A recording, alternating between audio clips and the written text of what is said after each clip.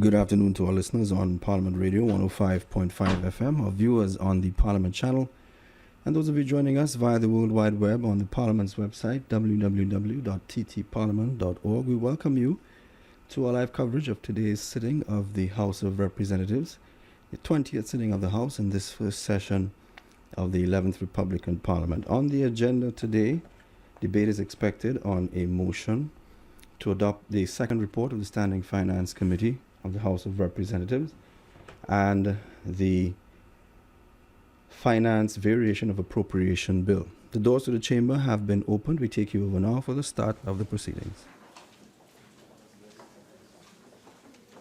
Honorable the Speaker.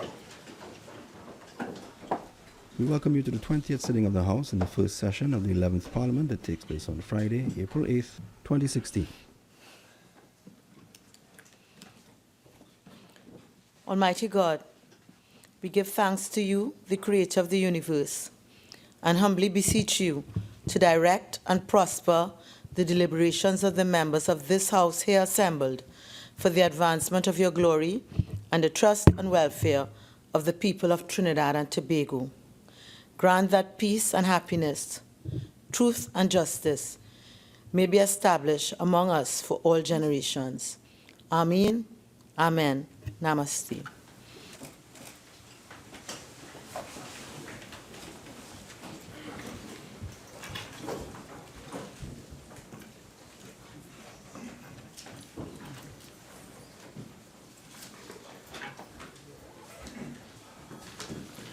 Oath or affirmation. Announcements by the Speaker.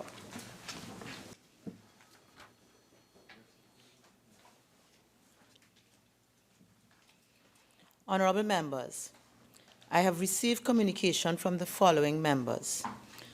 Dr. Fuad Khan, MP, member for Barataria Sanwan, has requested leave of absence from sittings of the House during the period April 4th to April 12th, 2016.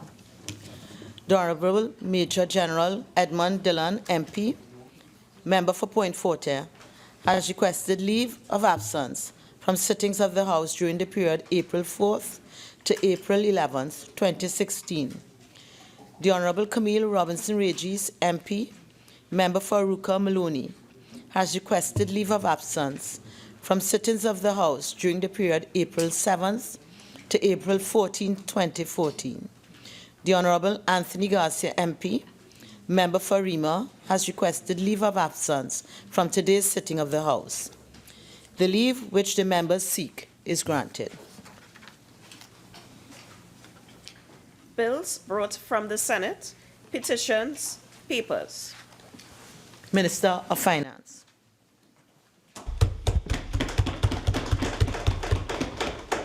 Madam Speaker, I have the honor to lay on the table the following papers. The audited financial statement of the Sports Company of Trinidad and Tobago for the financial years ended September 30th, 2014 and 2015. The report of the Auditor General of the Republic of Trinidad and Tobago on the financial statements of the Institute of Marine Affairs for the years ended September 30th, 2008 and 2009. The annual report and audited financial statements of the Trinidad and Tobago Securities and Exchange Commission for the year ended September 30th, 2015. And Madam Speaker, I beg to move that papers numbers 1 and 2 be referred to the Public Accounts Enterprises Committee and numbers 6, 7, and 8 be referred to the Public Accounts Committee. Honorable members, the question is that papers number 1 and 2 be referred to the Public Accounts Enterprises Committee and numbers 6, 7, and 8 be referred to the Public Accounts Committee. All in favor say aye. Aye. Any against? The ayes have it. The Minister of Rural Development and Local Government.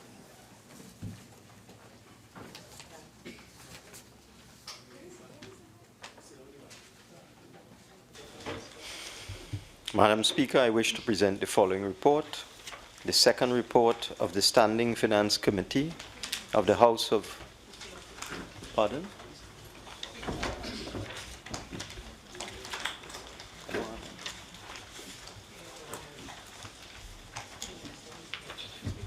Oh, the minister isn't here. I'm sorry. Madam Speaker, on behalf of the Minister of Rural Development and Local Government, I have the honor to lay on the table the following papers. Numbers 3 to 4, the administrative reports of the Princestown Regional Corporation for the period 2011 to 2012 and 2012 to 2013. Minister of Community Development, Culture and the Arts. Madam Speaker, I have the honor to lay on the table the following paper. The administrative report of the Ministry of the Arts and Multiculturalism for the period October 1st, 2012 to September 30th, 2013. Minister of Housing and Urban Development. Madam Speaker, I have the honor to lay on the table the following paper. The Trinidad and Tobago Housing Development Corporation Vesting Amendment to the First Schedule, Number 2, Order 2016. Reports from committees. The Minister of Finance. Madam Speaker, I wish to present the following report. The second report of the Standing Finance Committee of the House of Representatives for the first session, 2015-2016, 11th Parliament, on the consideration of proposals for the variation of appropriation for the fiscal year 2016. Prime Minister's questions. The member for Caroni Central.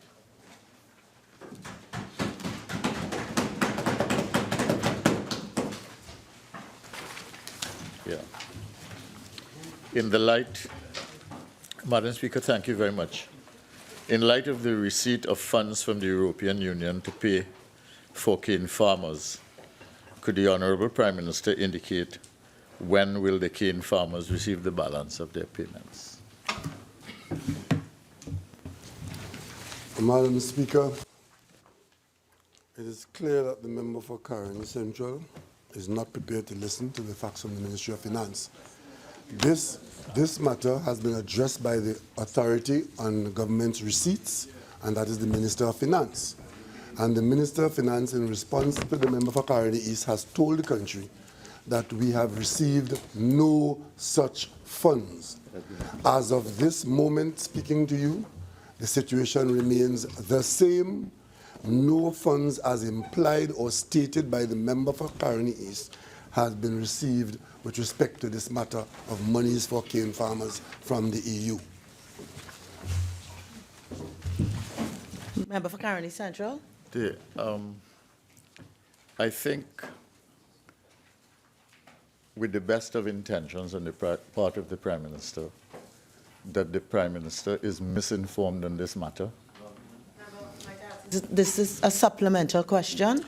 Yes, and therefore, I would take the Prime Minister's answer as one. Member, is this a question? You're allowed a question and not a statement. The Prime Minister is wrong. So is it a question?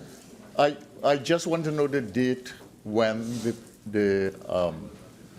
I want to know the date on which the farmers will be paid, or whether it is the government's intention to pay.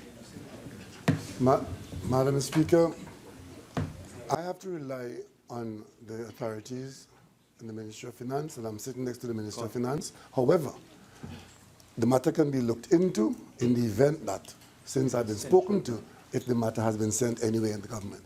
I am not now in possession of any information that monies have been received by the government on this matter. If the money has been sent and it is not yet known to me or the Minister of Finance, I don't know. The matter can be looked into. The member for Oropouche West. Thank you, Madam Speaker. To the Prime Minister, as head of the National Security Council, advise what steps have been taken by the government to treat with the possible and or eventual return of TNT nationals fighting with ISIS.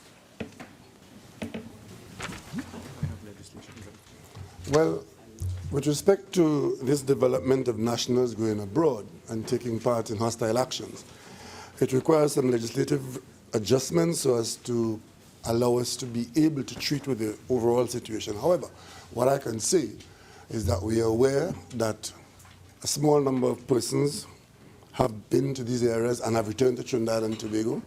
And without going into too much details, I can give the assurance that to the extent that we know who these persons are, the relevant level of surveillance have been attached to their presence. And because we cannot deny them access to their home country, we will have to treat them as the security concerns which exist around them. Member for Chaguanas West. Thank you, Madam Speaker. Could the Prime Minister state his government's plan to deal with illegal immigrant workers in this country? Well, there are laws relating to illegal immigrants, and it's the government's intention to ensure that those laws are enforced, and that to the extent that there are any illegal immigrants from CARICOM or anywhere else, that they be treated in a humane manner under the context of our laws. Member for Naparima. Thank you very much. Is the government considering any mechanisms to increase our foreign exchange inflows? And if so, what? There are a number of initiatives, and the main one is to encourage our private sector and state sector to earn as much foreign exchange as possible, because we recognize that the earning of foreign exchange is now a very high priority. And overall, with respect to the country's ability to earn foreign exchange going forward, we are taking a number of steps to expand our capacity in the tourism sector and to expand our capacity in the industrial sector by pursuing initiatives to give us additional capacity and infrastructure in tourism and in industrial development. Member for Tabaquite. Is the Prime Minister aware that in dealing with foreign exchange, you have inflows and outflows? Is there any area that the government is considering where they might be controlling the amount of outflows in terms of foreign exchange so as to save foreign exchange and boost the levels? Well, I think the Minister of Finance from time to time has been addressing that issue, and today you'll hear a bit more of that. Member for Caroni East. Yeah, would the Honourable Prime Minister indicate whether, in terms of the foreign exchange inflow, is there any new developments for foreign direct investment which will result in cash inflows coming in, foreign exchange inflows? Is there any on the horizon, or is there any now for foreign direct investment? There's one particular project which has attracted our attention for quite some time, and we are just about at the stage of closure to initiate the coming of a major methanol plant, and that would be a foreign exchange initiative, and we are also taking some significant steps in the tourism area. Member for Naparima. Could the Prime Minister indicate whether any targets have been set with respect to the areas of that we intend to get into to diversify our foreign exchange earning capacity? I mean, we have been focusing specifically on tourism and industrial development.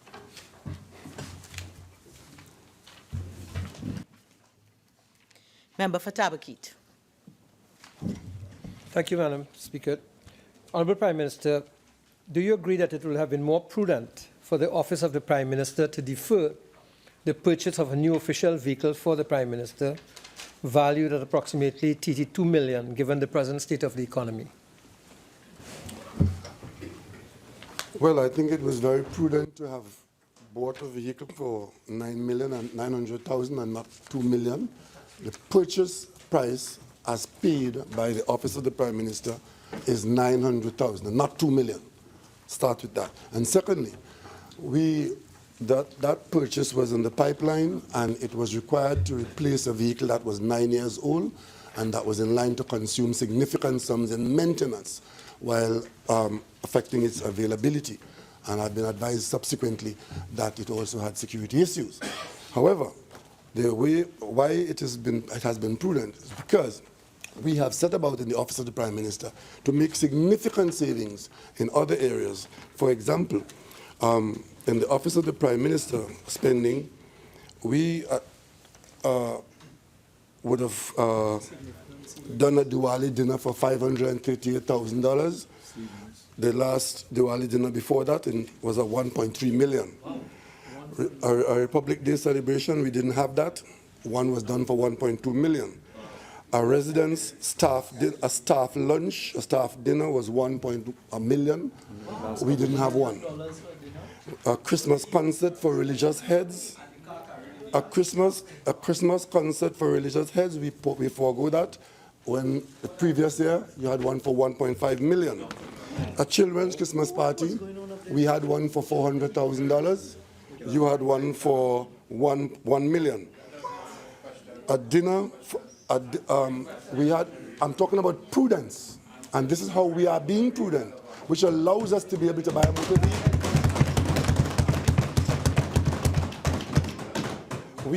We had a children's Christmas dinner. We had a children's Christmas dinner, a children's Christmas party, the children's Christmas party at the Prime Minister's office. That cost $452,000. Before, the previous Christmas party was $1,095,000.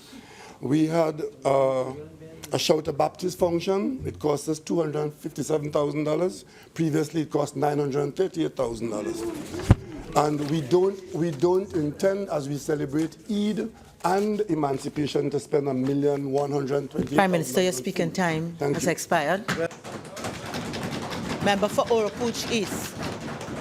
Thank you very much, Madam Speaker. Could I ask the Prime Minister, given his response, I'm trying hard to follow this donkey logic, but had those functions been cheaper, the Prime Minister would not have bought a new car? If those functions were cheaper, you would not have purchased a new car. Is that what you are saying with that donkey logic that you outlined? If there's a point of order, then I'd ask members to follow the proper procedure and decorum. Madam Speaker, 48-4. Offensive and insulting language.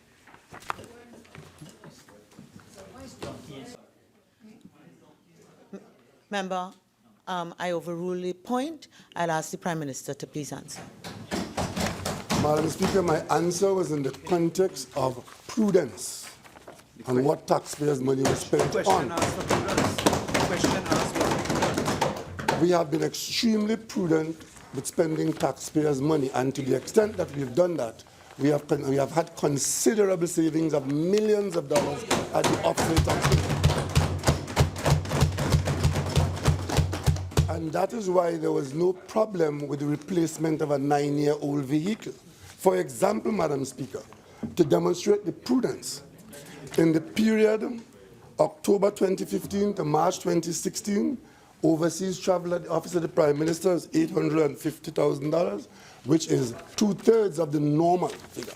In the previous periods, the figures were 1.6 million, 1.1 million, 5 million, 1.2 million, 2.3 million, 1.2 million. In this government, the figure is $850,000.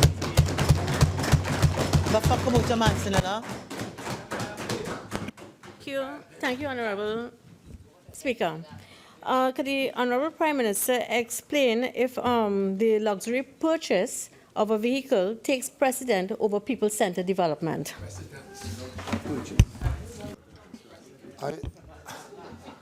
I don't see the connection. You can have people-centered development, and you can buy a car. Member for Naparima. Could the Prime Minister tell this Honourable House if the 900,000 excludes value-added tax and customs that are normally borne by hard-working citizens of the country? Madam Speaker, the vehicle is not my vehicle. It's a government vehicle. And government does not charge itself VAT or tax. As you well know. You could give yourself tax. Candice, you have 2 questions. Naparima. Would the Prime Minister then give us an estimate of how much it would have cost the average citizen so we could make a fair judgment as to the extent of the luxury by the government? Madam Speaker, a tax-free vehicle of that nature would carry taxes. I don't know. I don't have that information with me at the moment. However, what I do know is that if that vehicle was purchased by a member of the public, it would have attracted customs duty, motor vehicle tax, and VAT.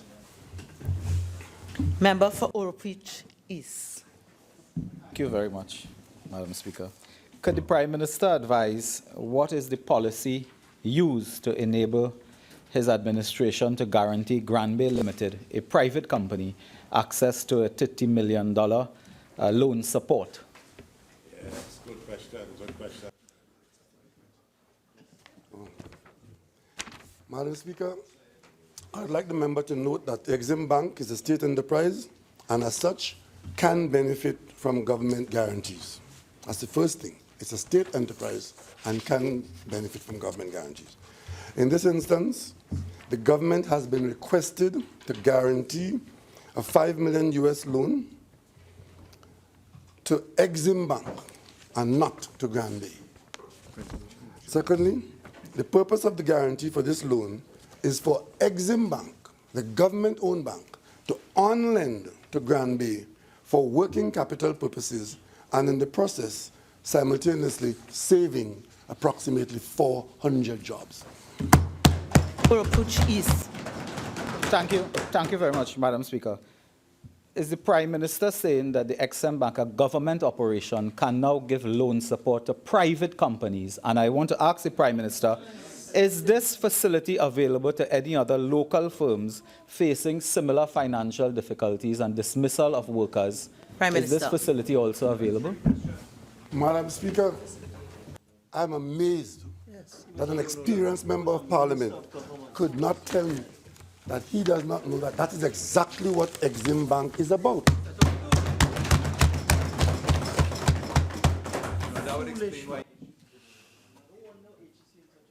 Member for Siparia.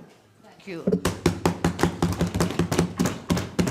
Is the Prime Minister, Honourable Prime Minister, aware that the indebtedness of this Granby Company Limited, as shown in their last return, was US $54 million? The existing liability, in other words, they're owing, are you aware that they're owing US $54 million?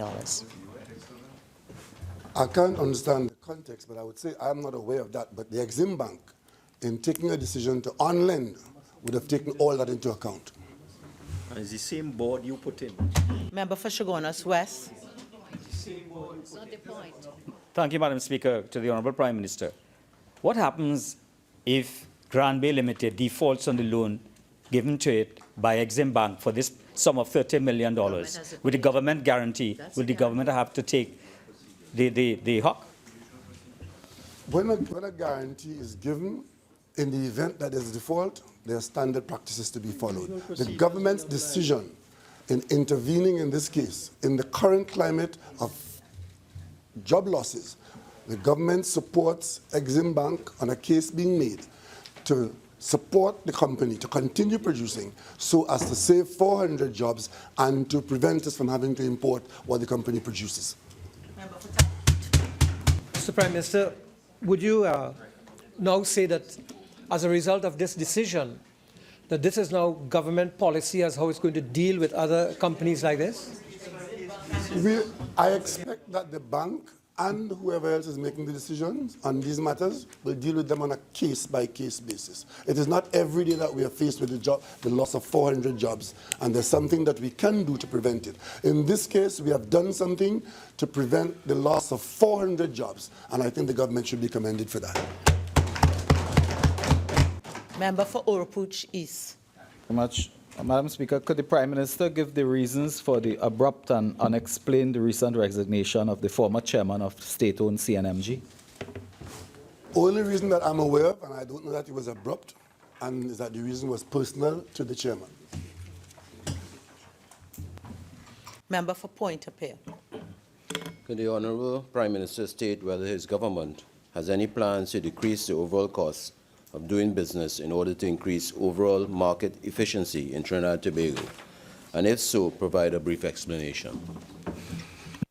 We have lots of plans for increasing our ability to do business, and starting with ensuring that the public service arrangements are daily and consistently improving their efficiencies. We are attempting to eliminate corruption, waste and mismanagement, and we are investing very heavily in training our human capital.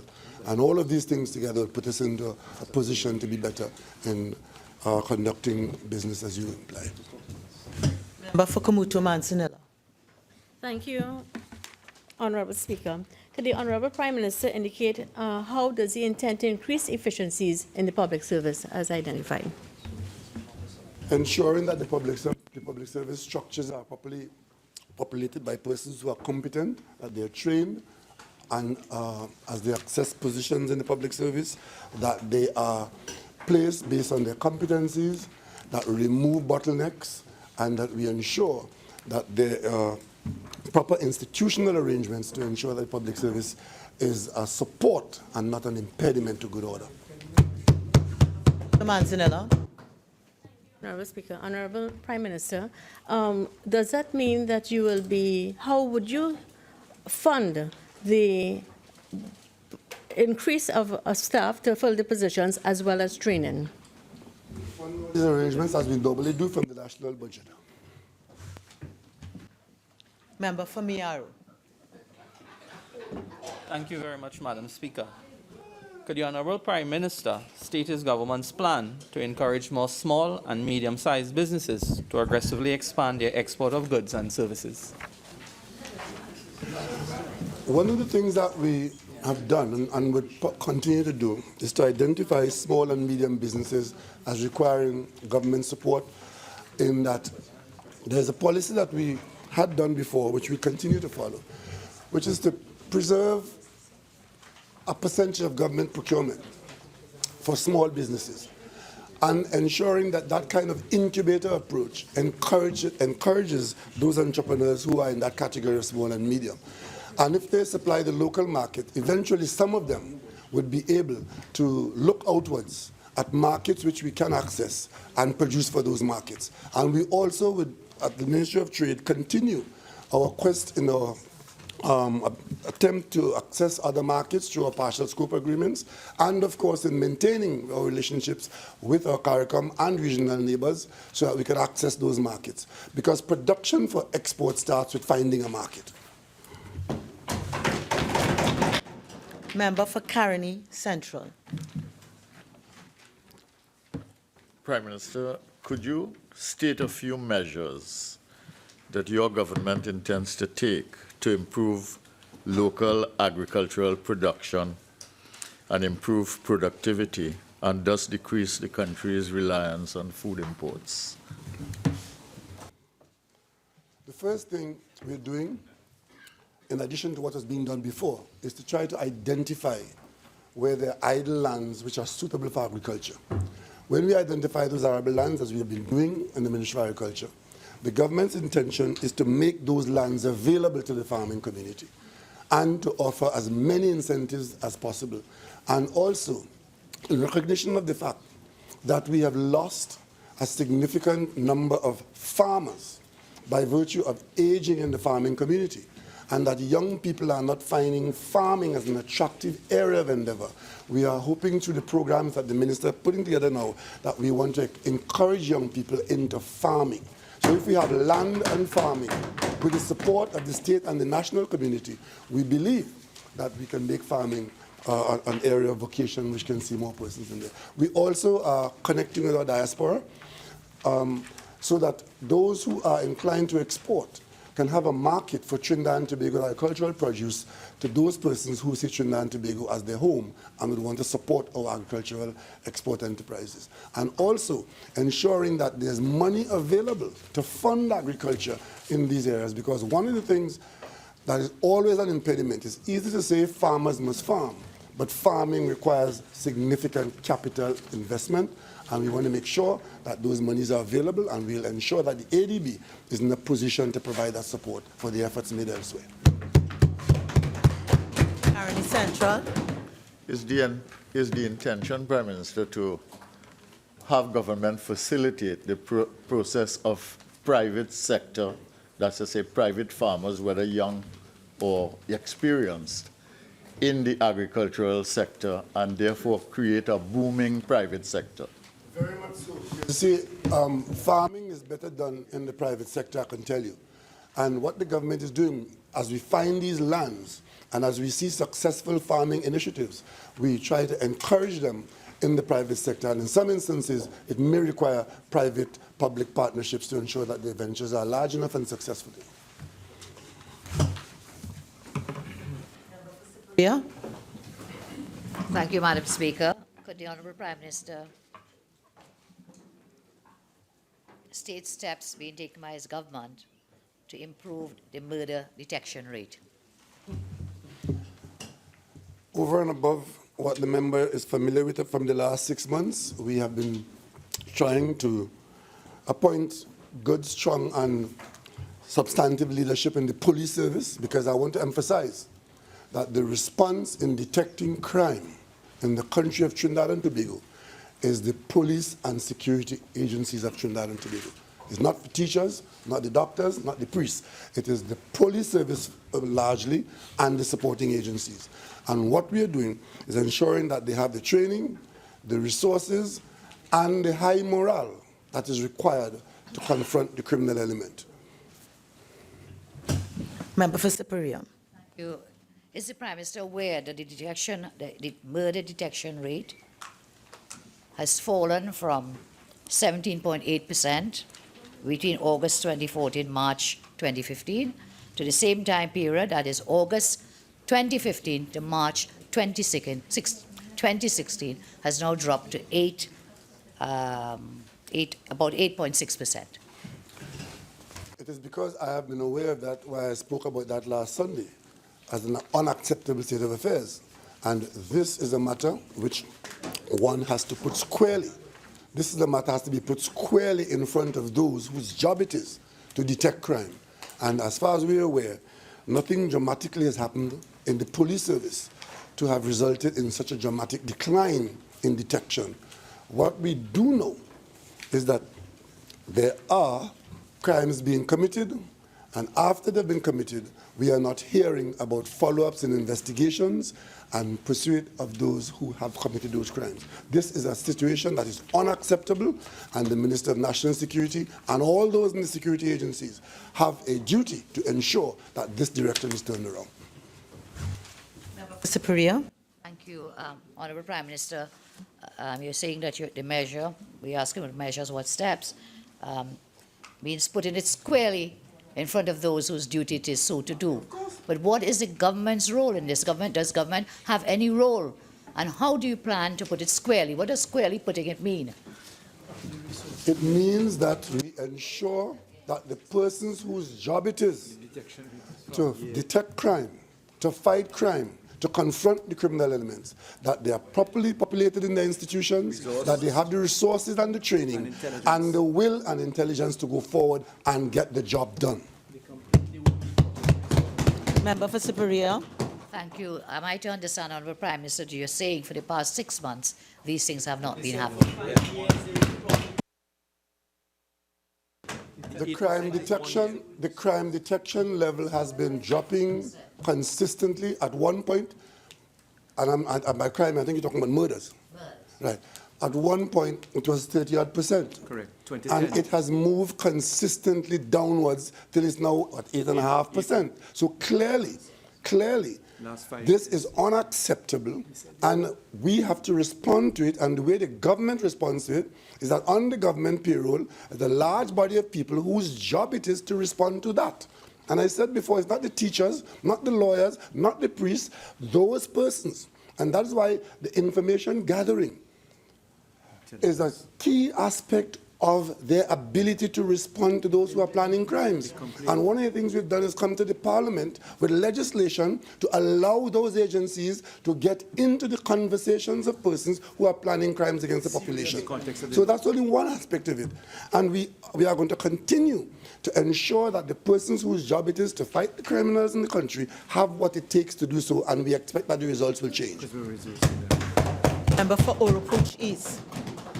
Thank you very much, Madam Speaker. I did take note of the Prime Minister's statement on the morale of the police service needs to be improved to deal with this matter. In that context, could I ask the Prime Minister whether or not his government intend to put the mechanism in place to provide compensation, $1 million compensation to who have lost their lives? The answer is yes. We will put in place proper procedures and proper arrangements so that persons who lose their life in the line of duty will have that kind of comfort for their families. And I commend the officers who do that on a daily basis, and whenever that happens, I think the population should not begrudge a family getting that kind of support. Member for Tabaquite. Thank you, Madam Speaker. Could the Prime Minister say whether there are at present any audits, special, forensic or otherwise, being conducted in state enterprises or statutory bodies as directed by the Executive? I'm aware that the audits being done across the state enterprise sector and elsewhere, audits are normal, and this time they might be accelerated audits in particular areas, particularly where corruption screams out at us. But I'm aware that an audit is being done in Lake Asphalt, one at the Port Authority. Airport Authority is also undergoing an audit, CNMG and CISL. And these are, if I understand your question, extraordinary audits, because audits are always going on in the public sector. Like life sport. Member for Siparia. Honourable Prime Minister, would you be able to indicate, with respect to the special audits you've mentioned, which firms are being utilized to conduct these audits? The majority of those audits are being done by the Auditor General and Ministry of Finance. Ministry of Finance, but there are some audits being done by private sector firms as well. Honourable members, the time allotted for Prime Minister's questions is expired. Is it the wish of the House that we continue with these questions? It is a convention. All in favour say aye? Yes. Yes. Member for Siparia. Thank you very much, Honourable Speaker. Honourable Prime Minister, you indicated that some are being done by private sector companies. Would the Prime Minister be kind enough to share the information of which private sector companies? I do not have that information at this time, but it can be made available from the Ministry of Finance Corporation soon. Member for Caroni East. Could the Prime Minister please state whether he supports the express view of his Minister of Education that under the former government there was a certain level of bias in the granting of scholarships? If that is a view expressed by a minister in my cabinet, I will have good reason to think that he knows what he's talking about. And maybe the member for Caroni East might be in a good position to tell us if there's anything else other than that statement. Caroni East. If he's leaving the answer to the member for the Minister of Education, from your knowledge, Prime Minister, are you aware whether there is any area of bias in the award of scholarships by the previous administration? That I'm aware of. What I'm aware of is that the evaluation frameworks for the development scholarships were shaped in such a way that the scoring was weighted in favor of medical and legal applicants over other categories. With respect to the CAPE scholarships, the overlap of criteria for students being considered for natural science made them also eligible for environmental science, so that such students had a chance of being considered for scholarships in both categories. And note that such situation existed, this existed prior to 2010.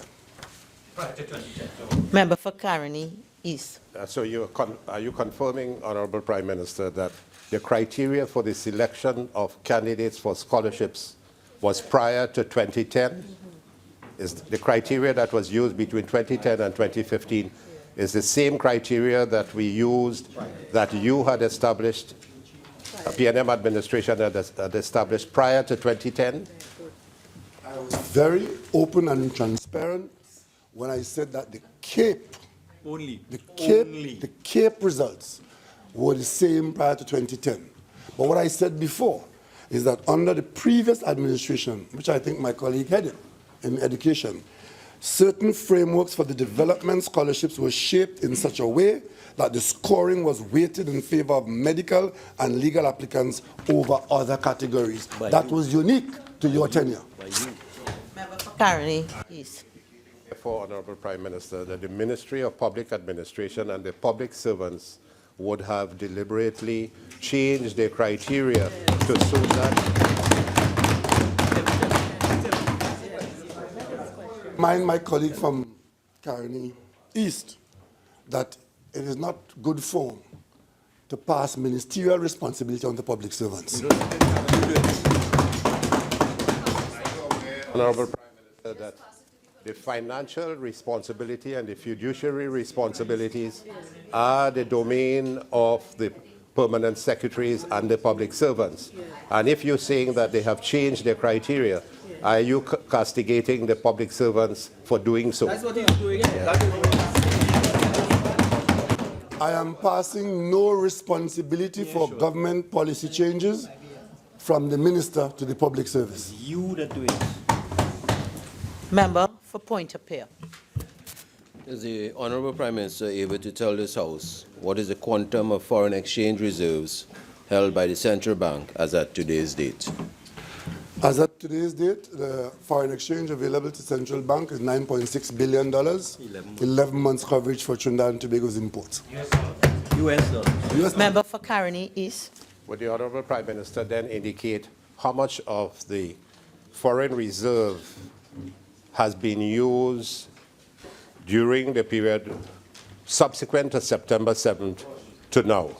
Are you in a position to indicate how much of the foreign exchange reserve has been utilized?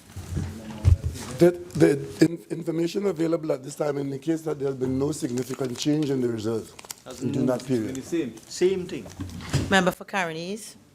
Well, then, are you aware that the central bank would have paid a substantial amount of money subsequent to the Kamla Persad-Bissessar PP's Partnership Administration for foreign exchange to people who needed it subsequent to you taking over as a government?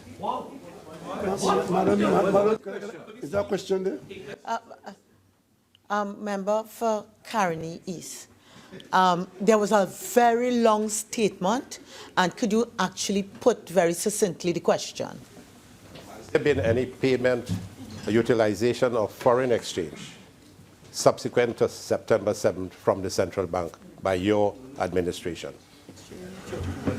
Madam Speaker, on a daily basis, the job of the central bank is to it earns foreign exchange, it puts foreign exchange into the local banking system. The central bank manage foreign exchange is earned, foreign exchange is spent. And on a daily basis, the central bank does just that.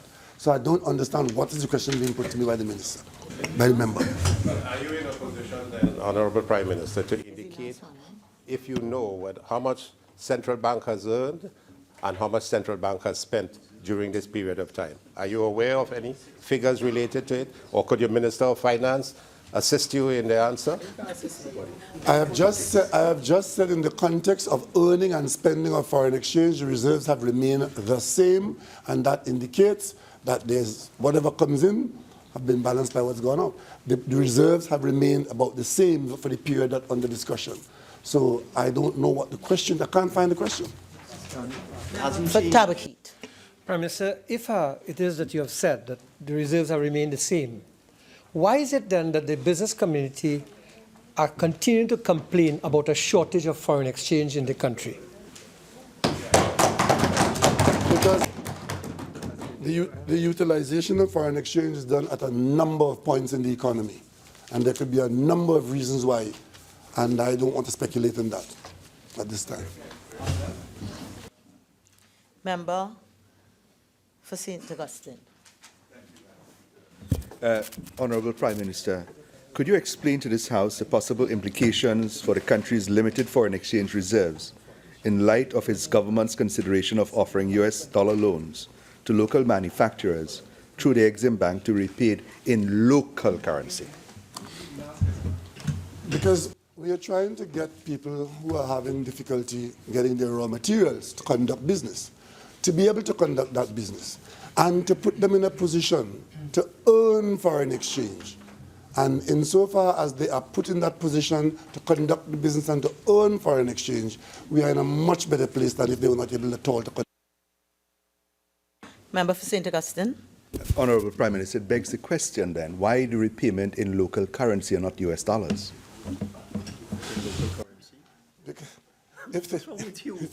When they go to the bank, when you go to the bank to get some US dollars, what do you pay with? You pay with local currency. What's wrong with you?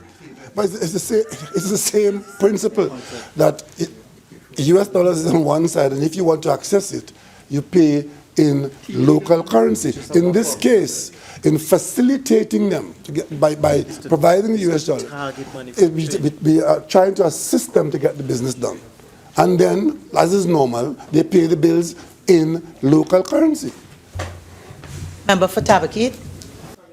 Through you, Madam Speaker. Prime Minister, in allowing the manufacturers to buy the currency through the Exim Bank or get the currency through the Exim Bank, is this any recognition on the part of the government that perhaps there have been leakages by the manufacturers or utilization of money by over-invoicing and so on, and this is a method to control the outflow of money that has been going out maybe illegally? I am making no such allegations and I'm casting no such aspersion.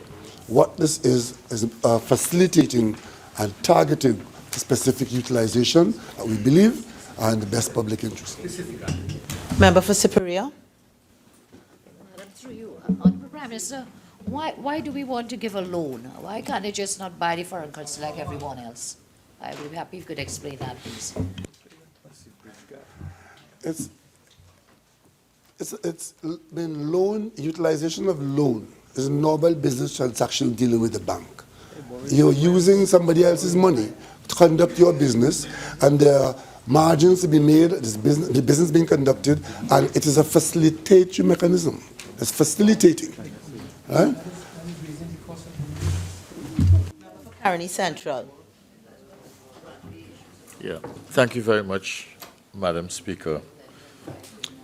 Could the Prime Minister state, in the light of the challenges that we now faced in terms of reduced energy prices, some of the matters that the Prime Minister and his government intend to address to deal with this challenge? Well, let's start with the fact that we have absolutely no control over energy prices. What we do have some control over is production. And what we have been doing is ensuring that where there are issues that mitigate against improved production, we treat those issues. Only recently, the Energy Subcommittee of Cabinet and today Cabinet approved certain movement of acreage and licenses from one set of people to another set, so as to ensure that production is facilitated in the on-land production, in the small and in the small fields arrangements. We have allowed certain holders of acreage to, who have financial difficulty to pass that through trading arrangements to persons who have the money to invest. So we are trying to encourage production at the large company level and at the small company level, so that where we do have some influence, we can have that influence result in our improvement in earnings, because we cannot influence the price with respect to oil and gas in the world stage. Member for Princess Tom. Madam Speaker, through you to the Honourable Prime Minister. Prime Minister, are you concerned that the paralyzed state of the local economy may be forcing many citizens to consider migratory options? I am not aware of what plans the member for Princess Town has for himself, but I know of no paralyzed economy. Member for Caroni East. In light of the widespread public speculation on the removal of the fuel subsidy. And in order to provide some measure of reassurance to citizens, could the Honorable Prime Minister please state what is his government's immediate and present position on this matter? Madam Speaker, one couldn't get more immediate than the Minister of Finance sitting next to me, waiting to talk on this particular subject. They weren't listening. I'm saying that one could not get any more immediate than having a Minister of Finance next to me now, waiting to talk on the particular subject. Excuse me? Continue. Questions. Member for Miaro. Madam Speaker. To the Minister of Agriculture, Land and Fisheries, in light of the recent incident where a forest ranger died from injuries sustained while battling a bushfire, could the Minister indicate what steps his ministry is taking to better protect personnel responsible for dealing with bushfires? Thank you. Thank you very much, Madam Speaker. Madam Speaker, let me place on the record the country's gratitude to Keith Campbell and his family for Mr. Campbell's dedicated service to this country. Mr. Campbell was the forestry officer killed in that fire on Good Friday. Madam Speaker, upon receiving the news of the injuries to our forestry division employees, instructions were immediately issued to restrict the forestry division of the ministry to the role of keeping a fire watch in areas to which the division was assigned, pending a full review of the events that led to the tragedy. This is the most important step taken to protect our employees engaged in fire watch and response. Madam Speaker, this instruction attracted commendation from the Trinidad Express in its editorial of March 27, 2016. Since then, the leadership of the Forestry Division, together with the Minister, have commenced the review of the role and response of the Forestry Division to bush and forest fires. The Ministry is also reviewing the training and equipment provided to employees engaged in fire watch and fire response. Upon the completion of these reviews, the Ministry will take the appropriate action. In the interim, the Forestry Division will only attempt fire control measures where the risk is deemed to be significantly low, having regard to the training and equipment provided to fire responders. Member for Couva South. Thank you, Madam Speaker. To the Minister of Labour and Enterprise Development, given all the urgent issues concerning the payment of pensions to the workers of the now defunct ArcelorMittal steel plant, could the Minister state whether her ministry intends to provide some relief to these former workers who are now in desperate straits? The Leader of the House. Thank you, Madam Speaker. On behalf of the Minister of Labour, I wish to clarify certain misconceptions and misinformation that is in the public domain regarding the pension plan for ArcelorMittal workers. I had a meeting with the Steelworkers Union and with ArcelorMittal approximately 2.5 weeks ago. And during the meeting with the workers, the question of their pension plan and the integrity of their pension contributions was raised. And I gave an undertaking then to raise the matter with ArcelorMittal, who I was due to meet shortly thereafter on that same day. I believe it was the 18th of March or close to the 18th of March. And during the meeting with ArcelorMittal, I specifically inquired as to whether they were up to date with respect to their contributions to the pension plan, because there had been some concerns that they might not be. And ArcelorMittal told me that they were fully up to date and that they had paid all required contributions to the pension plan. I took the precaution of assigning a senior officer of the Ministry of Finance, well known to the member for Couva South, to speak to the trustees of the plan, speak to the company that is managing the plan, which is Republic Bank, And I'm advised that in a meeting with the union, between the union and the trustees, the union was assured that Mittal had made all required payments to the plan. What is required now is an actuarial valuation, because actuarial valuations are done on a biannual basis, and it is not normal to do one on an emergency basis, but it's required now. I'm told that this valuation will take 3 to 4 months to complete. The actuaries, I'm advised, are Bacon, Woodrow, and D'Souza. The speaking time has expired. Okay.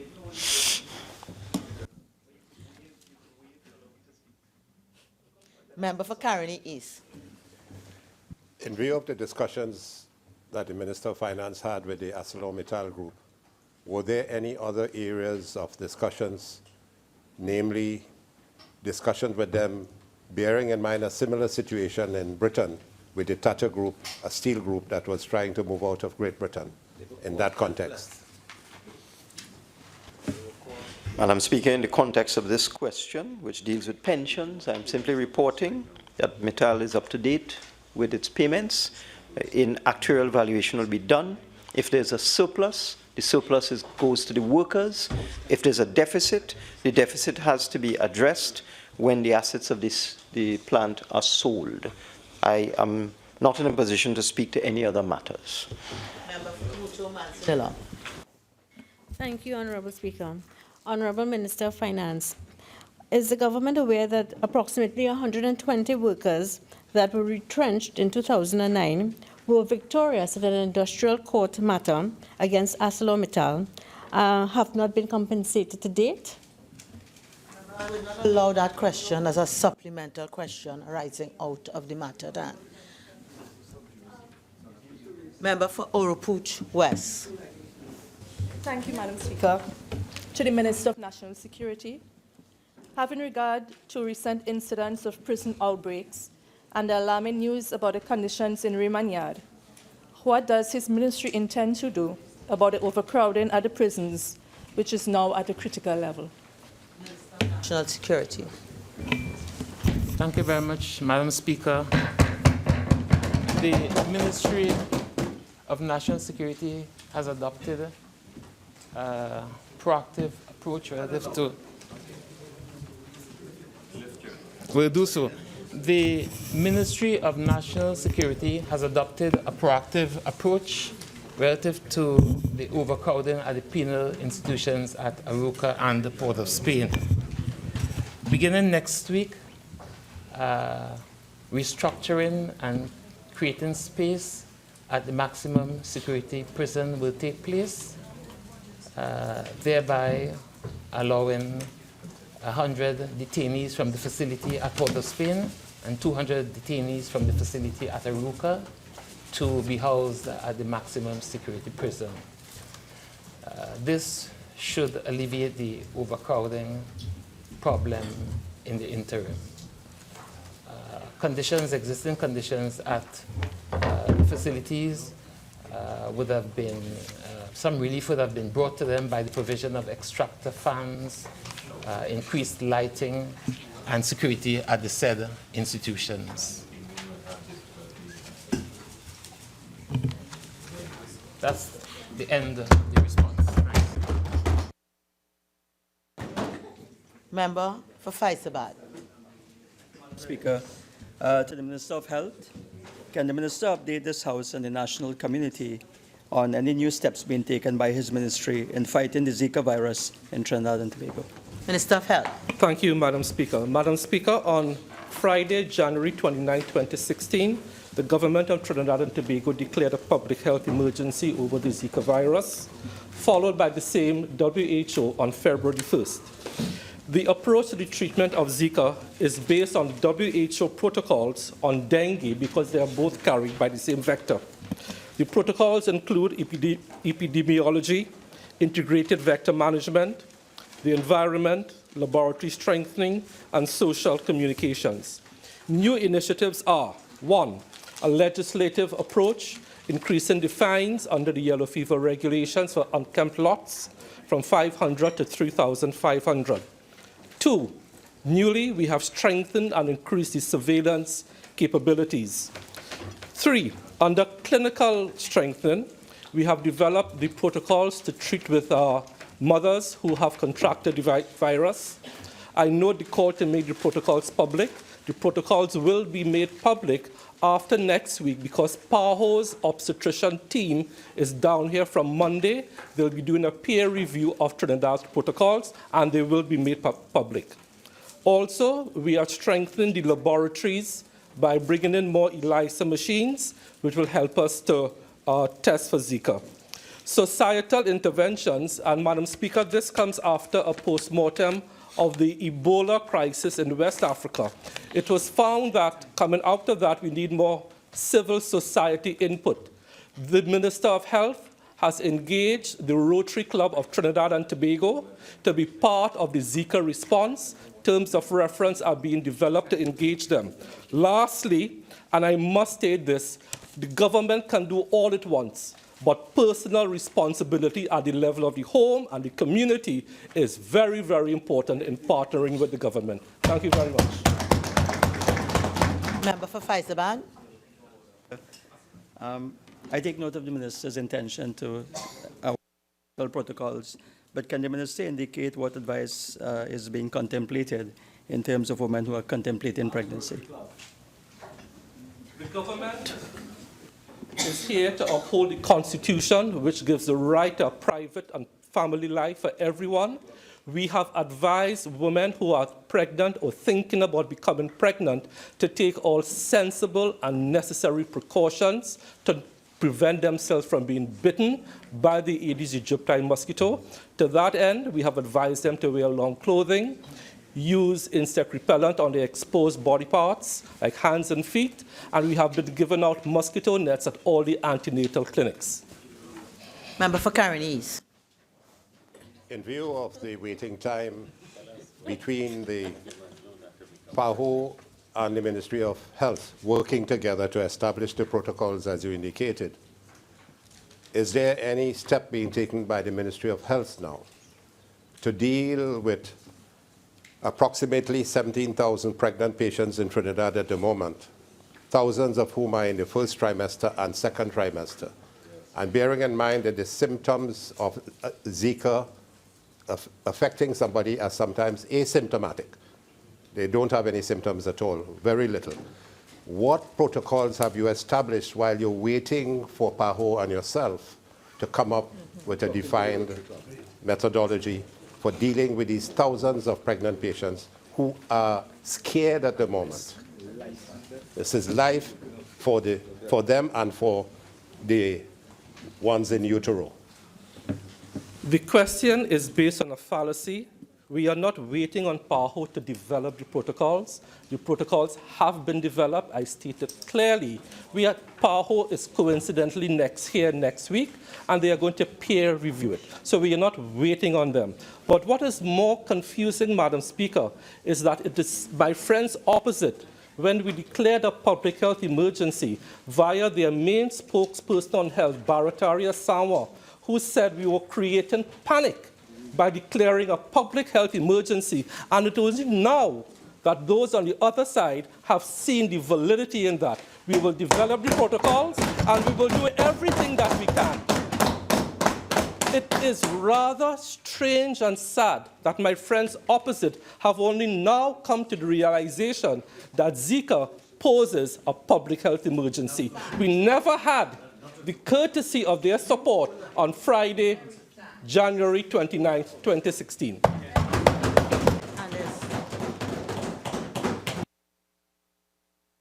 Questions on notice?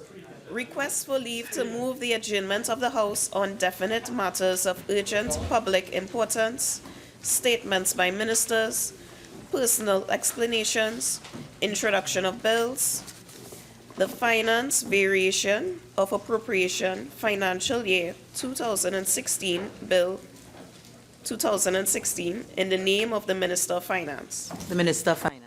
Thank you, Madam Speaker. In accordance with Standing Order 64-1B, I beg to move that the next stage of the finance variation of appropriation financial year 2016, Bill 2016, be taken later in the proceedings. Honorable members, the question is that the next stage of the finance variation of appropriation financial year 2016 bill 2016 be taken later in the proceedings. All in favor say aye. Any against? The ayes have it. Motions relating to the business or sittings of the House and moved by a minister. Public business, government business, motions. Minister of Finance.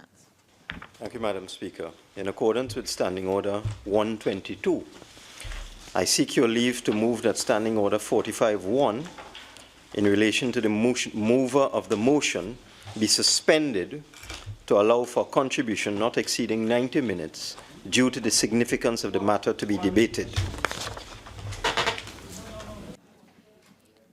Honorable members,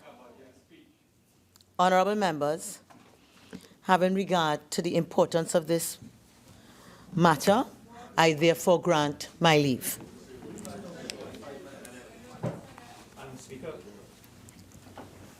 Standing Order 122 requires 1 day's notice, but of course you have a discretion. The Speaker has a discretion.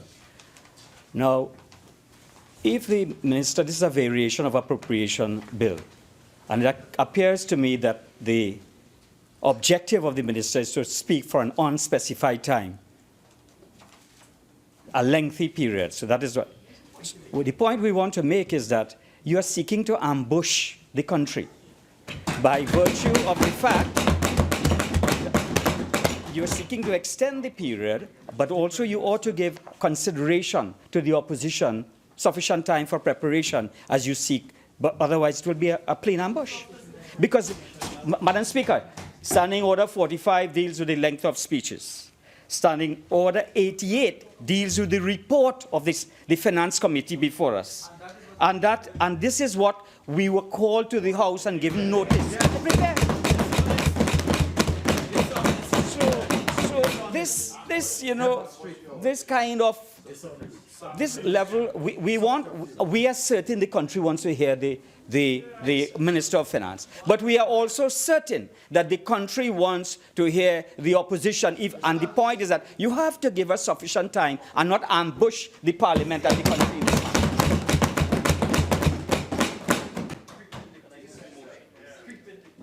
Just before you move the motion, I'd just like to clarify the point for Chaguanas West. I did not remember the member at all saying an unspecified time. I believe the member said 90 minutes. Yes. Okay. Thank you, Madam Speaker.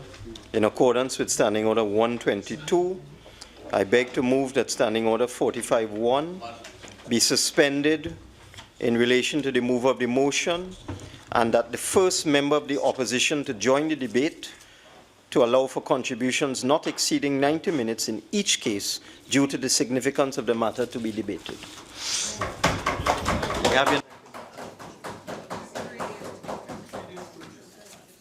Honorable members, the question is that Standing Order 45-1 be suspended in relation to the mover of the motion and the first member for the opposition to join the debate to allow for contributions not exceeding 90 minutes in each case due to the significance of the matter to be debated. And I believe, Chaguanas West, this takes care of your point of there being some equity. And therefore, I'm putting the question. All in favor, say aye. Aye. Any against? No.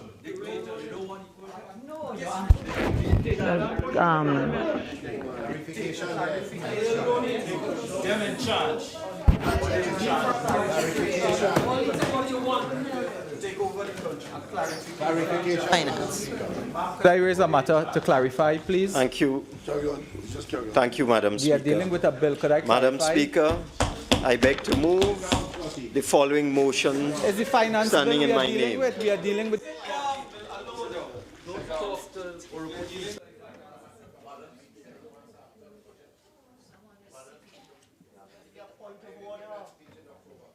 Members, I expect that we would display a certain decorum. Member of Princestown, that outburst would not be tolerated. Okay? I have already put the question. The question has been moved, and now the member, the Minister of Finance, will now be on his legs to make his presentation. Proceed. Madam Speaker, may I have your ear? Come on, man. What's going on here? Member for Caroni Central. There's no debate on the motion as moved. And unless you are coming on a point of order, I cannot entertain you. So could you, if it's a point of order, could you point out the relevant breach?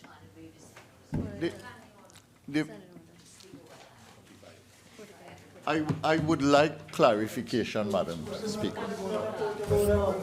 May I now call the Minister of Finance? Madam Speaker.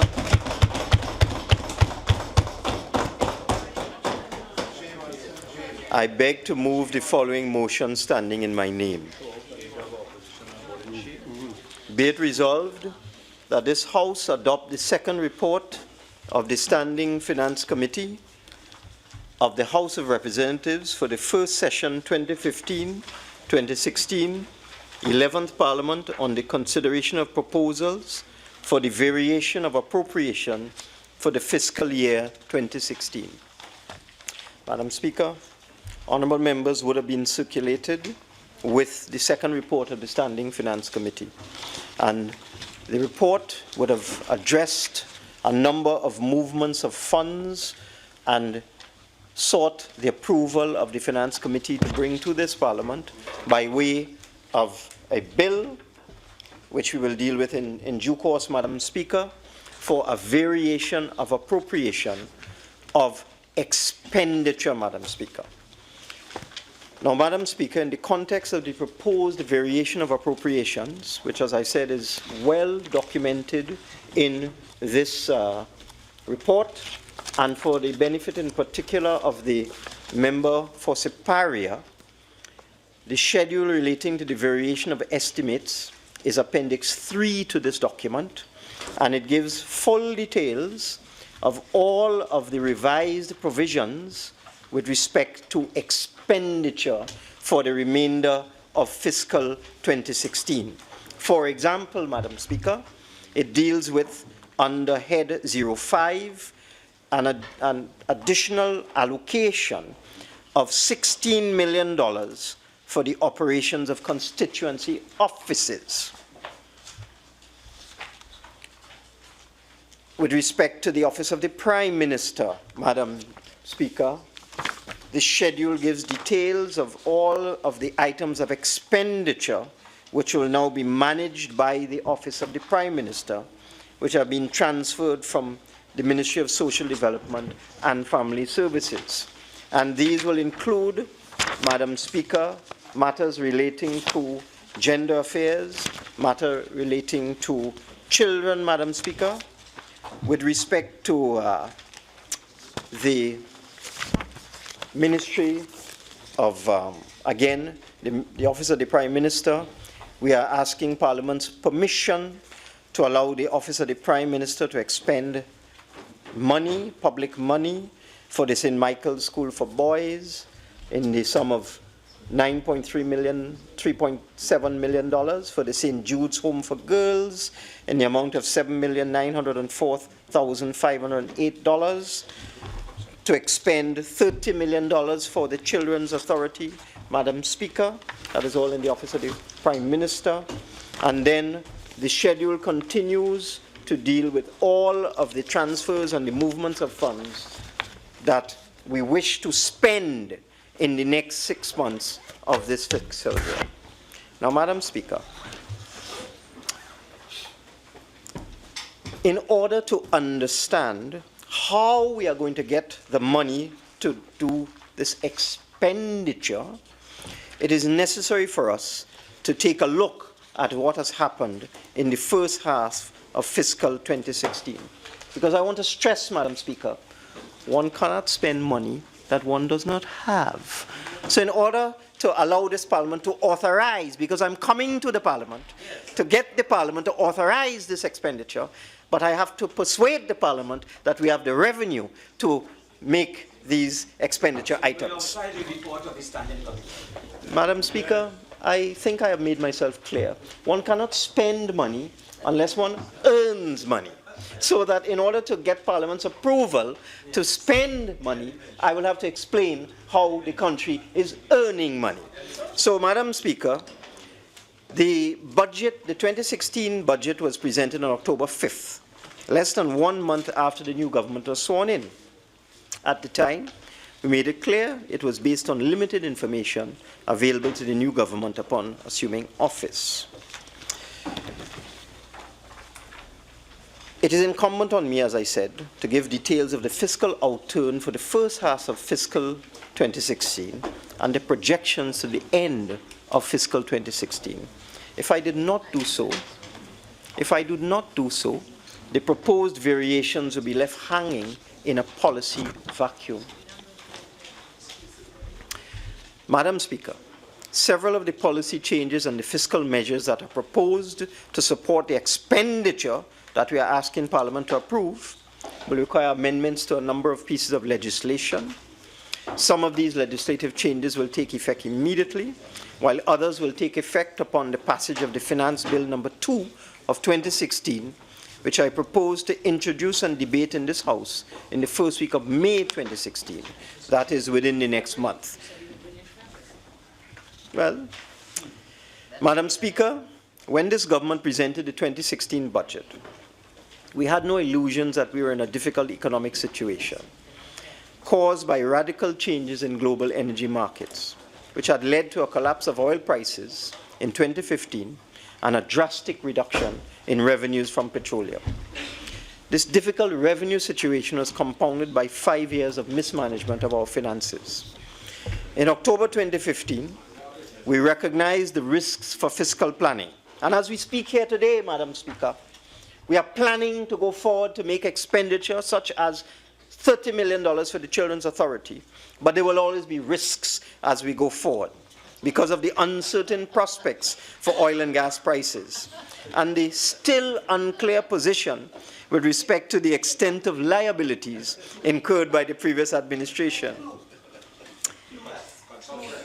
At the time in October 2015, we therefore made a number of conservative price and revenue assumptions based on the advice of experts, with the proviso that these assumptions were to be revisited at the time of the mid-year review in April 2016. We are now there, and it is no secret that the economic environment has turned out to be significantly worse than previously envisaged. And before I begin, allow me to debunk the mischief that is being propagated in the public domain that this review of income and expenditure has come too late. By definition, the middle of the government's financial year is March 31st. It is therefore impossible to do a proper mid-year review until the month of April. Any review done before that would be inaccurate and irresponsible. We have thus come to Parliament in April, 1 year after the middle, 1 week after the end of the mid-year period, which by any standards is a record, since mid-year reviews in Trinidad and Tobago have been routinely done in May and June, as was done under the previous May and June. You totally agree? No, it's not you I'm speaking to. Not you I'm speaking to. Madam Speaker, on the flip side, while I appreciate the calls for a deferral of this process to sometime later in the year, to allow widespread public discussion on the most appropriate fiscal measures, it is just not practical or feasible to do so. We do not have the luxury of time. We therefore ask the various interest groups to bear with us, as the economic situation is very serious and corrective action must be taken immediately, lest we find ourselves in dire straits that we would have no choice but to request the IMF for balance of payment support, with all of the attendant adverse conditionalities that come with that scenario. Indeed, Madam Speaker, we must avoid an IMF program at all costs and must therefore be proactive and chart our own economic course without being forced into structural adjustment. The reality is, Madam Speaker, as today we discuss proposed expenditure for the balance of the fiscal year, that the current severely depressed oil and gas prices have had a serious adverse impact on the public finances. In order to understand where we are, it is necessary to look at our macroeconomic situation. Based on data available from the Central Statistical Office, in September, it was assumed there would be virtually no economic growth in 2015. In other words, a flat economy. And that there would be a decline of approximately 1.4% of GDP in 2016. While there are still no official estimates of GDP from the CSO for 2015, because of the dysfunctional condition that the organization was left in by our predecessors, especially Caroni East, it is clear that the actual economic performance in fiscal 2015 was much worse than originally anticipated. Rather than zero growth, real GDP in 2015 is now estimated by the central bank to have declined by 2%. In fact, the latest data from the central bank has indicated there was a decline in economic growth in all 4 quarters of 2015, starting from January 2015. As for 2016, because of the inordinately long slump in oil prices, it is now estimated there will be a further decline of 2% of GDP in 2016. Madam Speaker, you will recall the 2016 budget, which was approved by this House and which we seek to vary today by way of a variation of appropriation, was based on an oil price of $45 per barrel for WTI crude, a level that was considered fairly conservative at the time, since at the time WTI was averaging 46 US dollar, with a projection that it would average $53 per barrel in 2016. The gas price assumed in the budget was US 2.75 per million BTU, Henry Hub, at a time when the market price was US 2.66 per MMBTU. However, as those of us who follow international news know, due to the hardline position taken by OPEC, where Saudi Arabia and other OPEC countries in their ongoing battle for market share for shale oil and gas producers in the USA, their battle with shale oil producers, chose not to cut production in the face of a global oversupply of oil. And Madam Speaker, let me digress. In terms of revenues for Trinidad and Tobago, which we need to spend on all of the items that we are seeking to reallocate and transfer today, statements made by members of OPEC can have a very profound effect on the price of oil. Just last week, the price of oil dipped by $2 to $3 simply because an official from Saudi Arabia said that they were not going to cut production. Just today, I saw the price of oil move upwards by $2.50, again, because there's speculation that there's going to be a freeze in production. So we're in a very, very volatile situation.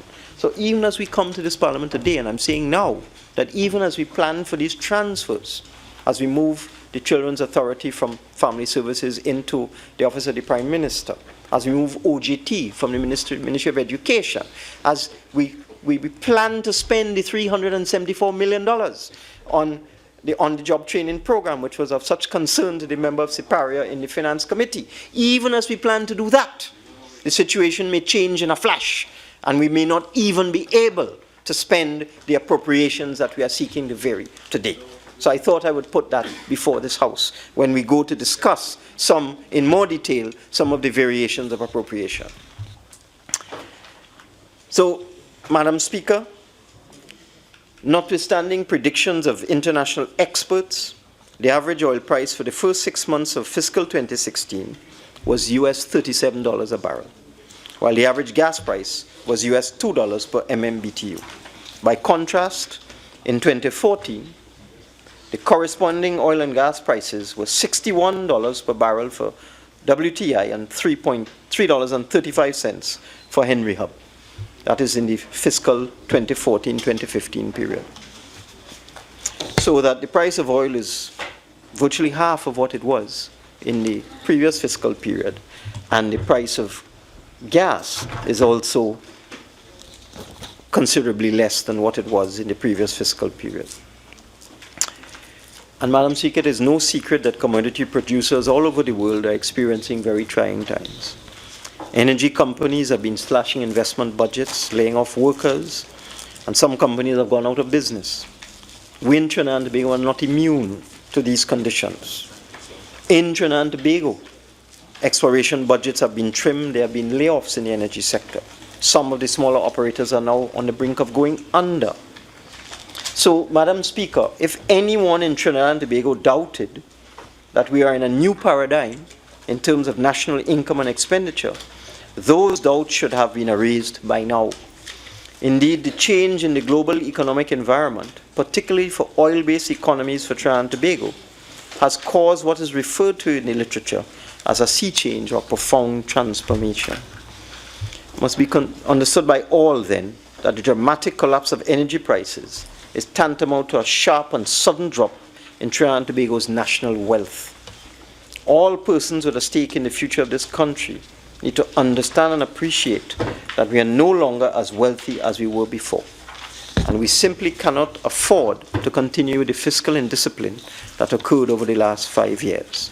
We must now exercise restraint and fiscal discipline. And Madam Speaker, again, as we seek to raise the revenue for the expenditure in the report, I wish to advise honourable members, that we were subject to an Article 4 consultation by the International Monetary Fund last month. For those who may be wondering why such consultations occur, it is necessary to appreciate that when a country joins the IMF, it agrees to subject its economic and financial policies to the scrutiny of the international community. The IMF's regular monitoring of economies and associated provision of advice is intended to identify weaknesses that are causing or could lead to financial or economic instability. And I stop here, Madam Speaker. We could talk all we want about the plans to spend all of this money that we are seeking approval for today, or to move money around. We could talk all day about how we would spend all of this money. But unless we have a better picture of how this country is going to take us forward, then these discussions today would merely be academic. The IMF's monitoring of economies and provision of advice is critical. It is known as country surveillance. It is an ongoing process that culminates in regular, usually annual, consultations with member countries. During an Article 4 consultation, an IMF team visits a country and assesses economic and financial developments and discusses policy with government officials, central bank officials, and also meets with parliamentarians and representatives of business, labor, and civil society. I would think that recently the opposition would have been visited either by the IMF and or other agencies. The team reports its findings to the IMF and presents them for discussion to the Executive Board, which represents all of the IMF member countries in the world. A summary of the board's views is then transmitted to the country's government and published for the information of the general public. In this way, the views of the global community and the lessons of international experience are brought to bear on national policies. These consultations are vital to maintain a country's reputation and credit worthiness. And the reason why I say that, Madam Speaker, to support the expenditure that we are about to discuss, or we are discussing with this variation of appropriation matter, we must have international credit worthiness. Because if we lose our credit rating, the cost of borrowing will skyrocket, Madam Speaker, and the cost to the taxpayer will be significant and severe. Madam Speaker, the previous Article 4 consultation should have taken place 1 year ago. However, the previous government, obviously afraid of the negative effect of a bad IMF report on the outcome of the election, chose to avoid a visit by the IMF in 2015. In similar fashion, Please continue. the previous Article 4 consultation should have taken place in March 2015. The previous government sought to avoid it. They also chose to avoid a scheduled review by Standard & Poor's Financial Services, an international credit rating agency, as well as a review by Moody's Investment Services, another international credit rating agency to which we subscribe. Clearly, the previous government, the former administration, was afraid of what these agencies might discover. We, on the other hand, and I will indicate that we are going to borrow money to deal with the expenditure for the remainder of the fiscal year. We will have to borrow money for budgetary support to get the $16 million to pay for constituency offices, hopefully in accordance with the guidelines and the rules. But, Madam Speaker, it is our national, international credit worthiness is extremely important. I can confirm, therefore, that this PNM administration has completed its Article 4 consultation during last month, March 2016. In addition, we also facilitated visits by Standard & Poor's and Moody's in the same month of March 2016. And just last week, we accommodated a visit by CARICRIS, the Caribbean's regional credit rating agency.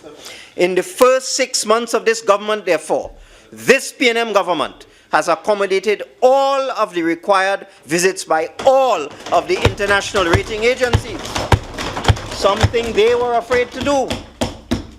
We look forward to the final reports from these agencies in due course, and we shall take careful note of their findings and recommendations as we chart the way forward for Trinidad and Tobago. It is noteworthy that at the end of their recent visit, the IMF issued a press release and made the following statement. Despite the great challenges posed by the need to adjust to energy prices, Trinidad and Tobago still has enormous strengths, including a well-educated workforce and a stable political system. With substantial financial buffers and low, Madam Speaker, could you control? Members, I know we are very, very all excited by the presentation, but I would like to have the member proceed. Yes, Madam Speaker, I know they are riveted by the transfer from the Ministry of Sport and Youth Affairs of $10 million to support the operations of regional complexes. But let's go back to the IMF, because if we can't raise the money, we can't find the money to transfer that $10 million to run regional complexes in the balance of 2016. So the IMF told us that with substantial financial buffers, Trinidad and Tobago is not in a crisis. But here was the point. Nonetheless, in recent years, taking into account the size of energy revenue windfalls, the country has undersaved and underinvested in its future. As a consequence, the imbalances are now starting to build up, which could lead the country to uncomfortable levels of debt and external financial cushions absent further actions. In other words, although we are not in a crisis, if we are to survive the present economic difficulties, we need to recognize and adapt to the new reality. We must avoid the mistakes of the past. In other words, we must avoid what the previous administration did, which was underinvesting and undersaving. It should be noted that the IMF has recognized that the new PNM government has taken a number of difficult but necessary measures in the face of sharply lower energy revenues to stabilize the economy of Trinidad and Tobago and to give us the wherewithal to deal with the expenditure that we are discussing today. I think it's necessary also, Madam Speaker, to speak to the fiscal outturn. As a result of significant cutbacks in expenditure, and we will have to cut some of these items that we are seeking approval for today, the net fiscal outturn in the first half of the year is a little better than anticipated. However, policy changes are critically needed in order to strike a better balance between adjustment and the promotion of economic growth, so that we can spend the money proposed in this variation of appropriation. And this is why members opposite, even though they're grumbling, they need to understand, if we don't earn money, we can't spend money. So if we don't speak about how we're going to earn revenue, then talking about variations of appropriations is a meaningless, academic, empty exercise. So it must be put in context. Put in context. Thank you very much, Member for Naparima. I'm glad you agree. Madam Speaker, we are also intent on ensuring that the required adjustment is done in an equitable manner. We are committed to minimizing hardship on the poor and low-income groups as we maintain and improve incentives for increased investment and production by the business community over the medium term.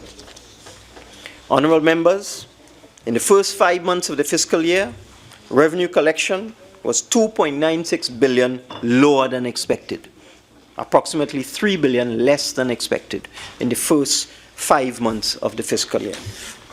On the positive side, government expenditure was 7.75 billion lower than programmed in the budget.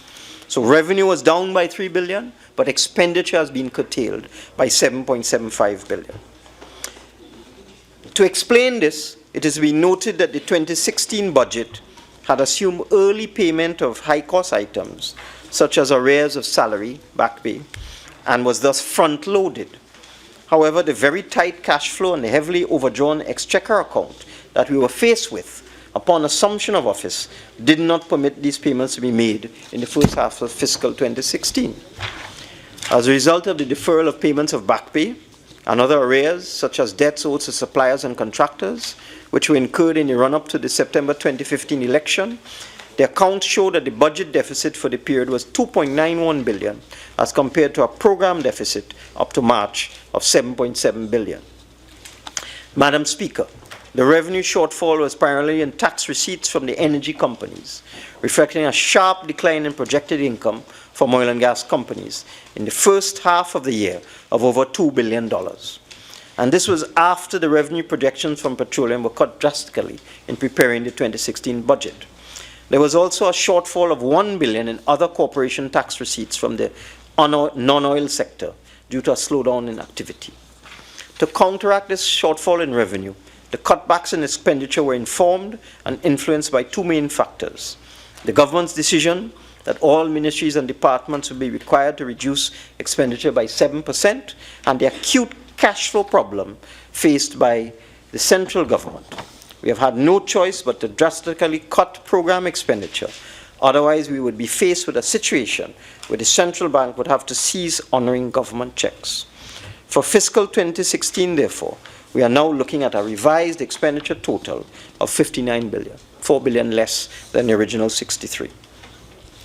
Madam Speaker, you will recall that I pointed to the unprecedented recourse by the previous administration to the central bank overdraft and their excessive short-term borrowing. And Madam Speaker, if we don't have a proper debt management strategy, then the 30 million, I must repeat, for the Children's Authority will not be able to be advanced. By way of example, just a few days before the September 2015 election, the former cabinet approved a short-term loan, 6-month facility of $1.6 billion for TNTech. This matured in February 2016. What? Can you imagine, while you have to send money for children, while you have to send money to homes for the aged, Madam Speaker, while we are talking about this, which is what we are talking about today, can you imagine while you're grappling with that situation, being faced with the requirement to pay in full a $1.6 billion short-term loan with oil prices below $30, the government overdraft maxed to the limit, and the exchequer account overdrawn by $30 billion. This is what we face. And this is why, Madam Speaker, it cannot be a sterile debate simply about expenditure and appropriations. We must look at the country's ability to maintain the expenditure that we are debating today. That was just one of those irresponsible short-term financing facilities. It would seem as if they didn't want to win the election. There were so many of these loans that matured in November, January, February, billions of dollars. Madam Speaker, these measures reduced available liquidity in the financial system also put a brake on government spending. We had to take money that we would spend on all of the items like on-the-job training, and we had to use it to retire government debt, short-term debt. We also could not finalize a number of loan arrangements entered into by the previous administration, simply because we did not have the lawful authority to conclude these financing arrangements. These included billion-dollar loans for hospitals, housing, military vessels, equipment, and so on. So to give the country breathing space and to facilitate our development program, we came to Parliament and obtained approval for increases in government borrowing, something the previous administration, again, was afraid to do. But with the financial system strapped for liquidity, there is not much room for new government bond issues, unless adjustments are made to the reserve requirements in the central bank, or alternatively, the central bank improves liquidity through open market operations. We are therefore working closely with the central bank to facilitate this, since we must raise funding on the domestic market to pay our bills, Madam Speaker. We must raise funding on the domestic market to pay all of these items that are before this House for approval. The transfer of appropriations, the response to HIV/AIDS. We can't help the poor people afflicted with HIV/AIDS until we deal with the ability to borrow and the ability to raise revenue, Madam Speaker. Madam Speaker, to be safe and to make sure that we can make the payments that we are seeking approval of this House today, fiscal operations during the second half of this year will now be based on an oil price of $35 per barrel. We have revised our oil price from 45 to 35, and a gas price of $2 per MMBTU. This would imply, however, a sizable shortfall in energy tax receipts compared with original projections. Collections of VAT are still lagging behind budget projections, due in large part to the economic slowdown and the depressed energy sector. We therefore intend in the second half of this year to launch an aggressive effort to collect all tax arrears and to enforce compliance. We are hiring them. Madam Speaker, it will take some time before the full impact of the value-added tax reform and enhanced tax administration efforts are realized. For this reason, we will continue to have recourse to one-off capital revenues in the form of extraordinary dividends from state enterprises and divestment proceeds. For example, the interest earned by the central bank on the government overdraft will give rise to an increase in profit transfers from the central bank in this year of about $500 million. Since after deducting its expenses for the year, the central bank pays all of its surplus income back to the government. In addition, having already received some US $300 million, almost $2 billion from TGU, we expect to collect a further US $255 million, $1.7 billion from TGU. Madam Speaker. You bill TGU? You bill at TGU? Members, we understand that there's a specific standing order for interruptions. There is a specific standing order for members who are not speaking. I would like us to please abide by the standing orders so the honourable member could continue with his contribution. Please continue. I don't know why they're screaming so. So we have received $1.9 billion from TGU. We expect to get another $1.7 billion from TGU in the second half of the fiscal year. The sale of some CLICO assets, including MHIL, will add another $3 billion in revenue. Regarding CLICO, it is necessary to briefly explain what has happened with that contentious issue, so the public will understand our approach to asset sales and the recovery of the money spent on the CLICO bailout. From the information available to me at this time, the government has spent in excess of $20 billion bailing out and supporting CLICO. This was done to avoid a systemic collapse of the Trinidad and Tobago economy, since CLICO was so large and affected so many people and so many interests that if it had been allowed to collapse, it would have had a severe adverse effect on the country, which we might not have recovered from. From 2009, the plan always was to consolidate, strengthen, and sell or liquidate CLICO's assets to repay the government for the money that it had put into CLICO. since it is taxpayers' funds that are used to repay depositors and creditors. For reasons best known to itself, the last government dragged its feet with this matter. The original plan was to resolve all issues and repay the government no later than 2012. However, by 2015, when we came in, all that had occurred in the 2010 to 2015 period was, as a result of an irresponsible breach of a shareholders' agreement, a contentious arbitration, and an order by the arbitrator to the previous government to sell Clico's methanol shares at a price considered by many to be $2 billion below market, thus losing billions of dollars in asset value in the process. In the interim, various Clico policyholders took the PP government to court for what they considered to be a breach of trust and a breach of contract. The remaining asset sales were left hanging in the air, and we found the Clico resolution plan in limbo with no purpose or direction, consumed by internal power plays, inertia, dithering, apathy, and stagnation. As the new Minister of Finance, I have restored order and business common sense to this process. We are now back on track in terms of recovering the $20 billion of public funds that has been pumped into Clico. I have requested the central bank, and Madam Speaker, this money is required for budgetary support. This money from Clico must come into the central bank and must be available to the government to deal with items of expenditure such as the appropriations that we are speaking about today. It's unbelievable that the former government just left this thing hanging in the air. I have requested the central bank, with whom I now meet regularly, to dispose strictly in accordance with the shareholders' agreement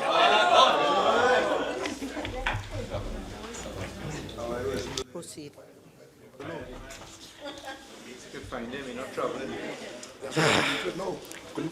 I have requested the central bank to dispose of the remaining MHIL shares owned by Clico at the valuation price, which is in the vicinity of $2 billion, as well as Clico's traditional portfolio of insurance policies and other associated assets valued at approximately $1 billion. We expect these asset sales to be completed during this fiscal year, since, as Max House used to say, we need the money. We have also requested, and by we, I mean the population of Trinidad and Tobago, we have requested the central bank to transfer to government Clico shares in Angostura, Home Construction, and CL World brands, valued at $3 billion more or less. And after this transfer, we will take appropriate decisions to dispose of these assets in a sensible and productive manner. With particular reference to lands owned by Angostura and Home Construction, it is the government's intention to acquire these assets for public purposes such as housing, tourism, and infrastructure development. It is also expected that since Clico's statutory fund has recovered, that all legitimate creditors and policyholders of Clico that still remain on the books will be repaid in full by the central bank during this year, 2016.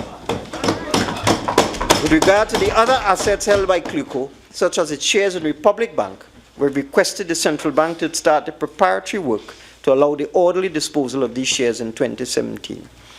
Members should note this only relates to Clico, and in due course I will report on our plans to monetize the other assets held directly by CL Financial, all in the interest of recovering as much of taxpayers' funds as is possible and settling liabilities to policyholders and depositors and getting revenue for the government so that we can deal with the items of expenditure that we are seeking Parliament's approval to address today.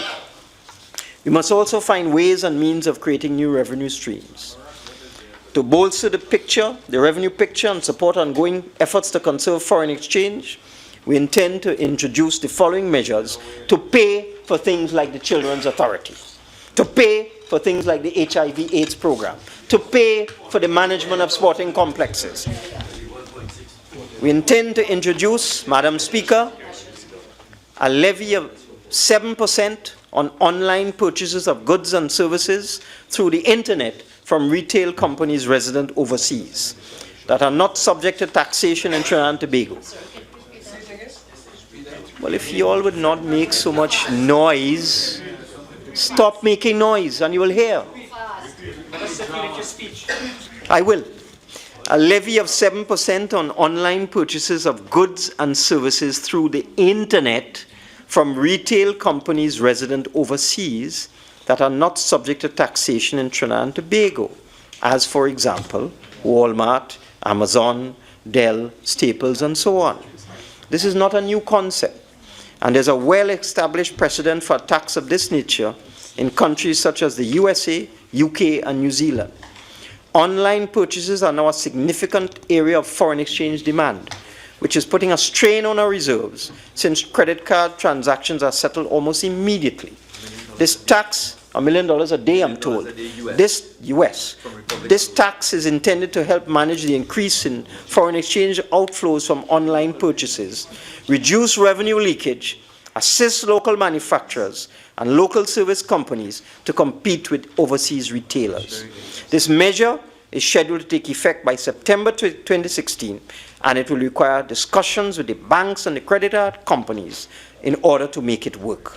Secondly, Madam Speaker, in order to raise the revenue to deal with all of the matters in this Finance Committee report, to deal with all of the goods and services and the other items of expenditure, we also intend to increase by 50% customs duty and motor vehicle tax on luxury vehicles, starting with private motor vehicles with an engine size not exceeding 1,000, starting with private motor vehicles with an engine size exceeding 1,999 cc's. This measure will take effect immediately. 3, better collection of taxes due from the gaming and gambling industry under existing legislation. 4, increased taxes on alcohol and tobacco products. This measure will take effect in May 2016 after the passage of the Finance Bill number 2. However, all of these measures, Madam Speaker, including new taxes and improvements in tax administration, revenue receipts will not by themselves achieve the budget estimates. They will not by themselves allow us to spend the money that we're talking about today. It will not allow us to implement the planned expenditure, such as the full amounts of expenditure contemplated by these variations of appropriation. The revised estimate for current revenue in fiscal 2016 is now $52.7 billion, as compared to the $60.3 billion in the original budget estimates, a shortfall of approximately $7.6 billion. Let me just repeat that. The revised estimate for current revenue in fiscal 2016 is now $52.7 billion, as compared to $60.3 billion in the original budget estimates. The major shortfalls in revenue include taxes from oil companies at an estimated $2.4 billion, other companies at $1 billion, and VAT at $3 billion, due in no small measure to the downturn in the energy sector. Madam Speaker, while we continue to cut out waste and reduce the cost to government of goods and services, which spiraled out of control in the last 5 years, and keep tight controls on spending, government expenditure in the second half of the year will need to provide for allocations to address the payment of salary arrears to public officers. In this regard, I wish to confirm it is the government's intention to pay 50% of the outstanding arrears of salary to public officers by the end of June 2016. The remaining 50% will either be paid in interest-bearing government bonds by the end of September or in 2 further installments in cash in 2017 at the option of the workers. And secondly, Madam Speaker, the government needs to provide for an increase in capital expenditure to set the platform for future growth. I come now to the fuel subsidy, because the fuel subsidy drains public resources and makes it impossible for us to spend the money that is the subject of the variation of appropriation today. I think it is safe to say there's an emerging view the country can no longer afford this level of expenditure, given the sharp reduction in revenues. It is necessary now to initiate a national dialogue on this issue as a matter of priority. It is not widely known that the fuel subsidy has cost Trinidad and Tobago $31 billion over the last 10 years. $31 billion. And as oil prices trended upwards in the 2009 to 2014 period, the subsidy averaged over $3.5 billion per year. It is also not understood that for years, Trinidad and Tobago has imported expensive oil because our refinery capacity is way in excess of our production.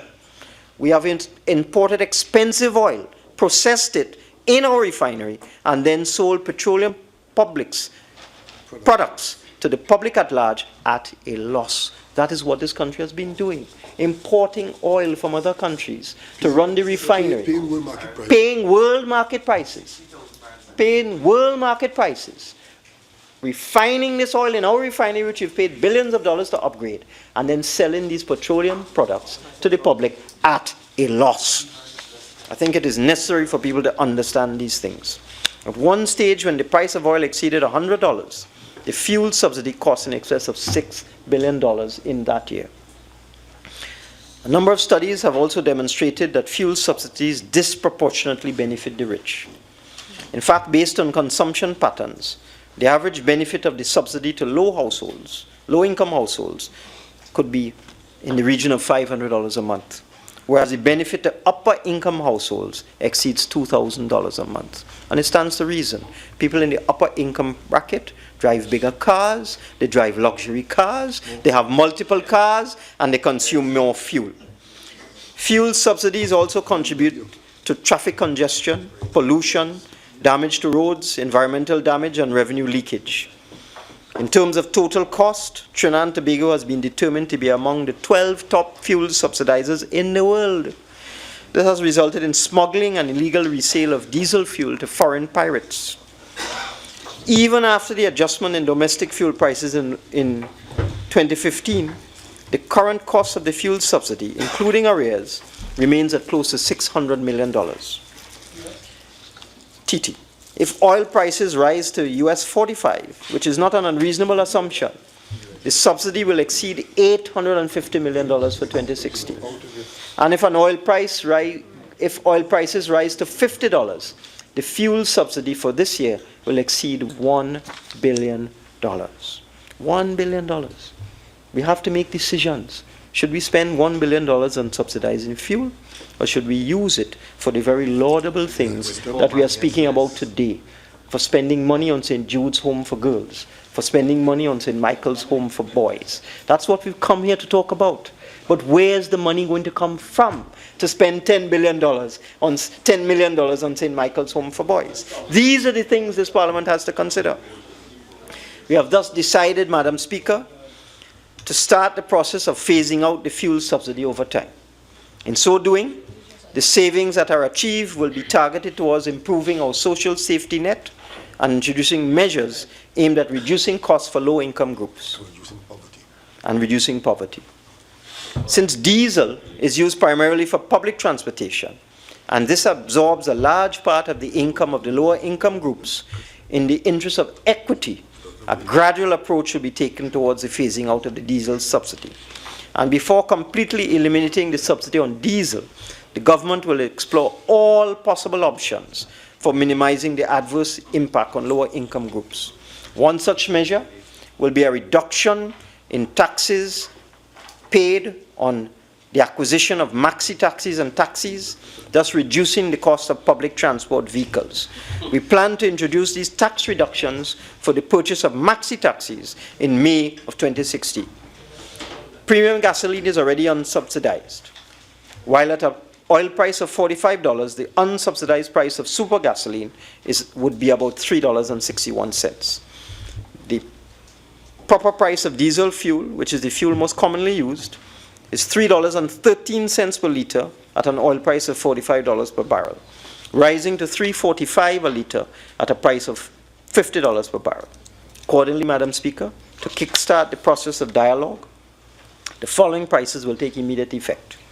The price of super gasoline will be increased by 15% to $3.58 per litre. The price of diesel will be similarly increased by 15% to $2 per litre. This means that super gasoline will no longer be subsidized at current oil prices, whereas diesel will continue to be subsidized at this time by approximately $1 per litre.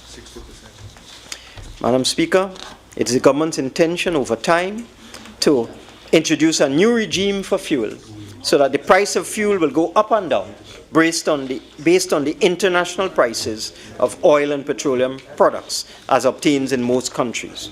We await the comments of the national community and members opposite on this proposal.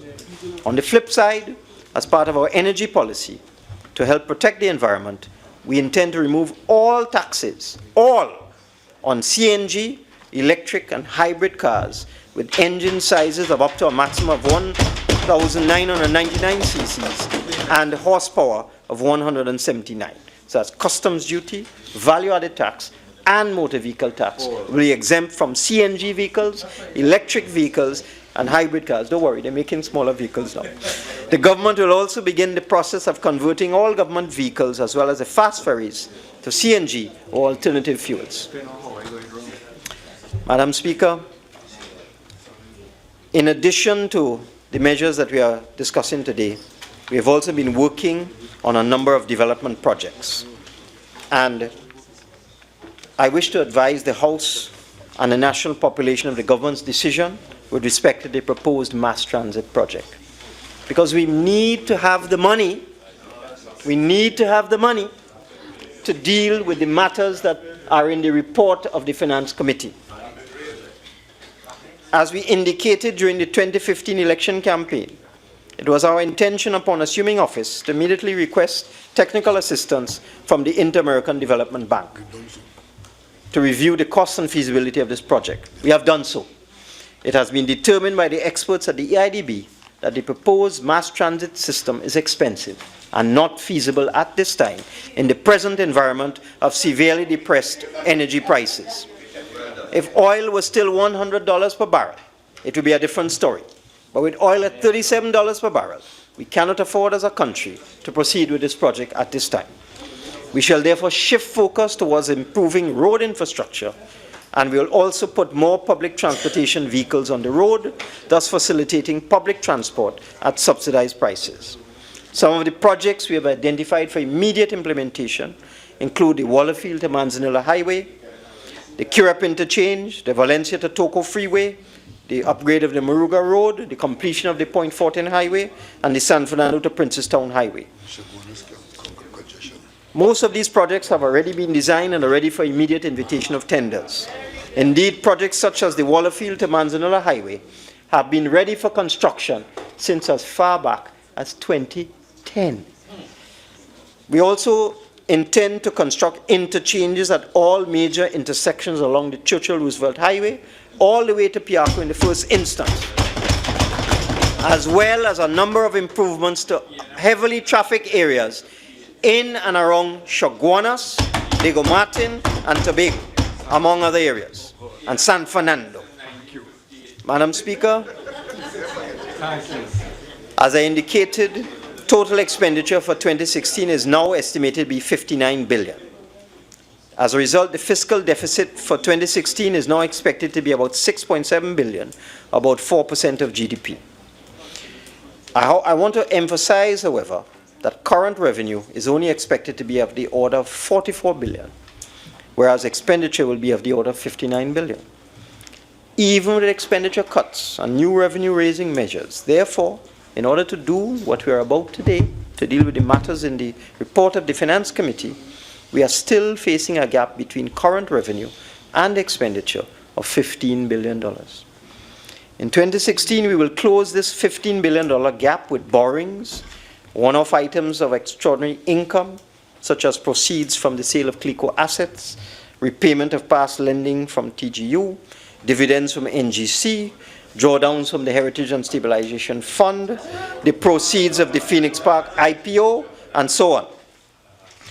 Our objective, Madam Speaker, is to conserve jobs, protect people's jobs, and maintain economic momentum.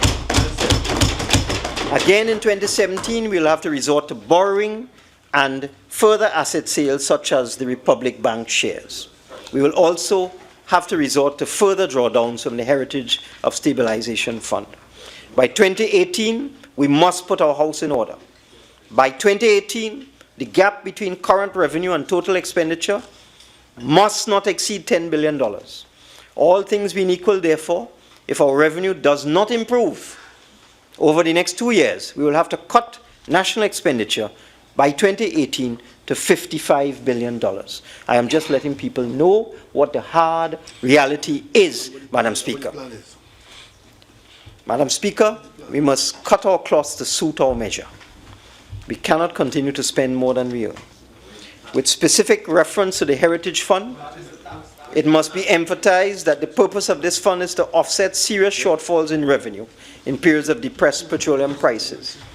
It is not, as some believe, a trophy to be kept on a shelf. In fact, the legislation that established the Heritage Fund caters for drawdowns when the revenues from petroleum are lower than projected by a factor of 10%. At this time, we are now facing a 75% reduction in revenues from petroleum in 2016. The Heritage Fund was designed to kick in when there was a 10% reduction. We are now facing a 75% reduction in revenues from petroleum. We are therefore way beyond the legal threshold for drawdowns from the Heritage Fund. And in order to maintain economic momentum and to preserve jobs, we intend to use the fund, if need be, for the purpose that it was intended, as have the vast majority of oil-producing countries in the world. Exactly. Saudi Arabia, for example, has withdrawn over US $100 billion in the last 18 months from its sovereign fund, the equivalent of our Heritage Fund, to make up shortfalls in revenue, to protect jobs, and to maintain its social programs. And so shall we, Madam Speaker. We shall use the fund for what it was intended. Madam Speaker, as stated previously, fiscal management has been further complicated by a significant increase in short-term borrowing. These short-term loans were used to circumvent the government's financing challenges. As a responsible manager, the new government is in the process of converting all of these short-term loans into longer-term financing arrangements as part of a more comprehensive debt management strategy. You want to know about the plan? All those billion-dollar loans that honourable members opposite entered into 2 days before the general election, 1 week before the general election, all of those short-term loans that matured in January and February and March and April, we are now converting them into 5-year and 10-year long-term instruments. You want to hear about a plan? That is our debt management strategy. Not borrow $2 billion and repay it 6 months later, crashing the country's ability to spend money. Madam Speaker, to stimulate growth, the government also intends to make a concerted effort to activate the domestic capital market. It is part of an integrated strategy to reduce reliance on the central bank overdraft for budget financing. The central bank and the Ministry of Finance are now working out a schedule of quarterly auctions to raise budgetary financing. The idea is to allow institutional lenders, domestic banks, to better plan their resource allocation strategies and to minimize the present situation where the overdraft is almost at 90% of the limit. We have to go to the local capital market. We have to borrow money so that we can bring our central bank overdraft down to where it is supposed to be, at zero, so that it is used for temporary advances to deal with expenditure such as is in the report of the Finance Committee before us today. In terms of the medium term, we have reconsidered our original target of achieving fiscal balance by 2018. Because of severely depressed oil prices, the fiscal adjustment to 2019 or 2020 would seem to be a more realistic target. This objective is predicated on the assumption that GDP growth will begin to recover in 2017 based on an expected rise in gas production, a pickup in public investment, and an increase in private sector activity as consumer and business confidence strengthens and the private sector takes advantage of the incentives that we intend to develop and introduce to stimulate investment in manufacturing, construction, and services. The comprehensive tax reform program that this government has started will gain momentum over the next 12 to 18 months, and our plans involve reform of both the energy and the non-energy tax regimes. Reform in particular of our energy tax regime has become critical. In 2014, given the prognosis for oil and gas production, The then government took the decision to amend the oil and gas fiscal regime to allow oil companies to write off their capital expenditure in 1 year. These incentives have done what they were intended to do. That is, to stimulate investment in the energy sector. But they have come at a very heavy price.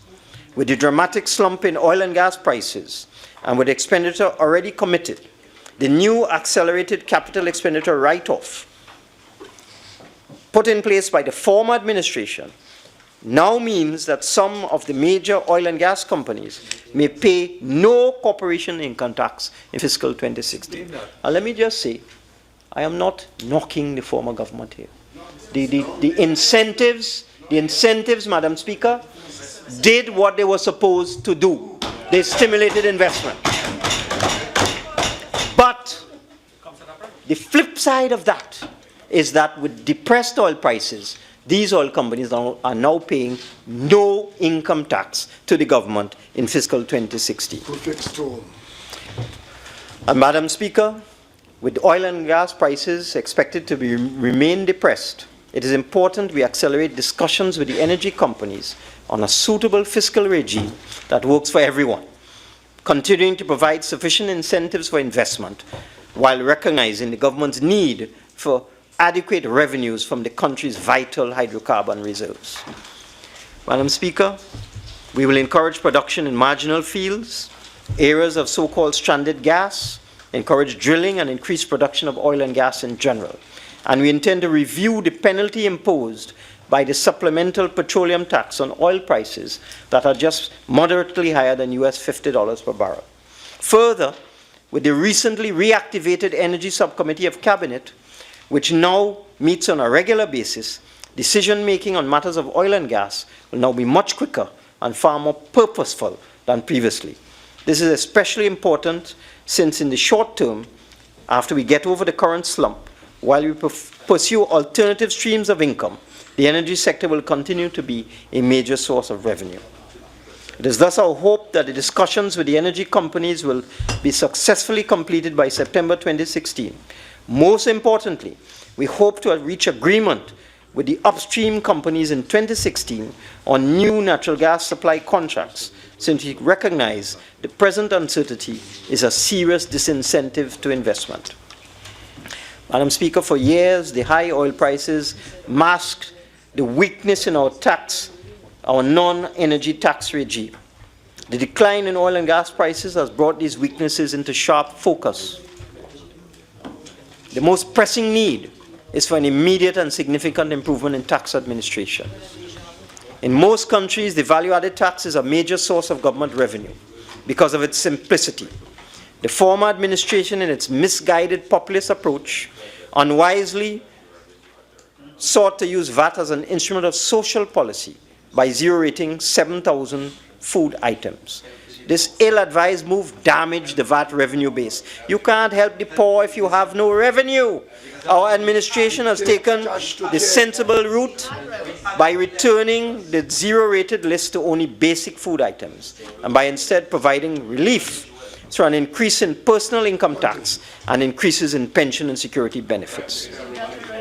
In our view, if we are to have the revenue required to spend money on the variations of appropriations we are talking about today, we must not as a country succumb to the temptation to tamper with major revenue streams by sacrificing fiscal prudence and practical common sense on the altar of political expediency.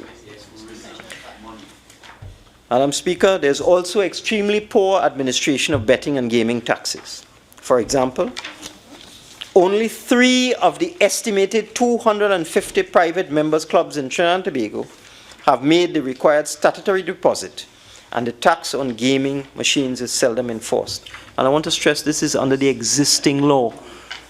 Only 3 out of 250 private clubs have made the required statutory deposit, and the tax on gaming machines is seldom enforced.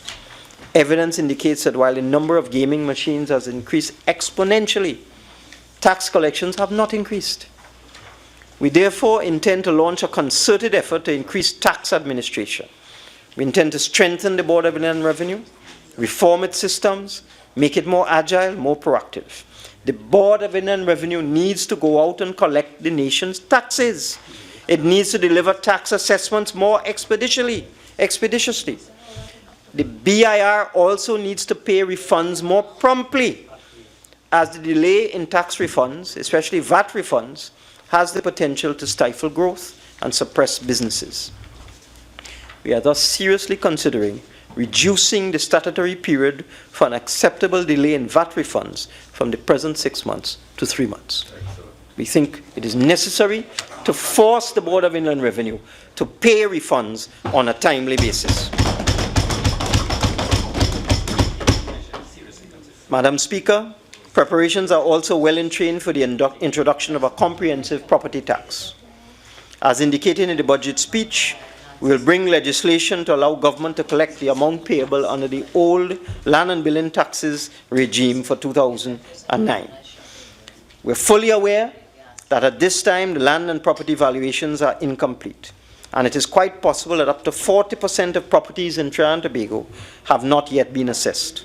However, a team is currently in the field doing assessments, and we expect that 100% of property assessments will be completed in 2017, when the property tax can be fully implemented, Madam Speaker. So that for this year, and this year only, what we will collect is the same amounts of tax paid by people that they paid in 2009. Madam Speaker, expenditure restraint is also important. We plan to focus on rationalizing social programs, improving the effectiveness of existing short-term employment programs, and constraining the growth of transfers and subsidies. CPEP and URP have turned out to be very expensive, inefficient programs. These programs have grown from a combined cost of just over 400 million in the 2004-2005 era to $1.3 billion in 2015. CPEP alone doubled between 2010 and 2015. While these programs provide employment, there is no doubt that the output generated cannot justify this level of expenditure. There is ample evidence to suggest that these programs have distorted the labor market and that many people prefer to remain in these relatively low productivity programs rather than take up more demanding but higher paid jobs in the private sector. CPEP in particular was never intended to be a permanent program. Rather, in its original concept, CPEP was to be a business incubator, providing government assistance for 3 to 4 years, after which the CPEP contractor was expected to operate in the private sector without government support.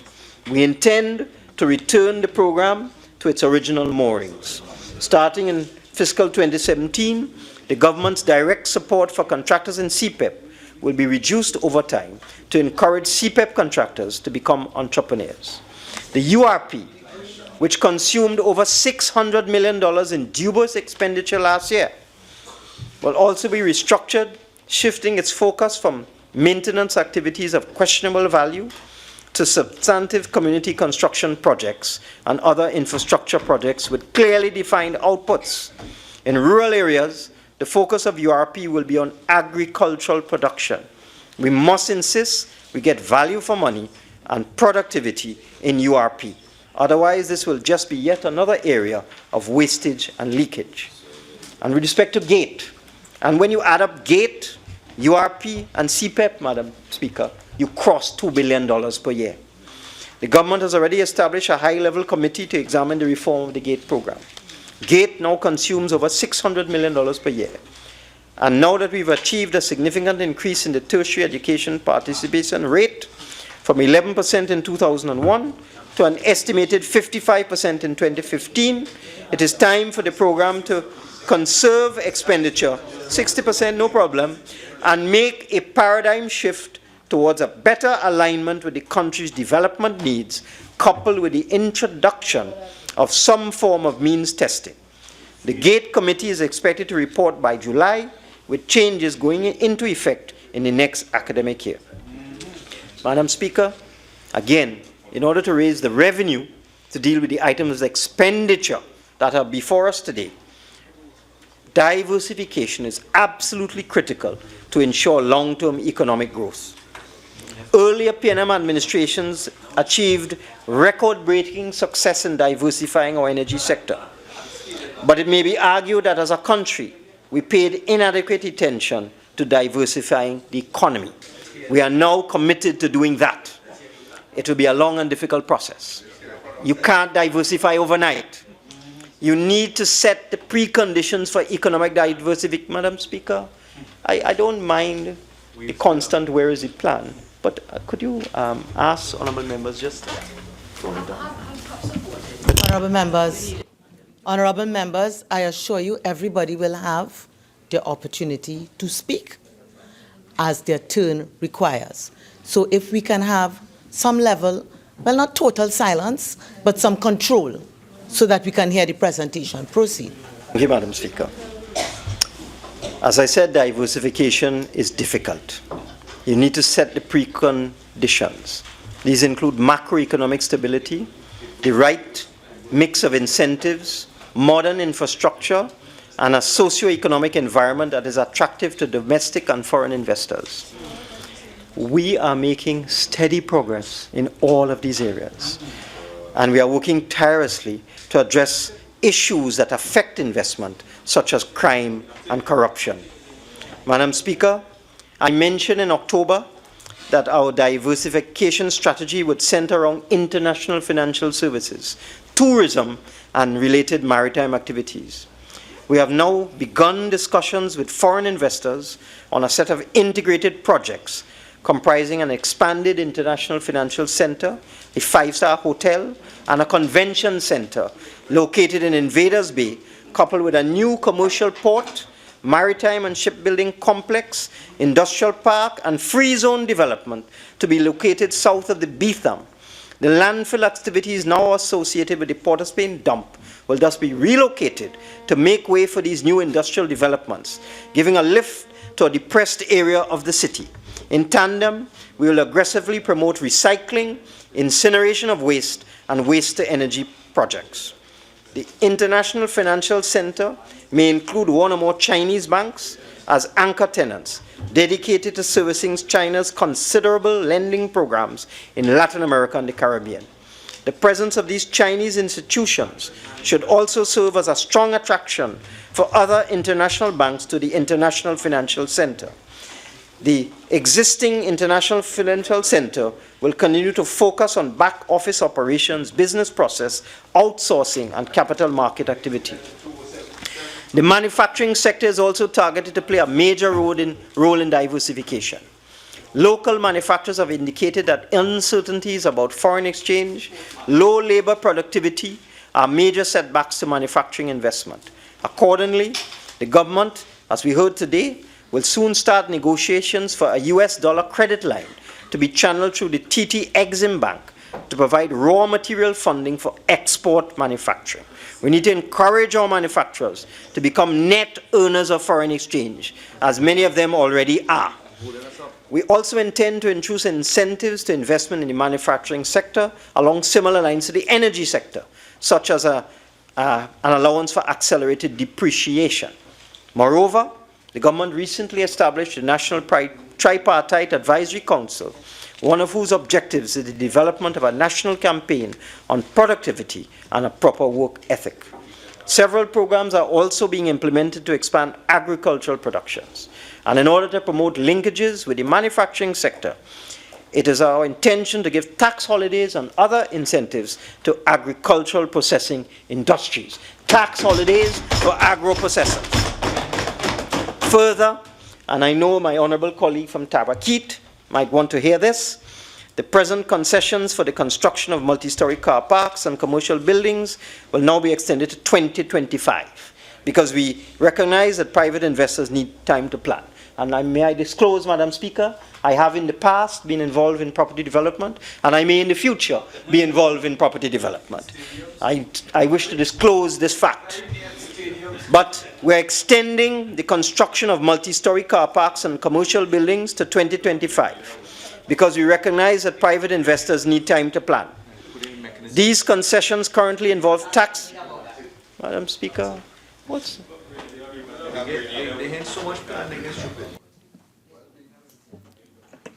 Speaker, the current concessions currently involve tax holidays on income from property rentals and property sales.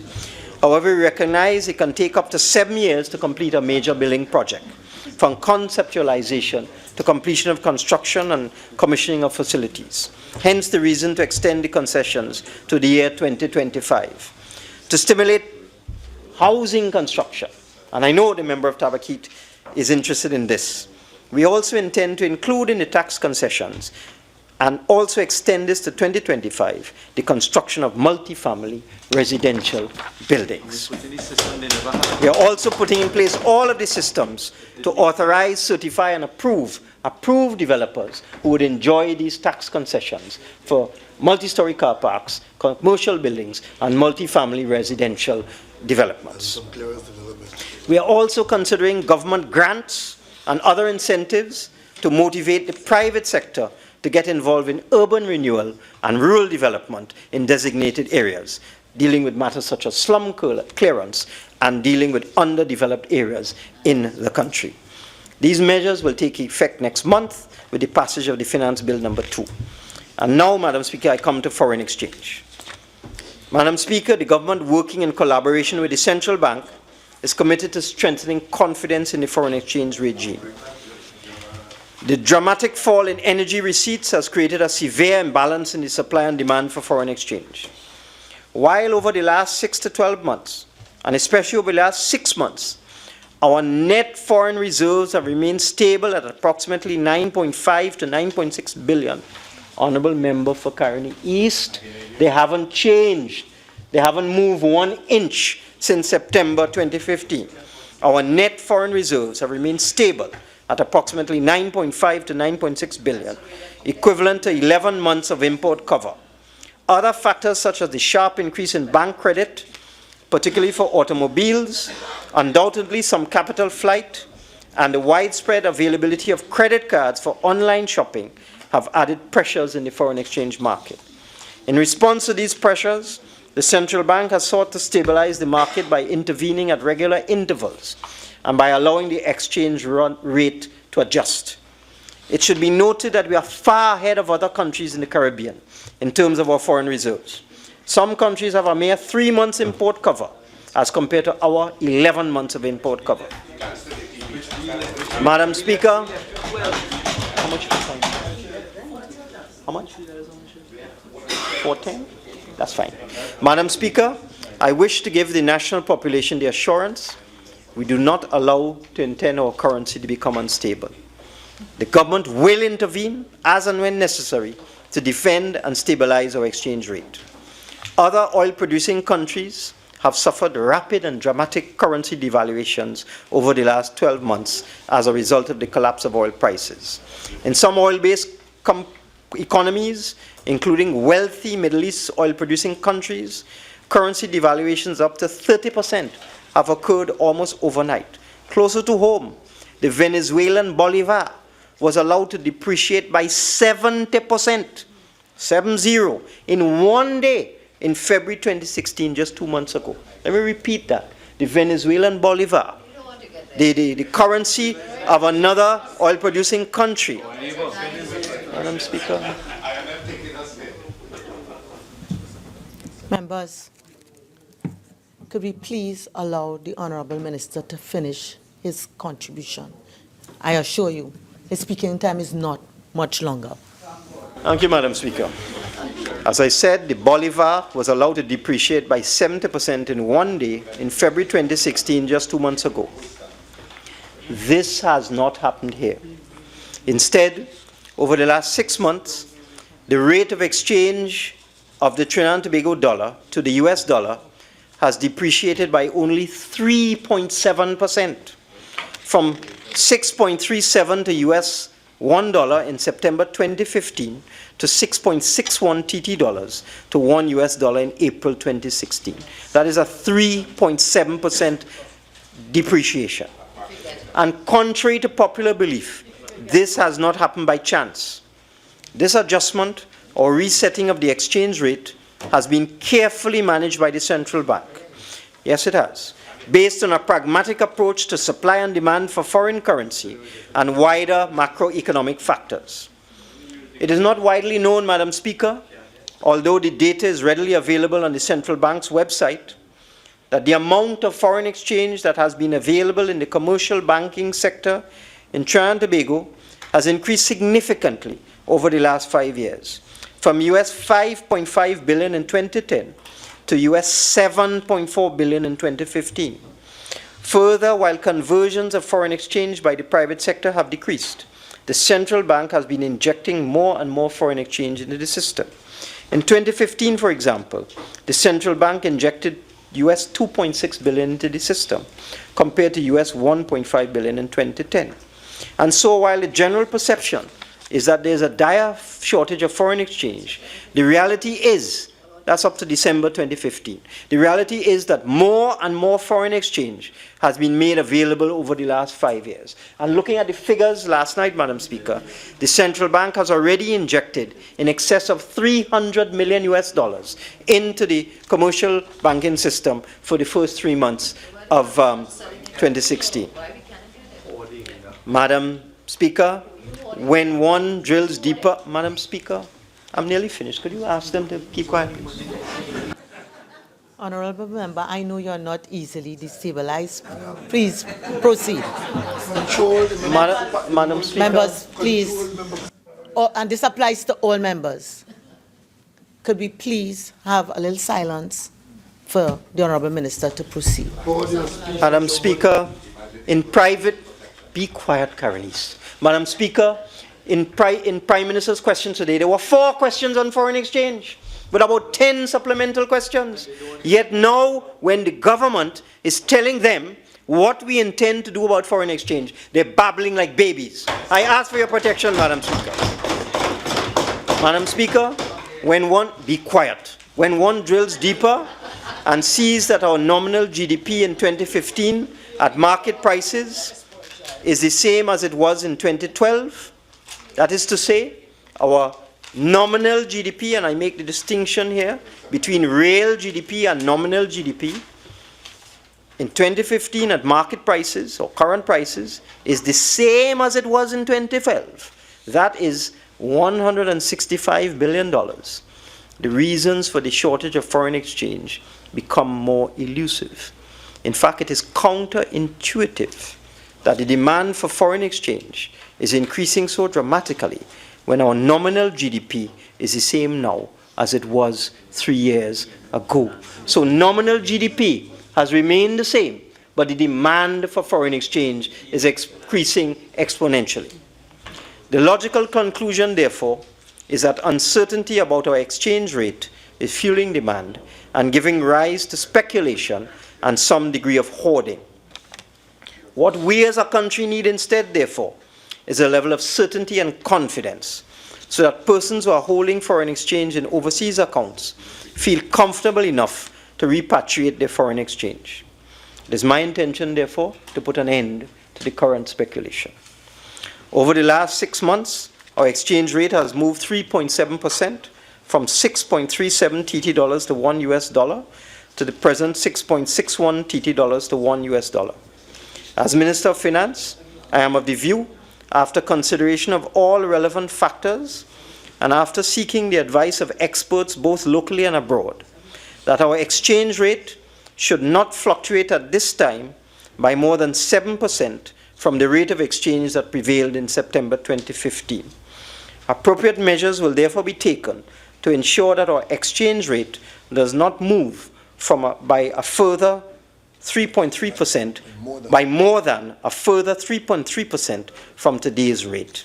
We will thus utilize a combination of fiscal and monetary policies to manage foreign exchange demand and supply, allowing the exchange rate to adjust in response to demand, prudently utilizing our foreign reserves and considerable foreign exchange buffers to make adequate supplies of foreign exchange available, while at the same time staying within 7% of the exchange rate that prevailed in September 2015.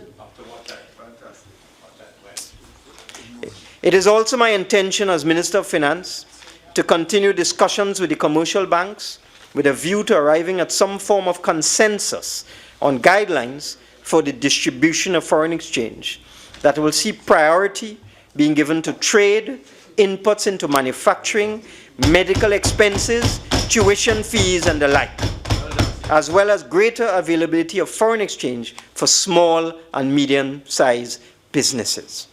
We have done our research, and it is clear to us that the people who are hurting are individuals, small and medium-sized businesses, people who require foreign exchange for medical expenses, tuition fees for their children, and so on.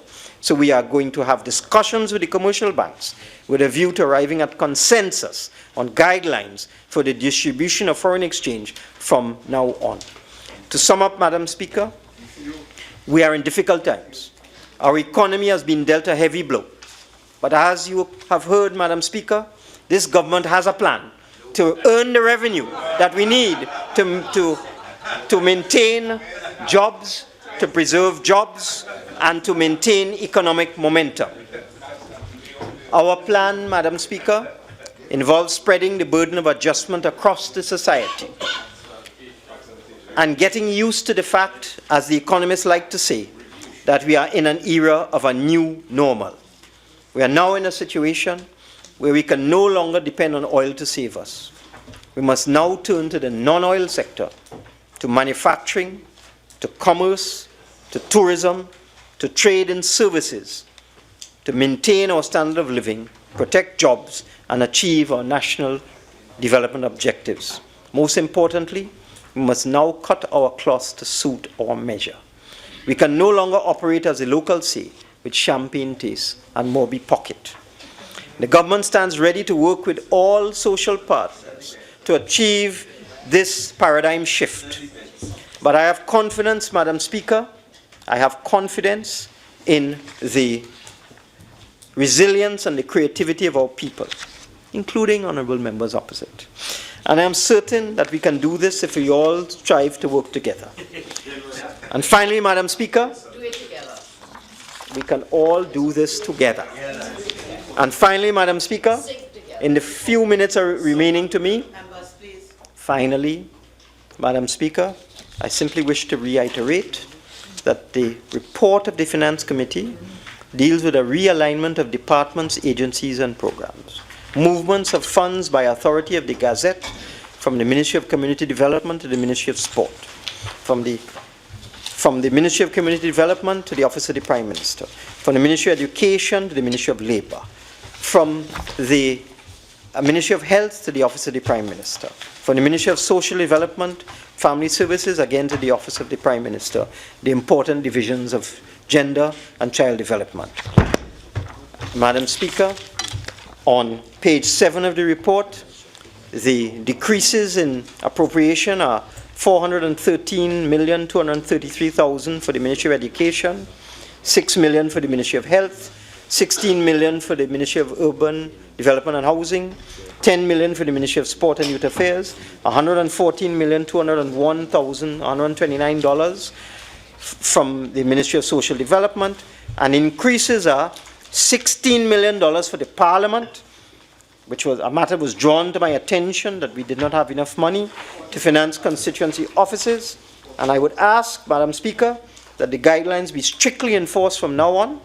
$122,661,129 moved to the Office of the Prime Minister, $40,000 to National Security, $374 million for the Ministry of Labour for the on-the-job training program, $7.5 million to the Ministry of Community Development, and $39,233,000 to the Ministry of Planning and Development. A shift in expenditure, a movement in expenditure of $559,433,129, Madam Speaker. And as I close, I wish to point out that if I had not told this House how we plan to raise the revenue to make these expenditures, then this debate would have been done in a sterile vacuum. I beg to move, Madam Speaker.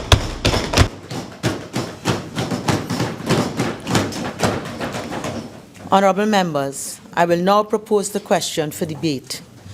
Be it resolved that this House adopt the second report of the Standing Finance Committee of the House of Representatives for the first session 2015-2016, 11th Parliament, on the consideration of proposals for the variation of appropriation for fiscal year 2016.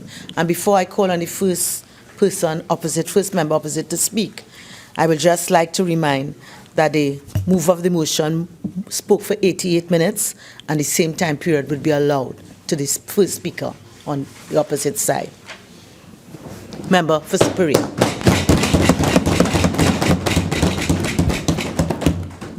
Thank you very much, Honourable Speaker. Today, as the Minister has indicated, we are gathered in this chamber to do the people's business as elected representatives of the people, to do our constitutional duty, make law for the peace, order, and good government. That's our constitutional duty here, and that's what we are here engaged in.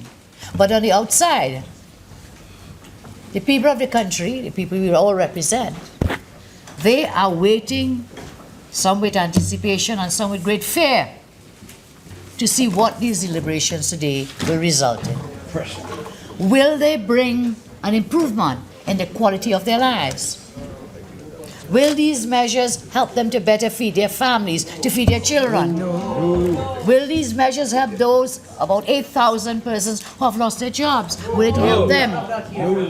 Will any of these measures we engaged in here today? That's what they want to know, Madam Speaker. And I sat here, it was more like it was like a deja vu.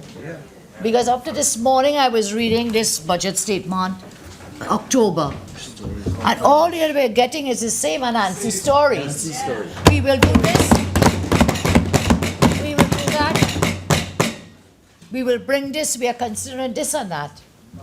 And none of it, or maybe 1%, maybe, has been implemented in terms of what was said. So, what we are seeing really, when the Honourable Minister says the government has a plan, it is clear that the plan is tax and spend, tax and spend, tax and spend. With no real proposals, with no real implementation. No real implementation of ways in which to increase revenue, in ways in which we can increase revenue streams and still remain dependent on the energy sector. So the proposals the Honourable Minister has given us, really, in my respectful view, takes us nowhere better off than we were when budget 2016 in October was read.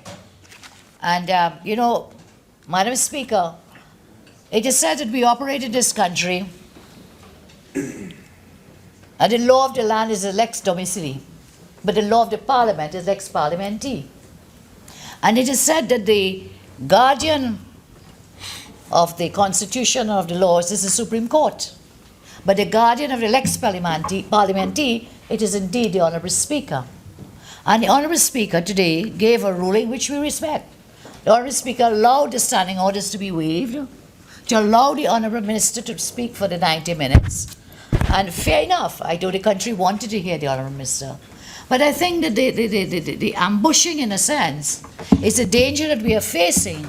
The Honourable Minister presents facts and figures and numbers and all kinds of proposals, speeding through them, speeding through those things, so that we do not have the benefit of the time to properly respond to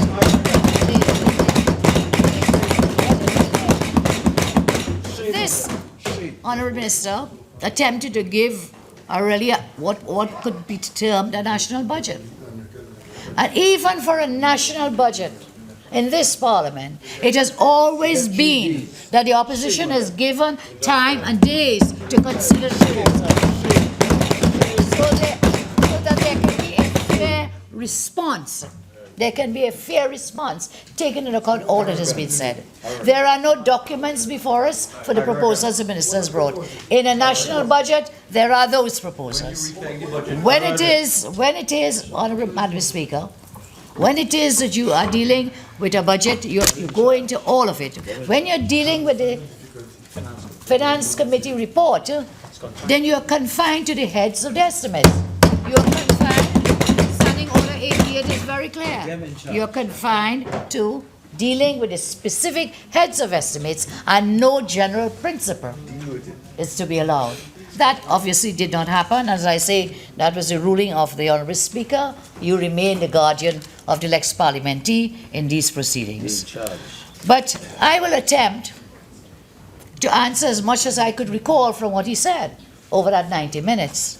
I do not have even the benefit of his speech to allow us to respond. The speeding like a rapid rail. He was rapid railing down the road, speeding to the Parliament, rushing down the street in terms of what he brought us. So here we are then. Here we are then when I say, and over, I'm sure we'll have a little time, and I will come back and point out the exact pages in the budget speech given in October 2015, which are identical to the measures that the minister is now saying they're coming. What we are engaged in today is a mid-year review. And there is nothing unprecedented about a mid-year review. The minister himself pointed it out. Almost every budget since our Republican Parliament came into being, since 1976, every budget has its mid-year review. So nothing is wrong with that. What happens is that it can be different forms of a mid-year review. You can have there a variation only, which means that you're just shifting items expenditure from one place to the next. You can have a supplementary appropriation where you're looking for new money, bringing in additional money. Or you can have a combination of a variation or supplementation. In this case, we are dealing only with a supplementation. And at the end of the day, no supplementation, we are dealing only with a variation. So at the end of these proceedings, Madam Speaker, nothing would have changed. Absolutely nothing. Nothing would have changed. And that is to say, you will just be approving shifted monies from one head of expenditure, for example, from the Ministry of Social Development to the Ministry of the Office of the Prime Minister. From education to labor in the case of the OGT and so on. Nothing has changed. Not a single cent from the 2016 budget has been cut. We were told there will be cuts in expenditure. This big midterm review, we're all waiting on mid-year review, that there would have been cuts in expenditure. But at the end of today's proceedings, the appropriations remains exactly the same. That was appropriated in October 2016. It is the identical appropriation. And so government has come again with a statement of intent. What the Honourable Minister said is a statement of intent. We will consider this, we'll consider that, we will do this and that. The only one that may well be changed after today, that will take immediate effect, is the increase in the cost of fuel. Yes. That is going, Minister said, immediate effect. And why the Minister can do that? It is because it does not require legislation, and therefore does not require the Parliament. It can be done by order. The order is not subject to legislation. It is not subject to any affirmative or negative resolution of the Parliament. So that takes effect immediately.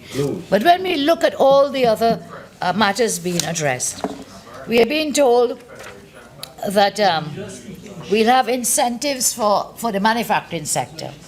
We were told this in October last year in the budget statement.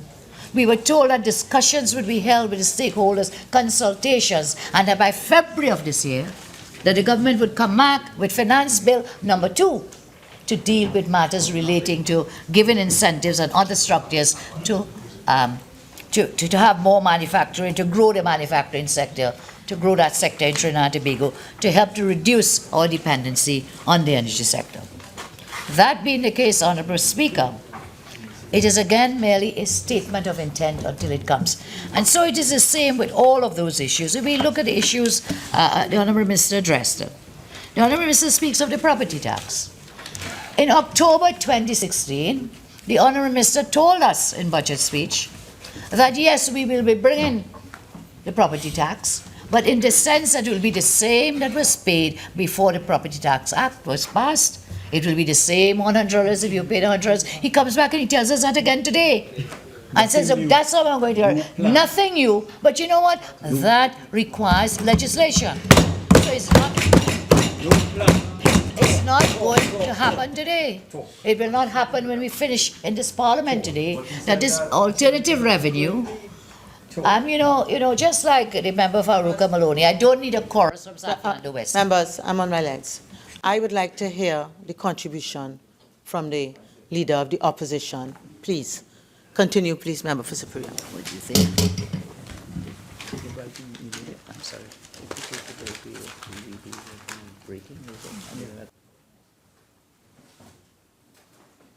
Thank you, madam. In terms of the issues, the Honourable Minister spoke about increasing revenue streams coming from the property tax, which I just mentioned. In October 2016, the Minister said that he will deal with the gaming industry. Again, that is also 6 months later, still has not come to the Parliament. It requires legislation as well. So the déjà vu budget that we are looking at in this review, is merely, as I said before, a statement of intent. When we consider what has happened here, why is this mid-year review different? I've said this, we've had them before. And the reason has been because the government in 2015, in October, in dealing with their budget, they referred to this mid-year review as being the time when we will see the real budget. We saw it as being the real budget. They talked about the mid-year review as if every failure would finally get a credible explanation. The mid-year review was held out to be like, the cure-all for all the ills that they had discovered when they dealt with budget 2016. And in delivering that 2016 budget, the Minister of Finance said, and I quote from page 17, over the next 6 months, we plan to hold a series of consultations with all main stakeholders and with the country at large on the state of the economy, on the financial challenges and opportunities we face as a country. And he continued, coming out of these consultations, we shall make appropriate budgetary adjustments if required at the time of the normal midterm review. And so the question arises, Madam Speaker, what consultations were held? With whom? Where? When? How many such consultations were held? The Minister then said as well in 2016 budget, after consultation with all major stakeholders, and in particular the construction industry, I propose to introduce a comprehensive and workable tax incentive framework for such facilities at the time of the mid-year review. The Minister is saying exactly the same thing in this presentation here today about having tax incentive framework to assist in the construction industry. Madam Speaker, in terms of consultations, it is clear that none was held. Or if any, maybe consultations with respect to education. I'll come back to that. And we see where one of their good friends from the trade union sector is in fact calling for, indicating that there have been no consultations with civil society, with trade unions. But the Minister promised that for 6 months, they will be holding consultations for 6 months. And this is reported in the newspaper today. I think this is the Business Guardian. Joseph Remy, when he said, Remy said the nation will have to wait to see what the government will do with the fuel subsidy and so on. He said there have been no consultations before the budget review. And another one of their good friends, Jatam, the Jatam is saying, yes, they're also saying, yes, your good friends in the trade union movement, they are also complaining bitterly that no consultations were held. So the assurance given in budget 2016 last year, assurances were not kept up. And even where consultations were held, as in the education sector, consultations were held, we see, and I need to ask whether the adjustments in the budget, as contained in the Standing Finance Committee report, whether, we take the break at 4:30, whether those consultations resulted in the movement of $413 million out of the vote of the Ministry of Education. $413 million moved from education. Was that the result of education consultations? No. Was that a recommendation coming out of those consultations or any findings? That was not the case, Madam Speaker. Because you see, that is 412 million taken away from the Ministry of Education. It decreased that. That is the only adjustment made to the budgetary measures with respect to the Ministry of Education. When the government cut the school feed-in program, it was covered in the Trinidad Guardian on 20th October 2015. A question by the then MP Karen East was also covered in that story. And the question was about the laptop computers for Form 1 students. According to that report, the Education Minister said there was a $45 million allocation for laptops, but that a review was being pursued. We asked today, what is the status of that review? And was it because of that review that you took away $413 million out of the Ministry of Education? Further, when questions were asked about funding for security at schools, the same Guardian report quoted the Education Minister saying, and I quote, Garcia said if there was need for more funding, that would be dealt with in the midterm review. Here we come to the midterm review. Nothing. Nothing. Removal of monies from the Ministry of Education. Clearly, the Ministry of Education felt there was no need for more funding for MOU since monies were being taken away. The textbooks as well, the cut in the textbooks as well, provision. Honourable Madam, do so, don't like so, you know. I mean, I really think the Minister of Finance spoke long enough and should allow someone else an opportunity. And he's ably aided and abetted by Member for Siparia, please. I'm on my legs. Members, I know we've had a lengthy period. Members, please. It will soon be tea time. Could you all please contain yourself and allow the member for Siparia to continue her contribution? Please continue. Thank you very much. Thank you very much. Thank you. Thank you. And so, did the education consultations that were held, did they, within that, recommend that the OJT program for, what is it, $374 million should be taken out of the Ministry of Education? Where did that come from? So no consultation recommendations are being adhered to, nothing being dealt with. And then we come to see, in the fight against crime, we see the Ministry of National Security has been given $40,000. $40,000. Because the Minister of Finance has said we will do an assessment, we will do reviews and so on, and where it is necessary to make budgetary changes.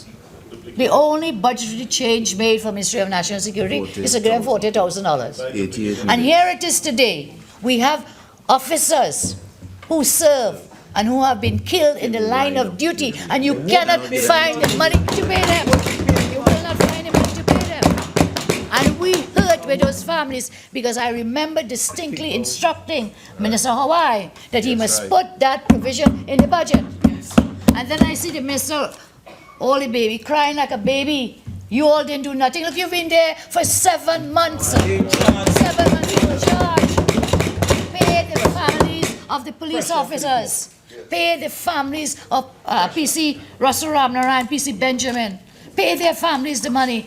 You cannot sit after 7 months and put your hands up in the air and say, look, you all didn't do any paperwork. When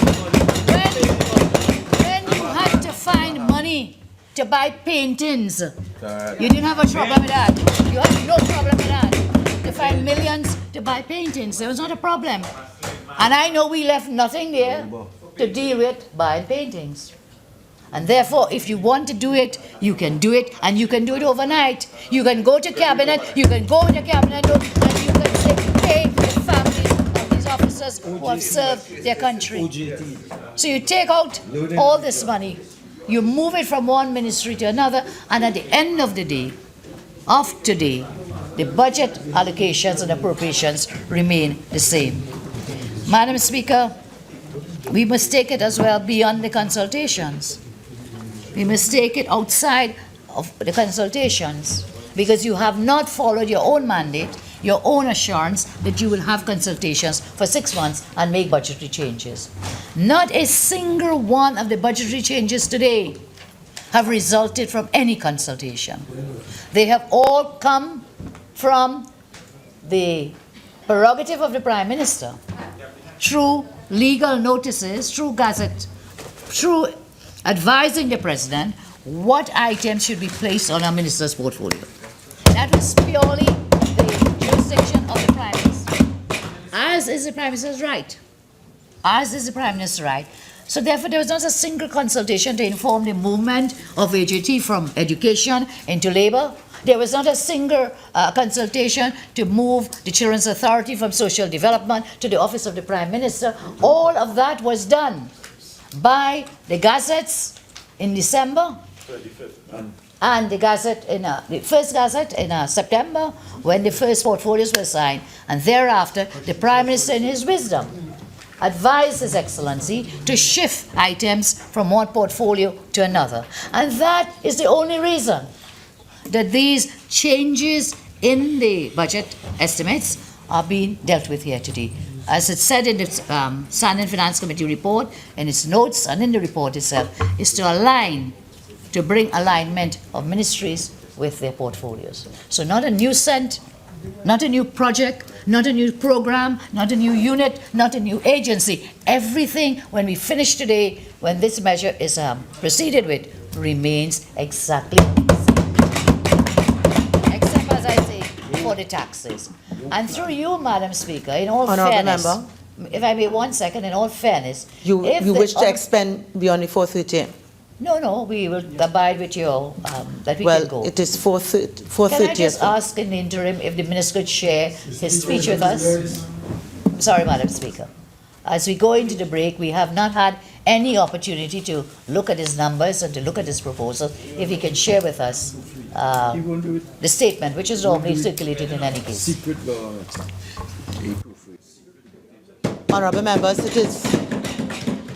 Honourable members, may I suggest that we take the suspension now? We'll return in 30 minutes. As indicated by the Speaker of the House, the 20th sitting of the House in the first session of the 11th Parliament that takes place on Friday, April 8th, 2016, has been suspended. Stay with us here on Parliament Radio 105.5 FM. During the break, we go to our regularly scheduled programming and we return to today's sitting of the House of Representatives at 5 p.m.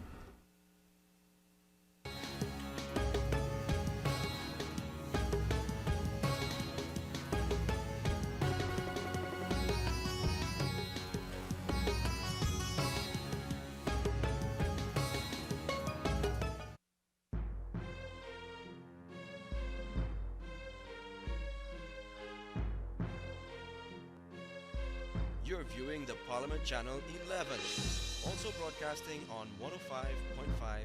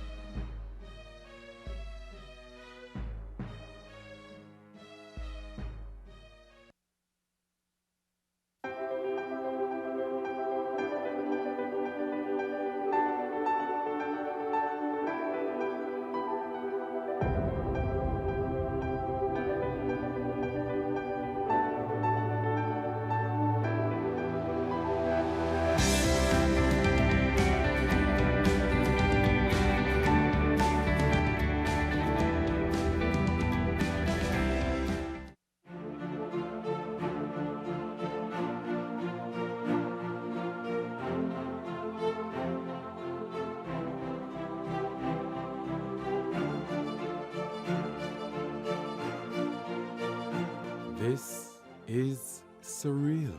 You dream it, you plan it, and now democracy becomes a living reality.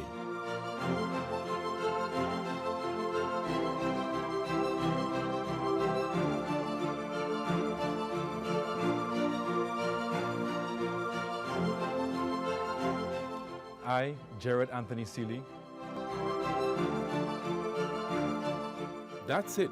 My decision is made. After so many years debating and public speaking in secondary school, agitating in UB Guild on campus, and through our youth pressure group, I have to stop just talking about change and be the change.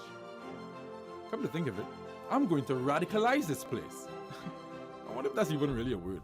Radicalize. I think I'll use it in my campaign slogan. Taking this away, I send me this, you know. Hey, where's the scene? Right. The scene cool, but you know I intend to change that. Change? You're not trying to change the status quo.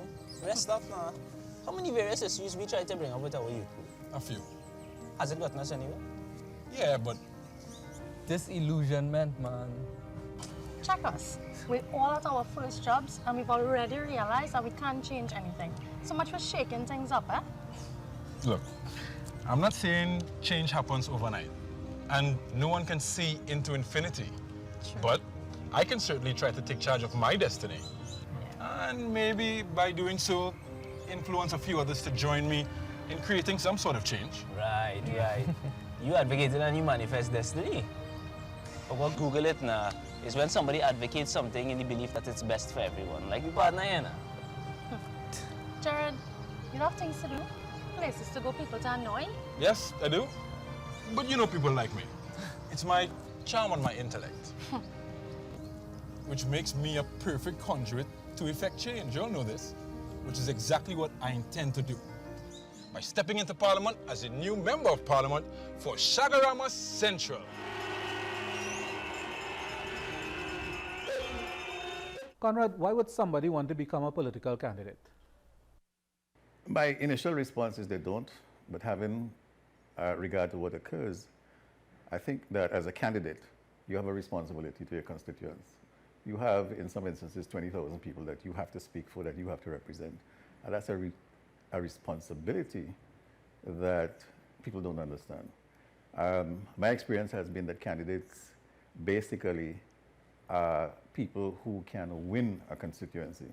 And to win a constituency, it means that you would have had to have a background in wanting to help people. And usually that is what comes to the table. I want to help people. I understand what their needs are. I keep talking to them all the time. They think that they could trust me. And therefore, if somebody says that, listen, I want you to represent me, then I say, okay, can I get the support?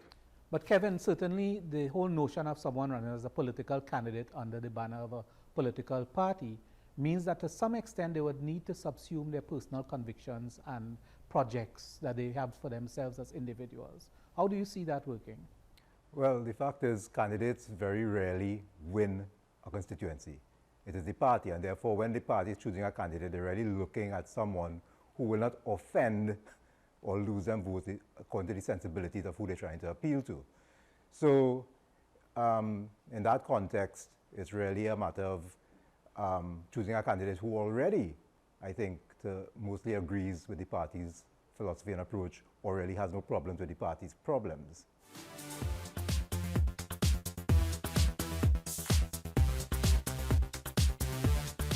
This house has 2 voters.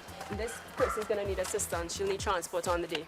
And this elector wanted a tree trim there, the branches to touch the electricity line. No, guys, take careful notes. I don't want to forget what I promised.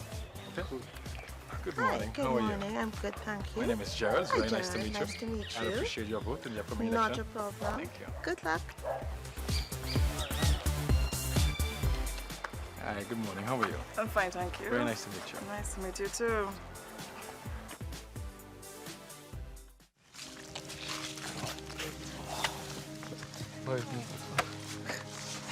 That was a long walk. Boy, have a new respect for candidates now, yes? I have a new respect for MPs. I mean, trying to listen to as many constituents as possible and then attempting to fulfill all their needs, that's a monumental task. It's you who side of it, you know. Politics chose me. You know I've always championed causes and ran for office at Students' Guild and social organizations. Yeah. So my commitment to improving people's lives is my raison d'etre. His reason for being there? Oh. Practicing for parliament. No, I genuinely want good for my country and its people. As cliche as that may sound. What happens then is that you go into the constituency, you convince people that this is who I am. You may not know me, but I will represent you properly. And then on that basis, during the election process, if sufficient people think that you are okay, then you are elected and you get into the parliament. Now, once you get into the parliament, it is expected that you would represent their interests. Now, being in parliament and being in government are two separate things. Being in parliament means that you have the final say in the laws of the society.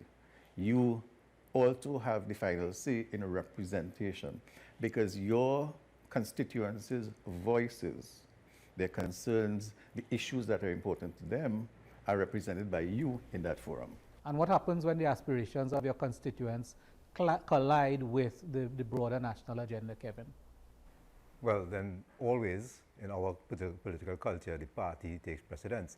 And what Conrad said is technically correct, but not so in practice, in the sense that what the party wants, there's no separation between constituency and government, or parliament and government, because nowadays, with the small size, every MP gets appointed to be a government minister. The only way they don't is if they fall out with the political leader. Yes, but the appointment of a cabinet position does not guarantee anything. Because if you think about it, when you get into government, you have a structure of expenditure. So when you get into government, you know that there's $9 billion worth of costs related to salaries and wages. There's $9 billion worth of costs related to debt repayment. That's $18 billion, it doesn't really matter. So when you are a minister, for example, and you're a minister of works, it means that your budget and what you can do is constrained by the amount you have. And therefore, the ability for the constituents to get what you want as a result of you holding office is usually not something that happens very easily. You really have to go and negotiate. You have to make friends. You have to ensure that you could do a better job than everybody else in looking after your people. Okay, guys, guess what? I have the figures from our sample survey. And guess what? We're trending well. Ah, boy! Well done. We're doing good. Yeah. Well, good. I still want us to concentrate on these areas though, because if we look at the previous statistics, it's polling division 1789, 2112, and 4753 that attracts the most swing votes. Brenda, let me see that. But we walked these areas 3 times already. Yes, and we'll walk it again, and again, and again. A candidate must walk his constituency 3 times. First, to make initial contact. Second, to reach those that we've missed the first time. And the third time, to solidify voter acceptance. So we're behind. But by your logic, that means it's 5 times in the critical polling divisions and 3 times in the rest of the constituency? No sacrifice, no victory, Gerard. Speaking of being victorious, though, I wanted us to check the EBC's website. They have a section on the electoral process. I'm a bit absorbed right now in reading the standing orders of the Parliament and the Constitution. Like I said before, I have a new respect for parliamentarians. You know, I wasn't really aware of how detailed the functions of the Parliament are. Or for that matter, the function of an MP. Yeah, I always thought you just convince people to vote for you, you win, and then you enter Parliament and talk now and again. Actually, the work begins almost immediately. First, you must establish a constituency office, attend orientation in Parliament, then learn the basics of creating legislation, and start lobbying your parliamentary colleagues. Because to deliver to your constituents, you have to be able to lobby the government ministers in the various ministries. For box trades? Box everything. Debating is one thing, you know, but forming alliances and networking is a whole different political ballgame.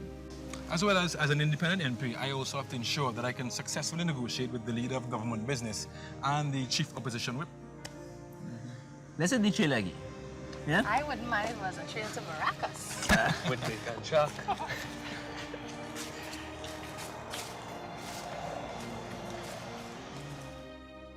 Let's look at election polls now and surveys.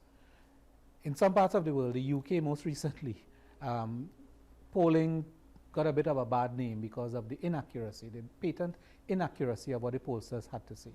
What role do polls play, and do you think they're an effective way of really gauging where political parties stand in a campaign? I think polls help you to identify how your strategy should be shaped. But like everything else, if the society is very uncertain, and that is evolving as time goes on, you are going to see that reflected in polls changing.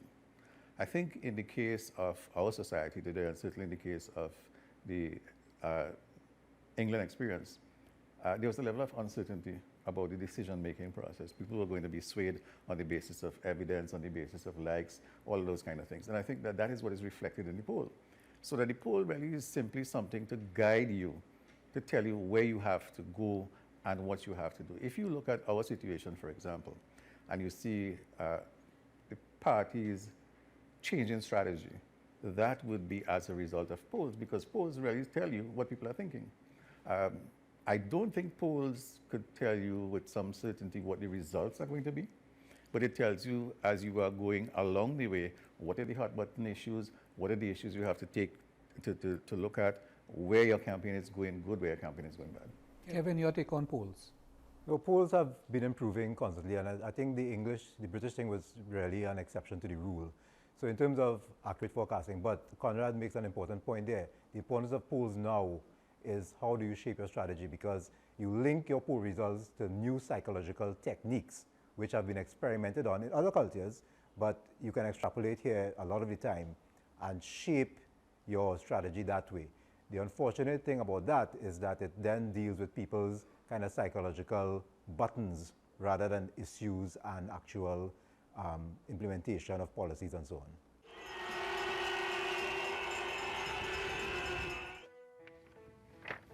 This is overkill. Why do I need a matrix rollout to plan my every move and activity? Just examine it, Brenda. Advertising and marketing campaign, media talk show schedule, walkabouts and cottage meetings, a manifesto, a pamphlet, t-shirts, flyers, banners. Next, you'll include a campaign song with a video and have a music truck while I'm walking. Yes, Gerard. Trust me, all of this is needed. Don't you want to communicate your message effectively? Of course. Aren't you vying for political office? Let me tell you something that you already know. Becoming an MP starts by campaigning and outlining your vision. And in our Westminster system, it's not just about connecting with people and sharing that vision. There's a competitive element to it. And that's where the candidate with the best and most effective plan pulls ahead. Like you said, I already know this, but my concern is the cost, Brenda. This plan is too costly. Welcome to the real world. You have to spend to win. If not your own money, you need to attract investors. Let's say you become Prime Minister. You're going to have to sell TNT. You have to have that core ability to attract investment. You have to sell TNT. Prime Minister may be a bit far-reaching. Let's stay focused on my immediate intention, getting into Parliament. Understood. Good. So, let's also limit the scripted talking points. I know how to articulate my vision in the way that I want to. I intend to be a parliamentarian that debates, not just reads from a piece of paper. You wait till I'm an MP in the House of Representatives. And you will be. Meanwhile, let's stay on message. And matrix.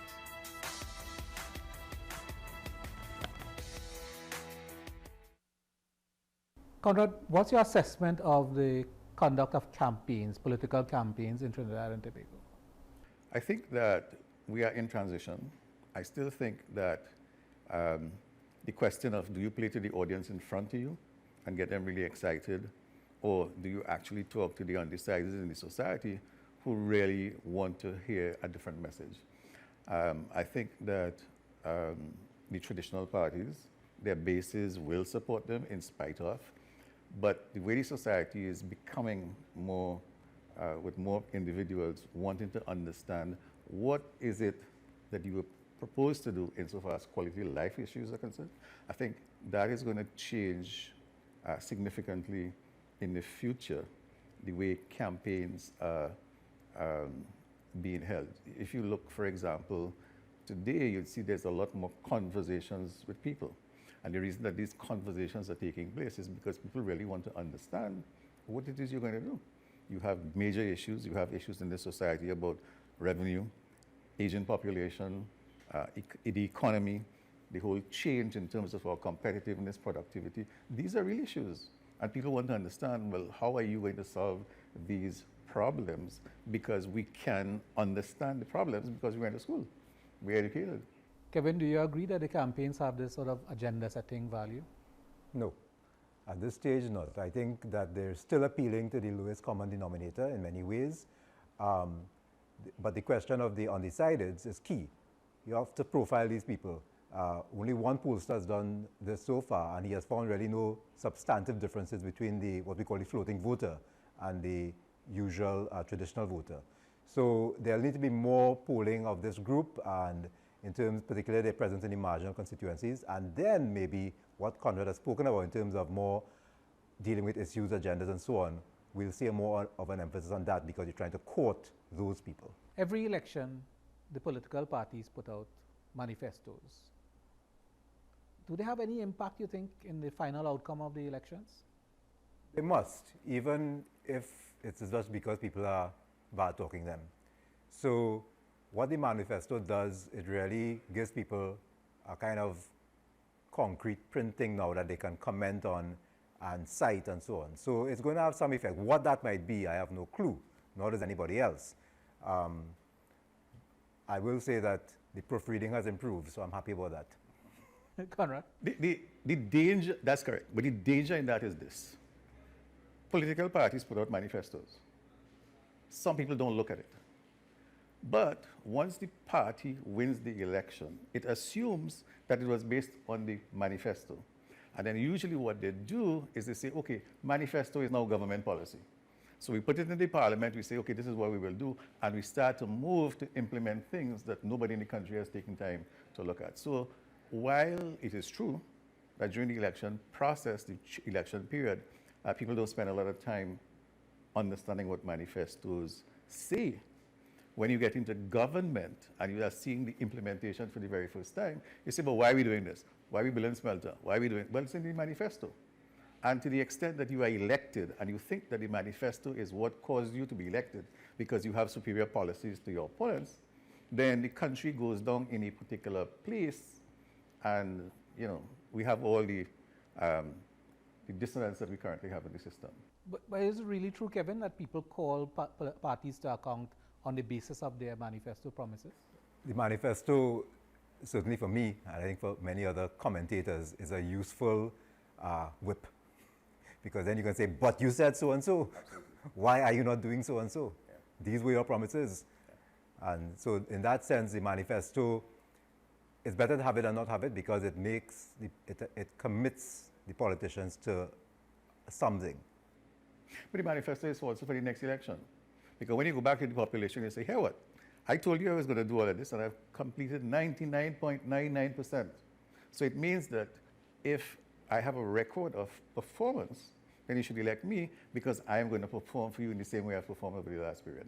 So it has a value in terms of how you validate what you have been able to accomplish to the population. On that note, I want to thank you very much for joining us. Kevin Balusing, Conrad Enel, thank you very much. The Honorable the Speaker.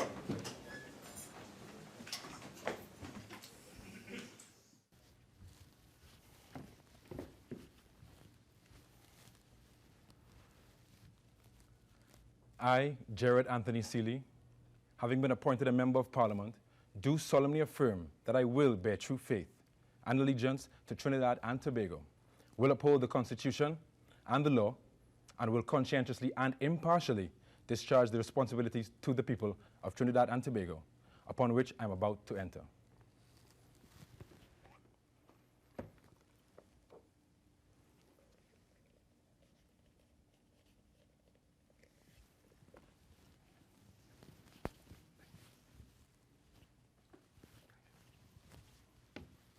Congrats. It was a long one. We'll speech tomorrow. Good. Nice to meet you. Nice to see you. Congrats. Congrats, love. Congrats. Congrats. Good thing all that walking done now, eh? Agreed. Less walking now. More talking.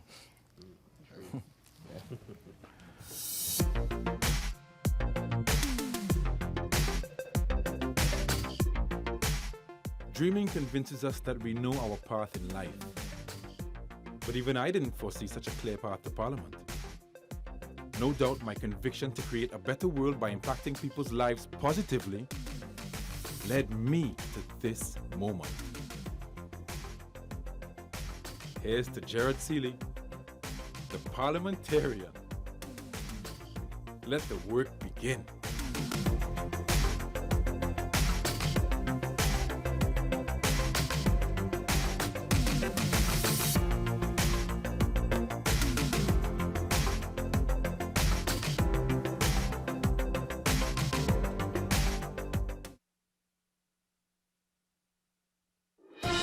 Parliamentary updates. The third week of training workshops for the 13th National Youth Parliamentary Debate began on Monday, September 14, 2015. The facilitator of this week's workshops was Ms. Diana Mahabir-Wyatt, a former independent senator who served continuously in the Parliament from 1991 to 2000.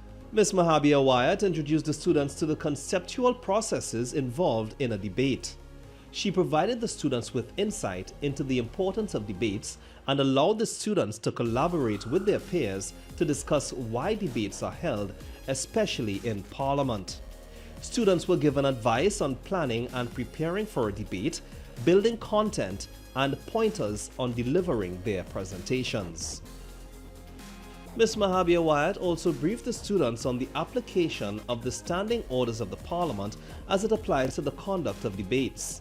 The standing orders are the written rules which govern the proceedings in the House of Representatives and the Senate.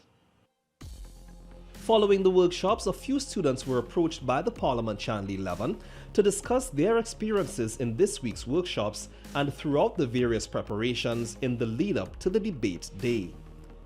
Today we did the debate theory, so we were split up into groups and we had to talk about why we think a debate is important in Parliament, and our teacher really explained to us the whole proceedings. She went through how our body language can really affect others, and I think that's definitely important in what we're about to do. What I learned today is about debating and debating methods, how you are supposed to debate your key points in debating, how you summarize your notes, how you develop your points, and how you bring about points, and how finally you reach towards a goal, whether you find things to improve your point or disregard your point altogether. So one of the things Ms. Mahabir was talking about, she was in Senate, and there was the senator, it was the Prime Minister of England, who was using false statistics to get his point across the room. So he basically made up a piece of information to try and show and persuade his audience that X is equal to Y, whatever. But in reality, when they came and spoke to him after, they found out, it was untrue, and she was saying, never do that, because obviously you can't make up false information. There'll be serious consequences. The good things, well, definitely how people projected their voice, the way they stood, the way they looked at somebody in their eyes, definitely that got them, got the ball rolling and the confidence and so on. So far, well, from what I've experienced, it has been really great. Everyone here, students as well as the clerks at the Parliament, are all really nice. Even the persons who were in charge of the seminars that we have been to, they were all really influential as well as educational, and they were so interactive that they kept everyone in sync with everything that they were doing. It was such a worthwhile experience, and I really hope that other people would look at it as that and try to take part in it. All of the training workshops scheduled have been designed to give the students a holistic understanding and appreciation of the skills required as they prepare to make their debut as youth parliamentarians. Stay tuned to the Parliament Channel and Radio 105.5 FM for continued updates and insight into the students' journey to the 13th National Youth Parliament, and follow us on Facebook and Twitter. Parliamentary updates.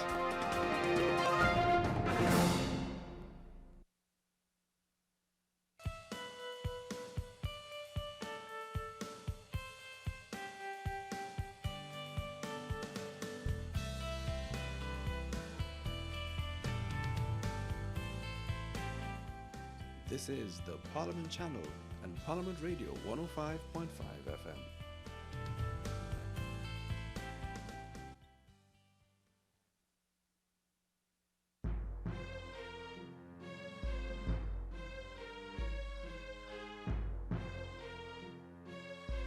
You're viewing the Parliament Channel 11, also broadcasting on 105.5 FM.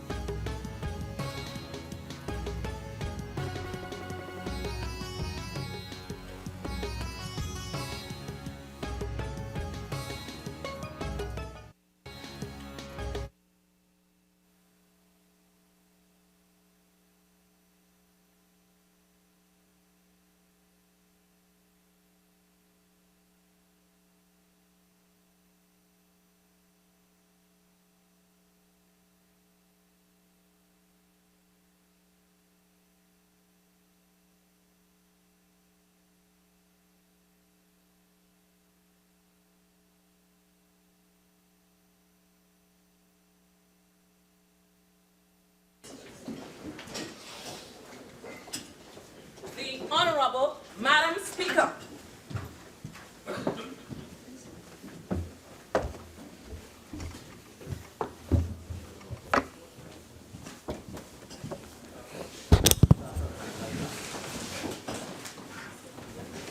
Member for Siparia, you have 67 minutes left. Thank you very much.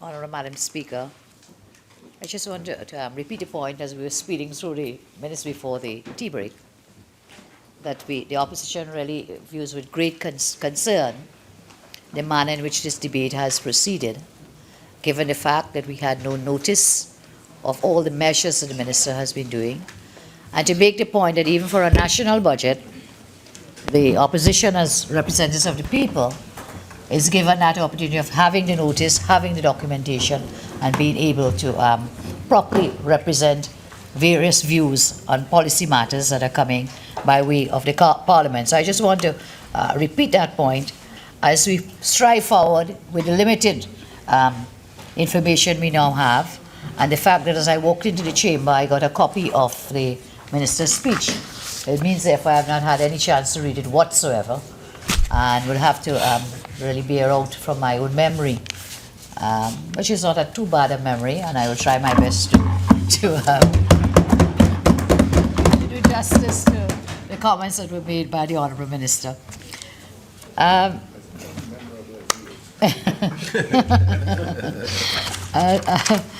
Honourable Madam Speaker, I think one hallmark of the presentation of the Honourable Minister is that whilst the Minister acknowledges that he will engage in dialogue and engage in consultations to reach to a decision-making point, he gives the decision before the consultation has taken place. So, for example, the Honourable Minister told us that he will start the dialogue on the fuel subsidy by doing what? By giving a decision. He gave the decision. Now, initially, when he spoke about the midterm review and what will happen with the fuel subsidy, he said he will start a dialogue by the midterm review. Of course, that dialogue has not taken place. That's right. So his assurances in October 2016, he has not kept that assurance.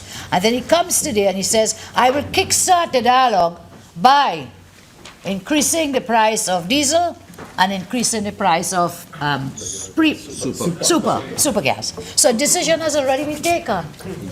But he's now kick-starting the dialogue. Dialogue with whom, when, where? Again, no consultations were held. And this is a measure. Diesel, for example, is the fuel used by most of the people involved in the commercial sector.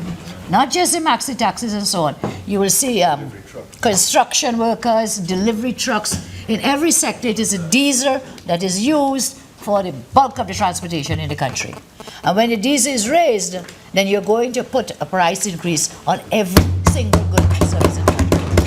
Every single item. Agriculture, Everything, agriculture, every arena. And the minister attempts to counterbalance that by saying, look, well, you know what?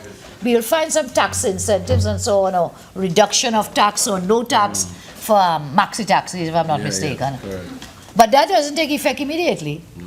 And given the history of the minister's statements and assurances and utterances, given as long ago as October last year, they don't come true. No. They talk the talk, but they do not walk the talk as well. They talk the talk all the time. That's why I use the word Nancy's story. It sounds nice, it sounds good, we must be doing this. And you know, I looked at the Honourable Minister, and I've known him for quite a time because we've been in the Parliament, quite this 10th Parliament, the 11th Parliament now, 10th Parliament, and perhaps even before that. And the Honourable Minister was, even his own body language and demeanour, and in his voice, appeared to be most unconvinced himself, that he did not seem convinced. His entire body language is like he was trying to convince himself and thereby try to convince people. And when he came in, you know, already you waved the standing orders, you know you're going to deal with it, but kept coming back in a very mischievous manner to say, and this is how we'll find the money for the expenditure in the standing finance report. I mean, it was totally uncalled for. I think the Parliament accepted, look, the country wanted to hear about these measures. Okay, go ahead. There was no need for him to resort to what could be seen as a kind of trickery, in a sense, by fiction. I would not want to call the minister dishonest, but to come in a pretense and a disguise. Okay, and this has to do with to pay for OJT, to pay for IMA, to pay for the fame, and he kept saying, and the children, and the Children's Authority, and the Children's Authority, and the Children's Authority, yet then in the Finance Committee, and up to today, he cannot tell us one thing about what work has been done in that Children's Authority, what has been done to help children in this country. Not a thing could be said about that. But he keeps repeating that to justify going off on his own frolic on a matter, according to Standing Order 88, that has to deal with the specifics of this bill. But then he's opened up the entire debate for everyone else. And I'm sure, Madam Speaker, as I said, as a guardian of the Lex Parliamenti and of the standing orders, that equal leeway will be given to every member. Because I'm sure, Honourable Madam Speaker, that you are concerned about justice and fairness, and therefore every member will likewise be allowed to go outside of Standing Order, the four corners of a Standing Order 88, to deal with issues raised by the Honourable Member. So come back again. I'm saying the hallmark of the presentation, and I've given the example of a decision being made, even as you're saying you have to do consultations and studies and so on. The second thing that came out here today, in like manner, had to do with the gate. The Honourable Minister indicated that a committee had been set up to review gate, to study the gate and make recommendations. And that report is due in, I think he had said, by July of the year. And in that same breath, he announces that the gate will now be subject to a means test. So the decisions are taken up front. And then you're saying you will engage in dialogue and you'll engage in consultations. So again, it is very deceptive. It is very deceptive. You know, I think in some ways, you know, Honourable Madam Speaker, I think in the last 6 months and continuing today, this country has been taken for a ride. This country has been taken for a ride with the promises of what the midterm review would do. And that ride, Madam Speaker, was not on a donkey cart. It was not in an Audi. It was not in a Benz. It had vomit in it. None of these things, Madam Speaker, but the country was taken and hyped hyped up. It was like we were waiting for Godot, the famous Beckett play, the drama, where the players were waiting for Godot, and while they were waiting for Godot, the actors in the play, they're there, they're getting older, thirsty, suffering. All the suffering has happened. You continue to wait for Godot. That's how this midterm review was painted for us. Almost every one of the ministers on the other side, after the minister spoke about the consultations and the midterm review, we'll do this, it will do that, we'll do that. Others jumped on it. They jumped and followed suit.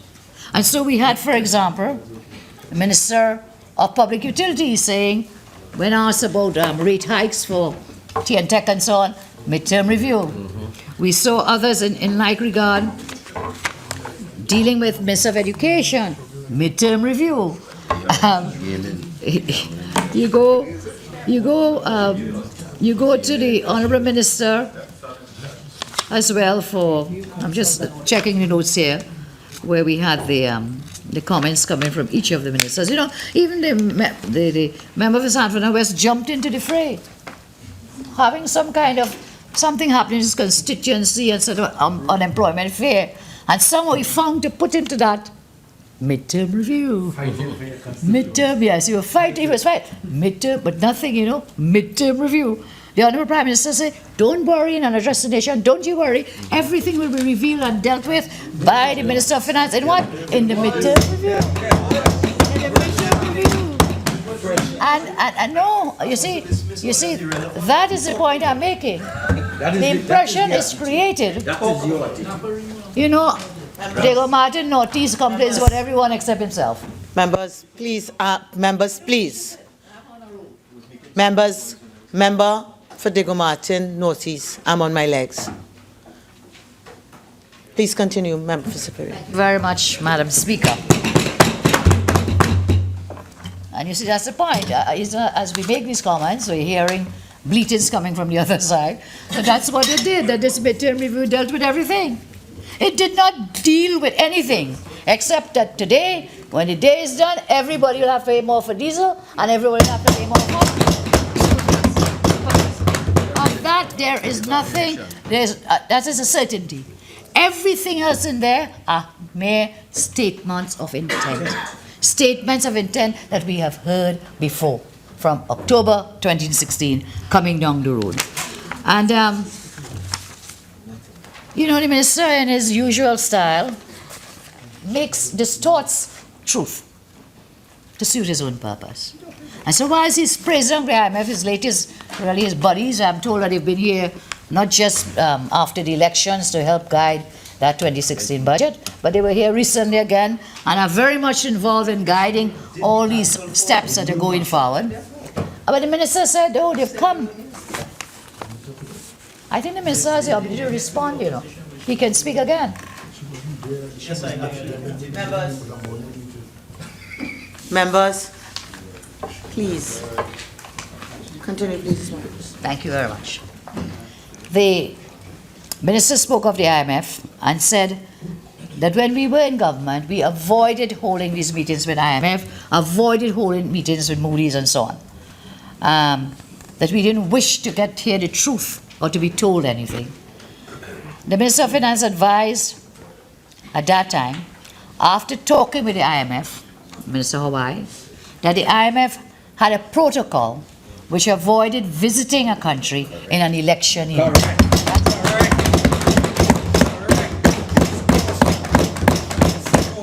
And 2015 was an election year. And in keeping with our protocol, the consultations were not held. In terms of Moody's did visit us early 2015. They did consult in April, and he eventually advised of a possible downgrade. The then Minister of Finance went up to Washington to engage Moody's, and even after that consultation, they downgraded just by here, a slight downgrade by Moody's. In terms of Standard & Poor's, they came to Trinidad.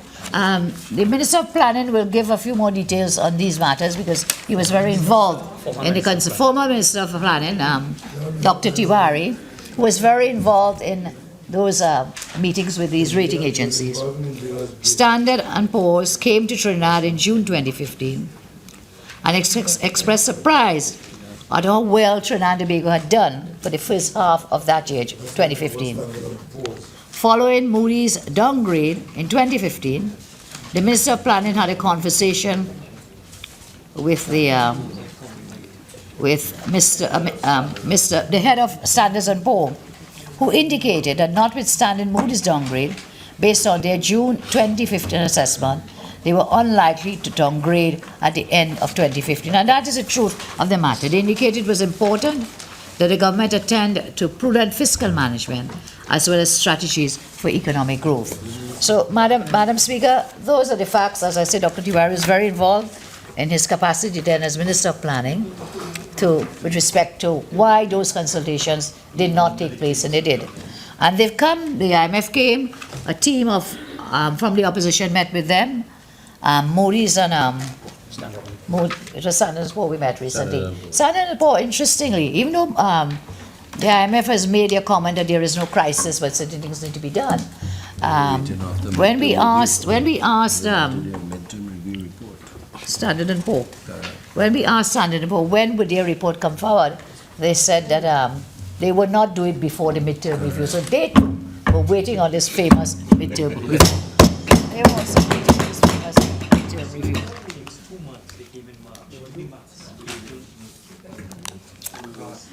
review. Madam Speaker,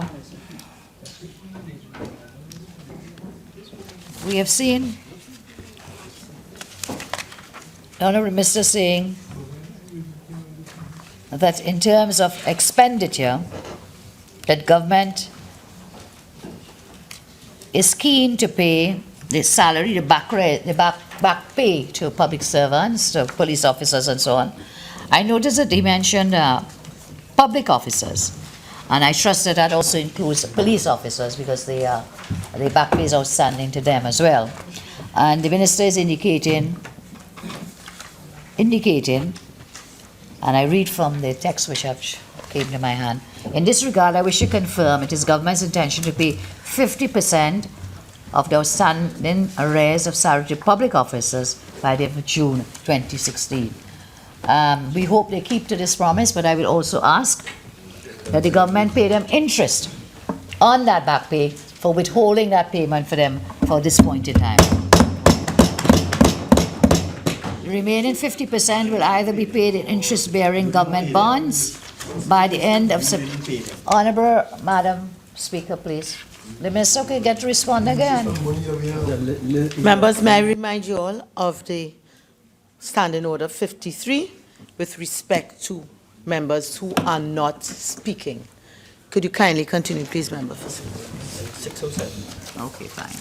Thank you very much, Madam. The remaining 50%, the Minister says, will either be paid in interest-bearing government bonds by the end of September 2016 or in 2 further installments in cash in 2017 at the option of workers. So we trust that this is not just a talk, but that they will follow through on the monies due to as back pay for workers in the country.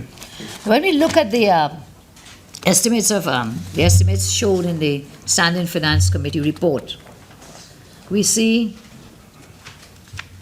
that monies are being appropriated or are planned to be appropriated or to be approved for several heads of expenditure. And that has to come from adjustments to the Ministry of Health budget has been decreased by 6 million, but no adjustment has been made for improvement in healthcare or for increases in healthcare as a result of consultations or otherwise to come up with adjustments. Now we know that there are severe shortages of medications in the nation's hospitals. We know that there is a severe shortage of CTAP drugs. We know that there's a shortage of staffing, of doctors and medical personnel. And so we would ask, how do you intend to improve the health care in this country? You take money out, 6 million, not a lot. It was for the HIV/AIDS, and you now placed it in the Office of the Prime Minister under that heading. For HIV/AIDS. Yes, that's what I'm saying. What's the point? The point is, I say, you remove $6 million out of the Ministry of Health into another ministry. The question is, with the same amount of money, yes, same 6 million. For the same purpose. That's why I said at the end of the day, there is no change. At the end of the day, there's no change. You have just moved a program, an agency, the exact program, the exact money, put it into another ministry to do exactly the same thing. I said it's like you have chairs in your kitchen. And you decide, you know what, I prefer looking better in the living room, and you put the chairs in the living room, but it's for the same purpose. It's for seating. You don't have more chairs, you don't have more value, you don't have less chairs. All you've done, you move it from one room to another. And that's what happened. You move it from one part of the cabinet to another part of the cabinet. Nothing changes at the end of today's proceedings. So, except, as I say, the pressure that will visit citizens from that increase in the price of gas. So, the Ministry of Health has had an adjustment. Was that predicated upon any dialogue or any consultations that the minister promised? We have the shortage of doctors, and I'm being told that the Hoover Children's Hospital, which is equipped, is a construction site, and when it is stopped being a construction site, then we will look to staffing it. Madam Speaker, why do we want to do it in seriatim? Why don't we do it simultaneously? So by the time you finish the outside work, which is a construction part of it, that you will have staffing ready to go in. If you wait for that, if you wait to finish the outside works there, then you will take further period, a year would pass, and you still have no doctors, no service happening at the hospital. And the concern is great. What measures are in place in order to ensure that the place is maintained, that expensive equipment, all those machines, state of the art, that they are kept in good order, good condition, not subject to damage, not subject to any kind of theft? What measures are in place? We would need to be very clear on that. So why don't we advertise? Why don't we advertise now for the medical personnel you need for the hospitals? I wonder if we know that there are 160 doctors or more who at present are unemployed. And in the budget 2016, when we read the budget speech, there was reference that we will do everything we can to deal with staffing for the nation's hospitals, for the nation's healthcare system, to improve on that. I don't know what else has been done, but nothing has been done with respect to that hospital. We go to housing. In the housing ministry, there has been a decrease of $16 million taken out from that to be placed in the for the parliament, for constituency staff. Now, let us understand how that happened. Every year for the parliamentary budget, about $33 to $35 million are allocated. Every year, about $33 to $35 million is allocated for those constituency offices and incidental expenses. But for some reason, in fiscal 2016, that is October, they were only given $17 million. So what is really happening is that shortfall, that they were not given the amount they were usually entitled to, that is being made up with the $16 million. So again, it is not for anything new for the Parliament to get. It is not for the Parliament to bring in new programs, bring in more staff, anything of the sort.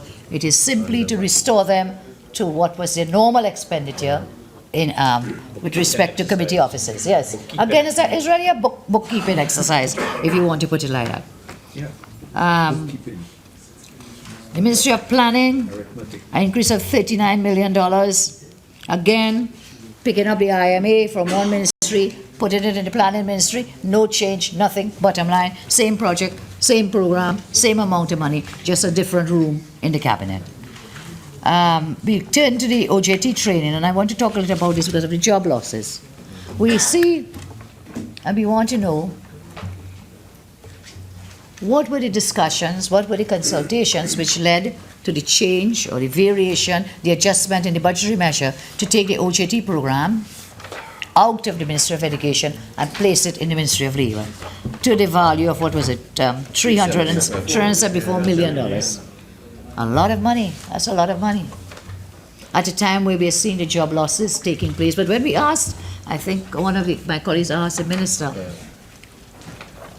will this help for those persons who have lost their jobs? And the answer was no. And then I asked the question, does it mean then that The 7,000 persons you have in OJT, are these the same persons who were there in October? Yes. Will it be to service the same persons who were there? The answer is yes. So there will be again no change with respect to employment in that sector. However, in the budget speech, October 2016, the Honourable Minister said that he was increasing stipends by 20% to take effect on December 1. And so there will be an additional cost to the OJT of $62 million. That was in October. In October 2016, at page 71 of the budget speech, the minister said, I'm increasing the allocation for OJT, $62 million. Why? Because I'm going to pay an increased stipend. I think it was Minister Karim, MP Karim asked the Honourable Minister when she was here, has any payment been made for the increased stipend? Minister said none. No. She said she's now considering taking a cabinet note. This is 6 months later. And the Minister of Finance had said that that increased stipend should take effect from December 1. Last year. And so, Minister says, I'm considering taking a note. That's Minister of Labour. Note obviously has gone. Considering taking the note to implement. But a further question arises. First, you take 6 months. Are you then planning to do a back pay because you're keeping the same money? There is no cut in this expenditure, but you didn't spend it. For 6 months, not spent. That $62 million, therefore, is for the increased stipends. Okay, fine. However, if it was not paid, has not yet been paid, there is what in effect is a savings. You will save that money unless there's a plan to make a back pay retroactive to December. And somehow that, I do not get the impression, is for a back pay. So therefore, why was this not taken into account in making the adjustments? Minister had said it, the Honourable Prime Minister had said it, that there will be adjustments for savings will be looked at, and here is a saving out of that $62 million. No, nothing has been thought about it in terms of utilizing it for some other kind of expenditure. Some other expenditure like helping workers who have lost their jobs, nothing of the sort. 6 months later then, no new stipends paid, and money in effect sitting in savings with no budgetary adjustments being made. Also, the Minister of Labour tells us that she's now considering bringing legislation to deal with the ArcelorMittal matter, of again about people have lost their jobs. I see one of the editorials today has not been very kind on with respect to the actions of the Honourable Minister and the pensions, for pensions, payments and so on. You know what I find so surprising is that immediately this matter had happened, the opposition and myself, we had said, listen, if you bring legislation now, immediately, we will support it. Bring the legislation now. I then described the kinds of models that you have in several different places, in several different countries. The model where you can take them up on the pecking order when a company goes belly up, goes bankrupt. Instead of workers being at the bottom, you can put them at the top as creditors of the company, so they'll be given a first preference rather than ending up nowhere. I've indicated we will support this. The minister is now saying, after the horse has bolted, she's now saying that she will bring legislation. Perhaps her answer to me will be, well, why didn't you do it when you were in government? Why? But we didn't have that problem of the job losses. In fact, we reduced the unemployment rate in this country down to single-digit numbers. And so it is very sad that we hear of the plan now to, in some future time, I think to say by the end of the year, to consider legislation of this sort. Certainly, legislation shared with us, we will work to give it due consideration, to support it. Yeah, they will accelerate winding up, they certainly will. So,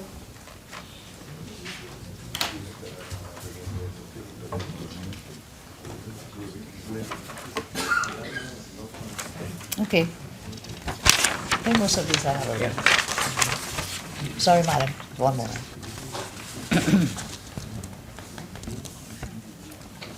Okay. Coming back to the issue of the price of the diesel, I think we need to remind ourselves this is the second time that the price of diesel has been increased in the 6 months. 6 months. from budget October 2016 to the present. This is the second time that we will get an increase in diesel. This is implemented, as we said, with immediate effect. It will cause an increase in the price of goods and services again, and it will adversely, of course, affect every person here in the population. We need to find out what initiatives the Minister is putting in place to encourage the use of the CNG and electric vehicles. Minister mentioned some of those, but some of those are already in train. For example, that the government fleets are to be converted. You know, and with due respect to the Honourable Minister of Energy, when the Minister indicated in another place that nothing had been done by the partnership government with respect to CNG, that nothing is further from the truth. I can name you 15 things right now, and I think one of our ministers will do it when they come to speak. Former minister, wow. I think you know, Madam Speaker, you may or may not remember.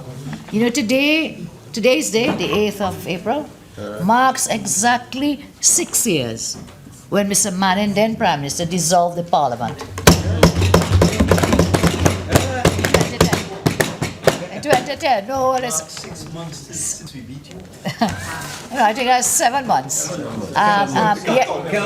can't even count Minister of Finance. Yesterday marks 7 months since you were declared winners of the election. 7 months.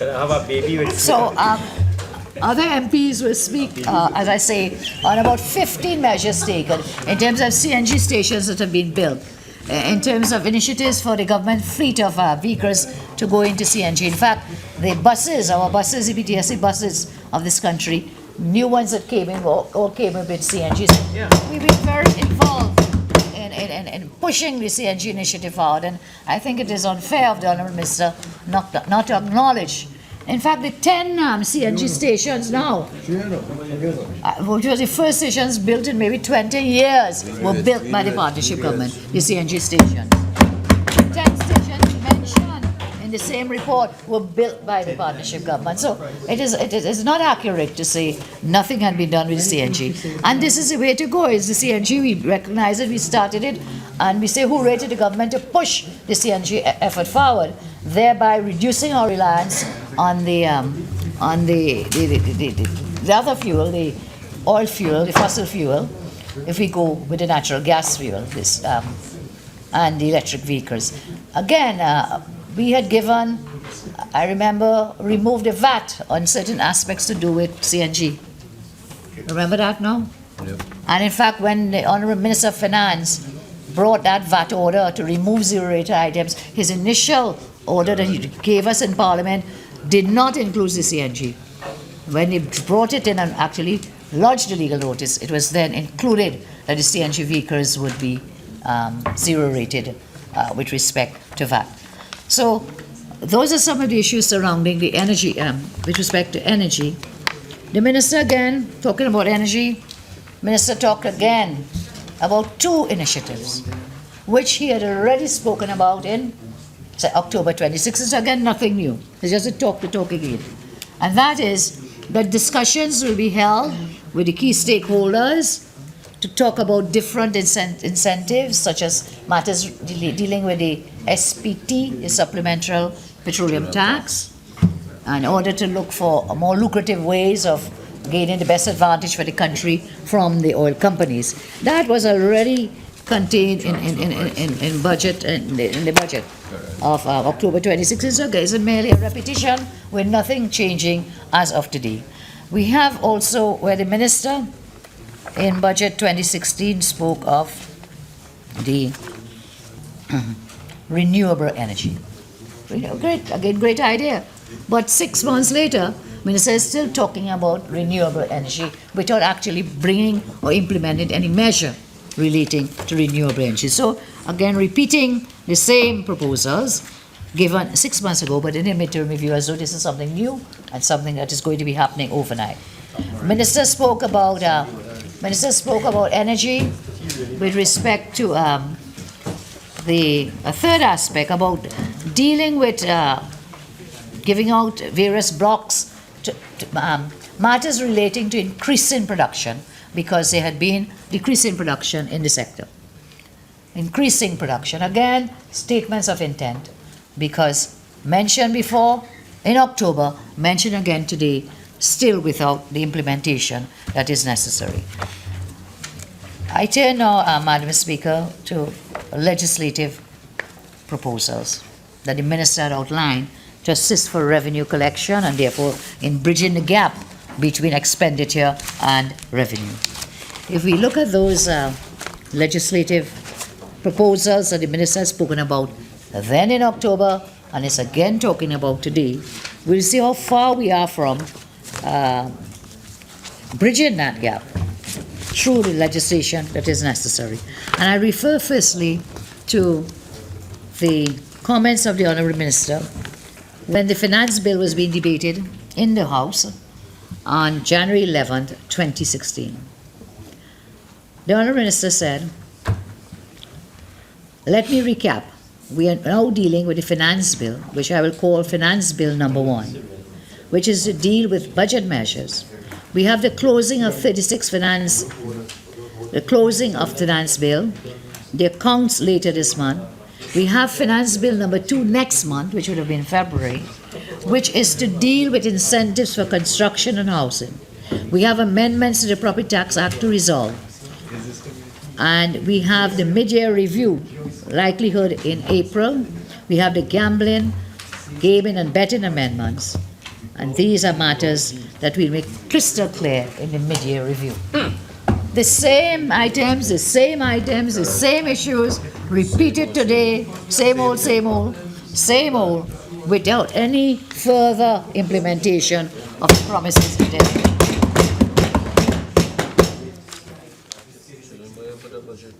On October 5th, Minister talked about bringing legislation for the insurance bill and the credit union bill, the Securities Exchange Commission, the Financial Intelligence Unit and the Central Bank Act to align them with international best practice.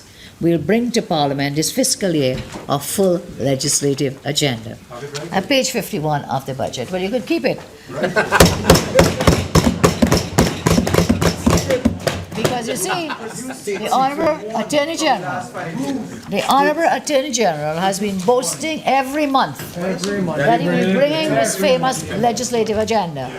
We are today 7 months into government, and we are in a moment, 7 months into this fiscal year, into this year since they won the election, and legislative agenda is still still not there. And I do have some of his quotations, but I know he will agree that he has been pushing for a legislative agenda at every point in time.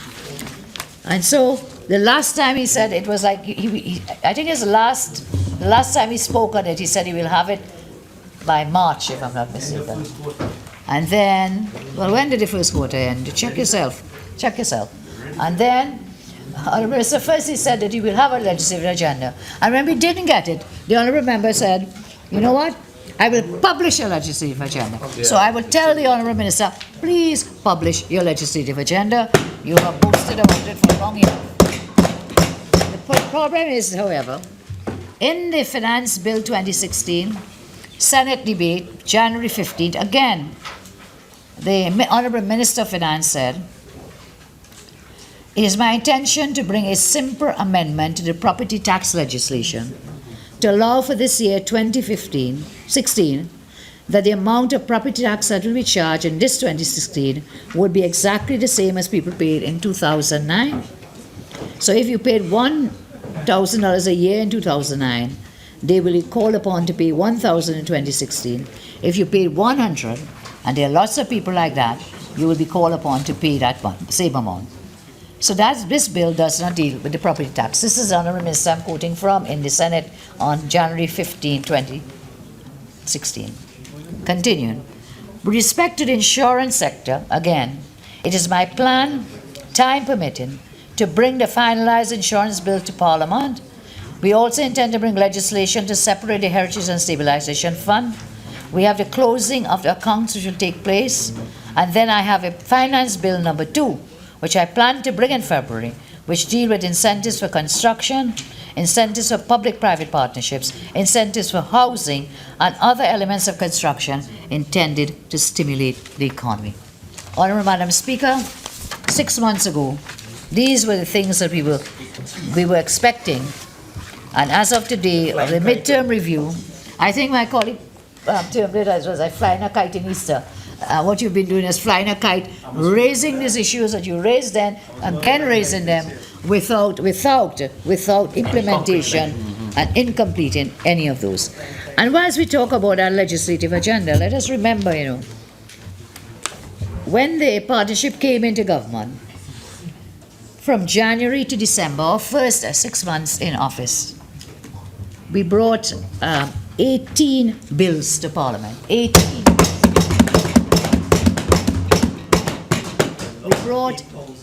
We brought 17 government motions to the Parliament. In comparison to this government's present legislative performance, 8 bills have been brought to Parliament.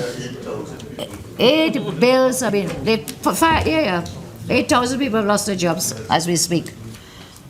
The present government have brought only 8 bills to Parliament, and let's look at those bills, all dealing with money. Appropriations and borrowings. The Appropriation Financial Year Bill 2015. The Family Division Bill, which is a bill that had been brought by us, lapsed and has now been brought back. The Finance Variation of Appropriation Financial Year 2015 Bill 2016. The Finance Bill 2016. These were the bills brought, amongst those 8 bills brought by the present government in their 6-7 months in office, as compared to the bills brought by us in that first, the 18 bills. For example, we brought in our first 6 months, 7 months, the Anti-Gang Bill 2010, the Appropriation Financial Year Bill 2010, the Bacteriological, Biological and Toxic Weapons Bill, the Bail Amendment Bill 2010, the Constitution Amendment Capital Offences Bill, the Elections and Boundaries Local Government Validation Bill, the Evidence Amendment Bill, the Finance Bill number 2, and so it goes on, Madam Speaker, the Children's Life Fund Bill. These were some very heavy bills of substance brought in the first few months of the then government. And so when you come to some of the accusations being made by the Honourable Minister, for example, when he talks about the past government maxing out the overdraft, that has been repeated. But today, the Honourable Minister admitted what we were saying all along, that the arrangements were made in place to collect the money from TGU. The arrangements were made in place to collect for the IPO of $15 billion. $15 billion, Madam Speaker. And so those arrangements had been set in place prior to the 2015 elections to come in thereafter, September and October, for collections of those money. And that is where, Madam Speaker, the distortion of it, and I know Dr. Tewarie will have a little bit more to say with respect to that matter. So I think we have about 20 minutes, if I'm not mistaken, Madam Speaker.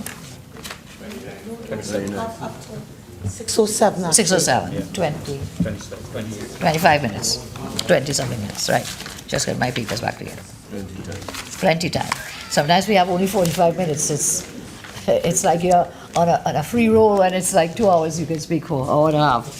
Reminds me of the bad old days in the 10th Parliament before we changed the standing orders to shorten the time down from, what was it, an hour and a quarter to whatever.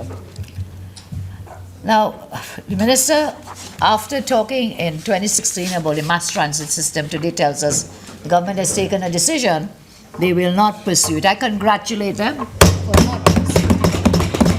As hard as it is for me to congratulate them for anything, it was a bad idea to start with, a completely bad idea to start with, at whatever the oil price. And so good sense has prevailed, or maybe, hard times have set in. And instead, the Minister is speaking of building the Wallerfield to Manzanilla Highway, the Curup Interchange, the Valencia Freeway, the upgrade of the Moruga Road, completion of Port Horton Highway, San Fernando to Princestown Highway. But while the Minister tells us this again, we have no numbers, we have no estimates, we have no idea of what it will cost, and perhaps the Minister of Works may, if he contributes at all. will tell us what kinds of costs we're looking at for the completion of these roadworks, the costs and the time frames within which it will be put in place. Because you see, it was a PNM government in 1956 that promised to build the Point 14 highway.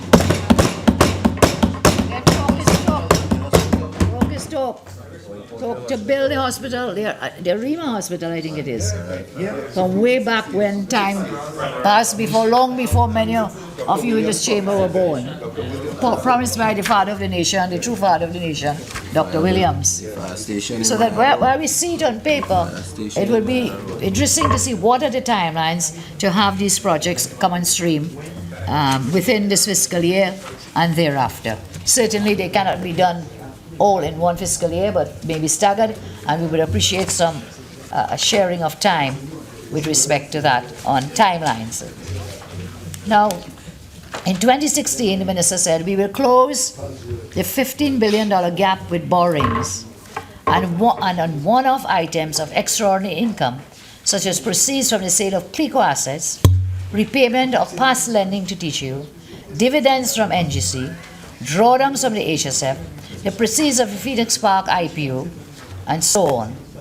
Again in 2017, to conserve jobs, maintain economic momentum, we will have to resort to further borrowings, further asset sales, including the remaining CLICO assets, such as Republic Bank, further drawdowns from the HSF, since we anticipate another large gap between income and expenditure in 2017. In 2018, however, we must put a house in order. By this time, the gap between recurrent and total expenditure must not exceed 18 million. All things being equal, therefore, if our revenue position does not improve significantly over the next few years, we will have to cut expenditure by 2018 to 55 billion. And the minister continues, really giving us the badge on top. We cannot continue to spend. We cannot continue to spend. We must get more revenue. But one area of getting this revenue is through borrowings. The minister has made it very clear that they intend to go down the line of borrowings. And we must remember where we came from when we pursue this line. And the minister must be able to tell us where the revenue will come from for the repayment of debt on those borrowings. It's all well and good to borrow. Debt to GDP. But then, what will be the ratio debt to GDP? Minister would want to tell us some of that. Not true. Not possible. That is totally not possible. It is totally not possible. And again, distorting of numbers and figures, it will be totally not possible. The foreign exchange regime. The foreign exchange regime. You know, the minister babbling across the floor 3 days before election. Minister forgets on the day after an election and before a prime minister was put into office, was, what is the word?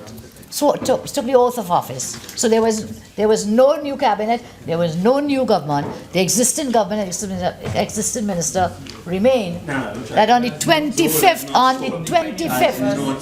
the Constitution is very clear. The Constitution is very clear. On the 25th, from out of NIDCO, a letter was sent to the constructor, OAS, naming them as a preferred contractor. Naming them as a preferred contractor for the Point 14 highway. They did it. You're talking about, forgot with Severn Trent when the 2 days before elections. You have forgotten with Israeli equipment 2 or 3 days before the election. So don't keep your memory short. Send your memory back and you will see. When you make these accusations about 2 days before election, you're talking, I think, about the TNTech bond. We have explained that TNTech bond repeatedly, and Mr. Rambachan will speak next. We'll go into the details of it. So, this story of banting across the floor, you cannot stand up on true legs and without attempting to distort truth in this chamber. Others will have to.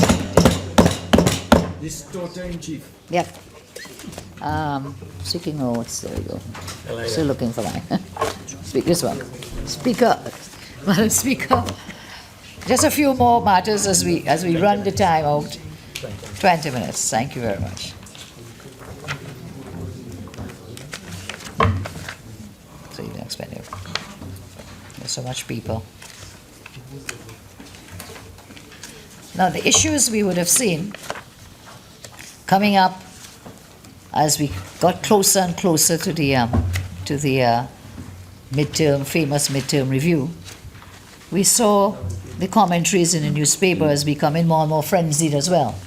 So that by the time we got around to the Business Express of 6 April 2016, they were able to outline the things that this midterm review would contain. That's 2 days ago. Further changes to VAT, excise taxes with respect to soft drinks and other high consumption goods, the fuel subsidy, the gate, CPEP, the HSF, and reduction in expenditure and revenue. That's the Express Business Guardian.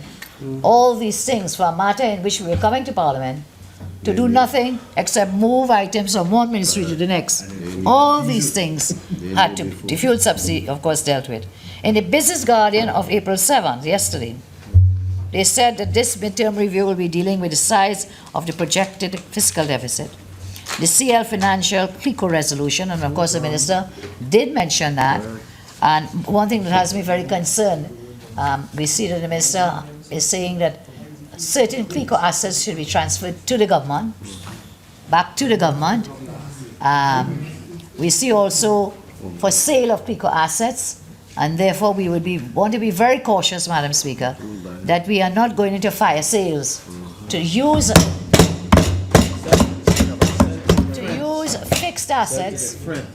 Well, of course, to sell to friends or family, as we saw with other matters, to use these assets to fund recurrent expenditure. Because recurrent expenditure does not bring back any return. So if you're using capital assets will bring you more money. It is like the goose that lays the egg. When you kill that goose, you don't have more eggs coming. So when you take a capital asset, and you use it to fund recurrent expenditures, which is what the Minister is saying that they will be doing, then you are really impairing your future capacity with respect to dealing with it. So to sell the assets, Madam Speaker, government would want to be very... Madam Speaker, can you ask the honourable members, I would like to at least hear myself.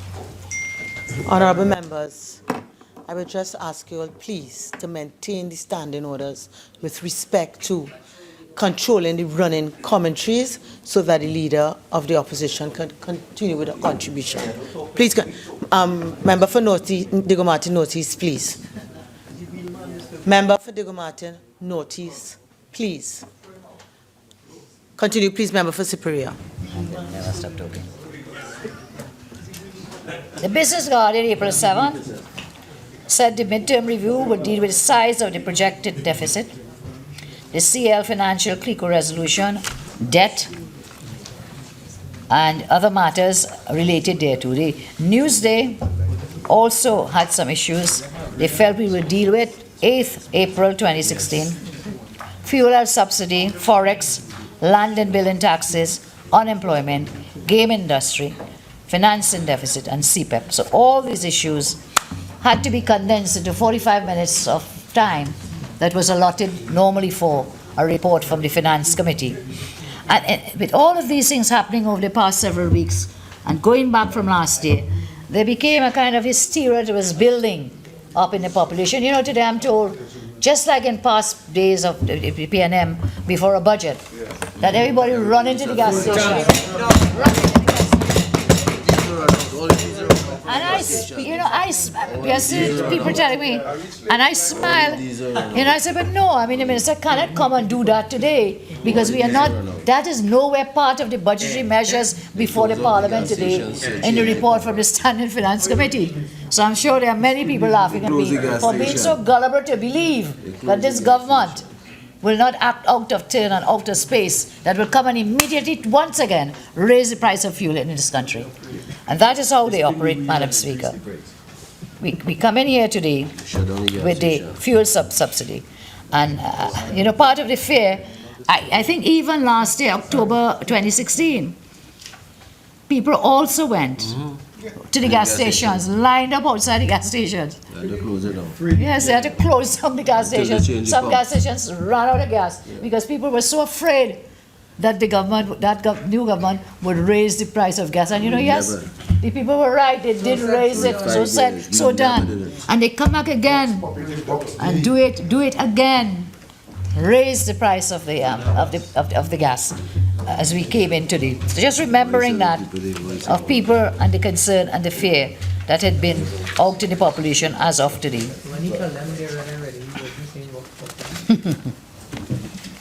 So, foreign exchange. What is the plan to deal with the whole issue of foreign exchange? The minister insists. The minister insists.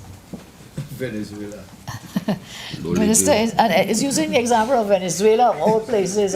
I would hate to see that the minister takes us through the doorway into the doors of Venezuela. I hate to see that happen. And so maybe the member for Princeton was right when he was saying if this is what may well happen, people might be even considered migrated to Venezuela. Given the state of the economy. It happened in the past in the 80s, and we had all these refugees running out of Trinidad. I didn't know you were young enough to remember that, Barry, but you would have been too young. Sorry, MP for Naprima. It's the foreign exchange. Princess Tong, sorry. Princess Tong. He's young too, Princess Tong and Naprima. The foreign exchange issue. It is interesting the minister will announce today that we will put a measure of putting a 7% levy on online internet shopping for items not taxable in Trinidad. Well, you know what happened? Maybe, Madam Speaker, when the minister announces that, he said, well, you know what? I now have to go and talk to the banks and so on to see how that will work. You know what's going to happen? Between now and then, whenever he finds the time to go speak to those banks, which he says is somewhere towards the end of the fiscal year, well, anybody who could spend online shopping will spend out every cent they have from now to spend on the online shopping. So you've served them with full notice. In any event, it means that foreign exchange leakage that you're trying to stem will not be stemmed today. So that is not a measure that's going to take effect today. You're not going to get assistance from that with respect to the foreign exchange. Madam Speaker. Continue, please, Member for Siparia. You can't stop speaking. Your problem is you cannot stop speaking, because you better leave. Run when you can't hide through. 10 minutes. Then the honourable member tells us talks about, strange something about, and I guess others will have more chance to read what he said, with respect to the rate, that we've had a flexible rate, we've been fairly steady and balanced and so on. And talking about 3.7%, and I don't know what all of that means really. I'm sure he could explain it better. What does it mean? It means the TT dollar continues to depreciate against the US dollar. That's what that all means. And I am told that on the black market, the US dollar is being sold for $1 for 8 TT dollars. I am told as of today, if you go online, the rate is at 1 to 6.59, I believe, from, I think it's Scotiabank, one of the banks. But when you go to those banks, and I'm aware of it because I have clients who go in to seek to get money to pay lawyers, for example. You may have foreign lawyers, and they cannot get a cent of foreign exchange. The minister keeps insisting that there is no shortage. There is no shortage. There's no shortage.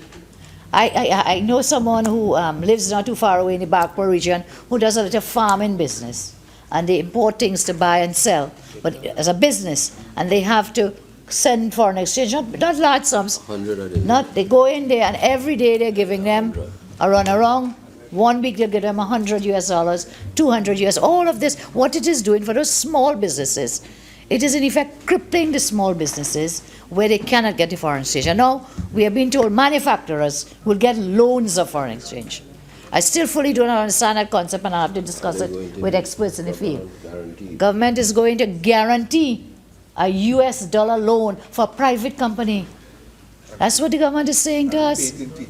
And then they could pay it back in TT. And I don't buy the story that is being tried. They're trying to sell to us that is not the private company that's being guaranteed, that is the bank that's being guaranteed. Who is the money for? The money is not for Exim Bank. The money is for the private company. Grand Bay somebody. Somewhere in St. Lucia. That company, Madam Speaker, has debts of over $57 million US. And that debt didn't happen today or yesterday. They have been repeatedly borrowing. They borrowed from IFC. They borrowed from RBTT. They borrowed from First Citizens Bank. All this is available in the company's registry. 3 different set of loans. Each time they seem to be stumbling, they seem to be falling, they're insolvent in effect. They just go to get another loan. And when they went to get this loan, Minister is telling us, Exim Bank say, no, I can't give you that loan, because you're already owing so much money. The only way I'm giving you is somebody guarantees it. Member here for Chaguanas West asked, so what happened if they default on that loan? What does it mean? You know what it means? Is it taxpayer dollars of Trinidad to pay the default? And the story gets curiouser and curiouser when you examine the company documents. Where is Alice? Where is Alice? Curiouser and curiouser, according to, well, whichever, according to Alice Wallace in Wonderland. And when you look at what's happening, the shareholders of the company, for Grand Bay Limited, that's the company Minister wants to lend this guaranteed money for. 7 minutes, wow. The company, the shareholder, you have directors and you have a shareholder. What a shareholder is, that's the man who really owns the money. Now, we saw these Panama paper stories recently, okay, and about banks, offshore banks in St. Lucia and so on. You know who are the shareholders of this Grand Bay? A company incorporated in St. Lucia, known as Grand Bay St. Lucia Limited. Now, thus far, I went in on the internet last night into the company's registry in St. Lucia. This technology is fantastic. I have recorded there from the company's registry in St. Lucia. That company, Grand Bay St. Lucia, was incorporated in 2009. Okay? August 2009. Wow.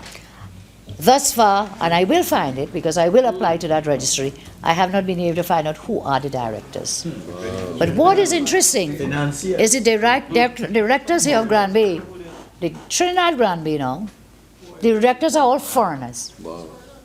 Yes. From their names and addresses. The names and addresses given. And what is even more curious is that you have the interlocking with another company known as Trinidad Tissues. But the shareholders of Trinidad Tissues, you know who they are?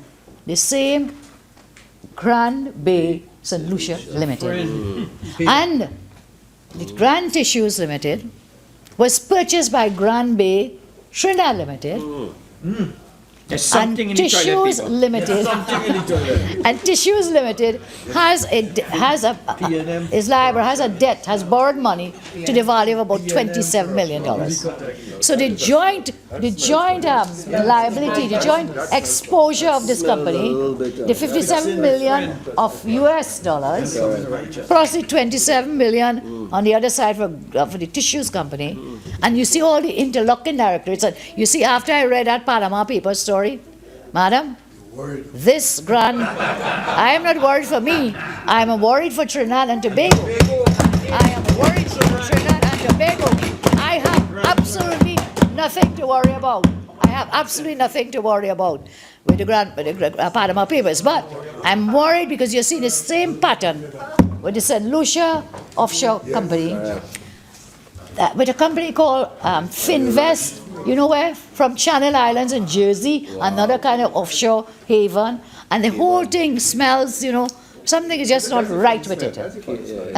Something is just not right, and we intend to continue the investigations to see with this matter. And then what is the criteria and the procedure? When last has the government done a matter like this? When last has the government ever done something like this? I do not recall any time in the 5 years where the government of Trinidad and Tobago would guarantee a loan that was being given in US dollars, being given to a private company. I do recall, however, that the former government bailed out Clico, which the Clico fiasco, for the tune of about, they said 19 billion. It turned out when you add up everything, it was really bailed out for $26 billion. We left a big hole in the treasury that we inherited. And I hope this Grand Bay is just not another kind of manifestation of that, when you put all of it together, which certainly we will continue to work. So, Madam Speaker, I want to thank you and this Honourable Chamber for the time given to me. As I close, I say, today we have achieved nothing except to ensure that the lives of ordinary citizens especially will become harder, because we've raised all we will do today is to raise the price of super and raise the price of diesel, thereby impacting on every item, goods and services being supplied in Trinidad and Tobago. I think we've had enough of the Anansi stories that we will do this, we will do that, of the statement of intent. 6 to 7 months is more than enough. The government has made it very clear that they're in charge, but it has become very clear to the population that being in charge, the measures are only such measures as to wreak hardship upon the people of Trinidad and Tobago. I think the blame game days are long gone. The blame game days are long gone. After 7 months, I don't think anybody out there want to say, it's your fault, Kamla, it's your fault, anyone, it's your fault, it's you will make jail, and who would make jail. And I see the Honourable Prime Minister Thursday, May 2015, had said, Rowley, meaning the Honourable Prime Minister, quoting, we will not waste time playing the blame game if elected. For the past 7 months, I think that is all that has happened. You are in charge, and take care of the people of Trinidad and Tobago. I thank you. Member for the Gomartin West.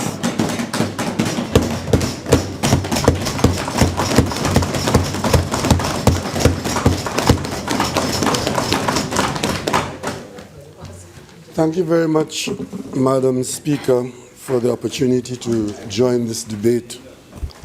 But I am really confused as to the position of my colleague from Siparia, because her last statement, her closing statement, seemed to have been a statement that had created such tremendous offense.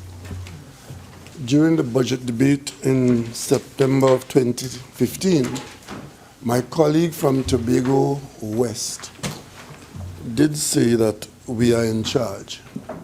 And that statement of fact had so offended my colleagues on the other side that they had a lot to say about the member for Tobago West. And now, after an hour and a half of trying to respond, the member for Siparia ended up by advising the government that you are in charge, take charge. But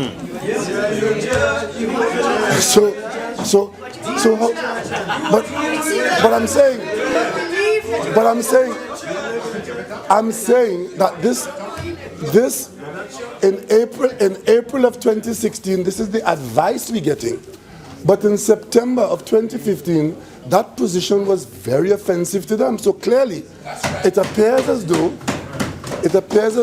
some epiphany has taken place on the other side of the house, and the member for Siparia, having struggled for an hour and a half, and has not engaged a single item of content of the Minister of Finance, ended up by saying, Madam Speaker, I tried to take notes. Will you have some silence, please? Continue, please, do want to. I tried to take notes because I knew I was speaking after my colleague from Siparia. And I really didn't have much to write down. Because the member made a case that this proceeding today, she made very heavy weather, laboring the point that these proceedings are somehow unusual.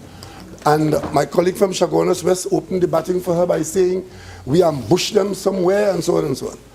Madam Speaker, just for the record and for the benefit of the viewing and listening public, I have been in that place where my colleague from Siparia sat for 5 years, from 2010 to 2015. And on 5 occasions, ministers of finance under the leadership of my colleague from Siparia came to this parliament. After we had finance committee meeting, we had discussions at finance committee, questions were asked, answers were given, the parliament prepared the verbatim documents and they made them available and so on and so on. And then we came here and Minister Dukaran, Minister Huwai came and he presented the government's position and we on the other side got up and responded. There was no additional notice. There was no document circulated separate and apart from. There has been no ambush. What we have is incompetence if there was anything of that. On their part.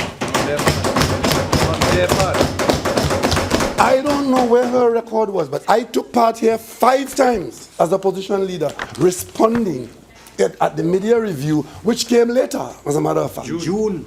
As a matter of fact, the national conversation on today's proceedings has been the highest in the history of Trinidad and Tobago. I can't recall a time when the media review was on such great focus. And for them to come here today, and talk about ambush, they might be in the bush, but not ambush. We had absolutely nothing to do with changing the procedure. In fact, because of the importance of the situation, the paradigm shift, we asked that the Minister of Finance be given enough time to speak to the people of Trinidad and Tobago, and the standing orders allowed that.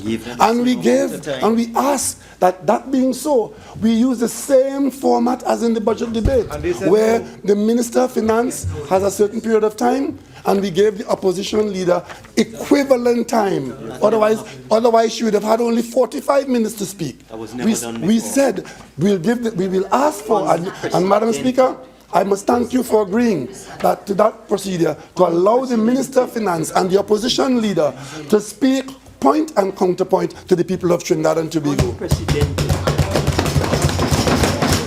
But so unprepared and so obstructionist are they. So obstructionist are they. Only the question is useful. The question is related to what you are saying.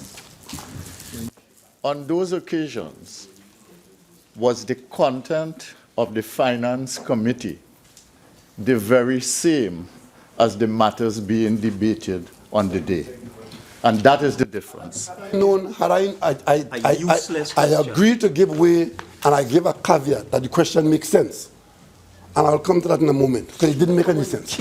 Madam Speaker, I am simply saying as a statement of fact that for 5 years, I sat in the opposition chair, and I got up and responded to a Minister of Finance under this last speaker, who came here in a media review and spoke to us about whatever they want to speak to, and we got up and responded. When she got 7 billion. Right?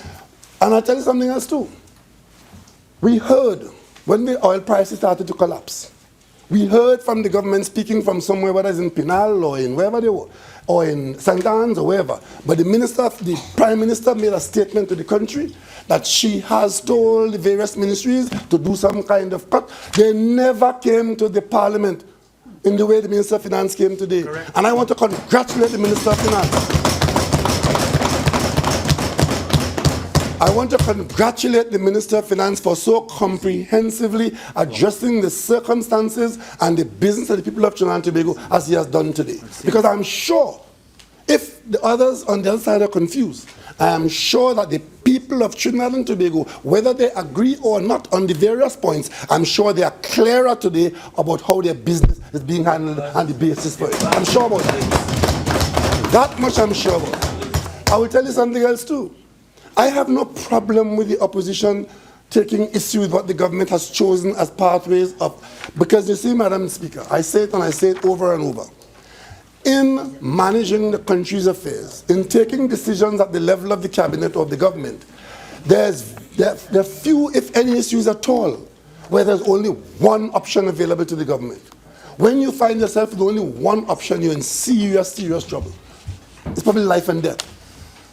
But usually there are a series of options that are available, and the government will choose one or more of these options in the decision-making process. I can't recall in the management of public affairs where there was only one option available to the government.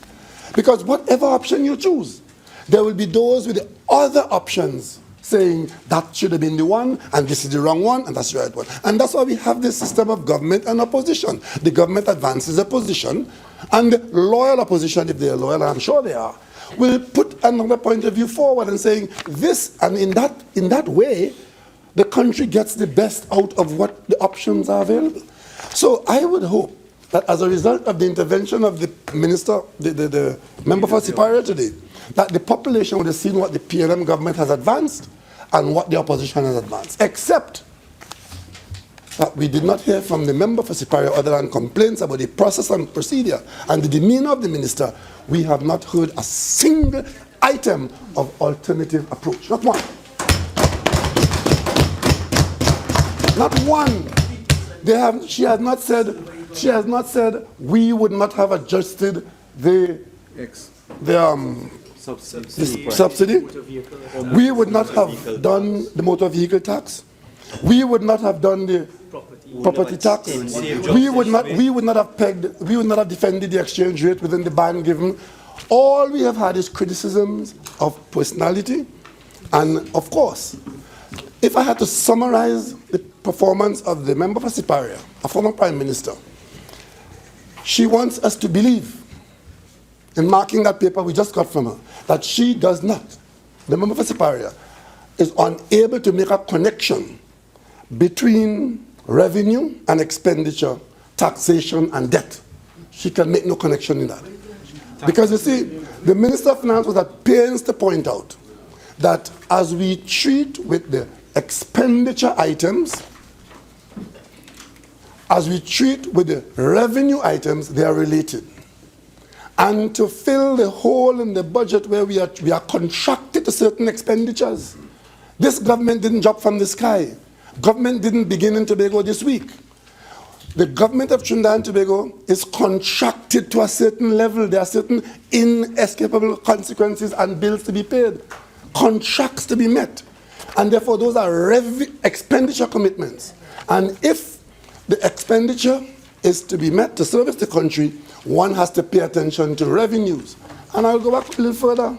When we were in the opposition, history will show that we had consistently said to the government of the day, why are you so uninterested in the health of the revenue stream of this country? Mention of it. And they wouldn't listen. They were only concerned about spending what was available then. And more. And we survived that because we had money then. But then with the collapse of the oil price and the gas price overnight, and the revenues are not there, they're coming now to ask us now, are you a government of tax and spend? Tax and spend. Something they saw on television in American politics. Tax and spend. That's where you tax and you spend. And there's a purpose behind taxation, to raise revenue.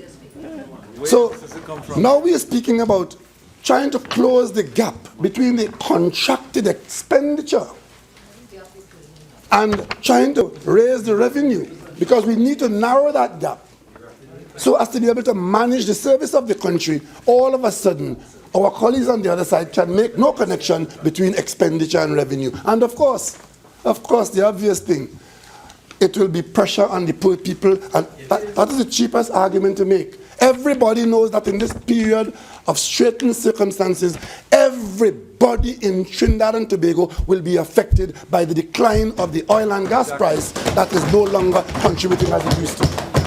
In a time of plenty, I can also say everybody in Trinidad and Tobago is benefiting in a time of plenty. But now, look at what's happened to us as a people. And this has not happened to us as UNC and PNM. The people of Trinidad and Tobago, making a living and having a certain standard of living funded by revenues and rents from oil and gas. We found a decline from $120 a barrel not too long ago to $100 to $80 to $45 to $28. And they want to tell us that they don't understand that every single one of us would have to sacrifice in some way. So to come here and talk about, well, what the measures the Minister of Finance put in and give the impression that you want to penalize somebody. No, we have to examine the best use of what we have. And we have to change our attitude. And we have to understand that we can't pay for the things that we were paying for even a year ago. I pointed out today, Madam Speaker, the last government wanted to entertain religious leaders. $1 million in food. You want to celebrate Emancipation Day, $1 million in food. That might have been okay a year ago. I'm not complaining on that, but I'm saying we dare not do that today, and we are not doing that today because we can't afford that today. And it makes no sense. I can tell you, Madam Speaker, I can tell you, we properly and satisfactorily entertained the Baptist community at St. Anne's on for the last holiday. And they left there very highly respecting and happy. It cost us less than $500,000. A year ago, that was $1.5 million. So clearly, things can be done differently. And we can get the same level of satisfaction, the same level of engagement by doing things differently. So to come here and give the impression, and I want to say to the country, anybody who is trying to make you believe as a citizen of Trinidad and Tobago that is same old, and that nothing has happened to make these changes relevant and required, as Lloyd Best would say, them is people to watch. Exactly. Anybody who is trying to make you feel that these deep interventions are unnecessary, they are not purposeful, they are spiteful or malicious, those are persons who don't understand that Trinidad and Tobago, we are in a very, very difficult situation, and the circumstances can be quite serious if we mismanage our affairs. I expect the toing and froing between the government and the opposition. Thankfully, the business community isn't doing that. Thankfully, there are people in the country who are seeing the seriousness of this, because I have given the commitment to this country, and I want to give it again. I want to give it again to the population. As leader of this government, as leader of Trinidad and Tobago's business, I will do everything that is required to ensure that this country does not end up in the arms of the IMF again. On my terms. And if to carry out that commitment to the people of Trinidad and Tobago, we have to endure the lack of support of some people, that may be par for the course. But the bottom line is, the worst thing that could happen to the people of Trinidad and Tobago is to end up in an IMF program. And to not end up in an IMF program, there are some things that we have to and we must do. And anybody who steers away from that, they are asking us to end up in an IMF program. You can't have, Madam Speaker, a deficit in the budget where we're spending at $60 billion but earning $44 billion and do that for any lengthy period of time. We can't do that. Because if we do that, somebody on the other side asked a moment ago a very valid question. How are we going to pay for the debt that we are incurring to close the gap? Because we are closing the gap by borrowing. And the very pertinent question is, if we continue along that road, what is the mechanism for closing the gap? And then, of course, if we cut you have to suppress expenditure. You have to suppress expenditure. If you can't see a growth of revenue in a reasonable time frame, it would be irresponsible to go down the road with a budget of $60 billion when the prospect of a revenue stream beyond $50 billion is what you're looking at. And even if it means that we have to do things differently in the country, that is what is required to keep us out of the hands of the IMF. You see, I'll tell you something. The things that they are complaining about now, as though the government is being spiteful and wicked and incompetent, the day we end up in the hands of the IMF, those transfers and subsidies, starting with the fuel subsidy, and the WASA rate, and the TNTEC rate, and the recurrent expenditure for jobs in the public service, the minute we have to depend on an IMF program for balance of payment support, wow. The first day the IMF comes in here, they will say, if you want balance of payment support, these transfers and subsidies will have to go. And then overnight, there's no soft landing, you know. There's no easy landing, you know. It's crash landing, and you have no choice. As leader of this government, as leader of this country's business, I will tell the population, it is far better to do it as we are doing it now, taking some small doses of pain rather than expose ourselves to our IMF program. At least if we make the adjustment ourselves, we can control the descent to a level that we can sustain, and we can talk about some element of managed landing. If we decided that, leave it as the way it is, because it was perfect on September 7th, 2015, leave it that way. Spend at the level of 60-odd billion a year. Borrow as we go out of style. Borrow in secret. Have the state enterprise sector spending billions unsupervised and unknown to the population. And then one morning we get up and discover that we can't make the debt payments. When a country cannot make debt payments, you are in the hands of the IMF, because that's when you go running looking for balance payment support, lender of last resort. This country has been through that before. I was here in the parliament before you all, and new people, most of you. I was here in 1987 when this country went to the IMF for balance of payment support. And I can tell you, if you think that was bad then, let it happen now. Let it happen now, and you'll see how bad it could be. You see, if you don't have a choice, you have to accept what comes your way. But we do have a choice. And the choice that we have is to do what is necessary to avoid that. And that is the commitment I give to the people of Trinidad and Tobago. We started off this government by a series of reaching out to various elements in the community and set up various consultative processes. Within 5 months, we were being described by our opponents as a government of consultation. Oh, the government doesn't know what it's doing. The government has no plan. They're only consulting. Today, we're hearing that there was no consultation. You don't know who we consulted? Remy? Since when you listen to Remy? Since when? Last time you see I can go back to the newspapers and quote all the things. Everybody in Trinidad and Tobago is my friend. I'm the Prime Minister of Trinidad and Tobago. That's it. And by the oath of office I took, I'm everybody's friend. I can't do what everybody say, and I wouldn't do what everybody say, but I mean to say. Let me give you an example of a piece of advice we got as a result of the open door consultative policy. We got a piece of advice on the CLICO issue. And again, I can tell my colleagues, especially the younger ones, I was here when we bailed out CLICO. My colleague from Siparia was here as well. We got up one morning and we heard that CLICO had a cash problem. And CLICO was going to collapse because there was a cash flow problem in CLICO. And the parliament intervened in a matter of 48 hours, I think it was, to bail out CLICO. It was the exchequer account taxpayers' money that was used to prevent CLICO from collapsing. At the time when we asked, what really are we looking at? We didn't have a figure. And I remember I was a member of the government on the backbench, asking my colleagues and saying to them, in fact, that I'm not going to vote for this unless somebody tells me give me an idea what you're looking at.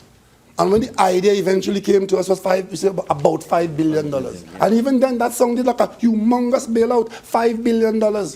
In the end, by the end, we're hearing it's 20-odd billion. So we bailed out CLICO with taxpayers' money. We didn't decide to make CLICO part of the state enterprise sector. It was a bailout.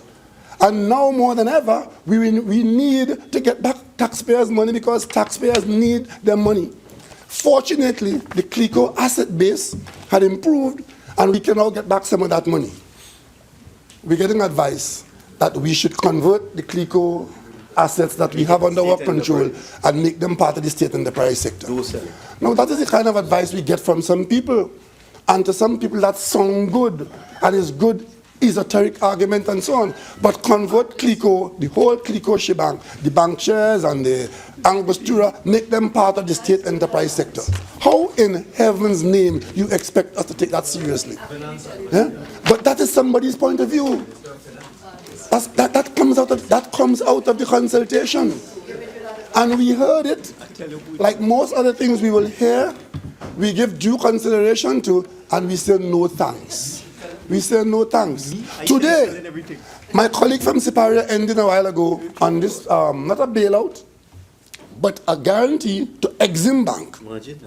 A guarantee to Exim Bank, where Exim Bank intervened by continuing to provide loan funding to an ongoing business, a going concern, to save 400 jobs. And it would have lost money. We've just lost 600. We've just lost 600 jobs at ArcelorMittal. That's permanent contractors. We have people outside and in this parliament telling us that the government must intervene in the ArcelorMittal situation. 3 billion. That is true. That's a $3 billion exposure in an environment where the product, steel, is facing tremendous challenges from the world leading steel exporter. But we're getting advice. What is the government doing? What about the workers? And the same people who on one hand are exhorting to us to intervene in some way, they haven't said how to intervene, but the government must intervene in ArcelorMittal. Today makes a big presentation because the government has intervened in Granby to save 400 jobs. So in one hand, do something without defining what something is, to say to about 600 jobs. But on the other hand, when you do something about 400 jobs, you get castigated. That's par for the course. The government will make the decisions on a case-by-case basis. And the government, this PNM government, will make decisions in the best interest of all the people of Trinidad and Tobago.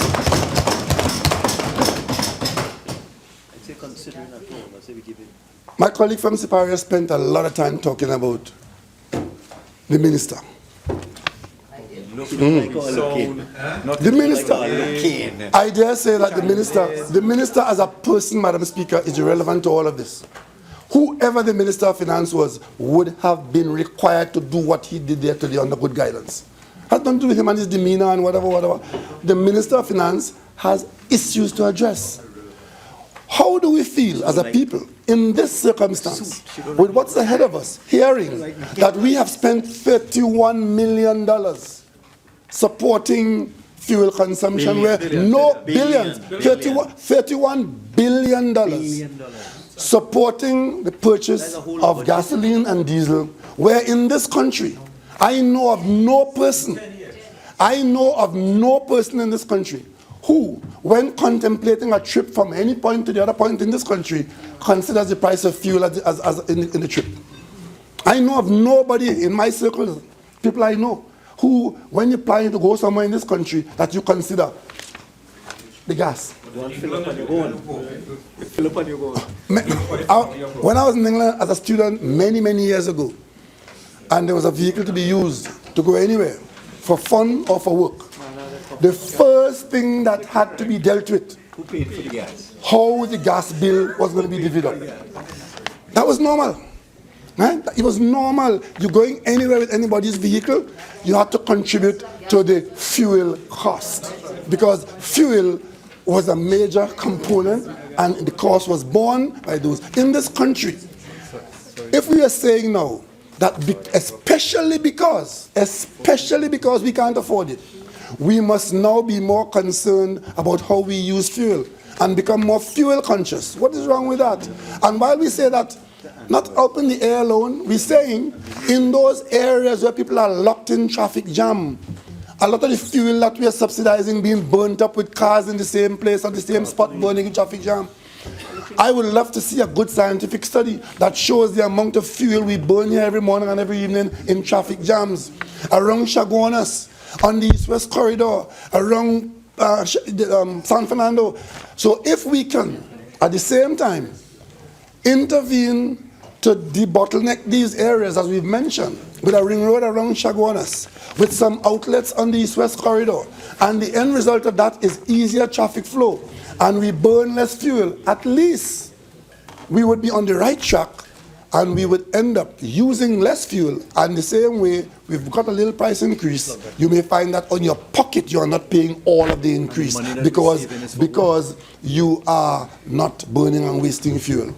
We also indicate that the government's policy is to push the country to using smaller, more fuel-efficient cars. Alternative fuel. Who has a problem with that? And you're giving it And I'll tell you something else too. I'll tell you what we've done.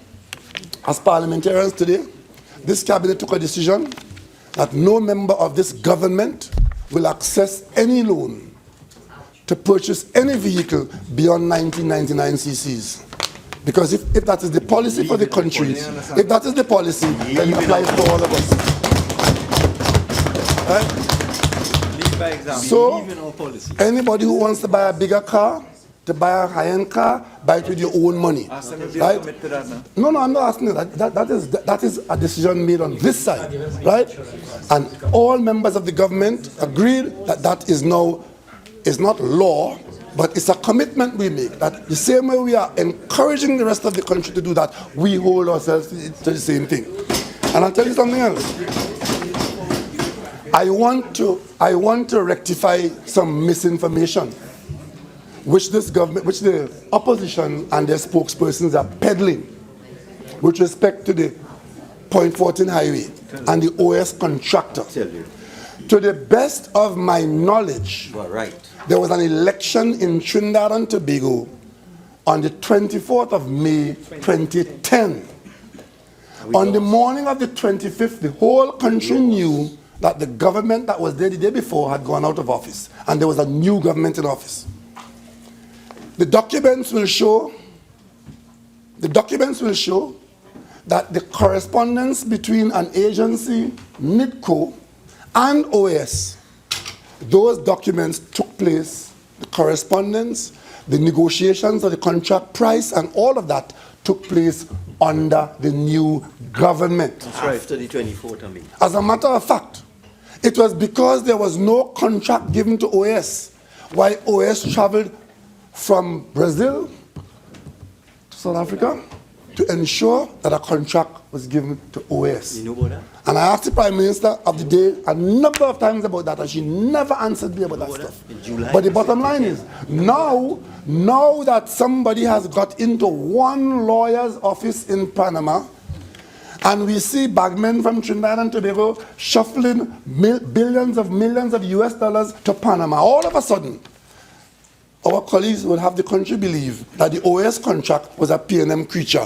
Nothing is further from the truth. The P&M had absolutely nothing to do with the award of the contract to OS. That, as a matter of fact, I seem to recall my colleague from Diego Martin East at the time objecting to the speed at which the negotiation was done for a $7 billion contract. The government of the day was boasting that they negotiated the details of that contract in 3 days. Now we're hearing and seeing on the world media that equipment bought from OS, own company, used equipment, was factored into that project at 2 or 3 times the price. 30 minutes have expired. You are entitled to a further 15 minutes if you intend. You may continue.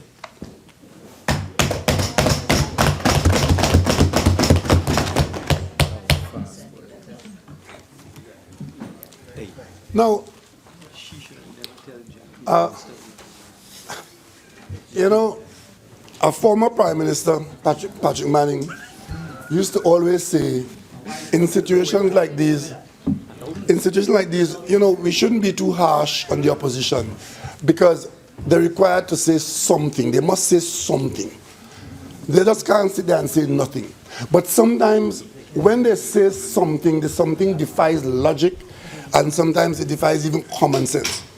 Now, why would the member for Siparia today want to accuse this government of setting the stage or engaging in fire sale of CLICO assets? This is the Prime Minister who oversaw from the CLICO asset base the sale of Val Park and Atlantic Plazas. Up to now, there are questions about how that was done. Val Park was sold, Atlantic Plaza was sold, and there are allegations of fire sale there. But worse, in seeking to use up the time that we generously gave to her today, she went on to say that the Minister of Finance in today's proceedings is doing something wrong, so very unusual, in saying that we are going to use assets, dispose of certain assets to raise money for budget support.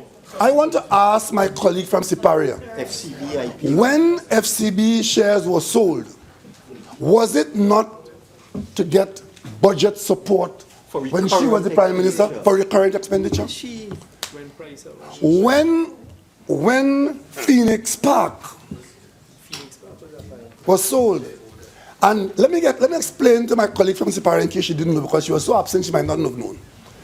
Phoenix Park, they bought the shares at a high price, and then in a fire sale sold it at a lower price to get money for budget support. Citizens' ownership. That might be one way of describing it, but the bottom line is, you bought it at a certain price, Higher price. and you proceed to sell it for less. And the reason why you did that wasn't no altruistic approach for citizen ownership, because I didn't give me any, I didn't buy any. The bottom line is, it was to make good the gap between revenue and expenditure under your government. And at that time, oil price was much, much higher. I think the price then was about $60. It was falling from $85 to $60. So when you had $60 oil, you were selling assets for budget support. But now we have oil at $30, and it was down at $28. And we are saying that we will continue to recover the cash we put out in earlier times. You are accusing us of fire sale. I think the member for Siparia probably was pleading that she wasn't prepared, but the bottom line is, having been here all along and not being a novice, the idea was that the Minister of Finance was doing what had to be done and outlining a plan as to how we will treat with our issue, bringing down our projected expenditure from the budget of September last year, where it was at $63 billion. And we bring it down to 59. We aiming to bring it to $59 because revenues have not improved. A budget is really an estimate. That's what a budget is. It's an estimate. When we did the last budget last year, September, with oil at $45, there was no guarantee the oil would have stayed there because the movement was down, and we said so. And that's why we placed so much store in saying we're going to come back to the Parliament in the mid-year review. By the time we got here 6 months later, the oil price had moved down from $45 to $27. Thankfully, it's moving back up a little bit. We don't know how it will be sustained. Gas price, down from $2.75 to $1.97. So let's not treat the national budget as cast in stone. These are estimates. And depending on the outturn of revenues, we will cut our cloth on the expenditure side to ensure that we are in a sustainable position where we don't put our country in a position of having to look to the IMF at the end of the day for balance of payment support. That is the objective. Finally, I want to make a comment on the foreign exchange. This is a country, for better or for worse, where everybody talks or acts on the basis as though we have to have access to foreign exchange. That's an unusual development. Only because the government owned the state sector and hydrocarbon and collected the revenues and the rents on behalf of the population that we developed this culture that foreign exchange must be available. That is not normal.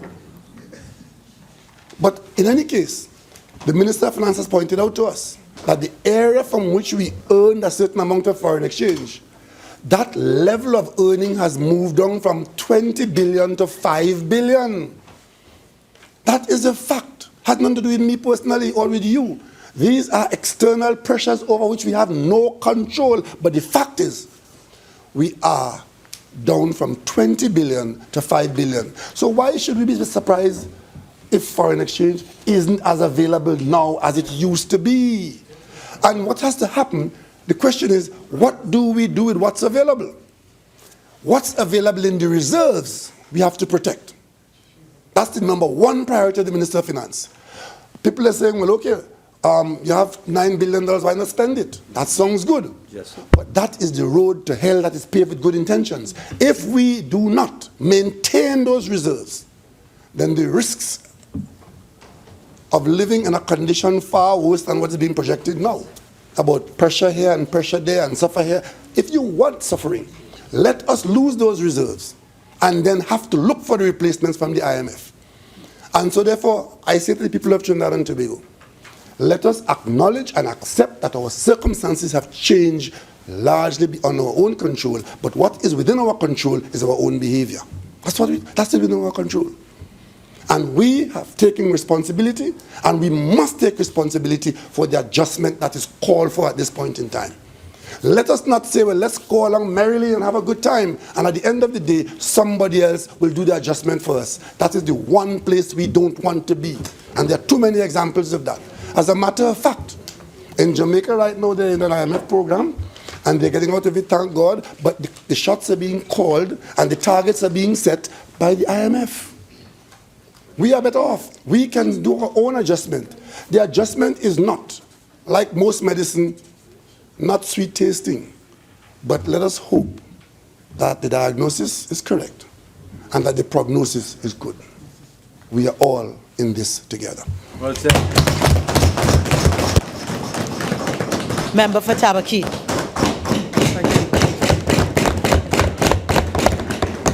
Thank you, Madam Speaker. Madam Speaker, I'm very delighted to join in this debate. And wish to start by saying that we on this side understand and do appreciate the circumstances in which the country finds itself. And we are also appreciative of the fact that circumstances have changed. And we have appreciated this way back in 2014, when the first declines in the oil prices started, and the then Honorable Prime Minister addressed the country with respect to that, and also put in a program in which we had cut expenditures and revised our budget expenditure in the year 2015. Madam Speaker, the Honorable Prime Minister and Member for Diego Martin West indicated that this midterm review created great expectations in the country, great excitement, great interest. And he's correct. He's correct. It was of great concern to the people because for the last 7 months in this country, the people have not had any direction and they have been at a loss. They have become hopeless. The people were very concerned and wanted to hear what the government had to say because they have been disappointed with the government in the manner in which the country has been governed, in the manner in which the economy has been managed. And one really has to ask the question, what has happened in Trinidad and Tobago over the last 7 months? The economy has virtually ground to a halt. It has ground to a halt. And while the government indicates that they are making plans from this point onwards in terms of what they are going to borrow and what revenues they are going to raise and so on, I really want to think otherwise and say what would have happened if in the process of doing that simultaneously they could have kept certain aspects of the economy going, especially in the construction sector where so many persons have now lost their jobs and where several contractors are on the brink. The Honourable Minister of Finance, when he spoke, talked about contractors who are on the brink in the energy sector. But not only in the energy sector are contractors on the brink, contractors in the construction sector are on the brink. And in your presentation this afternoon, Honourable Minister, we did not hear a glimmer of hope as to how you're going to meet the payments of contractors. And how, because the contractors are very concerned. Very, very concerned. Most of them have now walked off jobs. In Mamoral, for example, where a bridge was being constructed, the work has stopped, and the entire village is now inconvenienced because of the lack of activity. And in several parts of the country, in the same way, projects have been stopped. The question, therefore, for the people is, are the people better off today? This was they're asking, are we better off today than we were 7 months ago, or even in 2010? And they are not better off. And they are not better off because while they are prepared to make sacrifices, there is nothing that is presented to them to say that they are going to have a job tomorrow morning, that they're going to have food on their table tomorrow morning, that their children are going to be able to go to school because the transport prices have not risen up and the maxi taxis are going to be charging the same prices, that new buses are available. There's no glimmer of hope in sight that suggests that these matters that have concern to them have been addressed by the Honourable Minister of Finance. In fact, life is going to get harder as a result of what we have heard here today. And we are not preaching, or we are not wishing gloom and doom. We are not happy at all that that's going to happen. We want to do everything that we can also on this side to help in bringing this country out of the situation where it is going to be. We are not seeing, except hearing today, as the Honourable Leader of the Opposition said, hearing of the increase in diesel and gas prices. We haven't heard anything else except a slate of promises that have been made in the past and which have not been realized. The Honourable Prime Minister said that as a result of the contribution by the Minister of Finance, that people are clearer on how their business is being managed. Well, I want to ask, what are they really clear about? Pressure. They are clear that they have to pay more money for US dollars. The Honourable Minister of Finance has how do I call it, by a slap of the hand or by some slap of the hand? Yeah, that's Solinarine action. Yeah. What he has done, he has effectively suggested to the banks that you can devalue the dollar to $6.82. To be correct, it's $6.81.559. Right? Now, $6.81.559 is where the dollar has gone to. So tomorrow you're going to not pay $6.61, you're going to pay $6.81. But if you listen to Kumar Maharaj, former president, I believe, of the Supermarket Association, he said they couldn't get dollars, and he had bought US dollars for $7.25, and he said from a legitimate supplier, which means one of the cambios. Even when the rate was $6.55, Unit Trust was selling at $6.80.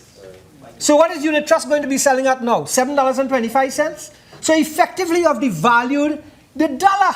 That's what you have done. You have devalued the dollar. But you have indicated that you intend to manage it within that range. And let's hope that you are successful at doing that. But what people are clear about, business people are clear about, is that if they want US dollars, they now have to go to Exim Bank. And they have to take a loan from the Exim Bank, and they have to pay higher interest rate on that, a high interest rate on that loan, and now a higher rate for the US dollar, which Exim Bank can determine. It doesn't have to be 681. Exim Bank can determine, look, you know, the rate is $7.25, and this is what you have to pay. Therefore, the cost of doing business is going to go up in Trinidad and Tobago, and therefore the cost of living is going to go up in Trinidad and Tobago as a result of some of these decisions that you have made. The Honourable Prime Minister said that member for Diego Martin West, that we were not concerned about revenue.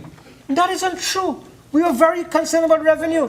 You know, the IMF is selling a story that we didn't save, or we undersaved, and we didn't spend enough and so on. Well, you know, when we decided that we're going to resuscitate the oil sector, so that in the oil sector, we could get more drilling going, and we could get more rigs going and so on. When we decided that, and yes, gave the accelerated depreciation, wasn't that spending in the interest of the country? When we decided that we are going to make sure we keep contributing to the Heritage and Stabilization Fund, wasn't that saving for the future? So where is the IMF coming from? Where is the IMF coming from? We talk about foreign exchange reserves. Madam, Mr. Deputy Speaker, in May 2010, the foreign exchange reserve was $8,999,800,000, or 12.7 months of imports. During the time we were in office, for example, by April 2011, it was 9.6 billion, up from 8.9 or from 9, and giving you 13.9 months of import cover. And when we left office in September 2015, it was $10.3 billion, and these are central bank figures, for 11.8 months cover, Mr. Deputy Speaker, you know what happened? You know what happened by December 2015? It went down from $10.3 billion to $9.8 billion, and right now it's $9.373 billion. From the central bank figures. From the central bank figures.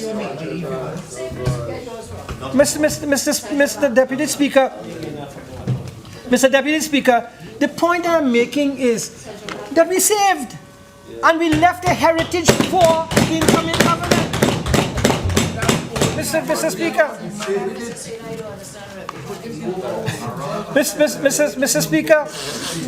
Speaker, one of the points that I asked in the earlier question on foreign exchange was when the Minister of Finance said today that, look, the foreign exchange situation, as far as he's concerned, remains the same. What we had in October, was it last year, Minister, compared to what we have, 9.6 to 9.6, it remains the same. And I asked the question, well then, why are people not getting foreign exchange?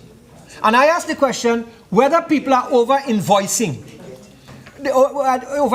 and therefore hoarding. Because where is the foreign exchange disappearing? Because I wanted some foreign exchange to travel later tonight, and I could not get it from the bank. I could not get it. But there are businessmen in San Fernando, member for San Fernando West, who go to San Fernando to Republic Bank, and they want to pay their foreign bills, and Republic Bank tells them, take a loan in US dollars and pay interest, and let Republic Bank tell me no, and I'll call the name of the company, which is in my constituency, and the guy brought it to me, take a loan, pay interest, and you'll get the US money. That is not right on the part of banks in this country.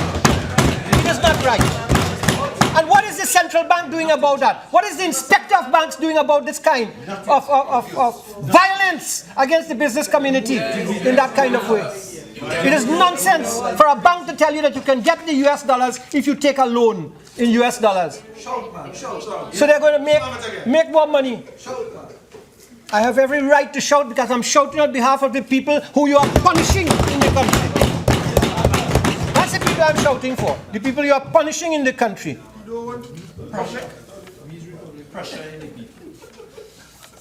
Who is doing the hoarding? Who is doing the hoarding? The hoarding has to be done by the people who have the money, the TT dollars to buy the foreign exchange, and probably who have the means by way of their business overseas to over-invoice and so on and make sure the money gets overseas. That is what you should be investigating. But when the former central bank governor came out and spoke and gave the figures for being a genuine whistleblower, you fired him.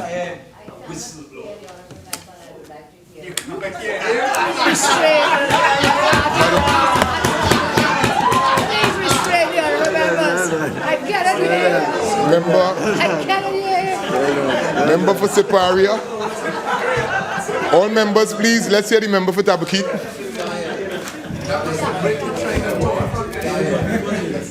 You all are part of you. Thank you. When the governor of the central bank came out at the request of the Madam Minister of Finance and said, where is the money going? And he came out and he gave the list. Okay, I'm subject to correction. I withdraw it if you say so. Okay, and he gave the names of the companies. What happened to him? He was hounded out of office because of that, for telling the truth. And therefore, if the government is very serious about finding out who is hoarding, then go back and look at the invoices of people. This is why I said that maybe they have an inkling of what is happening. And by saying that they're going to let Exim Bank be the one to give you the foreign exchange, or you borrow it from them, what they are trying to do is bringing a modified system of ECOs, exchange control once more, in a very smart way, or at the same time, letting Exim Bank become the check against that kind of illegal activity. What will I do? I will make people produce their invoices. I will make people be sure that what the money that they're asking for to buy is really the amount of money that they want. And what is just verifying. But what you are doing is something very different. You are telling people to pay interest on money they are borrowing. Therefore, you are effectively raising the rate of the US dollar also. What you are doing. That's what you are doing. And that's a state company. So under the measures, and listen, again I want to make it clear, we are not saying that you don't have to introduce measures in the country, We know you have to introduce measures in the country, but we are saying that you must balance the social needs of people with what is happening. And what is happening is that the poor and the vulnerable are under attack again as a result of what is happening here. I was very surprised, I was taken back when the member for Digo Martin West, an Honourable Prime Minister, got up here and said that we could make these statements about the poor and use that as an excuse, and the casual dismissal of the poor and the vulnerable by him here today was something that, shocking, casual dismissal, very, very casual dismissal of the needs of the poor. So the cost of living is inevitably going to increase, and that's due to the rise in fuel prices, the cost of doing business. People are going to pay more for transport. You're not going to get away from that. The Honourable Minister talked about rebating maxi taxis and so on. I don't know whether it's in terms of the fuel they use or the prices they pay for the vehicles or what have you, how you intend to do it. It is something that I wrote on my blog also, I must say, that should be considered in terms of how you mitigate the cost to people. But I blog under my name. And I'm never afraid to give my best ideas to the country, because the mark of a good citizen is to contribute to the country whether in opposition. Mr. Speaker, Mr. Deputy Speaker, workers are also going to suffer under this program. They have to pay more to go to work now. So I'm going to ask another question. For those on minimum wages, what's going to happen to them? Is the government going to consider an increase in minimum wages so that the people who are living at the bottom of the rung of the economic ladder are going to have a chance to survive? Under us, we increased the minimum wage twice in order to accommodate people. Is the government going to do that? And then I ask another question. Is the cost of doing business going to rise because when you have all these increases in cost and prices and so on, you have cola. So cola is going to increase. Obviously, businesses are not going to want to absorb cola. They are going to pass on that to the consumer. But people are now going to ask for additional increases in wages. And if it is that the businesses cannot pay increased wages, are we looking, as a result of all these measures, to industrial strife down the road?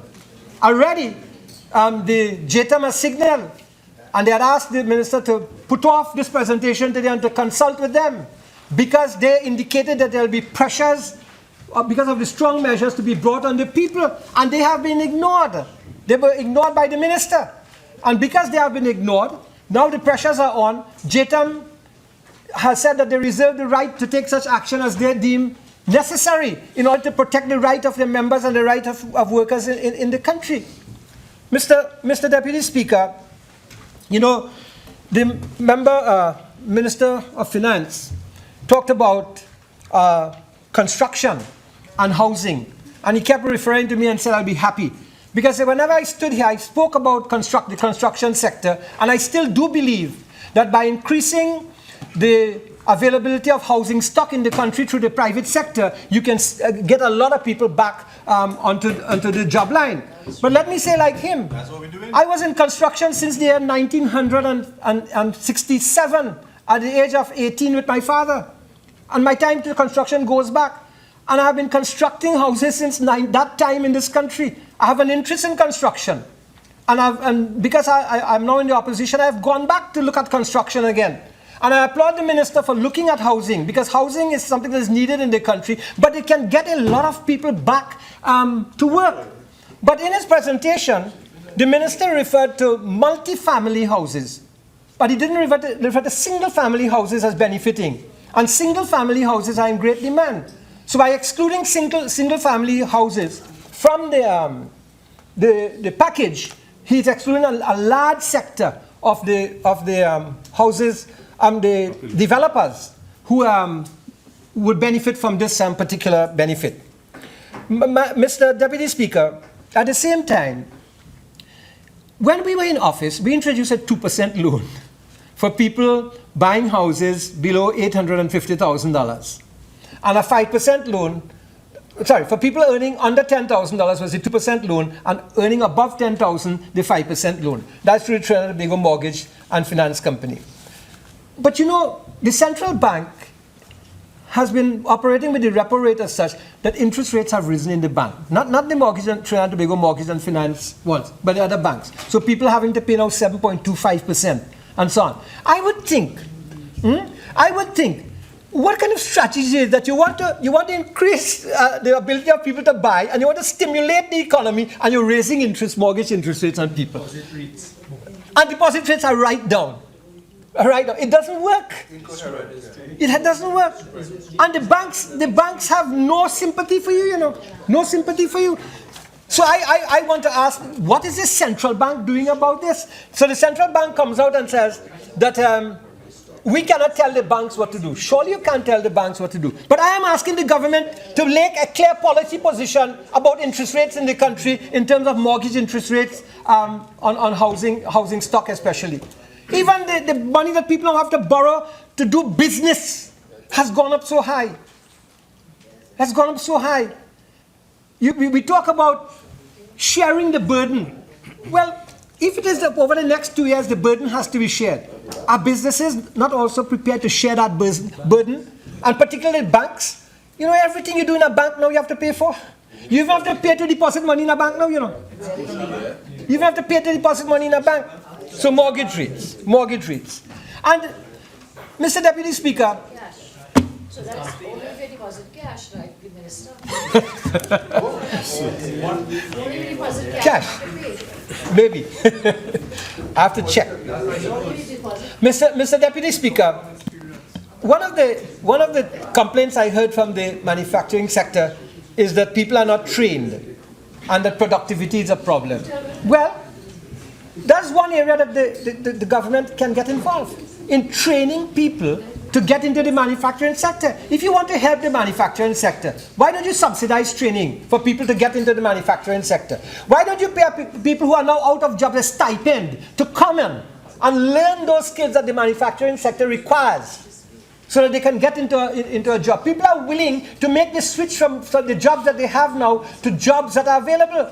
And if you need to help them, invest in them and invest in the manufacturing sector. I heard the Minister of Finance say somewhere when he addressed the TTMA, there is a manufacturing sector that is saving the country. Well, that is true. And if that is true, then help the manufacturing sector. Don't punish them by sending them to borrow money from Exim Bank to make how the business go more. But today you came in here, and while you said that you were going to somewhat prioritize who gets the foreign exchange, tuition and pharmaceuticals and so on, I agree with that. But at the same time, you have to ensure that the manufacturing sector is taken care of. Just like you said, you're supporting a loan for Grand Bay for $5 million US. Well, it's not just 400 people employed in the manufacturing sector, you know. Hundreds of thousands of people are employed in the manufacturing sector. Thousands of people are employed in the manufacturing sector. And those people need to be supported too. So you have to rethink and relook your policy. In the agricultural sector, one of our number one priorities in this country right now should be our ability to feed ourselves. Food security. Food security is a must in this country. Food security. Food security. And you can achieve this. There are people willing to plant. I heard the minister speak about young people not wanting to get into agriculture. Well, Minister of Agriculture, you have people doing agriculture at the university. These young people, most of them don't go and work in a job in the agriculture sector, right? Why not refashion the program at the University of the West Indies? Make it into a 4 or even a 5-year program. And after the first 2 years of formal training, let the next 2 years be 2 years in which they are given farms to develop and run and then go back and finish their degree. So that you get those people involved in agriculture, you give them the support that they require. We have 200 acres of land in Trin City. Yeah, 200 acres of land in Trin City. So you get them going into agriculture and you give them the new technology and what have you. You see, these are ideas we were going to implement You know, this is not my ideas. These are ideas of the UNC and the People's Partnership that we are going to implement. So we are not coming to this parliament to criticize you today, you know. We are going to tell you what we are capable of doing and how we intend to do it. We are not afraid to give our ideas. This is for the interests of the country. This is why we are called a loyal opposition in the country.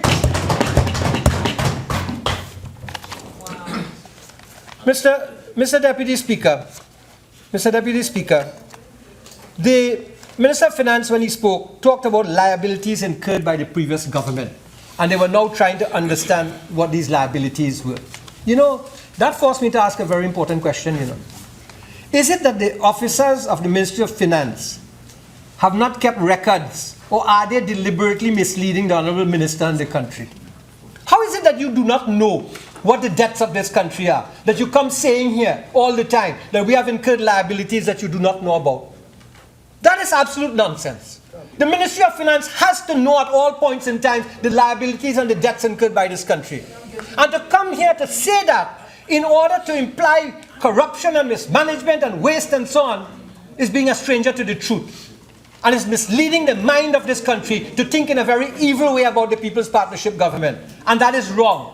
That in itself is a mask for your incompetence in dealing with the financial situation in the country. Then you say that there was a 2% decline in GDP as a result of, in 2016, so far you expect a 2% decline in GDP as a result of a decline in oil and gas prices. Well, why are you not also admitting that the 2% decline in 2015 was also due to a decline in oil and gas prices? Is there one rule for you why, one reason for you why the decline and another reason for us when the same conditions existed? So again, you're being a stranger to the truth. You're only doing that to carry this campaign you have about waste, corruption, mismanagement, which has now lost its sting. Because there's nothing to blame again. The facts and figures are bearing out what the truth in the country is. You see, despite this 2% decline that you say we had in GDP in 2015, the economic and financial fundamentals that we left remain strong. And that is why the IMF said there was no crisis in Trinidad and Tobago. You're relying on the IMF report, well, speak everything the IMF said. That Trinidad and Tobago is not in a crisis. That Trinidad and Tobago still has strong fundamentals. That there's a lot of fiscal space in Trinidad and Tobago. And that there's a new government that is not doing very well.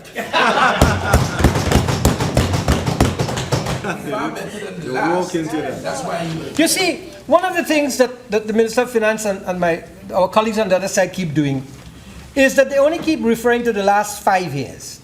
And then say fiscal indiscipline in the last 5 years. Like they forgot what we inherited in 2010, you know. They forgot about the nearly $70 billion in debt we inherited in 2010. They have forgotten that. They have lost memory about what happened prior to 2010. What happened to fiscal indiscipline? What happened to fiscal indiscipline when the price of oil was $150 a barrel? And gas price was $10. What happened to fiscal? What happened to savings then? What happened to investment then? Or was it that you were satisfied with the cost overruns and the numerous cost overruns that took place in the country? Madam, Mr. Deputy Speaker, you know, there is a government agenda that they have presented. The government agenda perhaps intertwines with the technocrats' agenda. But I want to tell you, you know, that we on this side asking a different question. What is the agenda of the people? What is the agenda? What is the people's agenda? Because we didn't hear people's agenda here today. We heard an agenda of the government. The honorable leader of the opposition was right, you know. We heard about many consultations, but we have not been able. We heard about addresses to the country, but addresses are not consultations. Mr. Deputy Speaker, we are going to fail as a country if we continue with a top-down governance approach to governance.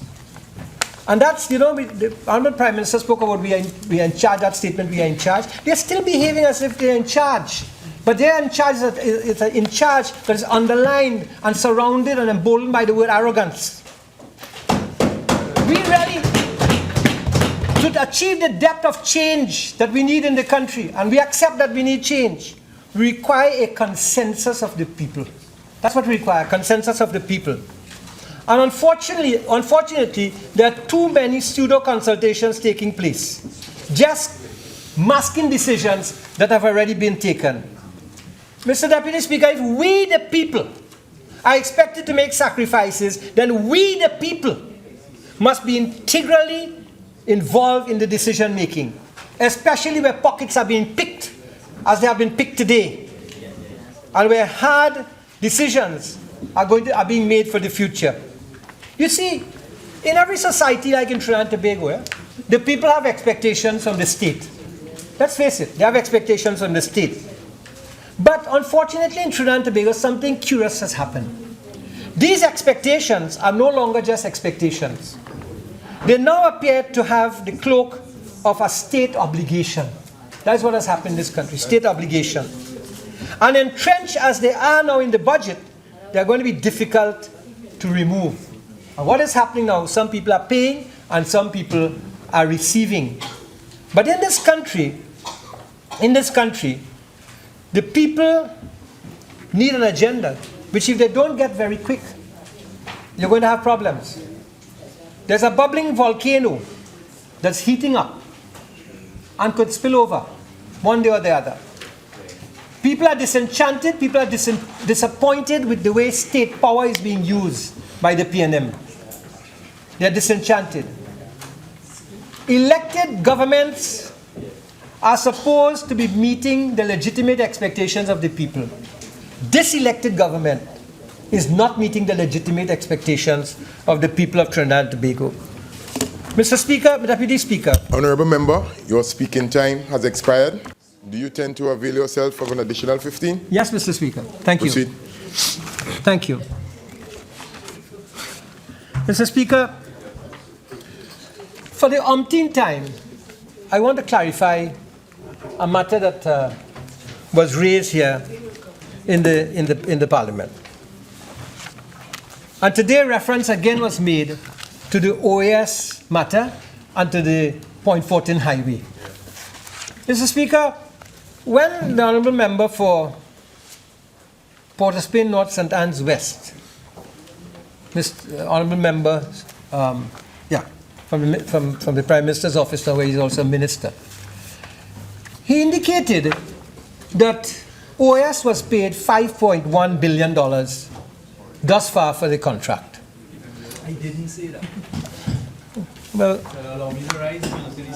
Sure. Mr. Deputy Speaker, thank you to the member for Tabaquite giving way. That is actually an error that was made by the media in putting the question to the honourable member. If you look at my statement that was delivered on that day, of which there are hard copies, I said OAS was paid about $3.1 or $3.2 billion. Well, interestingly enough, I have your statement, Honourable Minister, and I would like to pass it to you. But I will ask my colleague to just go through it and see whether that is in it at all. And if so, I will withdraw what I said. But I will read what you said. To summarize, you said OAS was in bankruptcy and was experiencing severe difficulty. And rather than terminate the OAS, the former government agreed to allow OAS to continue the contract for roughly the same sum as they were originally contracted for, $5 billion, right? But you didn't go on to say what you should have said, which is in Addendum 2. Addendum 2. In Addendum 2, it said that the local contractors who are going to be employed and with whom NIDCO have already done negotiations, that the money is to be paid to them is to be deducted from the $5.1 billion.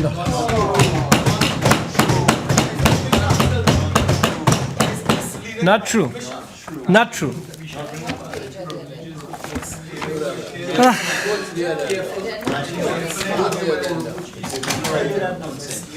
Oh, lost. No.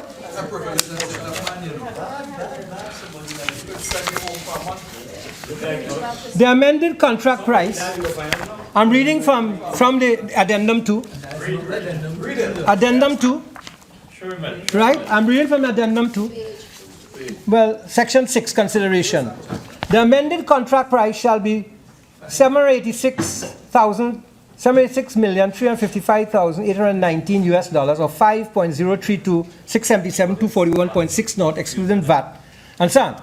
The work breakdown structure will be adjusted to account for the scope of works to be executed by the nominated subcontractors. The remaining amount of the WBS, the work breakdown structure, after the transfer of the portions of the works to be executed by the nominated subcontractors under this contract addendum shall first be applied to extinguish the outstanding letter of intent debt, and the balance is then paid to the contractor on a pro rata basis in proportion to completion of the outstanding works and so on. So the amount that is paid to the subcontractor is to be paid. OAS was only paid $3.482 billion thus far in the contract. 3.482. And I don't recall hearing that or seeing that in the statement. That is not in the statement. So to suggest that OAS was paid $5 billion is not at all correct. And I think, therefore, that the media should avail itself, and I will give it to the media, addendum 2. I will give it in the interest of transparency, give it to the media. So that, Mr. Deputy Speaker, I want to clear the OAS was not paid $5.2 billion, Mr. Speaker. And at all points in time, all of these payments were certified by ACOM. By ACOM, who are the project consultants on the job. No payments were made to them unless these things were certified. All right? And I'm reading this from November 2015, Project Status Report of NIDCO, which was a monthly report prepared by NIDCO. So the information is there. The information is there. Mr. Deputy Speaker. Members, on both sides, I'd like to hear the member for Tabaquite, please. Member for Siparia, please. Honorable Leader of Government Business, please. Proceed. Mr. Speaker, the Honorable Minister said that they were going to raise revenue by the sale of assets and so on. Well, Republic Bank shares, we're going to give them $5 billion, from what I understand. You have other Clico methanol, $2 billion, that's $7 billion. And then you refer to another $1 billion otherwise. But one of the things I'm concerned about, and the country is concerned about, is why do you sell a cash cow? Why do you sell a cash cow? Why would you want to sell Angostura? Why would you want to sell Angostura? Angostura, which is a profitable organization. Angostura, which you can maximize your returns from, you want to sell Angostura. Why do you want to sell Angostura? Angostura is a national icon in this country. This is probably one of the best things we have to reflect what we have achieved as a nation in the manufacturing sector. Angostura bitters, what have you, and you want to sell that. Why do you want to sell that? Mr. Deputy Speaker, Mr. Deputy Speaker, we have to think carefully before we make those kinds of decisions. Mr. Deputy Speaker, the Honorable Prime Minister said that they do not want to get in the hands of the IMF. Nobody wants to get in the hands of the IMF. But you know what? What is interesting? The IMF, from everything that the Minister of Finance has said today, everything he has said, in fact, are IMF prescriptions. We are already being run by the IMF. This government is not running the country. The IMF is running the country. The IMF is running the country. It is true. If we put austerity measures in place, the bitter pill might be less than if we have to go to the IMF for balance of payment support. But let's not deny the hand of the IMF behind its government. Let's not deny it. And they're calling the shots already. Because they are so brainless and clueless about what to do for the country, they have to go to the IMF to do it for them. What is wrong here today is that we are thinking in the old traditional prescriptions, but we are not thinking out of the box as to what could be done differently in the country to ensure that we bring this country out of the economic gloom that the country is in right now. We need to do something, we need to do it differently. And I've given you many ideas this afternoon. Many ideas. The count. It counts because you don't have an appreciation of what counts in the country. That's why for 7 months you have done nothing.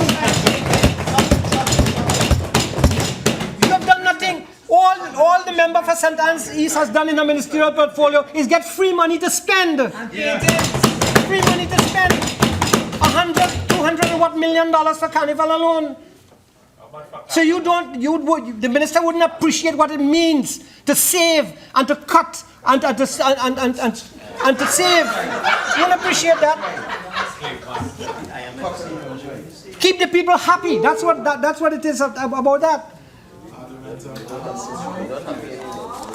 We have to keep the people happy, but we have to do so in a way that makes sure the poor and the vulnerable are also happy in the country. And today they are very unhappy.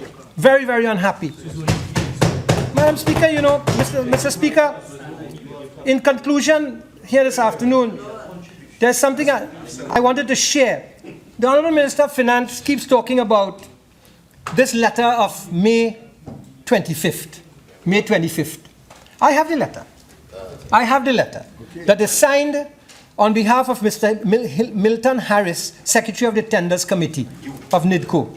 And this was on 25th May 2010. You know who was the board of directors then? The board of directors was Professor Chandraban Sharma, appointed by the PNM, Mr. Keith Eddy, Mr. Vijay Birsingh, Ms. Yolande Martial, and Mrs. Sonia Francis Yearwood, who's a public servant. Right? And they said here, we are pleased to inform you that NIDCO had concluded the evaluation of package 3. When did that take place? When did the evaluation take place? The evaluation took place prior to May 25th. And NIDCO gave the letter. Whether you take paternity of it or not is immaterial to me. But what is also important is that when OAS negotiated,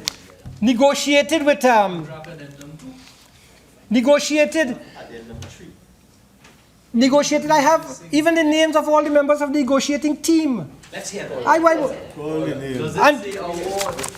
The negotiating team and the negotiations took place January 5th, 2011 to January 14th. Yeah, this is a negotiation. That is after you committed on May 25th to give them the letter. What would you do? Did you want the company then to go to court and say, I have legitimate expectations because you have given me a letter stating that you are ready to negotiate with me? That's what you want to do? So there were no legitimate expectations? There are none? Sure. If I may, contract addendum number 2 and the same clause 6, it says, the amended contract price which is being paid to OAS shall be $5 billion, $32,667, excluding VAT. So when you add VAT, that's over $5.1 billion. You're telling OAS on the 4th of September 2015, you're going to pay them that price with no deductions. And if you look at attachment 4, it will set it out very clearly. And on section 6 it says, the work breakdown structure will be adjusted to account for the scope of works to be executed. Member for Tabaquite. A member for Port of Spain North. Please, let's hear the member for Tabaquite, please. The work breakdown structure will be adjusted in attachment 4 to account for the scope of works to be executed by the nominated subcontractors from the $5.1 billion. So what will have happened? OAS had the contract, but the scope of works to be done by the nominated subcontractors is to be deducted from that amount. OAS was not going to get $5.1 billion. The nominated subcontractors were going to be paid. So you're trying to distort it. If it is you want to deal with OAS, because they brought equipment from one part of the world to another part of the world and they had their own prices, deal with that. But deal with the truth about addendum 2. Deal with the truth about this. Mr. Deputy Speaker, the Honourable Minister of Finance has made a brave attempt here this afternoon in order to Members, please, members on both sides of the House, let the member for Tabaquite finish his presentation, please. The Minister has made a brave attempt to deal with the situation, and we must congratulate him for his bravery. In reality, he is the de facto Prime Minister in the country. He is the de facto Prime Minister. It's clear that the rest of the cabal is answering to him and not to the Prime Minister. And the cabal really consists of the front bench, excluding the member for St. Joseph. He's not in the cabal. This is why the cabal was moved from there to here. So now it's the member for Diego Martin Northeast, San Fernando West, Diego Martin West, and Aruka Maloney is in the cabal also, and so on. So this is the Mr. Speaker. So I congratulate him for making a brave attempt here this afternoon. Member, you have 1 more minute, please. No, and I thank you, Mr. Speaker, for the opportunity. Leader of Government Business. Mr. Deputy Speaker, although I would wish to move a motion that all opposition members stop, I am now moving a motion in accordance with Standing Order 15.5, and I beg to move that the House continue to sit until the completion of debate on this motion and on the associated bill. Honorable members, the question is that the House continue to sit until the completion of the debate. All those in favor? Aye. All those against? The ayes have it. Minister of Agriculture.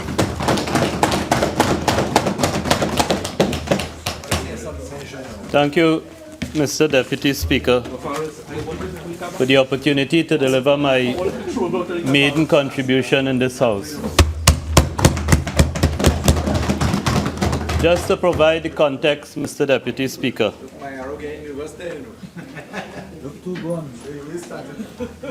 On behalf of the Ministry of Agriculture, Land and Fisheries, my contribution on this motion is in this particular context.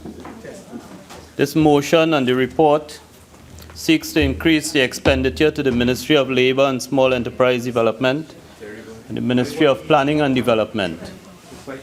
The Ministry of Agriculture, Lands and Fisheries, in its plans for this fiscal year, will rely heavily on trainees in the OJT program, would require labor administration expertise of the Ministry of Labour and the retraining expertise of the Ministry of Labour.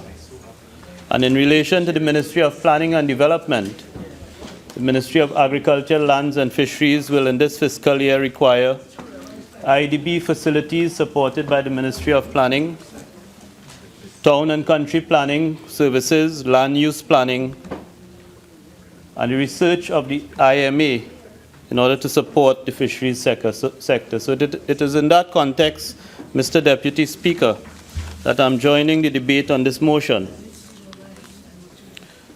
Mr. Deputy Speaker, much of what I say in my contribution will not be disputed on both sides. The experience in relation to agriculture, land, fisheries, and forestry across administrations has been much the same, to the point that we find ourselves in a position where agriculture contributes less than 0.4% to GDP. Our food import bill is over $5 billion, and I'll make some comments on that food import bill. And over the last 5 years, even this very low agriculture contribution to GDP has consistently declined. And it's not a problem that has faced a particular political administration. It's a problem that has faced the country.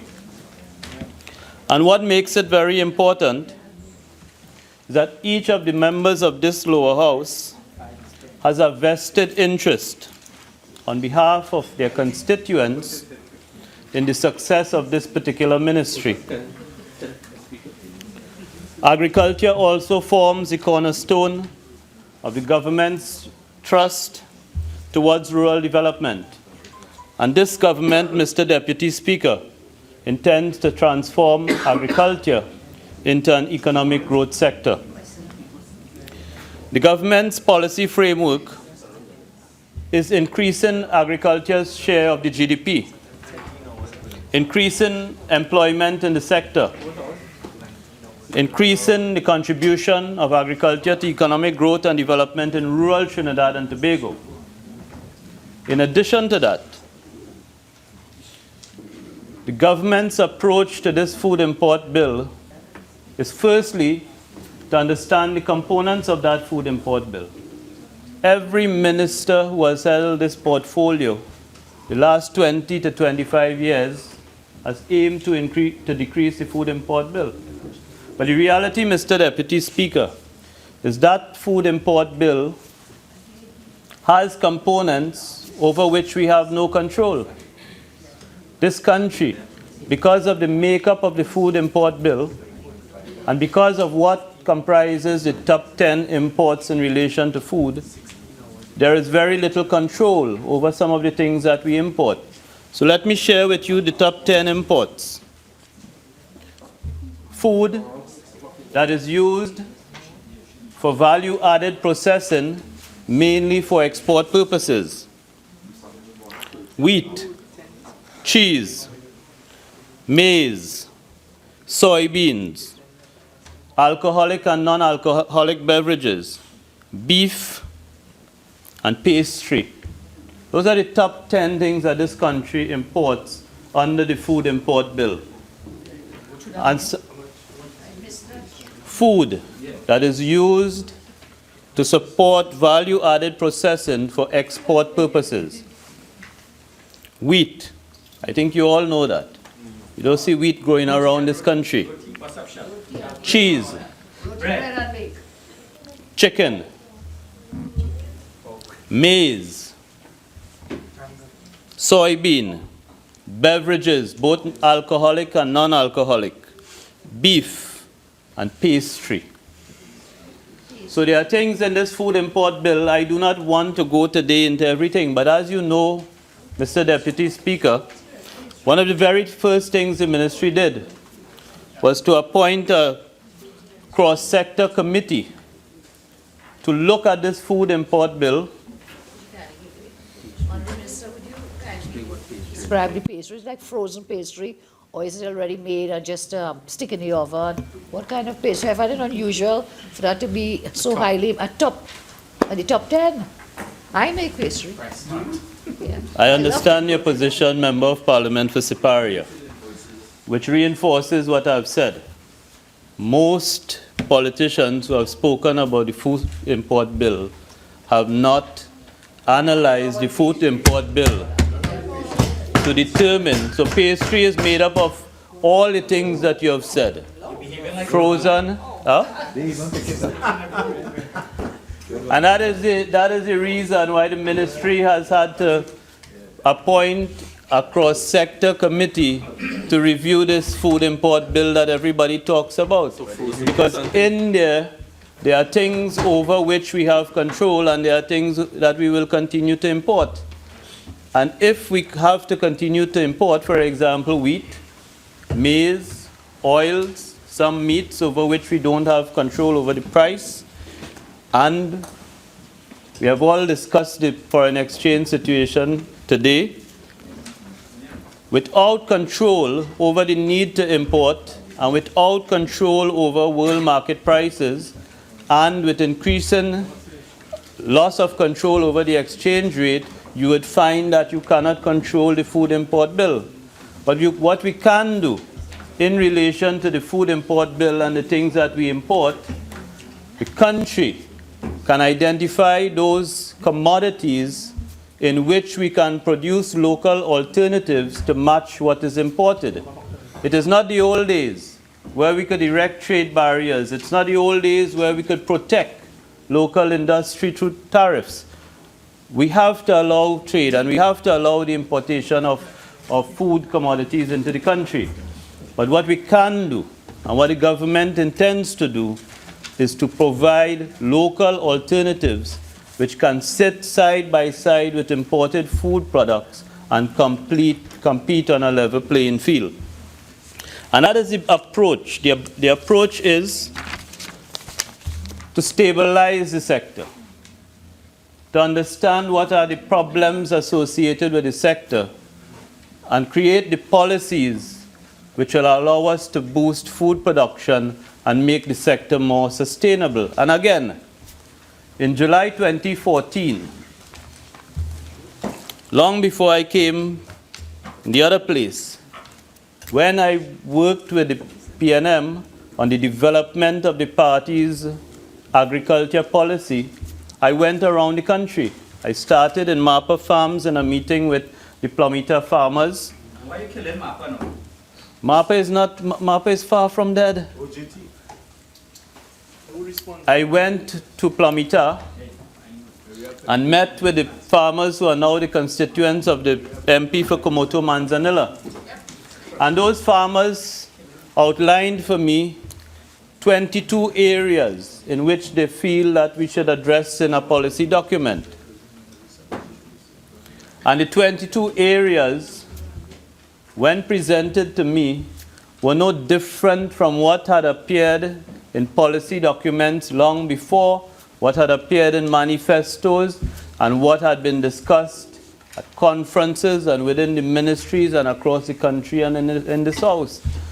The point is that the issues have not really changed in relation to agriculture, food production, fisheries, and forestry. If I have to summarize the four main areas, Mr. Deputy Speaker, what the country has said to me, and I've gone out and many of you have seen me because I've been in your constituencies, since taking office, myself and the parliamentary secretary, the permanent secretary, and the other technical officers of the ministry have held more than 90 outreach activities across this country. And if I could summarize the issues facing the farmers and fishermen and state land users in this country, deal with land tenure and land administration, and that affects every single member of this House and their constituents.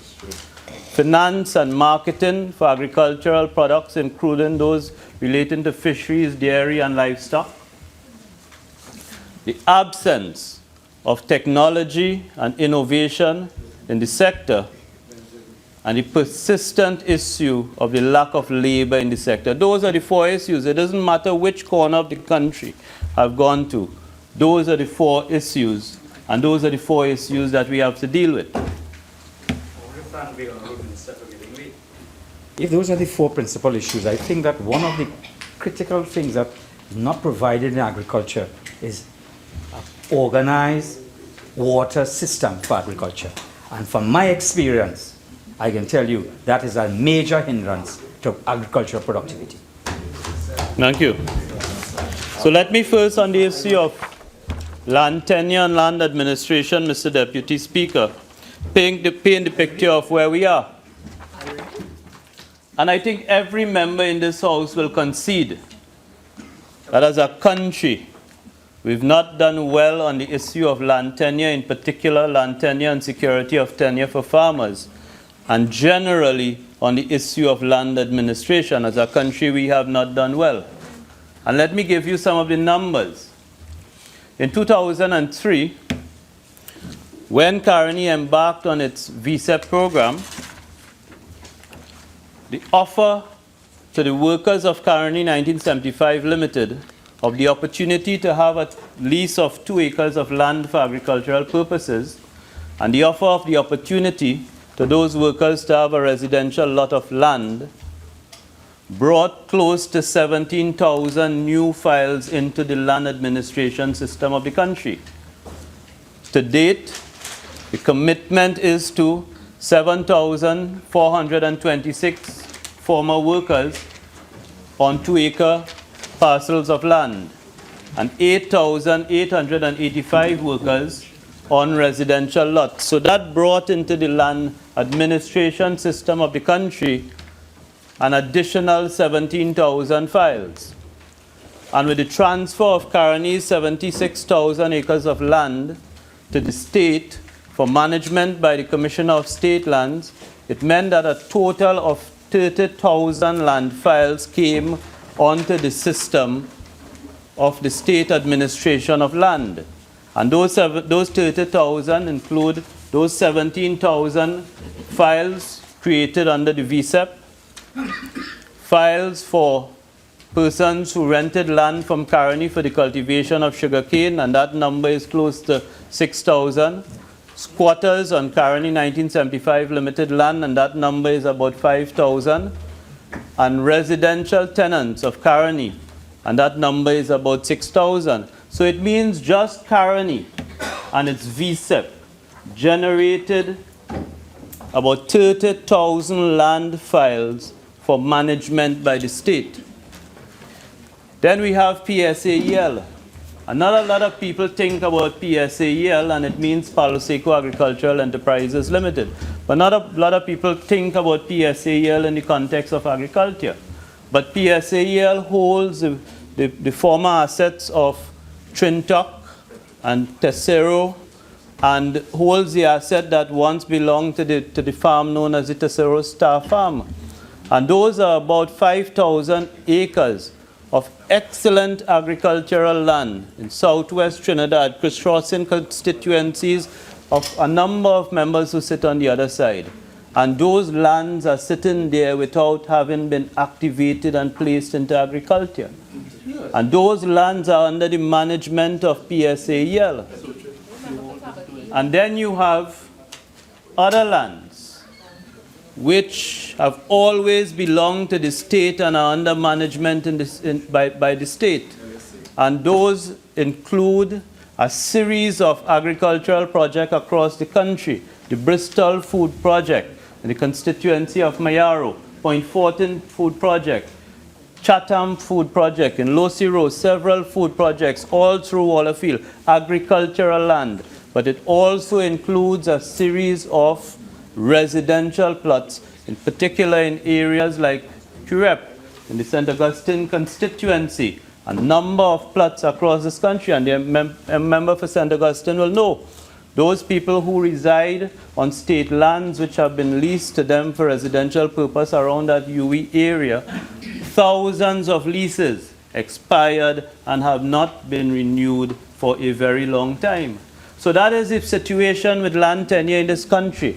Agriculture and non-agriculture, everything on dealing with the state's land assets, whether it is the former Caroni lands, lands under EMBD, PSAEL, former Trintoc and Tesoro lands under management by PSAEL, or the lands which have always been managed by the state, it is chaos. The system broke down a very, very long time ago. And if I will tell you, Mr. Deputy Speaker, one of the most difficult, for some of us who have been involved in the public sector, one of the most difficult things to do with a parcel of land in the state system is to take it up to getting cabinet approval for the grant of a lease. That takes a very long time.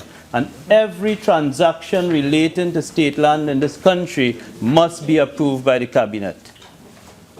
And we have found transactions which have gone to cabinet and have been approved by cabinet since the 1990s.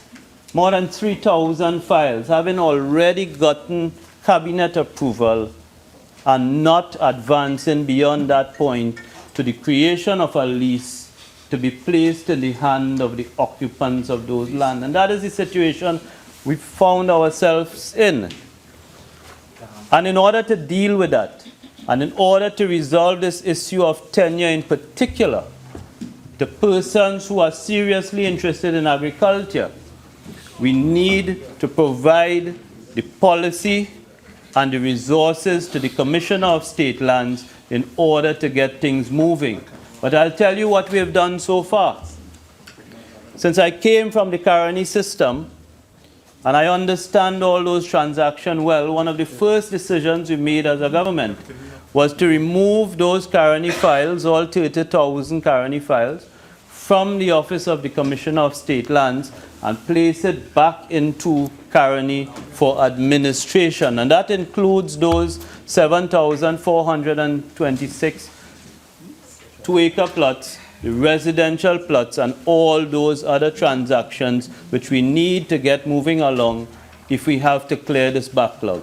And just moving those files, Mr. Deputy Speaker, will allow the Commissioner of State Lands to resource his office, staff his office, provide the resources, and get the grant of state leases for agricultural lands moving along again. And in there are small plots.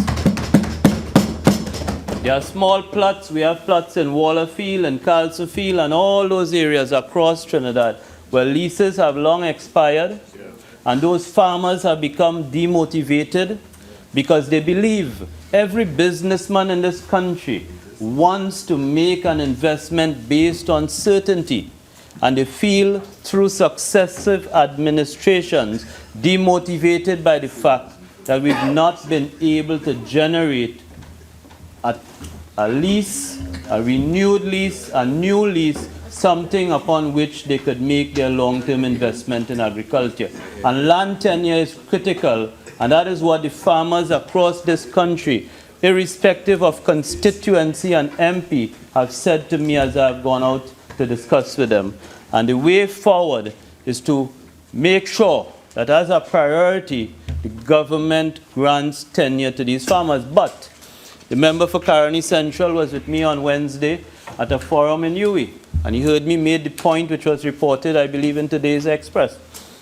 We have to be very careful, because not everybody who wants to hold a lease of agricultural land is interested in agriculture. And that is where we found ourselves with this Caroni VSEP. That is where we found ourselves. Because by making the lands easily transferable, some of those leases, and I've given a figure.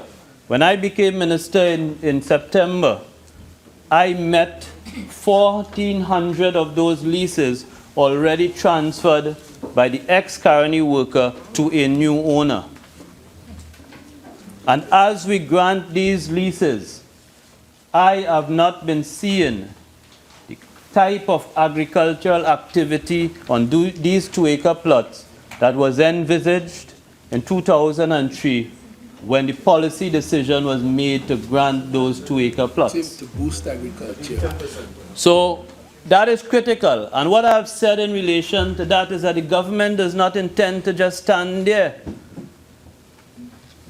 The Commissioner of State Lands has the authority in this country to enforce the covenants in those leases that says that those lands must be put to agricultural use.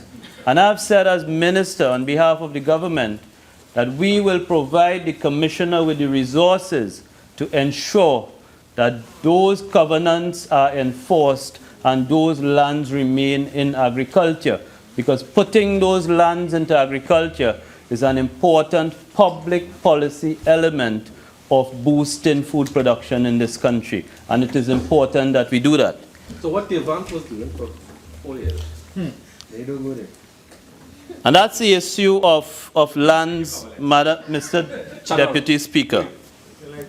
Let me talk now about finance and marketing. Previously, in the other place, I've talked about the ADB. And I've talked about how ADB found themselves in a position where it was granting loans which are unrelated to the business of agriculture and fisheries and the things that ADB is required to do. Members, please, we are going fine. Go ahead, Honorable Minister.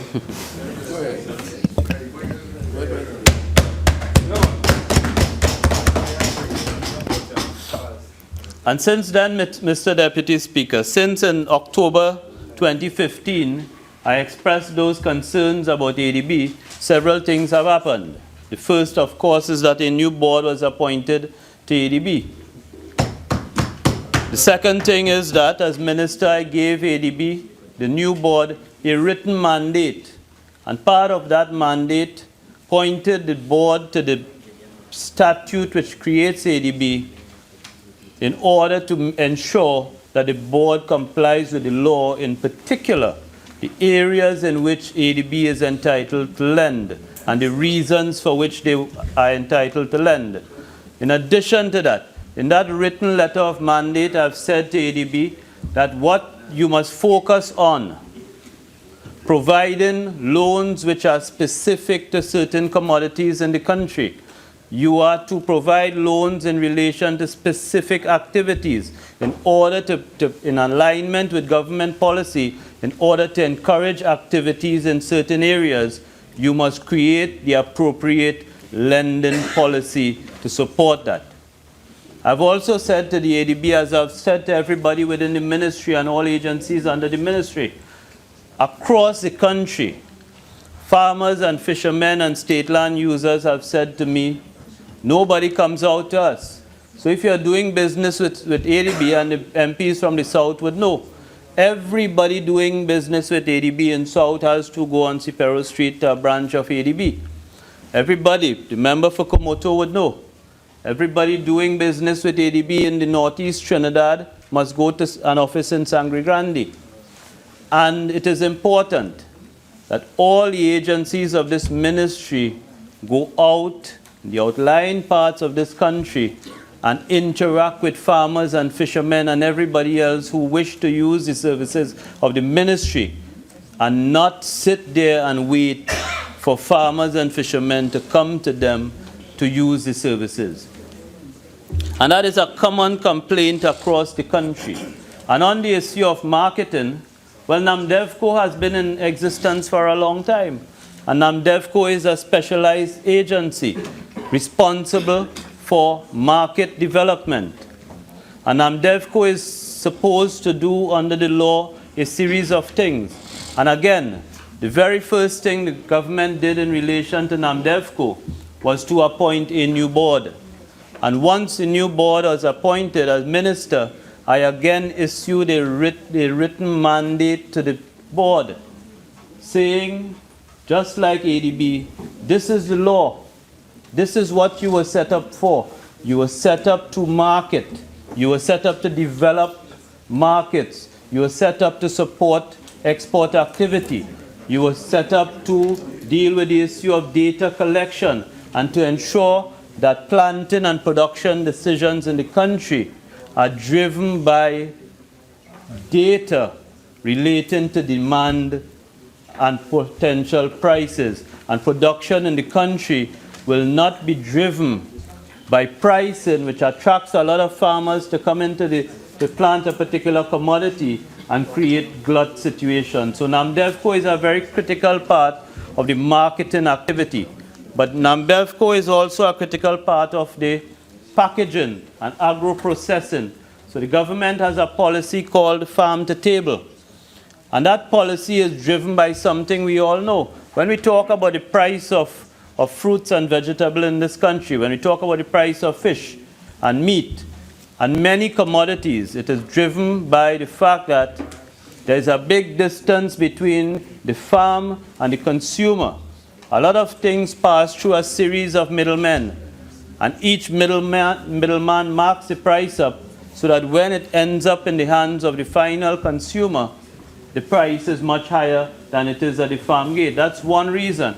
But another reason why we have fluctuations in prices is because a lot of these commodities have a very short shelf life, and the farmers do not have the resources to chill, to package, to process, to store, and extend the shelf life. So the fishing industry is a classic example.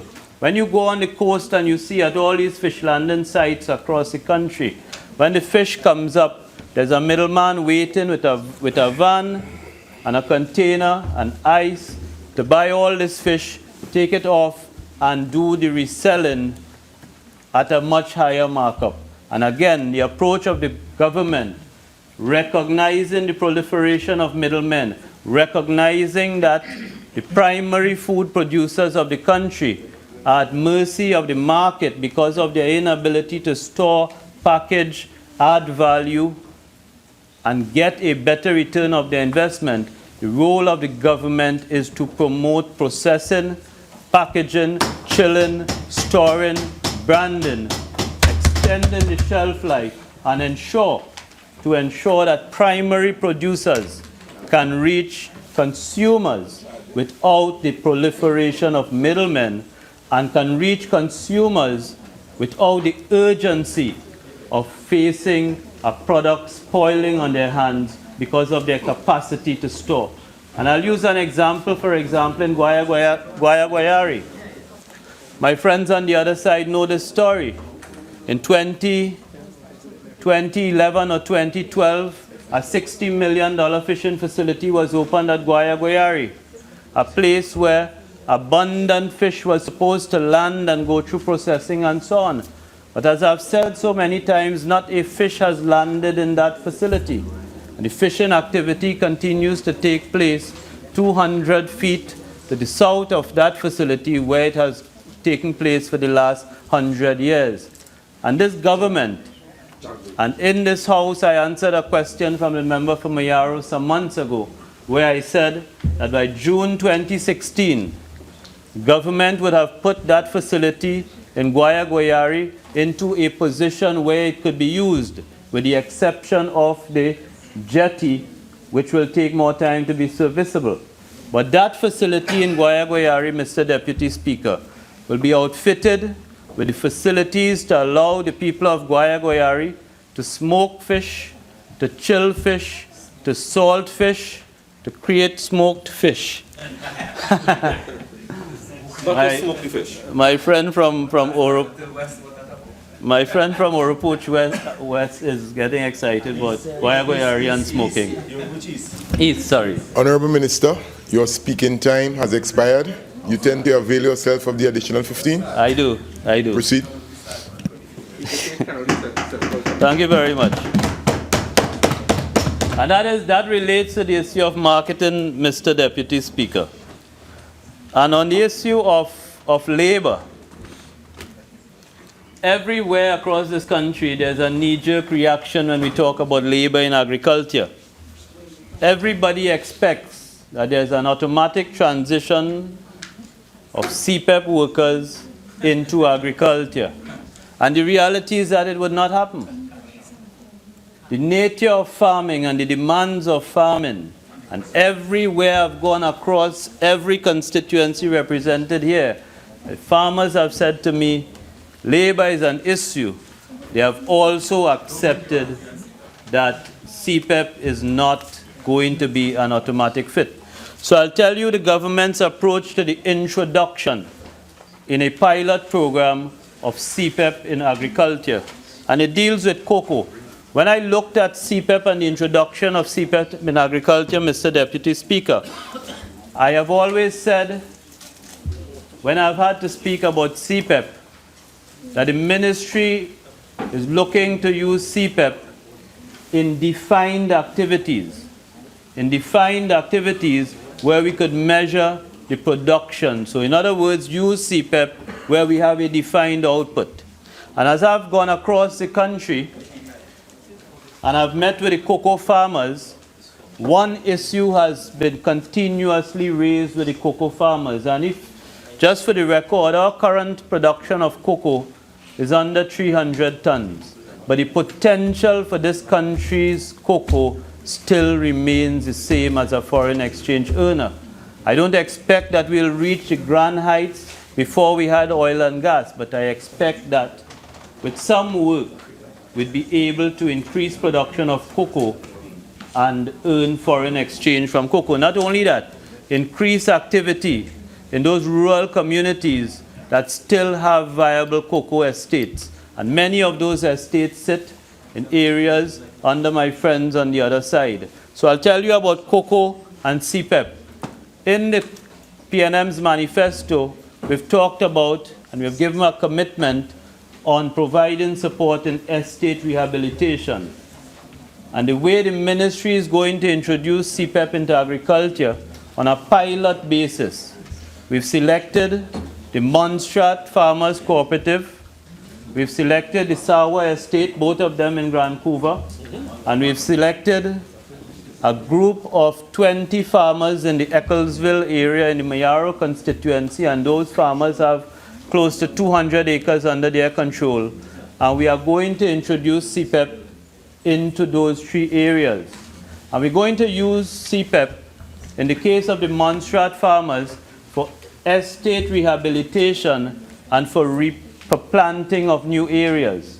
We are going to use it in the Sawa Estate, and the Sawa Estate is an award winner for chocolate in this country. It's a 1,000 acre estate in Vancouver, very little reliance on the state. And that estate has a particular problem.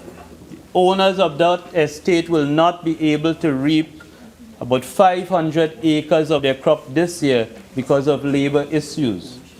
And then in the Ecclesville area, those farms are perfect for estate rehabilitation and replanting. But this is the way we're going to introduce CPEP. The government is going to allow those farmers to locate their own labor. In other words, this is not existing CPEP workers being put on this estate. These are the farmers finding labor in their area. That labor will be contracted by CPEP and allowed to work on that defined activity on the estate. And CPEP is going to pay those workers the existing wages. But more importantly, the estate owner is going to also pay wages to the workers. So the workers, these are CPEP, these are workers who are going to be identified by the estate owners. They are going to be engaged by CPEP, and they're going to be put to work on those estates and paid by CPEP at current rates and an additional amount by the estate workers. So the rates that they will pay that are going to be higher than the CPEP rate. Who will have direct management? The farmer. And it's very important. And CPEP is also going to work with this ministry in order to train those workers for specific work on the cocoa estates. And I've just used that, Mr. Deputy Speaker. Mr. Deputy Speaker, I've just used that in this fiscal year. We would use that for the introduction of CPEP in agriculture. We'll use it in a sector where the results could be measured. And as the model works, it will be deployed across other areas on the same basis. Because we have to be careful that we provide these farmers with the appropriate labor that are required for agriculture. And let me, as I close, Mr. Deputy Speaker, talk quickly about reforestation. Now, the member for Chaguanas West will recall that the National Reforestation Program in 2014 was extended. And the program at that time, notwithstanding that program was created in 2003 with the intention of cultivating 30,000 acres of lands, in 2014 it was found that only 9,000 acres had been cultivated. Immediately upon taking office, we conducted a review of the work in that National Reforestation Program. And we've had mixed results. But the general tone of the interim report I've received is that the program has not met its target. And one of the main reasons it's not met its target is that program has operated separate from the Forestry Division. So the technical resources to manage a reforestation program reside in the Forestry Division, but the National Reforestation Program has existed outside of that. And we've now brought that program under the Forestry Division to be managed by the Forestry Division. We are reviewing the terms of the current contractors. We are reviewing the program and we will make a decision on how we go forward. But I'll make it clear, Madam Deputy Speaker, there is no intention of the government to contract that program or to change the level of unemployment, which is just under 2,500 at this stage. In addition to which, on the election campaign, the government talked about commercial forestry. And we've taken steps to action that commitment we've made. So in this fiscal year, in order to support the development of planting for commercial purposes in areas not currently under cultivation in forestry, the government will establish 2 nurseries for the production of seedlings. And those 2 nurseries would be in the Ecclesville area, in southeast, and in Moruga, also in southeast. The establishment of those nurseries and the continued work at those 2 nurseries will generate sustainable jobs in the southeast area. And the cultivation, the planting of this new type of forestry will also generate sustainable jobs in forestry. And we'll close very quickly, Mr. Deputy Speaker, on this issue of hunting. I know my friends on the other side are very familiar with it. When we came out of their 2-year moratorium and the country was asking me, what are you going to do? I said, there was no basis at that time to do anything. The moratorium has expired. We've gone through a season of hunting. There have been mixed comments across this country, but at the end of November 2015, about 6 weeks into the hunting season, the ministry asked the Zoological Society of Trinidad and Tobago to convene a meeting of stakeholders. We had 75 interest groups represented at that meeting. There were full, frank, and lengthy discussions, out of which a report was produced.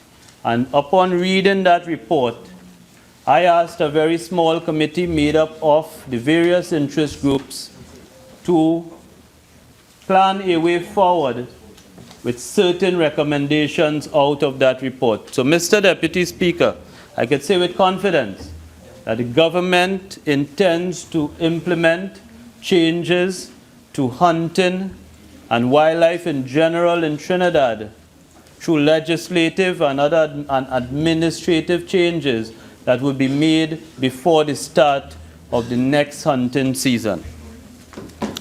Very quickly, let me end on the issue of fisheries.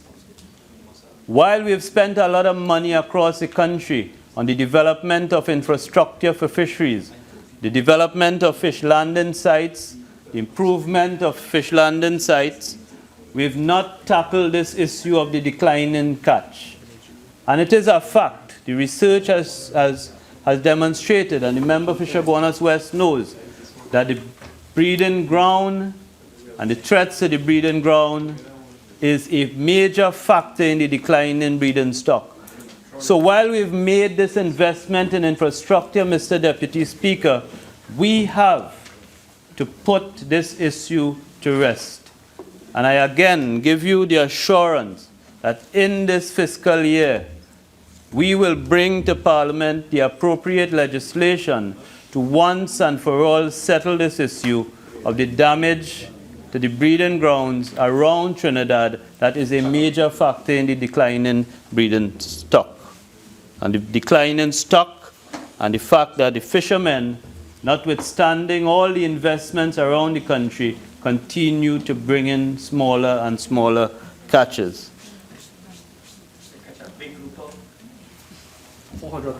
In closing, Mr. Deputy Speaker, as I've said at the start, this issue of agriculture, state land use, forestry and fisheries cut across the political sides. Each member of Parliament in this House are affected by it. I receive letters from each MP in this House on issues of land tenure, farmers' issue, incentives, subsidies, a wide range of issues. And unless we resolve those major issues, we would not be able to boost food production. The government, after 7 months, has demonstrated a very clear understanding of the issues. We've demonstrated the capacity to interface and understand the issues from the farmer's perspective. We've put in place the policy framework. We've developed a PSIP agenda that will make a difference in this fiscal year. And at the same time, the government is putting in place its plan for the sector for 2016 to 2020. I thank you very much. Honourable Member for Oropouche East. Thank you. Thank you very much. Thank you very much, Mr. Deputy Speaker.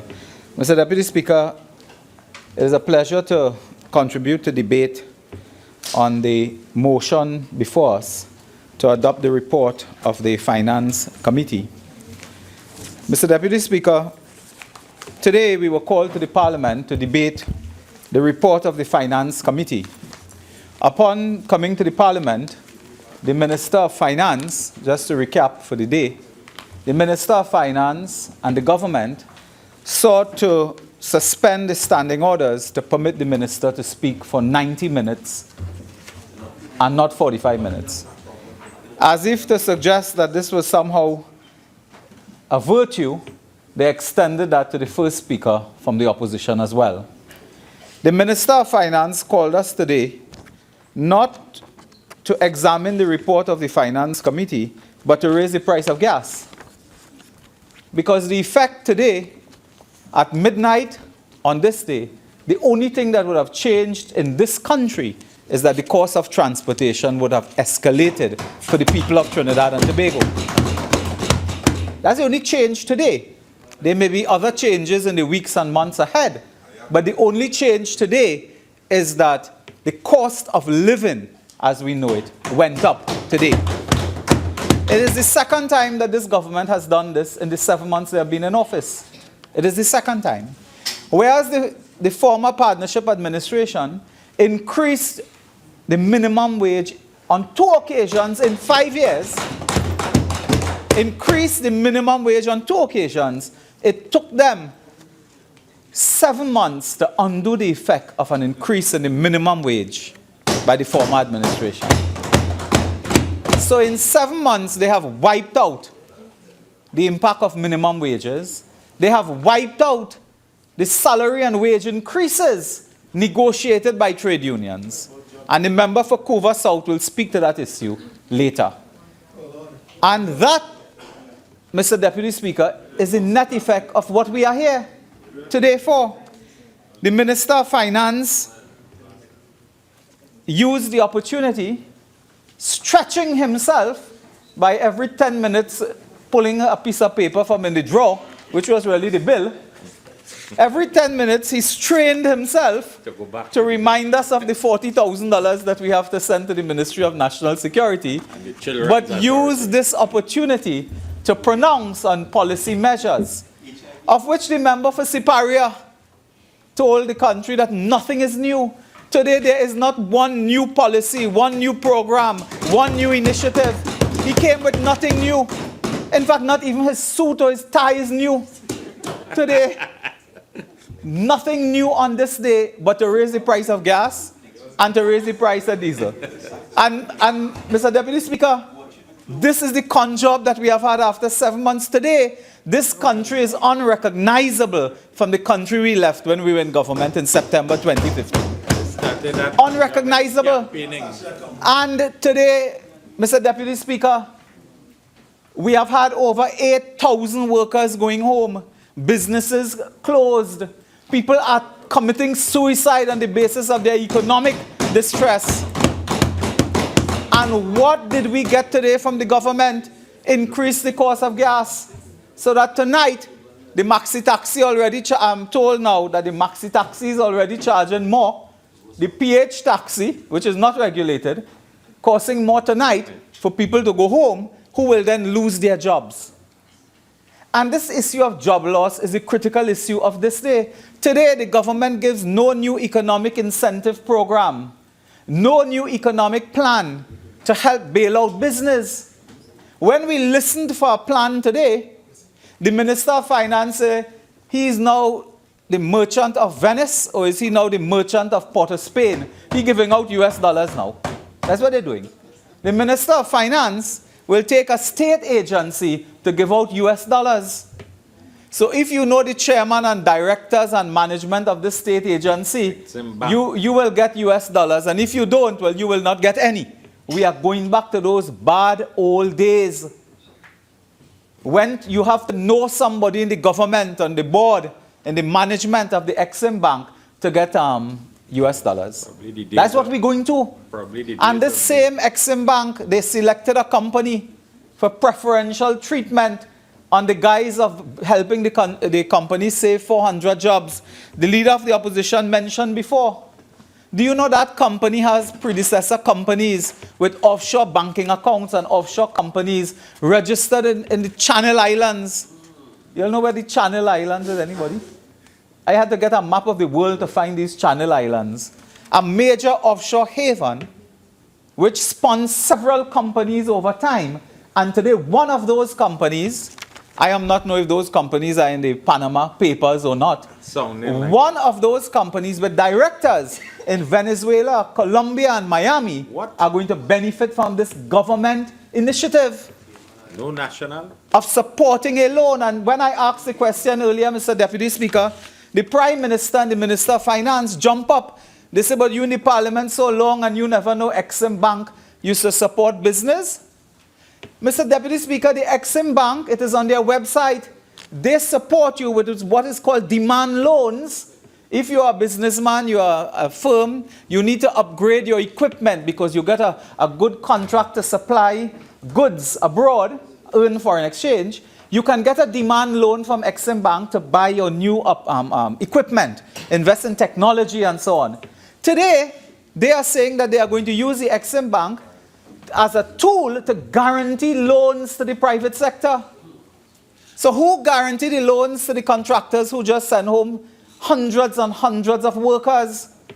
Could the private sector contractors go to the government and say, I'm sending home 400 workers this week. I need a loan and I need you to guarantee the loan. Want it in US dollars. And we want it in US dollars. The contractors couldn't do that. Thousands of workers gone home. But one company that has predecessor companies as offshore companies in the Channel Islands and elsewhere are now favored. Who is the middle? And why is that? Those directors' names are unrecognizable to many people here, but I believe that they will be recognizable to a German media corporation. I believe so. And the government has to answer that why do you select one and other companies cannot go to the government and say, look, things bad, we're going to send home workers. I need to get a loan, I'd like you, government, to guarantee the loan. Government don't guarantee loans for private enterprise like that. What you do is you get NAMDEVCO or ADB or Exim Bank to support business with loans so that they contract with the bank to pay back the loans, and if you don't pay back the loans, A, B, and C will follow. But a government only guarantee loans to the government. Sovereign guarantee. Sovereign guarantee. So when you engage the government of China, Austria, and England, and so on for a loan, it is guaranteed. And this is what we do in government. So today there's a major departure from that policy. And the government stands to answer, to tell us which private companies over the year government guarantee loans for. The Exim Bank is a government operation. What do you think it is? Is an American bank? We think it's an American bank? And today coming, and I want to talk about the hypocrisy of this government today. The member for Lopino Talparo reminds me. The new super minister. No, to the Prime Minister, and I want to get to this Prime Minister quickly. The Prime Minister came in the House tonight to frighten Trinidad and Tobago. As if he needed to speak to frighten Trinidad and Tobago. But he came tonight to frighten Trinidad and Tobago to tell us that it is either we swallow this, it's either the cost of living go up and people lose their jobs, or we have to go to the IMF. I want to tell you, what you are implementing is already the IMF. It is already the IMF. And the Prime Minister, with the bold approach as usual, talking about it will be worse if we go to the IMF. It will be worse, and take this to tell the population there's no other alternative. There was a government of the UNC at the end of the 90s that managed this country affairs with the oil price of $9 a barrel. When we were in office, this decline started. It started. We addressed the issues. In fact, some of the things some of the issues you are raising on the revenue side, those were initiated by the partnership administration. They were initiated by the partnership administration. So you are collecting dollars today based upon policies and programs implemented by the member for Siparia as Prime Minister, the partnership administration. And that is the issue. But the hypocrisy today, to tell the country you have to suffer, and went on to say ministers of his administration took a decision just today, hot off the press, that they could only buy cars with what, 1999 cc. But there are 5 government ministers that already buy Mercedes-Benz, already driving luxury and vehicles. They get it already and they're gone. So today, the rest of them have to suffer. Some of them park up. And they park up. Where? I live at 54. You know that, Mr. Lopino? I live at 54. Eh? So they already purchased vehicle and gone their way. The Prime Minister already organized the Mercedes-Benz and tell the rest of them, okay, all you hold up now. All you drive Sorrento and Tida. All you go and drive a Tida and Sorrento and a Mitsubishi sedan. But 5 of them gone already. And one boasting that they have a super Mercedes-Benz. You know? So we will come to that on a next occasion. But they come today to tell us we're suffering. Well, they don't take the Mercedes-Benz and they're gone. Huh? They're gone. About 5 of them. It have 3 in Sterling somewhere on Sackville Street waiting for them. You know? But, you know, and I'm coming to that now. You know what's the major problem we're facing today is small mind running big government. It's small mind trying to run big government. They came into office, they bother with who ride in helicopter, who rent a car by HDC. Country collapse. 10,000 people lost their work, business closure. But they're concerned about who ride in the helicopter, who rent a car at HDC, they are concerned with the little things and not the big things. That is the problem we face today in this country. And while they're telling us, save money, $3 million going to buy painting. $3 million going to buy painting. Let's check the history of Kazabo. What you used to do. They are now going to embark, the Prime Minister, somebody announced yesterday, on some global tour of the Prime Minister, like one of those international artists or something. There's some global tour that takes the Prime Minister from America to Europe to Africa to elsewhere for hundreds of thousands of dollars, clearly, at a time when you're telling people, tighten your belt, we don't have money. Overseas travel. How many weddings on that global trip? Then they embark upon a series of consultations. You know, what is the course of these consultations that they will embark on? When everybody knows there are several reports on prison reform. Find the reports. Look at when we got into office, we took an approach. We said, listen, we've been consulting on these things that over-consulted already. Bring the recommendations to cabinet, structure it, and tell us what you're going to implement. How can we implement recommendations? They go on now to ask people, are talking about how much to feed a prisoner. But we know how much to feed a prisoner all the time. Everybody know that. There were 10 reports that speak to that. Posing in City Hall, jacket and tie on their sofa looking like Fox News or something like that. To tell us how much, tell us how much money to feed a prisoner on remand. We knew that before. They are wasting money with all these. Local government is the most... Who was Donald Trump protege there? No, local government is the most over-consulted area in the history of Trinidad and Tobago. Mr. Deputy Speaker, since I know myself, in public life in the early 90s, late 80s, they consulted on local government. It reminds me, you know, in the UE, in the days I was at UE, I think Princess Tong and others were there way after me. They had a position called Internal Affairs Chairman. And that position, the member for La Hoqueta was, you know, somewhere around the compound. I don't know what he was doing. But he was lurking around UE at that time. He was on the So precinct. he was on the precinct somewhere there. And every time somebody become chairman of the Internal Affairs Committee, they were in charge of the small calf and the bar, they would go and paint the wall. So every year they painted the same wall because they didn't have an idea what else to do. No. When they got into office, they really don't know what else to do. They call a consultation on local government, consultation on prison, consultation on this, consultation. They have spent 7 months reviewing, auditing, and consulting. And the country is in reverse. They will get bungs from the front. Huh?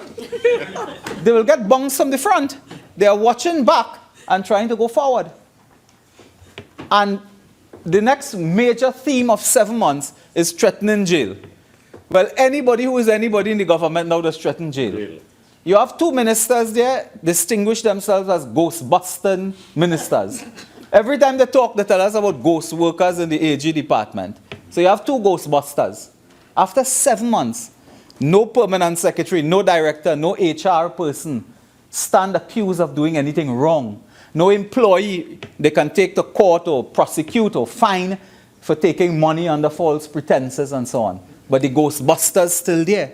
That's 7 months into office, while people are home without jobs, while contractors pack up. When we left office, backhoe, tractor, heavy equipment working. Today you can't see a man pushing a wheelbarrow in this country. You can't see a fella pushing a wheelbarrow. If you see him pushing a wheelbarrow, you probably thieving gravel and sand from somewhere. And that is the country that they're running. That's the country they're running. There's a country today. I mean, I will get to some of these issues later. But the hypocrisy of saying we want to save money while squandering money at the same time. That is the hypocrisy of small mind trying to run big government. Government is big business. It is taking major investment decisions. When we got into office, there are some projects we saw the former administration had advanced. There are some we stopped, but do you know there are many we continued in housing, which I'll come to in a little while. The sites we selected for housing were sites identified by the former PNM administration. We built houses after the PNM administration 2010 had agreed on certain sites, on certain types of housing, because I said if we go to stop that and redo that process, La Hoketa, if we try to redo that, we will take 3 years and build nothing. After 7 months, they have not built a house, a townhouse, an apartment. They haven't built an outhouse. But they're giving out all the house that we built or refurbished. They're giving out. And I am the only, I give out house I build. Union Hall, Chaguanas, elsewhere. Princess Town, we give out house we build. I am the only one here that have had 2 ministers as successors. Not that any was successful, but I've had 2 successors so far. I wish my own MP for San Fernando East, I wish him well in the area. He's new and so on there, and I wish him all the best. I hope you stay a bit longer than your predecessor. But Mr. Deputy Speaker, the point I'm making is that they are taking too long to manage the affairs of this country. And the country, believe it, there are significant sectors of the community that are saying, what is your plan? You're marking time here, you're in the wicket, but you're not making runs. Because you stand up, you're watching backward, and you want to go forward. So continue now to threaten jail and audit and revise and consult and so on. You will end up doing nothing. And when you see 1 year, 2 year pass, you will then take terrible decisions. Because you would have wasted and squandered the time. And then they cry, we have no money. That's the next cry. Well, we have no money. Well, if you have no money, get out of government, you can't do nothing. But that is not to throw your hands up in the air. You can't do that. We left loan arrangements in place. You extend the borrowing limits. We left loan arrangements in place for mega construction projects that would be, at this time, construction workers and suppliers would have been sending supplies to construction sites. If you just continue the construction projects that have been approved, that loan financing had already attracted. And I'm speaking about ARIMA, point 14. Well, the OS matter on this highway is just a scandal now. They have scandalized something. And with all the talk, the member for Port of Spain North, with all the talk, nobody telling us what is the plan to finish this highway to benefit the people of Point Fortin, Brea, and the Southern Peninsula. What is the plan? You quarrel over 3.1, 5.1 billion, good. Waiver of that, good. What is the plan? Yeah, but we expect the fireman to tell us that. We expect to hear, spend less time by fire site and more time trying to finish the highway to Point Fortin. And that is the problem. He's the chief fire officer. We have a fire officer in the cabinet, but they should focus on finishing the highway. Mr. Deputy Speaker, there are two scandals today, before I really get to what I came here to talk. Two scandals I just want to touch, because one already exhausted. This matter where, according to this letter in my hand, NIDCO on the 25th of May 2010, when I read this letter, I thought immediately, I said, this is a typographical error. Somebody will correct us.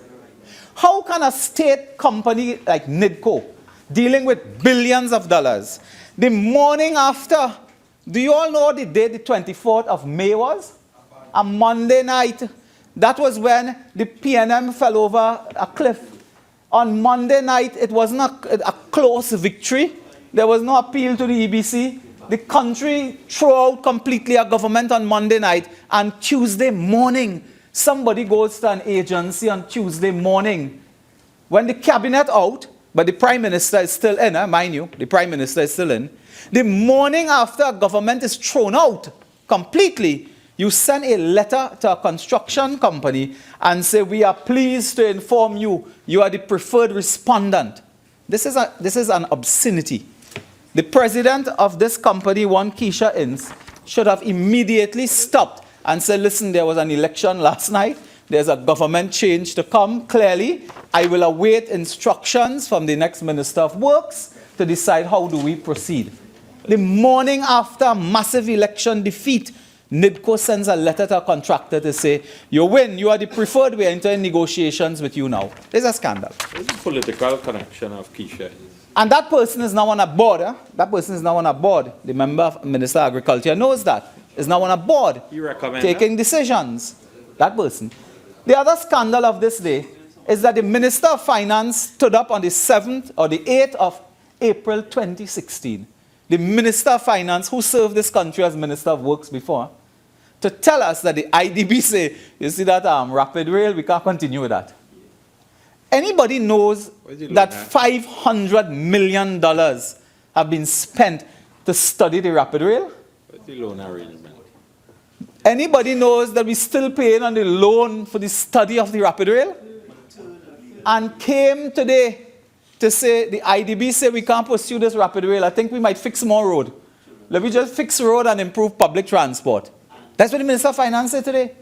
The Minister of Finance said we can't continue rapid rail. That is $500 million of taxpayers' money gone to study the rapid rail. That is waste. And I won't talk about the $1 billion difference in the foreign reserves. I'm coming to that now as you remind me. The $1 billion difference in the foreign reserves. So what to tell the people of Trinidad and Tobago? $500 million spent to study the rapid rail, and we really can't deal with that now. That is out of the question now. That is a scandal of this generation, Mr. Deputy Speaker. That is a scandal. And Mr. Deputy Speaker, as we on scandals, there was another one that came up recently, and we touch it in the finance bill. You see, Mr. Deputy Speaker, the government is now proudly announcing at every street corner that they will complete the Brian Lara Cricket Academy. And I'm happy to hear that. I'm very happy to hear that. They are announcing proudly all over the place that they will complete this facility and the people will get their long-awaited Brian Lara. Good. Anybody knows that what they're really doing is cleaning up, send a cleaning crew to clean up the Brian Lara? They're cutting grass. They're cutting grass and spraying water. And really, they have, I think, brushing the ground to take out more something. For 90 million? That is what they are doing. And they are conning the population into saying, we are going to complete it. But if you're going to complete it, I just have one question to ask. There's an outstanding matter with Hafiz Karamat Limited. there are three issues that arise here why the Brian Lara has been delayed. One is that there has been an outstanding matter with the main contractor. And I don't want to take time to read the entire issue because I have the documents, but let me summarize it for you, and the Minister of Finance or Sport or somebody can correct. The matter is very simple. Hafiz Karamat is claiming, the lead contractor, that the government owe them money. Now, there's a contract that moved from $265 million to $1.1 billion under former administration. Okay, well, it didn't move so far, it moved then. The contractor is saying, you owe me $200 million. The government is saying through Udicot that no, when we check this thing out, you actually owing us.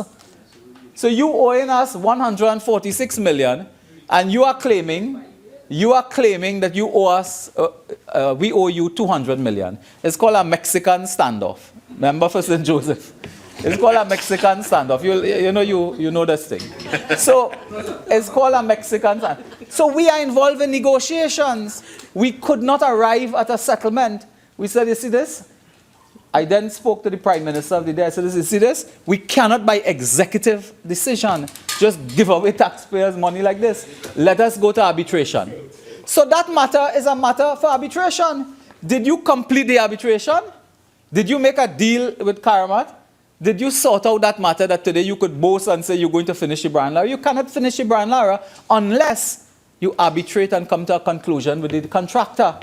That was a serious issue which is still pending. And at Udicot, Mr. Deputy Speaker, they have to confront that with the government.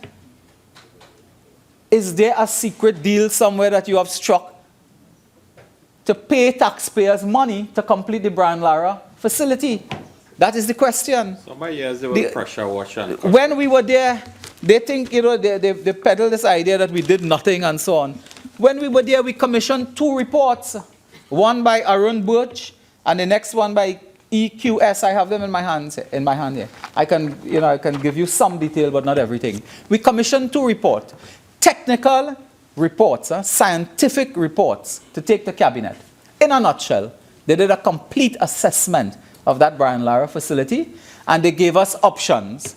The option we agreed to is that the government of Trinidad and Tobago will complete this facility for a cost of $190 million, more or less. So it was going to cost $190 million to complete. It was based on scientific work. This wasn't based on Chairman of Udicot, marching up and down the place and saying, we go complete this, we go complete this. That's what they do. It's based on scientific work. Did you take into consideration those reports? Because I am here in the government saying for 80 million, we go finish it. 80 million what? Pesos?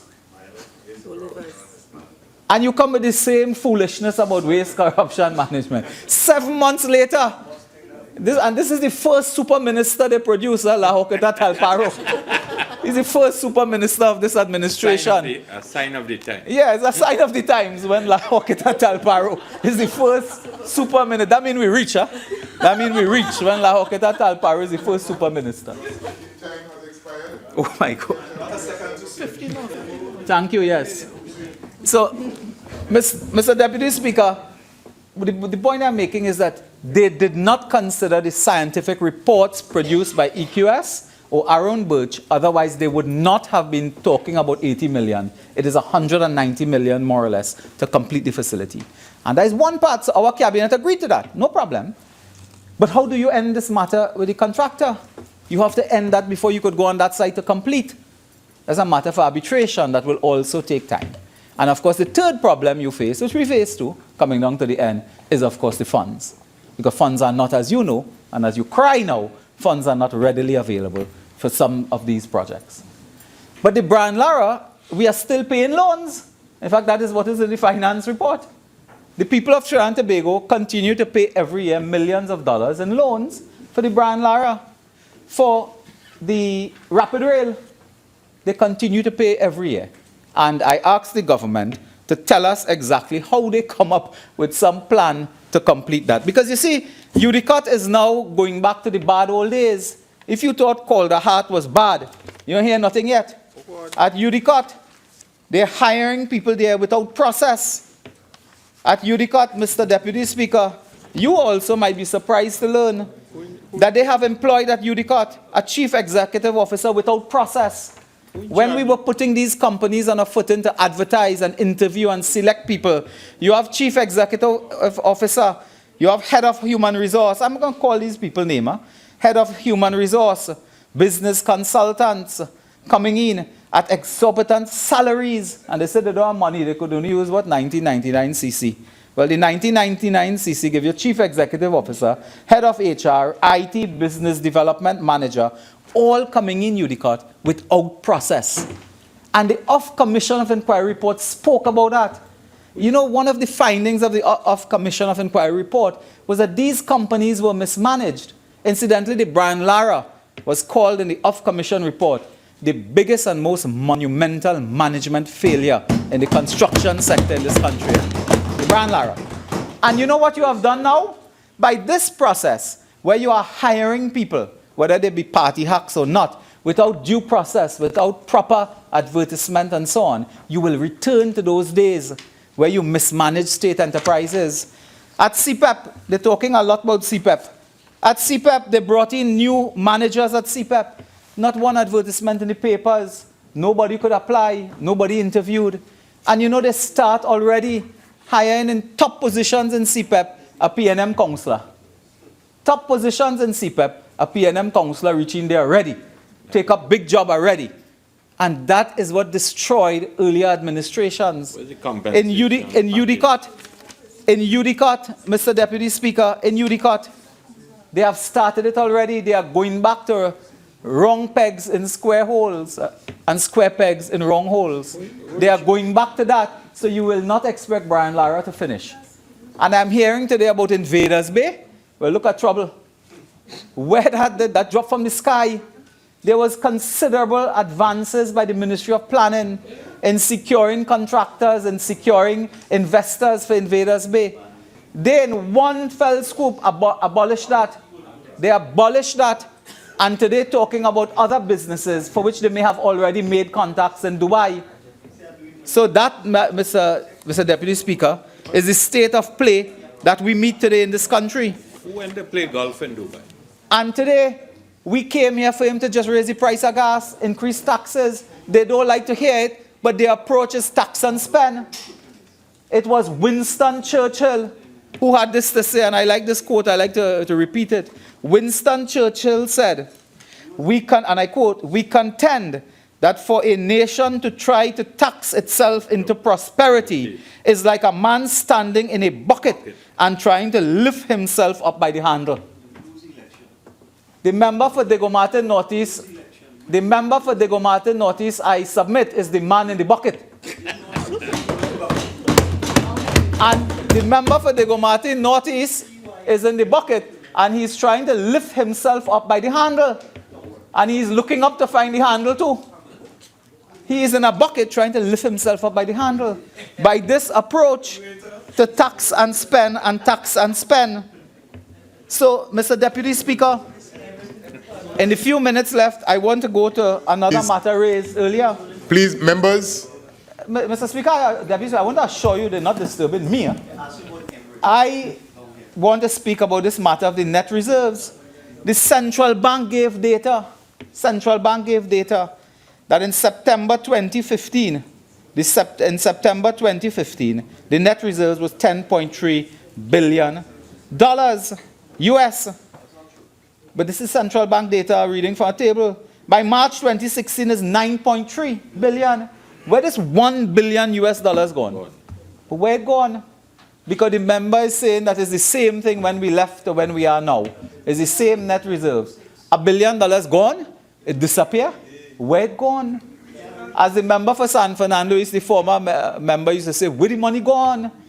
Where the money gone? How you can't account for it and you're coming to tell us our next cock and bull story they're coming with here today. And blaming the former administration for everything. When we were in housing, we built 7,000 houses and refurbished 5,000 that they left for us. You will get the data if it's not true. We built houses, we refurbished the bad work that they left. We had to spend $200 million fixing houses. Remind them about Las Alturas. Las Alturas is their legacy. That's their reputation, Las Alturas. That's what they build. The towers in Chaguanas there. They have they have bedroom with 5 walls and a bed can't come in the room. That is what they build in Chaguanas. That is their legacy. We had to deal with those problems in housing and in the Ministry of Housing. You know, one of the problems they have with us, and I will say this, Mr. Speaker, at the end, and I hope they take it in good stead. You know, one of the problems they have with this government, with our former government, they want to know how we do it. We know we built 8 police stations. We built 8 police stations. The San Fernando Teaching Hospital. The Children's Hospital. We started Arima. We started Point Fortin. We built the Mayaro Fire Station. 7,000 houses. Refurbished 5,000. And you want to know how we do it without thieving. That's your problem. That's how you want to know how we do it without thieving. Because if you had to do it, you all would have thief like hell. They want to know how we did it without the scandal of Calder Heart. How did we do it without Calder Hearts? How did we do it without Johnny O'Halloran? How did we do it without John O'Haver? How did we do it without Francis Privat? All of them are in the Panama. All of them are in Panama Papers. All of them, the PNM. They want to know it because if they had to do that, it would have been the Brian Lara, Las Alturas, and the Edinburgh Towers. They will spend 5 years. They will spend 5 years watching in the rearview mirror back while nothing will happen in this country of Trinidad and Tobago. And nothing will happen because they're in a state, you know, they're in some deluded state, you know. Nobody wants to take the bull by the horn and do anything. Because the Prime Minister, when he's not traveling, attending weddings and so on, he's playing golf and so on, and he will now embark on a global tour, a world tour. I think somebody put on the text, it's called Rowley 2016 World Tour. What? They will embark upon that, and they will not move the country forward in any significant area. Today, the member for Tabaquite raised the issue. Today, the member, and you know, they have defined themselves by arrogance. Mr. Deputy Speaker, I want to tell you something. There is a great possibility that the member for Diego Martin West will make Donald Trump look like an angel, you know. There is a possibility of that. By that crass, arrogant language that comes from him. Hours after receiving the prestigious Express of the Year award, he started to talk about vomiting car and where he just put his anatomy and so on. That is the Prime Minister of this country. In September, we told the country he was unfit for office. Today, I tell you, he's unmade for office. It's worse than unfit. Many people unfit for office and they're there. But it's unmade for office. So the arrogance will take them nowhere. Trying to talk about corruption, waste, and management, you continue with that. And build nothing and do nothing. And support no business. And you tell me whether the people who have lost their jobs and their families really want to hear you continue this rubbish about corruption, waste, and mismanagement. And it's time you put up or shut up. You put up or shut up. Every week you're talking about this, the former government do A, B, and C. You know, up to now, having done nothing, you can't pinpoint nothing. You cannot find nothing. And there's a reason for that. Then they accuse the member for Siparia of firing people every year and reshuffling the cabinet. In 6 months, they had to reshuffle their own cabinet. In 6 months, they had to reshuffle their own cabinet. The member for Police South is back. Welcome to Rudy's Corner. And she's following me around, you know, she's following me around. So, my successor, you know, she's following me. So, they have had to reshuffle their own cabinet on grave matters. And I don't want to get into that. Those are other issues, you know, on grave matters. But today, they come to the parliament with this con man job. They come to the parliament with a con job on the population to tell us everything will be good. Everything will be rosy. And you have to punish yourself because their message of the day is better we punish you than the IMF. So it's buy local and punish local. It's better we punish you than the IMF punish you. That's the message, you know. It's better we punish you than they punish you. So take it from me. When there is no need for that. We have already spelled out an economic agenda. The member for Caroni Central speaks over and over again. The member for the Minister of Agriculture is touching on that. The Minister of Agriculture talking about CPEP and agriculture. And the minister for St. Joseph went to Mount Hope, cut ribbon to open the ward, and then Ward 19, I think it is. It's not the mad ward. And he cut the ribbon and he praised the people how beautiful this is. This ward is so well kept and beautiful and well done. It is CPEP that did that. It is CPEP that did that. Today, if CPEP has a debt, it's the debt owed by other ministries for cleaning the highway. It is the debt owed for the health sector. There are police stations in this country that thank CPEP for coming in and helping to refurbish police stations, to change a bulb, to fix the ceiling. Under our administration, CPEP does more. They are creating a political environment to close down CPEP.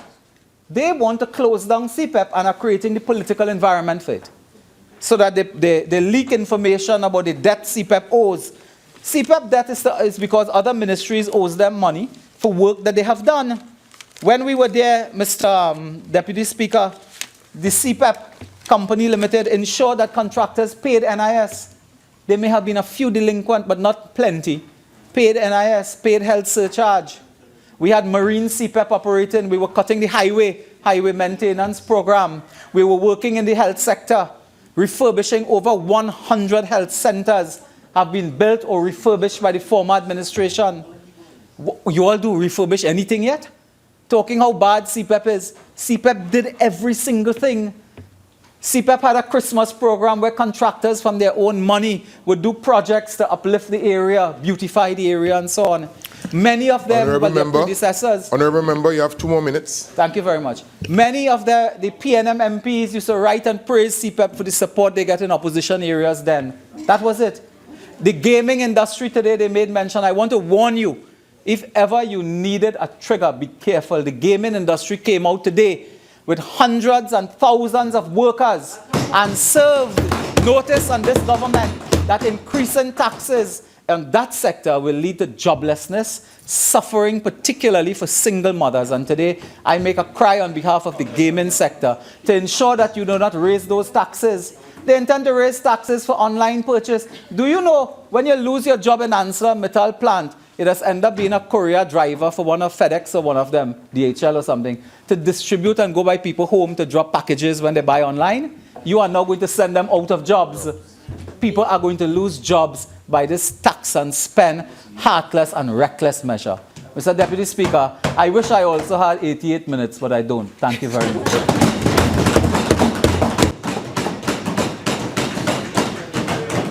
Honourable Member for Labre, Minister of Energy.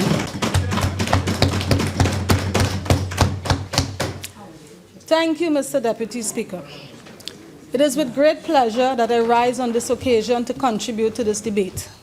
I want to thank the member for Oropouche East for the entertaining contribution that he just presented. I hope I don't disappoint the House, but I am going to bring us back to the serious business of looking after running the country. So I stand before this House as Minister of Energy in a period of considerable volatility and uncertainty, particularly in the energy sector. Energy commodity prices are in a depressed state, having soared to unprecedented highs of over $110 a barrel on an average annual basis over the period 2011 to 2013, then the precipitous decline to $52 per barrel on an average annual basis in 2015. With our current year-to-date production averaging $33 a barrel. This drastic decline in prices has taken place when our oil production is also severely reduced. From a peak in 1977 to 78, when production peaked at over 230,000 barrels per day, or more recently in 2006, when we attained 193,000 barrels per day, now we have reduced to 78,630 barrels per day. Gas production, likewise, has fallen from 4.3 BCF per day in 2010 to a shortfall situation of 3.8 BCF per day in 2015. So indeed, it is a most unenviable time to be in this position as Minister of Energy. But I am not daunted. And as a government, we are not daunted. We are confident in our ability to thrive in the face of adversity. And I say to the nation, together we can overcome. In reflecting on this current economic and energy crisis, I contemplate the words of John F. Kennedy when he observed that the Chinese used two brushstrokes to write the word crisis. One brushstroke stands for danger and the other for opportunity. So the message there is we should be aware. In a crisis, be aware of the danger, but also recognize the opportunity. Looking at the history of the Trinidad and Tobago energy sector, we must acknowledge how we have managed to evolve the sector over the years. Moving from peak oil production in the 1970s to engineering of a robust natural gas industry, today, in an environment of intense volatility and uncertainty, this process of evolution continues. I want to take us back to Trinidad and Tobago in the late 1980s, but not from our perspective, but from the perspective of an international impression of our country. I will read to you an excerpt from a publication that was done for the Library of Congress in 1987. It's a book entitled Caribbean Islands, A Country Study. It's edited by Sandra Menz and Dennis Hanratty. According to the preface of the publication, this was a study which attempted to treat in a compact and objective manner the dominant social, political, economic, and military aspects of the contemporary islands of the Commonwealth Caribbean. So in the chapter on Trinidad, it states, and I quote, "Even with cyclical growth, the citizens benefited from a quality of life that surpassed that of not only most other Caribbean islands, but of other Western Hemisphere oil exporters, such as Mexico and Venezuela as well. The country also enjoyed a literacy rate higher than Italy's, a per capita energy consumption rate that exceeded Britain's, a per capita newspaper circulation above that in several Western European countries, an income distribution compatible to that of the United States, and an access to electricity and portable water that was better than most developing countries." This is how Trinidad and Tobago was described in 1987, after the energy crash of 1986. The publication goes on to say, although some charges of government waste and corruption were voiced during the 1970s and 1980s, sufficient discipline in public finance prevailed to allow the country to elude the fiscal crisis that confronted other oil exporting developing nations such as Mexico, Venezuela, and Nigeria. And the key message there is discipline in public finance. And that is the key to survive in times like this. And that is what you would have seen demonstrated by the presentation from the Minister of Finance. So that is what you get from a PNM government. So in the words of William Feder, if we do not discipline ourselves, the world will do it for us. So discipline, or as we like to say, cut out the waste, mismanagement, and corruption. In acknowledgement of the cyclical nature of the hydrocarbon industry, it is incumbent on this government to take steps to diversify the economy. And in my capacity as Minister of Energy, it is my duty to ensure that Trinidad and Tobago gets on a sustainable energy agenda. In every instance of adversity, there is opportunity. And this, Mr. Deputy Speaker, is our opportunity to begin to truly embrace alternative forms of energy.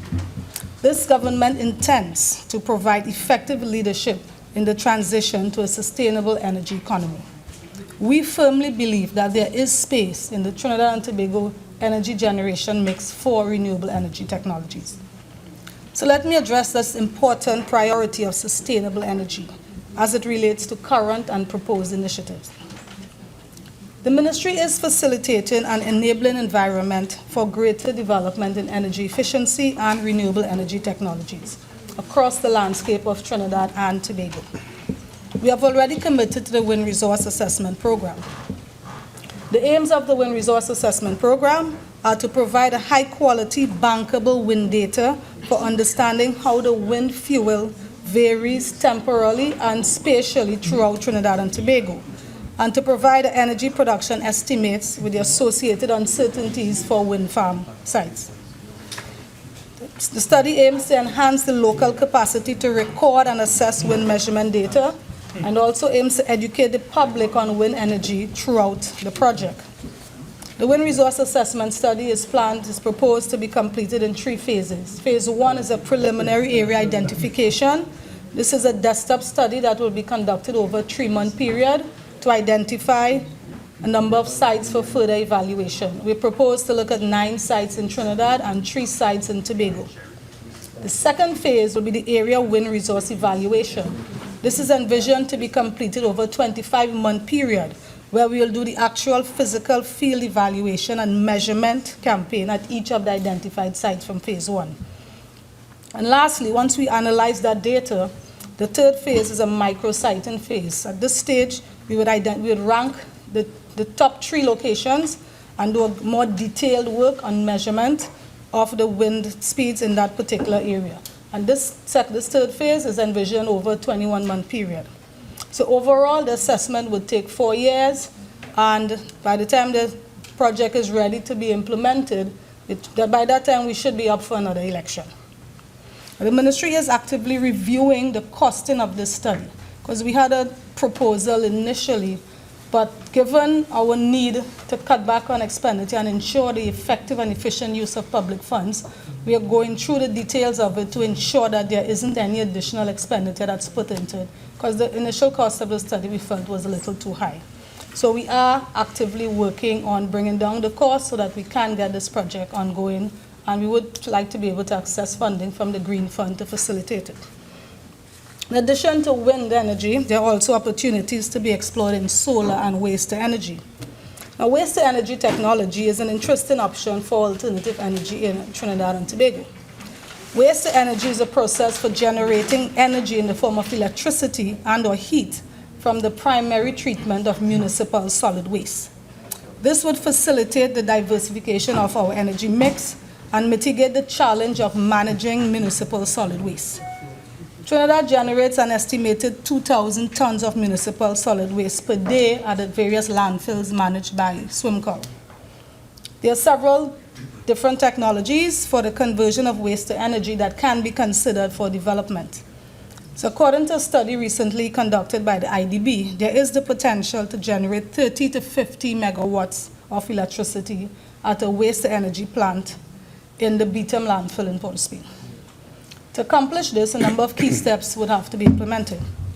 Firstly, we would need a commitment from a suitable project developer to invest in the engineering, procurement, and construction of the plant, as well as operation and management of the facility. Now, the ministry has received several expressions of interest from various parties interested in developing a waste-to-energy project, and these projects are currently under evaluation so that we can come up with the most optimal project that would derive the greatest benefit to nationals. Implementing a waste-to-energy project would also involve the acquisition of the land management within the landfill site to facilitate the project, and also negotiation of a power purchase agreement. So all this pre-work is part of our evaluation of the proposals at hand. The development of an alternate energy sector in Trinidad and Tobago has vast potential to derive economic benefits to our country. Energy efficiency and renewable energy will not only enhance domestic energy security by diversifying our energy base, but the growth of this sector would undoubtedly stimulate economic activity through the creation of new jobs and services.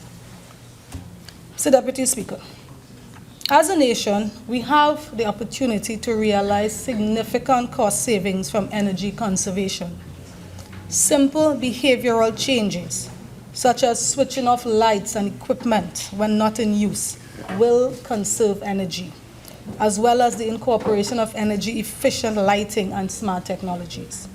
By reducing building energy consumption, we will be reducing taxpayers' energy costs. These initiatives no doubt underscore our full commitment and our aim towards our target of 10% renewable energy contribution to our energy mix by 2020, as was indicated by the Honorable Minister of Finance in his initial budget presentation in October. But this move towards sustainable energy and renewable energy by no means mean that we are giving up on our base. I acknowledge the current status of gas production. For the first quarter of 2016, we have averaged 3.6 BCF per day, down from 3.8 that we saw overall in 2015. The forecast for the remaining quarters of 2016 are 3.4 BCF per day in second quarter, 3.1 BCF per day in third quarter, and 3.4 BCF per day in fourth quarter. The reductions in deliverability are due to various preventative maintenance, tie-in activities, and rig mobilization activities. In the case of oil production, the 2015 average was 72,000 barrels a day. This is expected to increase to 75,000 barrels per day in 2015. Some of the contributing factors would be 2 sidetracks and 2 new drills that will be done by BP in the Mango field in mid-2016. Additional condensate volumes from the Mango field will come online in September 2016 for a 2-year period. Massey Energy is also expected to conduct a water flood project on their acreage, and that can add another 1,000 barrels per day to production in 2017. Whilst investment in the hydrocarbon sector is not at the levels that we would want it to be because of the current energy crisis, we are comforted by the knowledge that the major multinationals operating in Trinidad remain committed to their investment here. As an example of that, I would like to highlight the deep water campaign being conducted by BHP Billiton. Over the period March 2014 to February 2015, BHP Billiton conducted the largest 3D seismic acquisition program ever completed globally by an independent oil and gas company. The survey covered more than 21,000 square kilometers across the 9 deep water blocks operated by BHP Billiton in Trinidad and Tobago. The study identified a hydrocarbon prospect in Deepwater Block 5, which is the first one that the company has decided to go after. It's approximately 5 kilometers by 20 kilometers in size. The company's current plan is to drill 3 wells over the first phase of the drilling campaign, which will last for a duration of 8 months. The drilling campaign was originally scheduled to begin in September 2016, but due to some efforts that we have made with the ministry partnering and helping to facilitate their access to getting their approvals, the campaign is being brought forward to May 2016. So we expect that program to be starting shortly. Now this drilling is in water depths in the range of 2,500 to 8,500 feet. For this type of operation, a specialized drill ship is required. The vessel engaged for this particular activity is a 7th generation drill ship called the Deepwater Invictus. Now this rig is no ordinary drill ship. It was purpose-built for the deep water and is just 2 years old. This particular ship requires highly specialized personnel in order to assure safe operations. Now, the persons working on the ship would have undergone an extensive training program, and BHP Billiton has committed to incorporating the capability development of nationals on the drill ship. So they have implemented a shadowing position so that although the ship will come with its expat crew, there will be nationals on board who will benefit from the knowledge and the knowledge sharing and the exposure to this new type of vessel. And this is new ground for the industry, and it opens a whole new frontier. It isn't just the depths of the water, but also the distance for shore. So the service sector in the energy industry will be stretched. This is opening a whole new frontier for them, and it's really exciting times in the industry. And we all look forward with great anticipation to the successful completion of this campaign. BPTT has also shown their commitment to continuing in their investment. Production from the Mango field is expected in fourth quarter of 2016. From the Toucan platform, we're expecting 300 billion cubic feet to be produced from 5 wells, plus the laying of a 2.5-mile, 12-inch pipeline. First production from that field is expected in fourth quarter 2016 as well. Juniper project is expected to come on track in third quarter 2017. That involves the development of the Corralita and Lantana fields, and that should add another 915 BCF of available gas, with peak production reaching at 500 million standard cubic feet per day. Angeline is also expected to start production in 2019 with a peak production of 500 million standard cubic feet per day. If I can talk a little bit about stranded gas. The member for Siparia, in a contribution earlier, made mention that she didn't think that we were doing anything in this regard. So I just want to inform her that just yesterday, Cabinet approved the assignment of Blocks 1A and 1B from Centrica to De Novo Energy Limited. In 2008, Centrica made a discovery of an estimated 479 billion cubic feet of gas in the block. This was deemed too small for them to exploit at the time, as they did not have any monetization options. But they found a party who is willing to monetize this gas. And Cabinet has agreed to the assignment just yesterday. The development costs for this project will be in the range of US 230 million over a 2-year period, and the expected production of gas from this field is expected to range around 80 million standard cubic feet a day, and it will be available by as early as 2018. During Prime Minister's question time earlier, our Prime Minister mentioned the assignment of the Guapo block from Oil Belt Limited to New Horizon. Approval of this assignment not only facilitated the saving of 250 jobs, and mind you, this, because of where the location of this field, this is 250 jobs of largely my constituents, so I certainly was very pleased to approve that assignment, but we also assured the maintenance of oil production in the amount of 2,500 barrels per day. Cabinet also, yesterday at our meeting, approved an extension of the production sharing contract to BPTT for Block 5B, and we also approved an extension of the gas supply contract to BHP Billiton for Block 2C for gas production from the Angostura field. So I want to assure those on the other side that we are, in fact, making headway with our commitments that we would have made in the manifesto to monetize stranded gas and in our attempts to increase oil and gas production. I will now switch gears and focus on our physical asset infrastructure. Members will be aware that the Ministry commissioned a national facilities audit with the aim to establish the asset integrity of energy installations in the domestic energy sector. When I first mentioned that we were doing a national facilities audit, which would have involved 30 companies, a number of people misunderstood and thought it was a financial audit. But that's not what the case, what it is. That's a misconception. What we are doing is an asset integrity audit.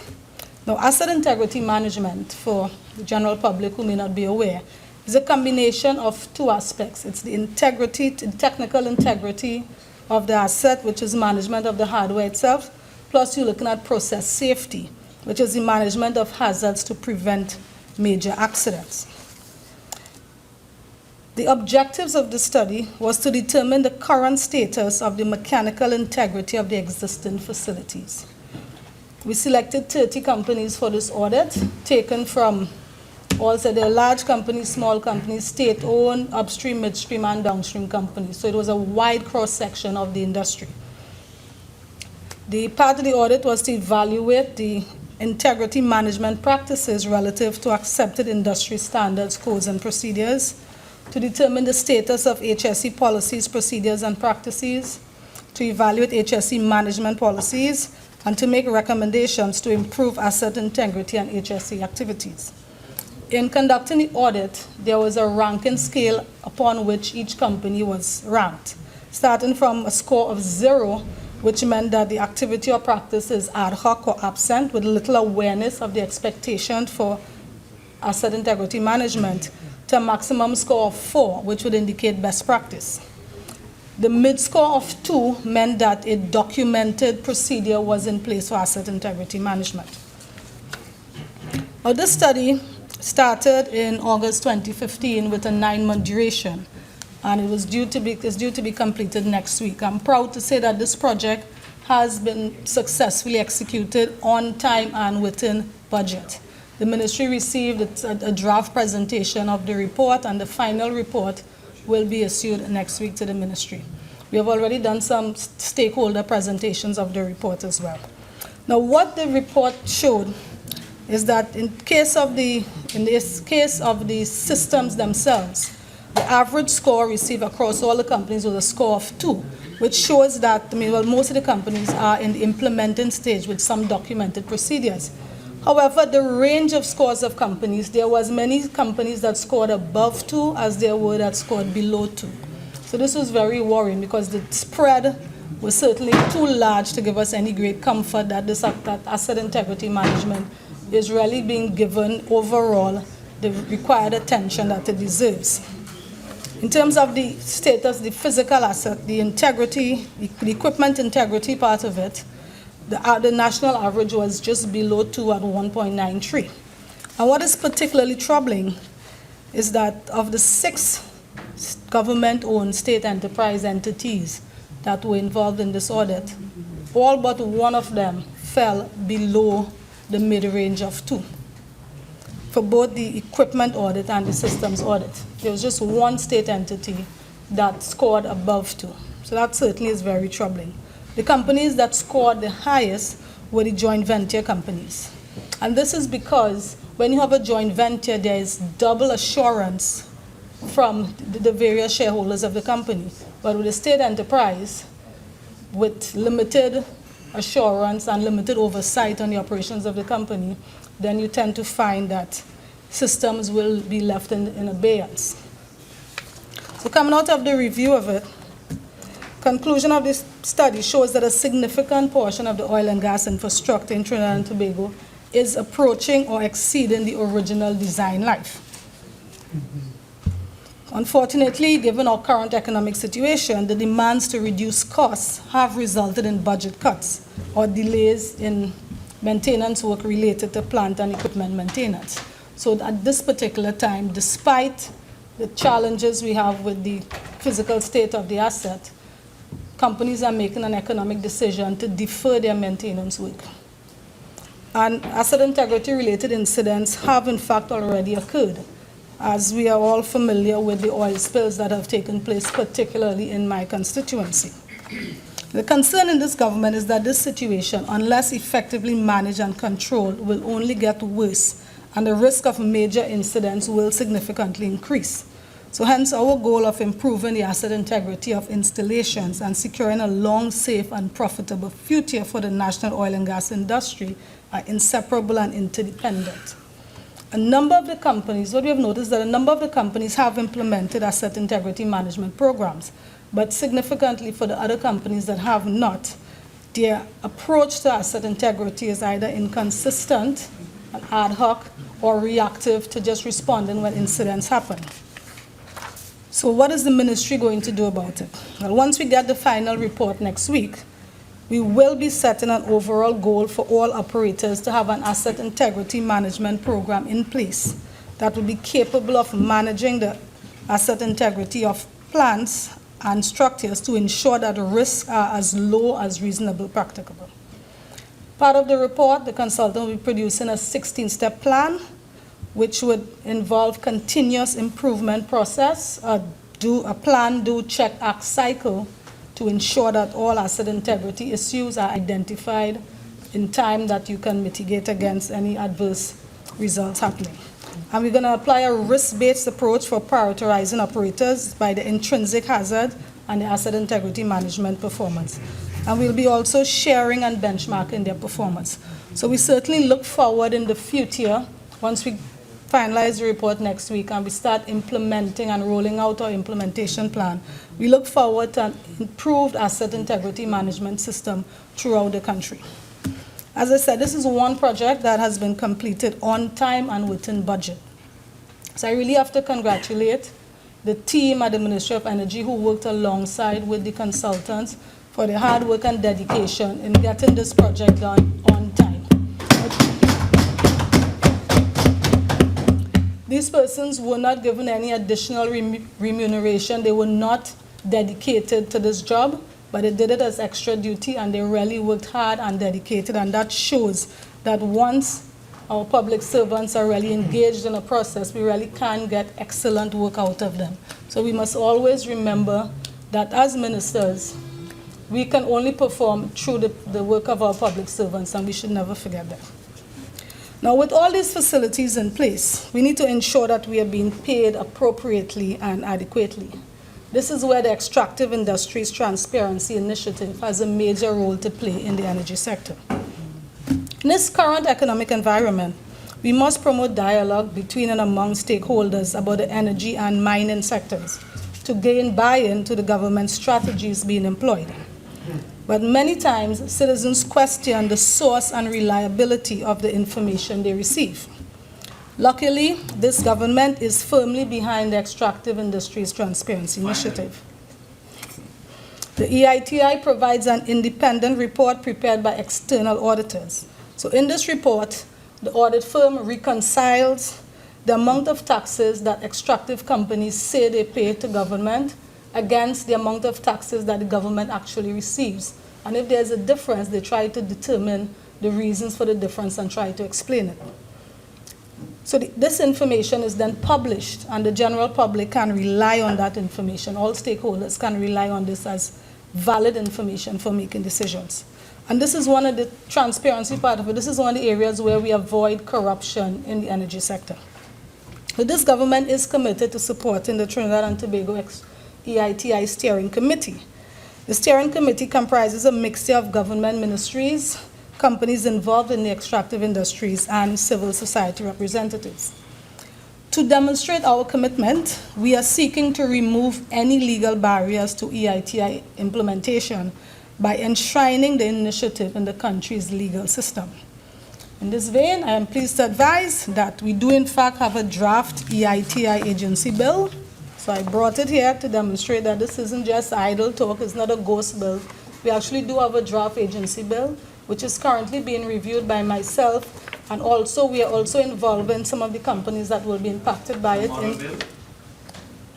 It's a model bill. Meaning that for other EITI countries? Well, it's one they've developed for us, so it would have been based on a collaborative work between the TTEITI and the International EITI organization. So what we have decided to do is we actually taken this draft bill that hasn't gone to cabinet yet. We are taking it out to the companies that would be impacted by it so that they can review it beforehand and give their comments. So that when it does go to cabinet, it would have been with the consultation, with the full buy-in of the industry. And once it passes through cabinet, we can, I hope shortly, well, within this parliamentary term, to be able to lay this bill in this very house for debate and eventual passing. And your support. Right. So this initiative has the... We sign on. And we have a commitment from the opposition already, and I thank you for that very When you much. return from Ghana. This initiative has the added benefit of not only bringing greater transparency and accountability to the management of our oil, gas, and mining sectors, but also paves the way for reform in government's revenue collection and audit systems. In other countries, the EITI is used as a tool to plug system gaps and drive sweeping reforms. Honorable member, your speaking time has expired. You care to avail yourself of the additional 15? I will, thank you. All right, you may proceed. Thank you very much. Yeah, so as I was saying, so this bill will enable us to drive sweeping reforms and so ensure maximum collections for the Treasury. Trinidad and Tobago should be no different from other countries and thereby derive similar benefits. Based on Ministry of Finance figures, the Treasury would have received only a paltry sum of 18.5 million in royalties from quarry operators and asphalt producers in the last 12 years. Now, given that during that period there was a construction boom in the country, I mean, surely the industry should have provided more revenues than that to the National Treasury. So, and furthermore, between 2001 and 2013, we were owed 120 million in unpaid royalties. So this inconsistency has to be corrected because clearly there's a significant leakage of revenue from the quarrying industry. We have new regulations to govern the mining sector, and the royalty rates have increased for quarry operators. But this rate increase means nothing if we do not have the systems in place to judiciously monitor the operators and ensure that they pay their fair share. So as an initiative towards that end, so the ministry is being more vigilant, and we will be involving the mining sector in the EITI reporting from now on. To spearhead that effort, we are starting a pilot project this year. And just last week, letters were already sent to the companies in the mining industry who have been selected to participate in this pilot project. So that's another example of work that is actually ongoing by the Ministry of Energy. So as best as we can, we must stare truth in the face, and the EITI helps us to provide that independently verified data about our mining, oil and gas revenues.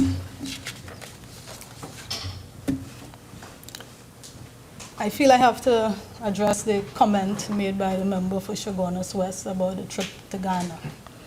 The last contributor, member for Oropouche East, spoke about the Prime Minister's global tour as though it was some flippant joyride. But this government is about serious business and looking after the country's interests. So yes, the Prime Minister will be away for an extended time, but it is several trips, and he's going from one destination to the other. If he had done these as separate trips, there would be significantly increased costs in returning to Trinidad and then heading out again. So his first stop is in Washington to attend the Caribbean Energy Security Conference, which is an initiative spearheaded by U.S. Vice President Joe Biden. Following that two-day conference, the very next day, he goes on to deliver a feature address at the Medgar Evers University. Now, this university seems to be the university of choice for nationals in New York, and 20% of the foreign students there are, in fact, Trinidad and Tobago nationals. From Medgar Evers, he goes on a trip to Ghana. You may recall that back in 2010, Trinidad and Tobago were well on their way to significant investment opportunities in Ghana, which did not materialize. We have restarted that initiative, and to date, a team comprising NGC and Petrotrin representatives have already made 2 trips to Ghana to start gathering information about investment opportunities there, and the Prime Minister's visit is just a follow-on from that.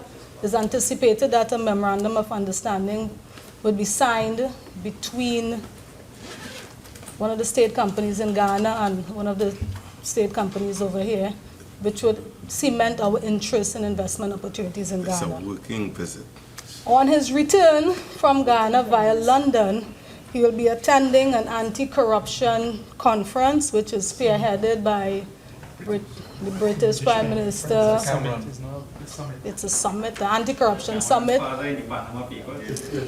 He arrives in the morning and goes straight to the conference. An anti-corruption summit, which is spearheaded by current British Prime Minister David Cameron. And Prime Minister Rowley was specially invited by Prime Minister Cameron to participate in this particular conference when they met at the Commonwealth Heads of Government meeting in Malta. So the Prime Minister is not on a joyride. There's a very intense, very tight schedule for meeting. It's almost back-to-back meetings every day. He has work to do. And if these 4 trips were done at a different time, it would have incurred significantly greater costs having to travel back and forth between Trinidad and Tobago. Pardon me? Well, actually, no. I won't be on a delegation to Ghana. I will be in a delegation to Washington to attend the Caribbean Energy Security Conference. The delegation to Ghana will involve, state enterprises.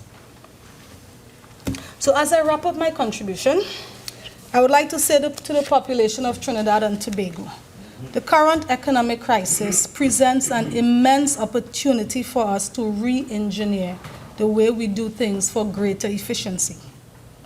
I call on all citizens to make a personal commitment to the efficient use of energy in your homes, workplaces, and communities. There are a range of measures which we can take to reduce our energy footprint by eliminating wastage. Let's start by cutting back on unnecessary lighting in public buildings and community grounds. How often do we pass by government buildings at night and all the lights are turned on? So when you leave an office for the day, just take the time to turn off the lights. It does make a difference. To the various village councils and residents who have responsibility for the community grounds, please ensure that the lights to these grounds are turned off when not in use. Far too often we see playing fields fully lit with no activity taking place. The imperative of energy efficiency requires a collaborative approach to realizing the vision of sustainable energy. May we always be mindful that, as so aptly stated by Bill Clinton, the price of doing the same old thing is far higher than the price of change. But before I take my seat, I'd like to share something with my colleagues.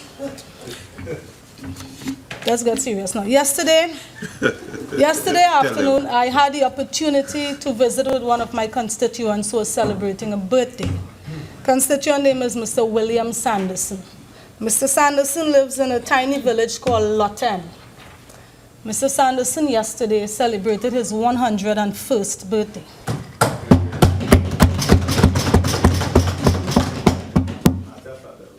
Can we? No, he's not. So Mr. Sanderson and his family were very pleased that I took the time to come and celebrate with him. But I said that, and I felt that it was something I had to do because it's not very often you get to celebrate a 101st birthday. Last year when I started my election campaign, I met him as he celebrated his 100th birthday.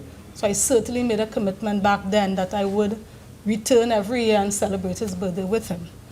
So I told him that I would be speaking in Parliament today, and I asked him if there was any message that he wanted me to share with the general population. And the message he gave me is this. He's asking, what are we fighting for? He said, some fight for money, some land or power. Sooner or later, you have to go. What are you going with? The Lord said, if you love me, obey my commandments. Love thy neighbor as thyself. So to my colleagues on the other side, to my colleagues on the government side, on the opposition side, in fact, to the whole country, I really want to echo those words. I want to say, let us all try to live together in harmony. There really is too much person-on-person violence in the country right now, and that really is not how we are intended to live. So I'd like to urge all of us to please be kind to ourselves, be kind to our neighbors. Let's do this together. Amen. I thank you. Honorable member for Chaguanas East. Thank you very much, Mr. Deputy Speaker, for allowing me to join this debate this evening for a bill entitled An Act to Vary the Appropriation of the Sum, the issue of which was authorized by the Appropriation Financial Year 2016 Act 2015.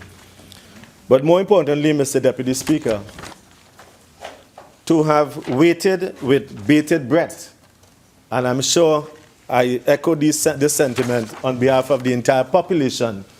We are all waiting with high expectancy on this day, Friday the 8th, to hear from the member for Diego Martin Northeast and the Honorable Minister of Finance as to the direction that this country would now be embarking upon subsequent to his presentation. Yes, it is the midterm review, and I want to indicate, I will summarize the midterm review in my last comment on this page that I have. But I want to also indicate that we on this side were also very anxious to hear. This was something much talked about in the media, advertised, Mr. Deputy Speaker.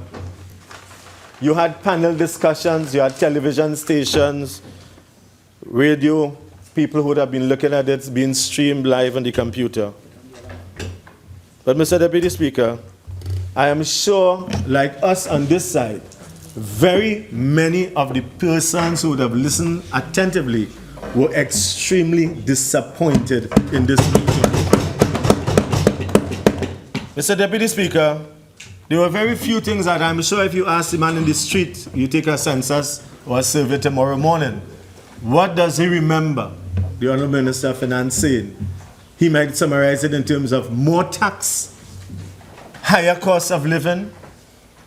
As a matter of fact, they might just remember the fact that the US exchange rate now, you have to pay more to get $1. And for the students who are listening, and before I came to the Parliament today, there was a radio talk show host on the University of the West Indies campus. And he was saying that the students were anxious to hear about what was going to happen to the GATE program. Mr. Deputy Speaker, I'm sure we'll all agree that what we could have done really was substantially to take back this document that was presented on October the 5th and read it. There was very little more that you would have heard or anything substantial. There was a lot of repetition and no real action, a lot of talk, no plan, no timelines, and therefore there's very little for us to measure. Mr. Deputy Speaker, this we are convinced, as some of my colleagues who have spoken, we are convinced that this is an IMF-induced presentation. Mr. Deputy Speaker, as I said, I was very disappointed, and I described this statement as one of hopelessness, one of joblessness, and one of cluelessness.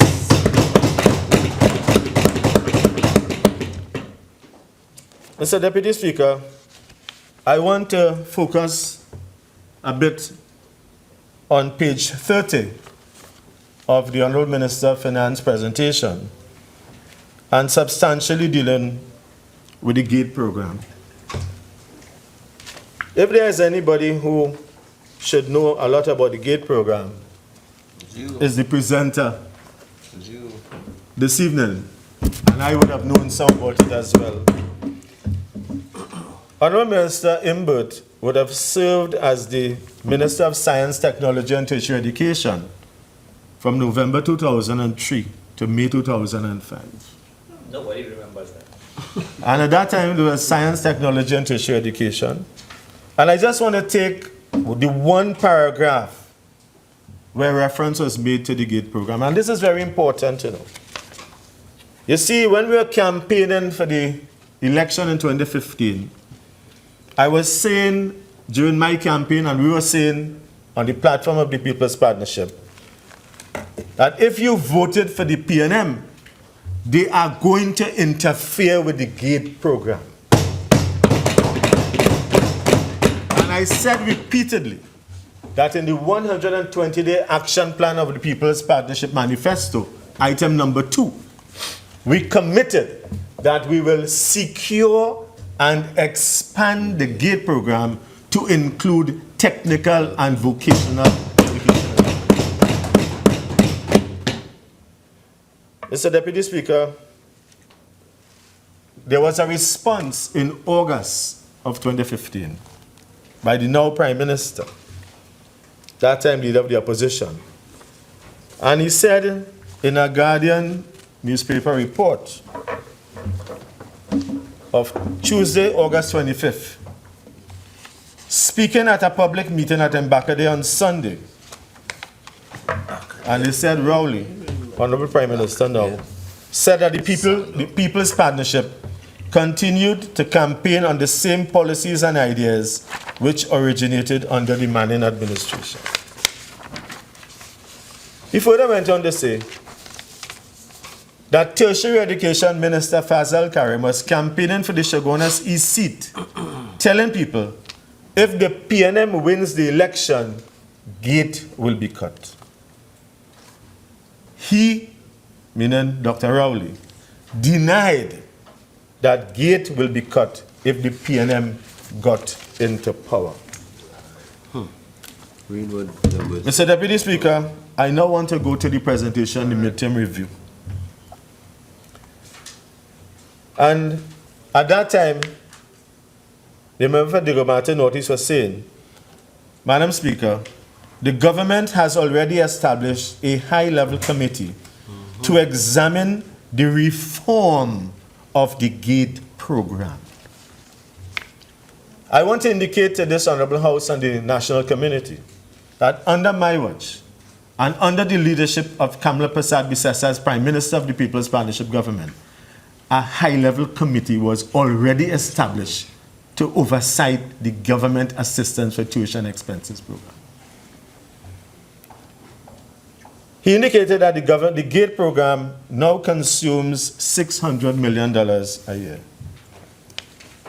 And that I want to compliment him because he admitted to date in the House that we have had significant increase in the tertiary education participation rate.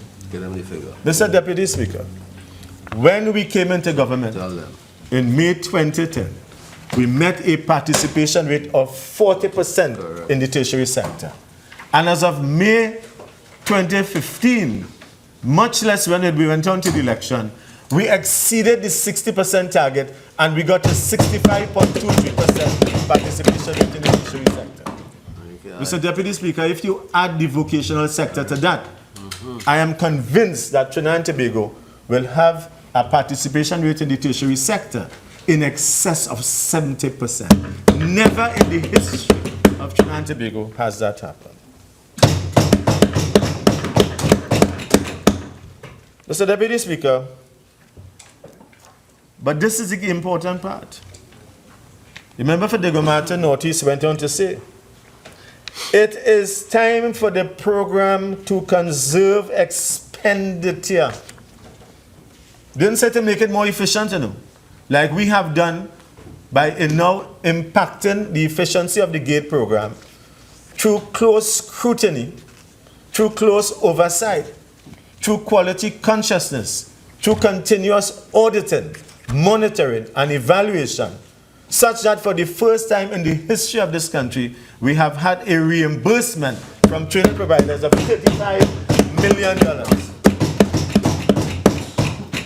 So he wants to conserve expenditure and make a paradigm shift towards a better alignment with the country's development needs.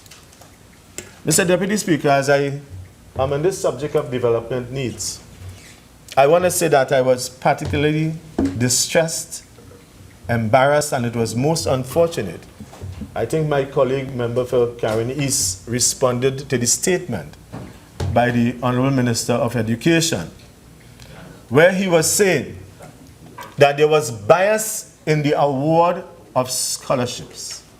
And today we heard the Honorable Prime Minister indicate that that statement about biasness was not confined to the CAPE exams, since they were in the bias, since the bias. And that bias, I'm saying colloquially that is. Colloquially. As a matter of fact, that bias that we spoke about was as a result of the criteria that was laid down before and it was agreed to. And what was said really is that there was no basis for that allegation, which really placed an indictment upon those who were making the decision in the award of scholarships. It is very unfair, and I think someone I was reading in the newspaper recently was saying that that statement really shows a continuation of foot-and-mouth disease, and that is grammatically correct, and colloquially so as well. Mr. Deputy Speaker, the Honourable Member for the Rambachan Northeast, who I indicated was Minister of Science, Technology and Tertiary Education from November 2003 to May 2005. Nobody remember that. And I just want to remind the country that there was a similar, what I'm going to read here today is a similar event that took place in the history of the GATE program in its early incarnation. And who was the minister? And that is, the minister indicated today that we make a paradigm shift towards better alignment of the country's development needs. Coupled with, and this is the key, coupled with the introduction of some form of means testing. The GATE committee is expected to report by July with changes going into effect in the next academic year. Mr. Deputy Speaker, I want to tell you that the decision has already been taken. I know the member for the Rambachan Northeast very well. And I know that when he uses the words like these, the consultative aspect or the consultation aspect is just the smoke screen. He is telling the committee, this is what I want you to do by July. Bring the report for me. And you know, Mr. Deputy Speaker, one of his colleagues who would have sat on that side would have said, how you could say that? You can't say that. But those are the facts. And I said earlier on in the election campaign that there will be interference with the government assistance for tuition expenses. The GATE program will be cut. As a matter of fact, I want to tell the nation and the House, I'm saying this on behalf of all of these persons as well. Because you have a number of persons who will be preparing to enter the tertiary sector in the new academic year 2016-2017. And they will not know what will hit them until July. The decision has been made to make sure that there's a means test. And I want to remind this Honorable House that there was in fact a means test before, and it was discontinued. It started, the GATE program started in 2004. And the predecessor, the idea for GATE, was born under my colleague, the member for Chaguanas West, when he was Minister of Human Development and Culture, Honorable Ganga Singh at that time, through the dollar for dollar program. The dollar for dollar program. I am saying yes to the member for Digomatic Notice that he is the one that started the GATE program. But he took the idea from Minister at that time, the dollar for dollar program. He simply took the idea and expanded it.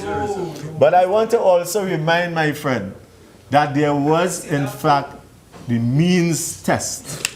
And the means test was abandoned by him in 2006. He was just up there until 2005. And therefore, we have to be very careful in terms of how we impact our nation's talent and human capacity. This evening, we heard from the Honorable Prime Minister, and he said that there was going to be, words to the effect, that there was going to be no compromise in terms of human capital development.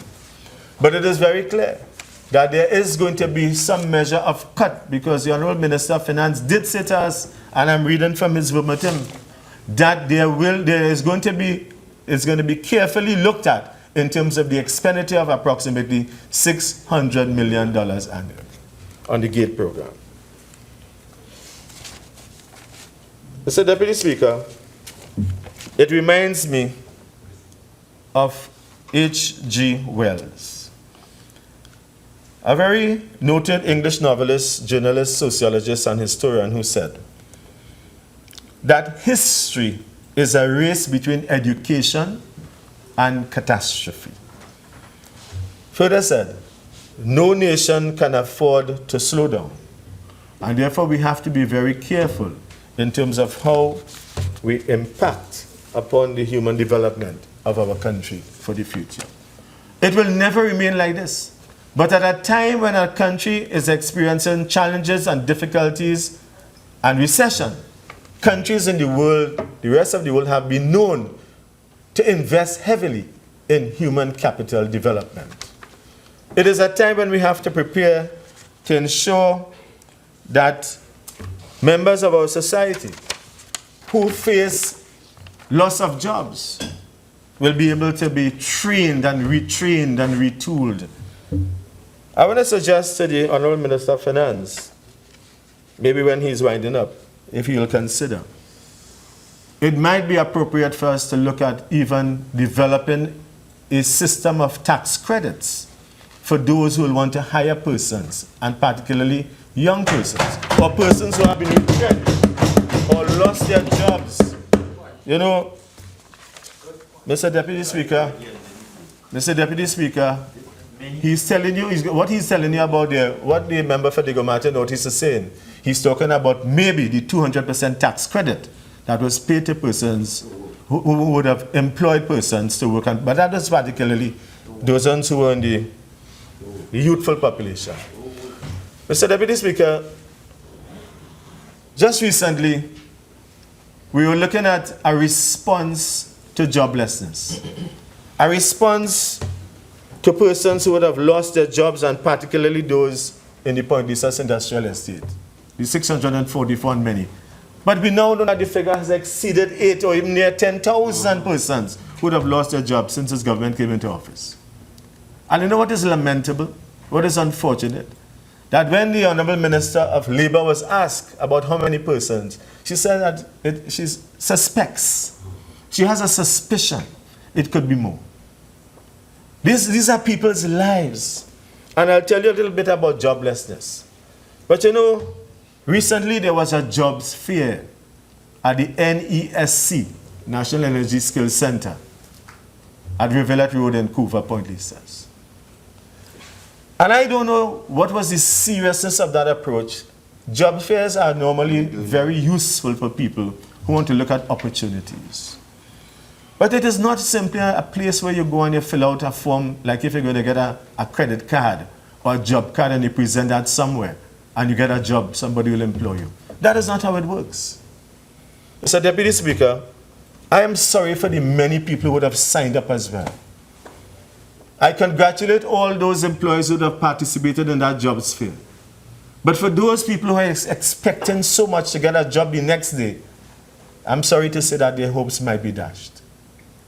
Because many of them may not have the requisite skills and competences to have the mobility to move from what they were doing to the opportunities of new jobs. And how will that happen? That will happen by ensuring that what we should be doing, and I want to again offer this suggestion to the Honorable Minister of Finance, is to ensure that we expand the opportunities for training beyond the normal time frames where these institutions are open, be they at the MIC where my colleague Dr. Lee was chairman before, or YTEP, or NESC, or wherever have you. That we should not simply close these doors at 4 or 5 o'clock, but present opportunities for people who are also on the job market. And let us give them a voucher, a training voucher. We could even pay them, as I was suggested, we could pay them a stipend to be trained, because they need to have something to maybe to travel, to eat.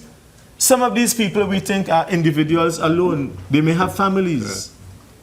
They have needs. They have commitments. They have bills to pay. And therefore, I feel an opportunity is presented here for the government to consider looking at the entire retraining program, the retooling program. Mr. Deputy Speaker, this reminds me of the days of Caroni 1975 Limited, when it was closed. Do you know what was the solution to all of those thousands of workers in the sugar industry? The same thing. We have a jobs fair. We offer you training. But where are the jobs? Where is the labor market information that will tell people in which sectors jobs are available? Mr. Deputy Speaker, under our watch, we created an institution. We have a building actually allocated to this, called the CWRD.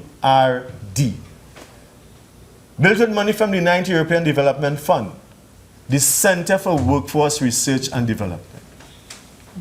We simply cannot say that let us have a job fair. Do we know where these jobs are? Do we know what the qualifications are? Do we know what the competencies are required? Do we know what levels? Do we know where's the remuneration? All of these are important aspects that I think we have to focus on.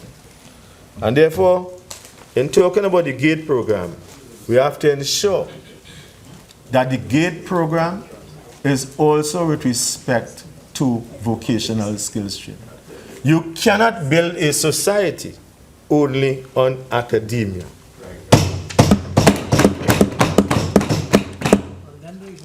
Mr.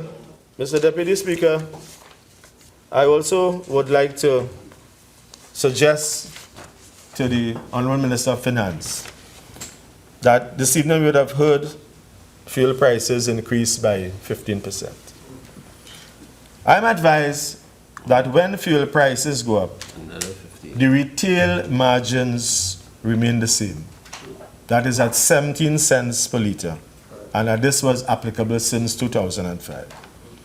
Therefore, you will find that gas station operators may find themselves with a lower margin of profitability. What does this mean? It may very well mean a higher cost of doing business. And ultimately, it may mean that they may require less persons to work. So more jobs on the line. And therefore, Mr. Deputy Speaker, as we speak about tertiary education and we speak about joblessness, I want to advise us that we must take this matter very seriously. Joblessness matters because it is miserable for those who are concerned about it. It is very clear that joblessness also is a waste of human potential. That it is really fiscally ruinous. Because when people don't have jobs, they don't pay taxes, it's ruinous. Ruinous. I said ruinous. No, I said ruinous. I know probably the chair. I think what is, yeah.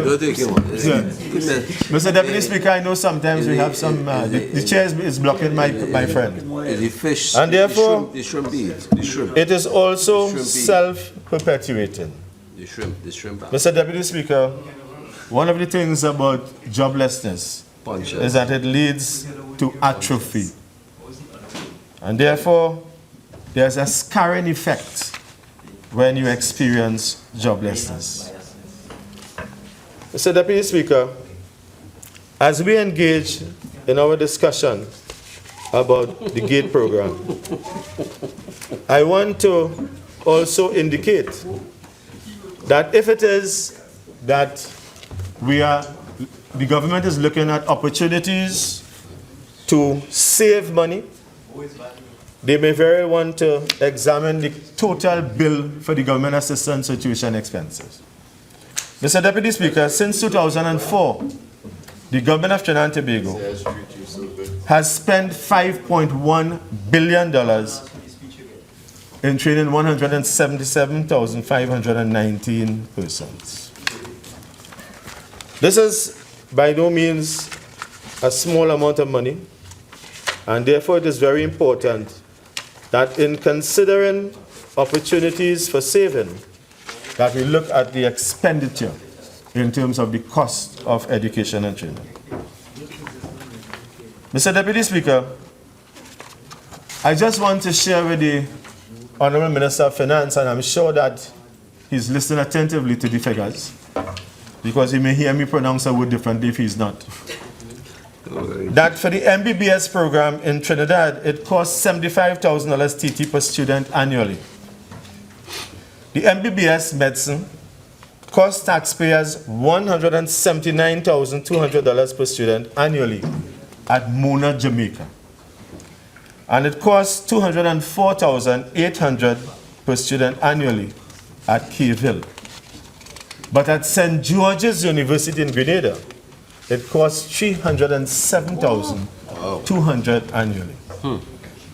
Mr. Deputy Speaker, how many students we are there? We have built the San Fernando Teaching Hospital. My colleague, the Member of Parliament for Oropouche East, it is previous incarnation, as judicate. We change it. It is designed for a teaching hospital. And what we are saying, Mr. Deputy Speaker, is if you have that facility, you should ensure that you commission and use it to train doctors in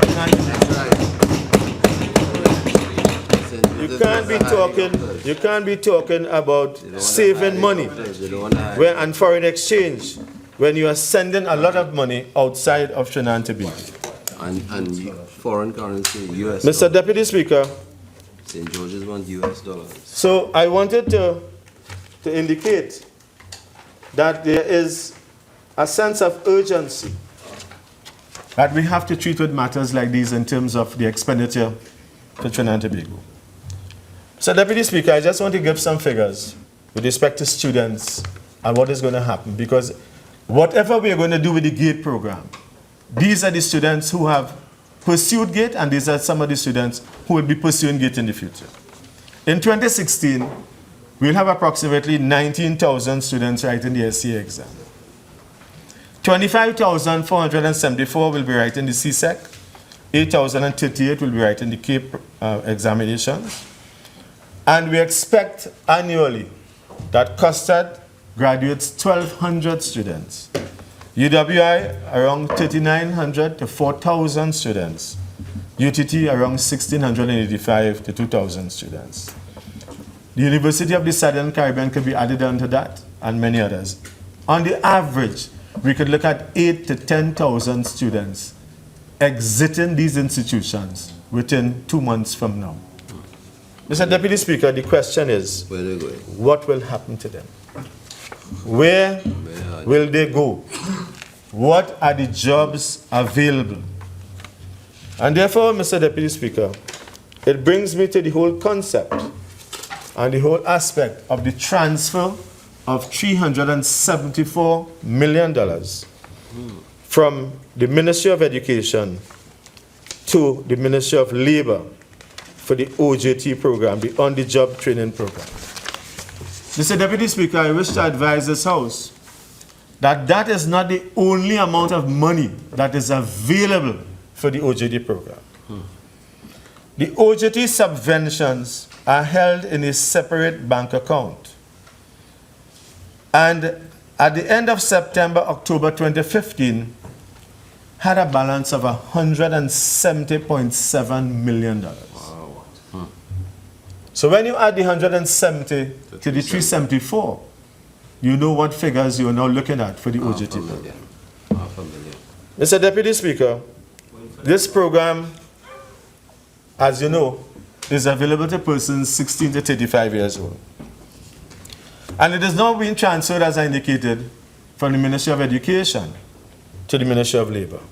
Why? They may have best known what is the reason for the transfer. Was there before?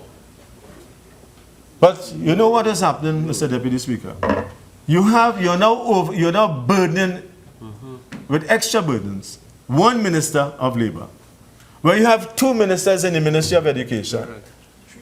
No, stepchild. You have two, and therefore it would have been easy to share that responsibility to one of the ministers and continue the management of the program under the Ministry of Education, which would have been absorbed, the former Ministry of Tertiary Education and Skills Training. Mr. Deputy Speaker, there are many questions that one will want to ask about that transfer. First of all, why? Because one would have thought that if persons are exiting the system, young people, 16 to 35, many of them would be exiting the tertiary system. Wouldn't it have been more appropriate and in more alignment to have it administered under the Ministry of Education as opposed to the Ministry of Labor? But having said that, we now heard... Speaking time has expired. Do you care to avail yourself of the additional 15? Yes, absolutely. Proceed. Thank you very much, Mr. Deputy Speaker. Mr. Deputy Speaker, I just wanted to raise a few questions. Number one, what is the current number of trainees on the program to date and what levels? The Honorable Minister of Finance would have presented in the budget speech that there was going to be a 20% increase in stipends to OJTs as of December, I think it was. Nothing. To date, nothing has been paid to any of those trainees, any amount of increase. And while I say that, we'll want to hear from the Honorable Minister of Finance what has happened to the graduate internship program with all of these people who have been placed at ministries. The graduate employment program basically is, you would have said it, I have it in the budget. Mr. Deputy Speaker, what is the projected number of placements for the fiscal year 2015-2016, as I indicated in the cost for each of those? There's no doubt that we want to also ask, what will happen to what is the cost remaining, what is the amount of money available since the program would have started or continued under the graduate recruitment program? The graduate recruitment program. I am quoting from the budget speech. For you see, my friend, the Honorable Minister of Finance, is even doubting what he read. That's what he wrote. On page 72, graduate recruitment program, and it is written in English language. Mr. Deputy Speaker, I want to also ask, what's the strategy for the OJT program dealing with the increase in the unemployment rate? The unemployment rate is continuing to rise, and there seems to be no hope or no clue as to how they're going to solve this problem.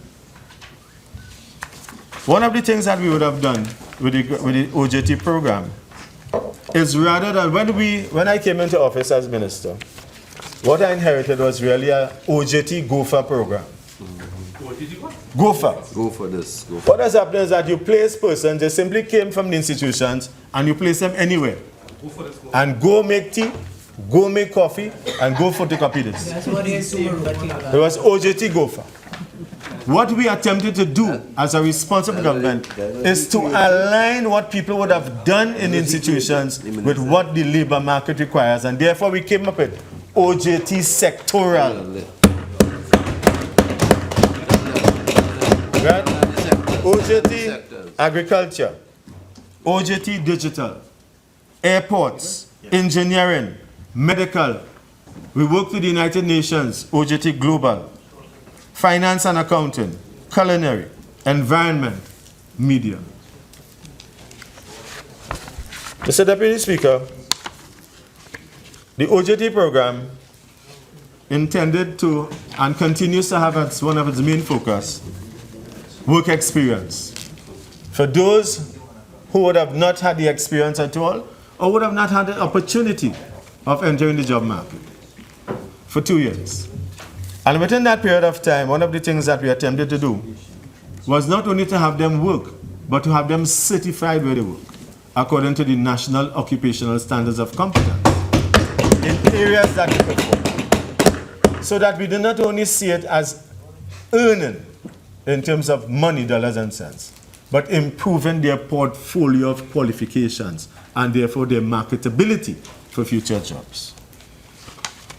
So, Deputy Speaker, much has been said about the OJT program in the debate, but I think the question that is often asked is what you would have done as a government if you were in charge at this time, if you were faced with these consequences.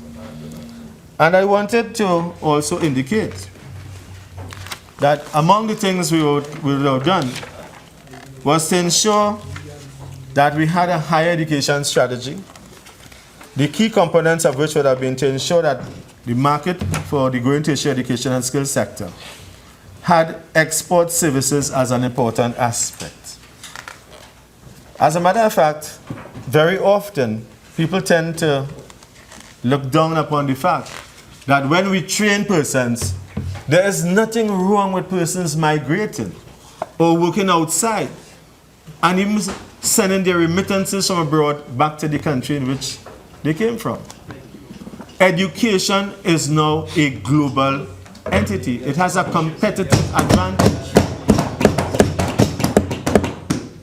One of the things that we would have done as well was to create a national endowment fund. A national endowment fund which would be established to attract philanthropists, corporate citizens, and international donors. Loan financing reform would have been another aspect, an important aspect of higher education. And I'm sure my colleague, the Honorable Minister of Finance, will recall the HELP, the Higher Education Loan Program. And what we also indicated is that you did not have, while previous to coming into office, you would have started to repay that loan within a 6-month period. We extended that moratorium period for 1 year after employment, then you will start to repay that loan. One of the characteristics of the higher education sector would have been easy accessibility for all. And I come back to the question, under the means test, how are we sure that everyone will have equal participation and equal opportunity to access the GATE program? These are some of the things that we want to listen to and look at. As a matter of fact, we have also embarked upon, and would have continued to do so, the geographical spread of services. Whether it is the UWI Penal DB campus, which we hope will be opened in the new academic year, the aviation campus at Camden and Couva, the Automotive Technology Center of the NESE in Woodford Lodge and Chaguanas, the Custard campus, which we hope will open in this academic year coming in Chaguanas. As I've said before, sometimes they ask you what you do with the money, where the money gone. But everywhere you turn in this country, you can see institutions of learning built by the former administration. And in Tobago as well. We are also going to focus substantially on access for the challenged and differently abled. on safe and reliable student transportation, on student health and wellness, on teaching and learning and research. Mr. Deputy Speaker, it might surprise you to know that Trinidad and Tobago spends less than 1% of GDP on research. And if we really had to build the capacity, this is the opportunity we have now, that even though the resources may be scarce, they can be very purposefully put to improving the quality of life of our citizens. Honourable Member, you have 2 more minutes. Thank you. Job skills and job makers. Mr. Deputy Speaker, as I conclude, I just wanted to indicate that one of the other initiatives that we had embarked upon is the creation of education cities. The first of which would be in your constituency of Tunapuna, it's part of it, the education city at St. Augustine. And my colleague, the former Minister of Planning, member for Caroni Central, would have also identified various economic growth zones and poles. I want to say as I conclude, Mr. Deputy Speaker, that we must continue to expend, though in scarce supply, resources for human capital development. We must be able to ensure that all our people are provided with talent, the skills and the opportunity to develop our country. And I warn again, and we look forward to hearing the details from the Honourable Minister of Finance with respect to the means testing and the future of the GATE program and the OGD program. In this regard, we'll continue to support initiatives that are very useful and important. And we look forward again to all those details in the future. I thank you very much.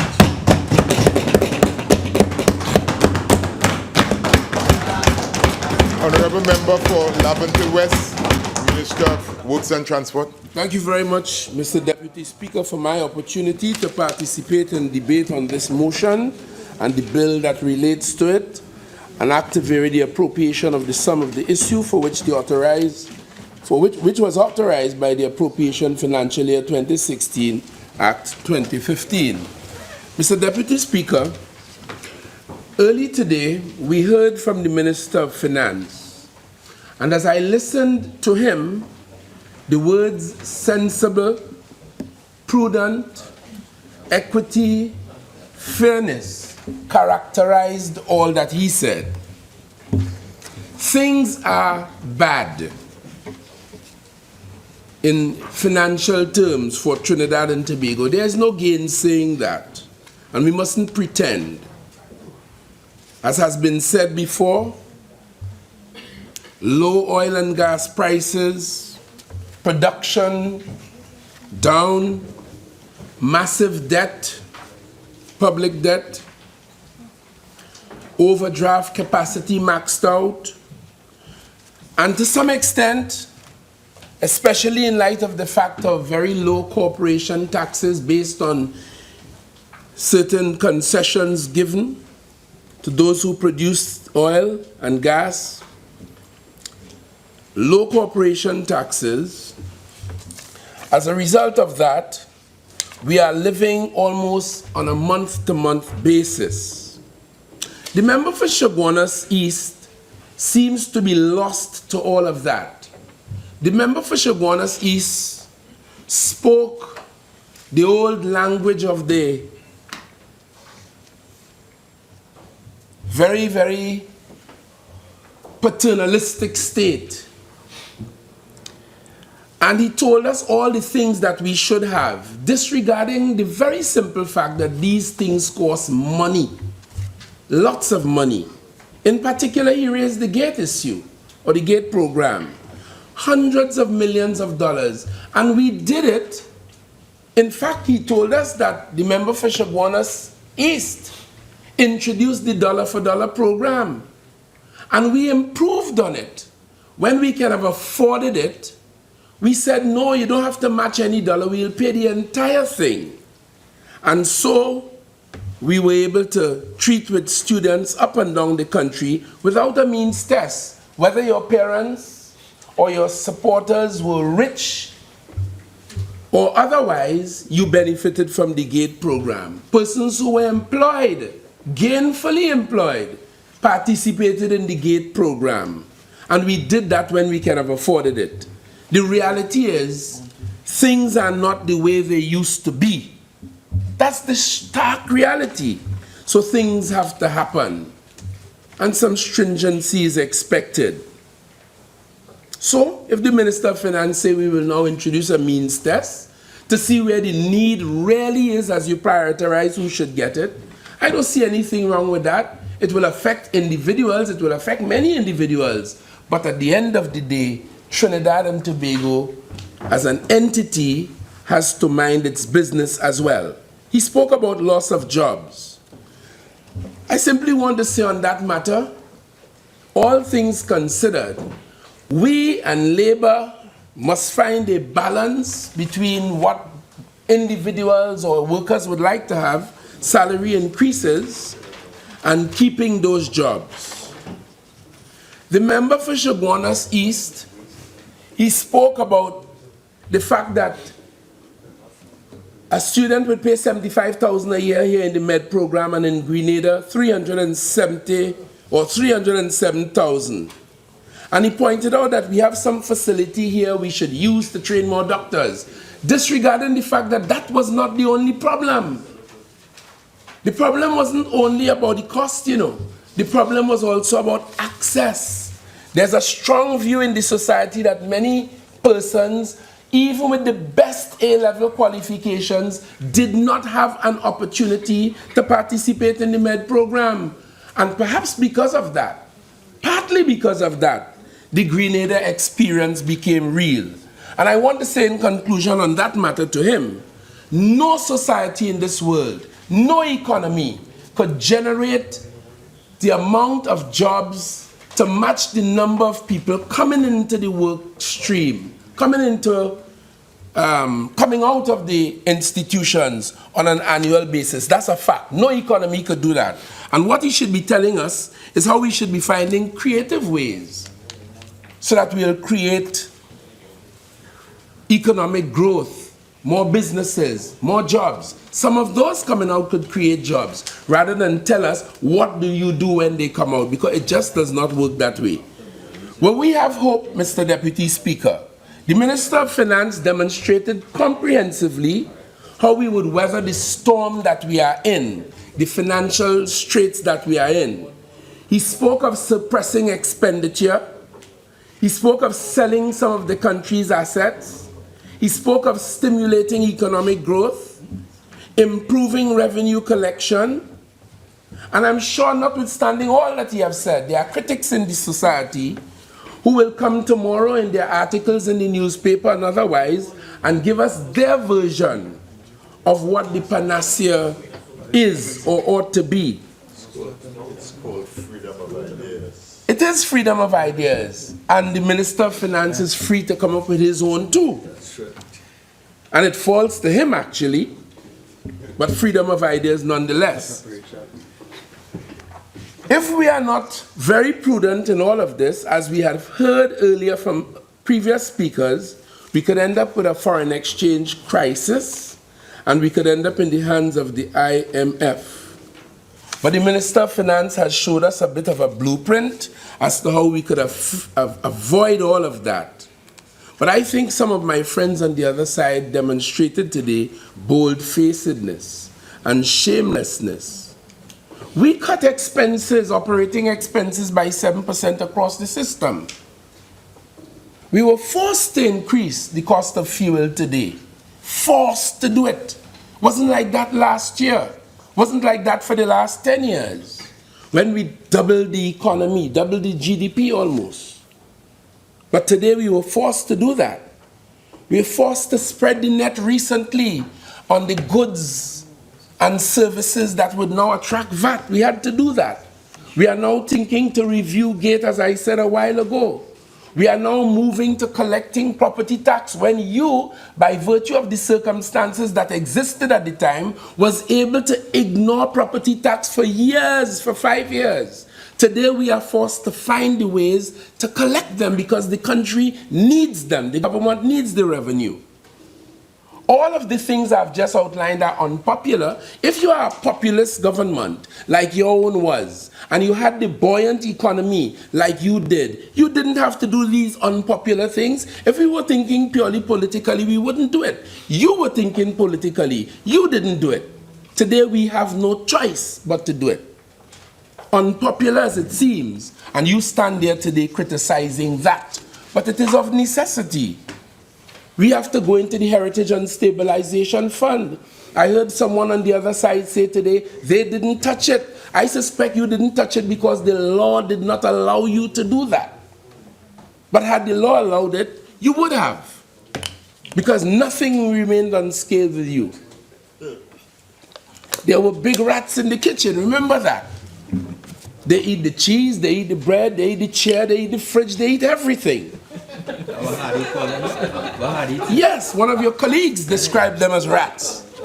So the situation is a little different today. We are forced to do that. And today we are scraping around for revenue, but you brought us to this. You brought us to this. Yes. So these are the circumstances in which we are put. The Minister of Finance spoke about some short-term borrowing.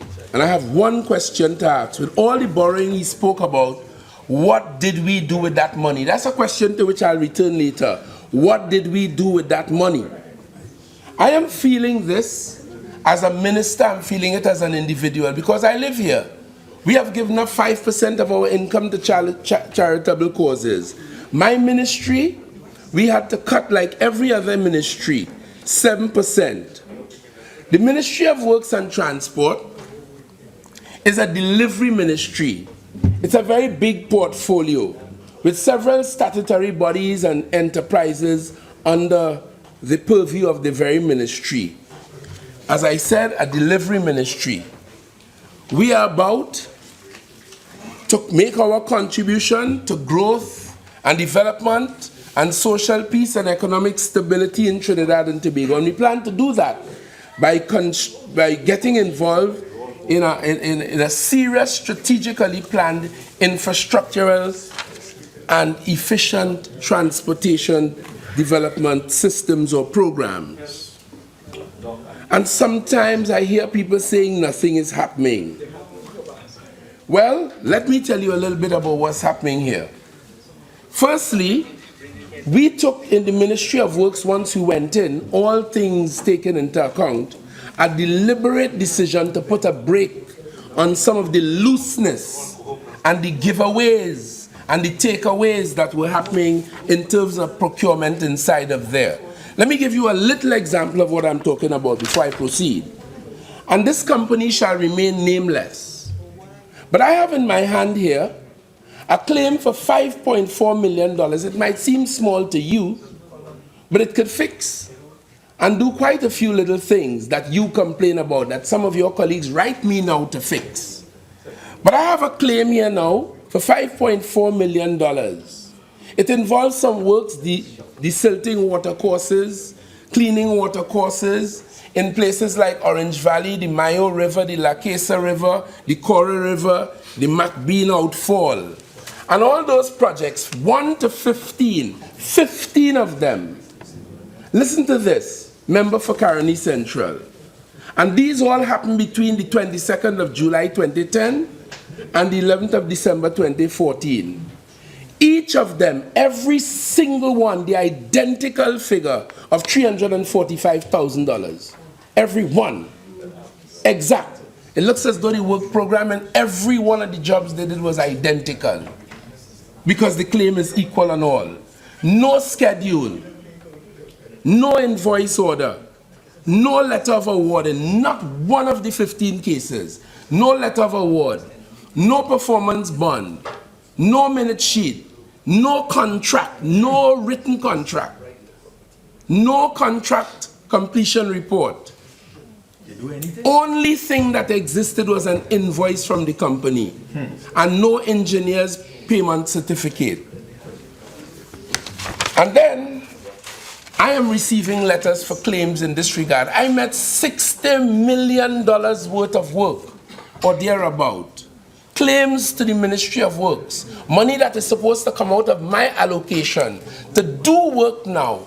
I met $275,000 in debt claims, of which about 60 million not even with a written contract, and getting threats from lawyers on a daily basis. And I have a letter here dated, let me just share this with you quickly.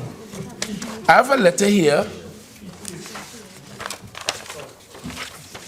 dated the 6th of July, where the contractor wrote, making this claim. But interestingly enough, in this letter, hear what he says after listing the projects. No award letter was given to the company. The arrangements were made through phone calls between the Honorable Ministers Rudy Indarsingh and Ramona Ramdial's office. As a result, the company has no formal records of having been awarded any of the above-mentioned jobs. Please be further advised that no payments have been made to X company. Enclosed are copies of letters from Ministers Rudy Indarsingh and Ramona Ramdial that have been endorsed by Honorable Surujrattan Rambachan, Minister of Works and Transport. That's the basis on which things were happening. So for the last few months, I had to take control of the procurement process because I realized all of the allocation and all of the expectation, there was a lot of bleeding taking place. So we had to deal with this. What we have done is to put in place a fresh procurement system. We got external support in terms of how it is to be done. And now inside of the ministry, inside of all the programs in the ministry, including the URP, we are putting in place an almost airtight procurement system supported by one of the big four international auditing accounting firms to make sure that that kind of madness does not happen again. And that way we are saving the taxpayers of this country millions of dollars on a daily basis as we go forward. Because after all, the Minister of Finance told us that he has to borrow money to pay off some of this debt, and we'll be paying interest in order to do it. And I think the public deserves value for money. So we want to concentrate, we are concentrating in the Ministry of Works on the question of developing the road network, preserving our heritage buildings. These are some of the things that is within our purview. And we do so on the basis of transparency and accountability and value for money. One of the things we did very recently to ensure that we get value for money, one of the major providers, the Trinidad and Tobago Lake Asphalt Company, we called them in, and officials of the ministry negotiated with the Lake Asphalt Company because they supply asphalt, a bituminous product. And we were able to negotiate something like about a 15% reduction in the cost of that input. So as we do some work now, we'll be enjoying that reduced cost. We did the same thing with Trinidad Cement Limited because we have a massive work program ahead of us. And we expect to get something like about 25% savings because they are promising to supply us concrete in bulk where we need it without the packaging. They bring the silos on the scene and they produce that and supply us more cheaply than they would ordinarily. So both my ministry and the Ministry of Housing will benefit from that. And very shortly, we want to meet with the aggregate suppliers to negotiate similarly, all bringing down the input costs so that there'll be serious cost savings as we embark upon our program. Talking about aggregate, as it now stands in this country, aggregate has been imported over the last few years from St. Lucia, from Dominica, Mexico, and as far as Canada, all pushing the price of the final product up. So we are wanting to extract more from the local lands, and especially in Tobago. If we would do that with the aggregate supply closer to where we do the work, again, that will suppress the cost, which is a very sensible thing to do.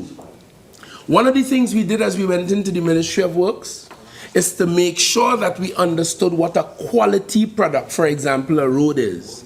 So we sought to gain external advice. And now we understand clearly, because it appears as though nobody understood before, what a proper quality road will be. And that involves, of course, a typical road pavement, and this is what the experts say will incorporate a sub-base, a base, and a wearing surface on a well-compacted subgrade. We are going to be demanding that in each of the jobs, in each of the contracts that we engage in with the service providers, the contractors, and so on. So from design to construction to its use, because if you build a road to deal with light vehicles and heavy trucks passing on it, that does a lot of damage to the road, and you will not get the use of the road as you should. So from design to construction to use, we intend to ensure that we get value for money, top quality and value for money. One of the things we realize is a serious issue in this country is the question of traffic congestion. Everybody complains about it. We issue priority bus route passes at the ministry, and a lot of people request them because they are trying to avoid traffic congestion on the roads. What did we do? We had a stakeholders meeting. We called in every single entity or individual who had anything to do with traffic management in this country, every single stakeholder. And we had 2 or 3 major consultations. We put together a smaller team, and we now have this smaller team looking at all the recommendations that came from the larger 75-person committee, and we are now implementing the recommendations, the low-hanging fruit, as they say, short-term solutions to some of the problems in Trinidad and Tobago to try to deal with this. And we are recruiting some young, sharp people. We have identified a young, expert traffic engineer who we are recruiting to so-called champion this project, take leadership of it, in addition to the traffic engineers, the young and bright ones inside of the Ministry of Works as well. So that is what is happening. Insofar as the priority bus route is concerned, I stood here last week and was rather pleased to hear the member for Caroni East tell myself and the Minister of Finance how pleased he was as a user of the priority, that the priority bus route has been unclogged. We had a system where private cars with 3 persons or more were allowed at certain times on the route. That allowed unwittingly PH drivers to come onto the route, and it congested the route, created all kinds of problems. And as a result, we removed that when we came to office on the basis of advice. We have been very restrictive in the issuance of authority to use the priority bus route. That too was abused. So I heard the member for Caronies complimenting me last week, and I accepted it graciously. But more than that, the PTSC, the management there, and the Maxi Taxi Association, they are telling us now that we have cleaned up the priority bus route, that the turnaround time is substantially improved. They're turning around now, they're saving 25 and 30 minutes in their turnaround time, and I'm very, very happy with that. Because the priority bus route is our attempt at mass transit. It brings larger occupancy vehicles, the buses, and the large maxi taxis, bringing the vulnerable and the poor in the society who we complain and talk about here today, bringing them to their workplaces with less stress. And therefore, cleaning up the priority bus route was one of our priorities, and so far we have achieved that, and we intend to maintain that. We heard today that we have, and we told you during the campaign, that we had an idea of a mass transit system, but we were not going to impose it arrogantly on the society. We had a view, you had a view. We would have allowed an independent, experienced body to decide upon it.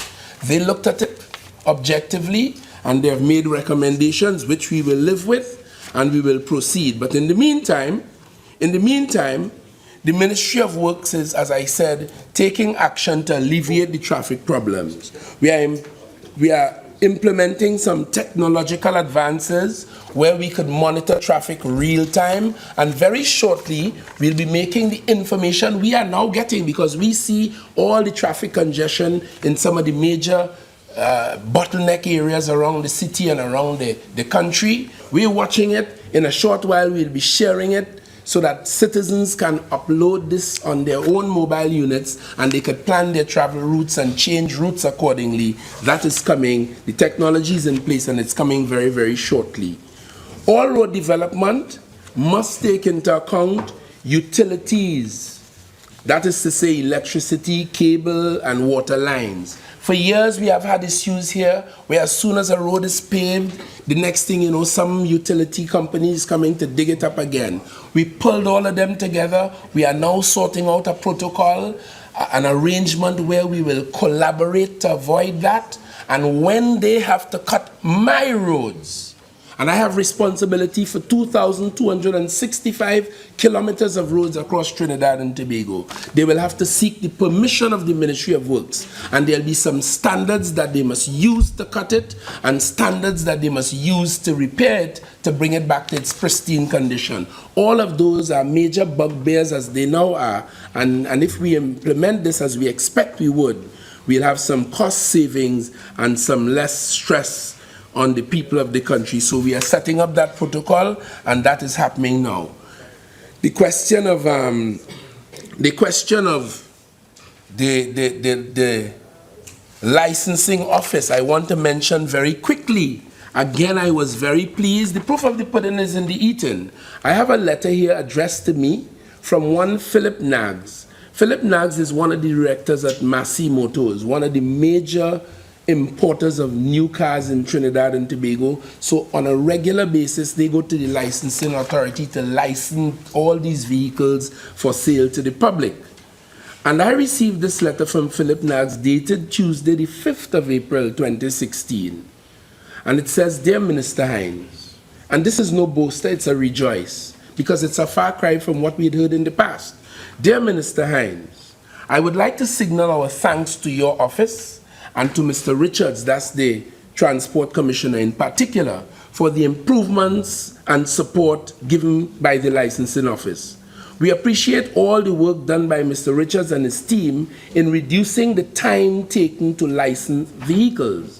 Processes have been streamlined, and this has resulted in a quicker turnaround time and increased customer satisfaction to the buying public. It should also be noted that Mr. Richards has made a point of being open and inviting to having dialogue on all issues. His office is always has always welcomed feedback and has been available to meet with us on a regular basis." So this letter really was encouraging. And I know that we are issuing certified copies very swiftly. As you come, you can get it as you are in moments, 10, 15 minutes. That cuts out a lot of the corruption, because there was a time when you had to wait for 3 and 4 days to get a certified copy. And if you were tempted enough and needed it more urgently, there was a corruption taking place around that. That is now a thing of the past. And we have a new system in the ministry, and I met that when I went there, to the credit of those who were there before, led by the permanent secretary there and others. We have a system now where we keep and manage the data, and so we are able to issue these certified copies in quick order. And that, along with swift licensing, is a very great improvement to the circumstances of the service we deliver at the licensing office. And I want to congratulate the permanent secretary and the staff at the licensing office in this regard, and to say to Mr. Naggs that I hope that this would continue. It is all a work in progress. We were supposed to have had a motor vehicle authority, which was supposed to take responsibility for that kind of thing and more. The last regime embarked upon that, spent millions of dollars. We were supposed to have established a building at Caroni settlement, the nucleus of this operation, to make these records, accurate records and information about the whole licensing regime, motor vehicles, more efficient. It ended up costing $269 million. It was supposed to, of course, 45. The building is there right now, and we didn't make very much progress with that. So we are trying to regularize that. We're not living in the past, we're moving on. As we speak, my ministry is engaged in a pothole patching program, because as I drive the roads, everywhere I see potholes. Sometimes it is as a result of a burst line. Sometimes some of the pavement gets eroded by cars passing upon it, whatever the reason. We have a whole lot of potholes around the place.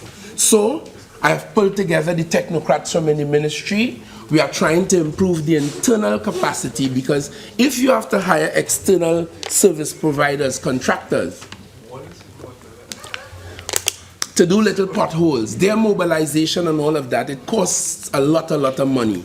So there was a time when the Ministry of Works had some internal capacity that was deliberately allowed to die, because some people feel contracts is the way to go. That's the way they're able to put their hands in the cookie jar. I am improving the internal capacity of the Ministry of Works so that we could do these minor works pretty easily.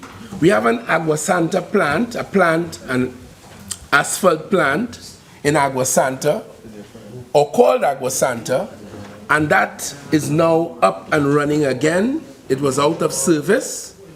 We have made it workable and serviceable again, and as such, I can report to this country that over the last 6 months, we have dealt with almost 1,500 potholes, and we are continuing to do that very shortly as we clear up the backlog that we are familiar with, because our district engineers are out there looking at these roads, identifying the potholes, reporting them. We treat with them, and that makes the life of the vehicle owners and drivers a lot better. As soon as we clear up that backlog, the ones we are familiar with, we're going to open up the lines, as it were, and allow people to communicate us electronically and by telephone too, so that they will now report potholes and we will be able to identify with them, all designed to bring better service to the people of Trinidad and Tobago. I want to say to you, Mr. Deputy Speaker, that we have a serious problem of flooding across the country, and in particular in the city of Port of Spain. As soon as it rains, we have a serious flooding problem down there. The last government, in 2014, in January 2014, the government entered into a contract arrangement with the IDB. Honourable Member, your speaking time has expired. Thank you very much. You care to avail yourself to the additional 15? Thank you very much, Mr. Speaker. Proceed. I will. Proceed. Thank you very much. We are taking on that problem. They had that loan facility available. We have paid about $400 million in fees to the bank, and we have not begun to utilize that as yet. We are engaged with the IDB now. Within a matter of about 2 weeks, we will have some champions to head that execution unit again, and we will get rolling on that again for the benefit of the people of Trinidad and Tobago. We have a work program. You heard someone, I'll tell you about it later in more detail. We have a work program ahead of us. We promised this country in our campaign that we will develop a new road from Valencia to Toco. You would have seen in today's paper, yesterday's paper, and you will see on the weekend again in the paper, where we have gone out to tender for this new road, and in so doing, we not simply will put a road on which people can drive with good quality pavement and so on, but we'll be opening up economic activities all along from Valencia to Toco. And we'll be putting a port in Toco too. We got the approval of Cabinet recently for a new port in Toco, as we promised. So we are on the road with those two projects. When we do that, we create employment. As I said, we open up the whole northeastern area to new business, economic activity, and that's what that is all about. So the roads we construct is not just about roads, but it has some more ultimate benefits for the society at large. Wallafield to Manzanilla. Only a couple days ago, Cabinet again approved that, so very shortly, like the Toco Road, you will be seeing in the newspaper, where we'll go out inviting a request for proposals to give us to bring on board a consultant to begin to develop that road from Wallafield to Manzanilla. San Fernando to Princestown. All of these we want to do. Now, when we develop these roads, as you heard earlier, you heard the Minister of Finance talking about the fuel subsidy. Today we increased the cost of fuel. You heard the member for Dago Martin West say, well, it would be interesting to see how much fuel we squander by virtue of being in traffic jams. Well, I want to say to the country, when we develop all these new roads, the ring road around Scarborough in Tobago, the ring road around Chaguanas, the ring road around Sangre Grande, and develop all these roads, then there'll be smoother traffic flows, less waste of fuel, less use of fuel actually, because we know once there's a better road transport network, more people would be likely to leave their vehicles at home and use public transport to the extent that that is necessary. There were some issues with the QREP interchange. We have revisited that program. The whole procurement process, as was usual under the last government, was faulty. The contractors who were involved saw favoritism to a friend of the UNC, they argued. That was scrapped. We have revisited it, and within a matter of weeks, you will see we'll go out to tender for fresh contractors to come to complete that program with that QREP interchange. And of course, as we promised, that'll just be one, because we want to put interchanges all the way up to Sangre Grande, removing the traffic lights along the way. So you'll be seeing that very, very, very shortly, I can assure you.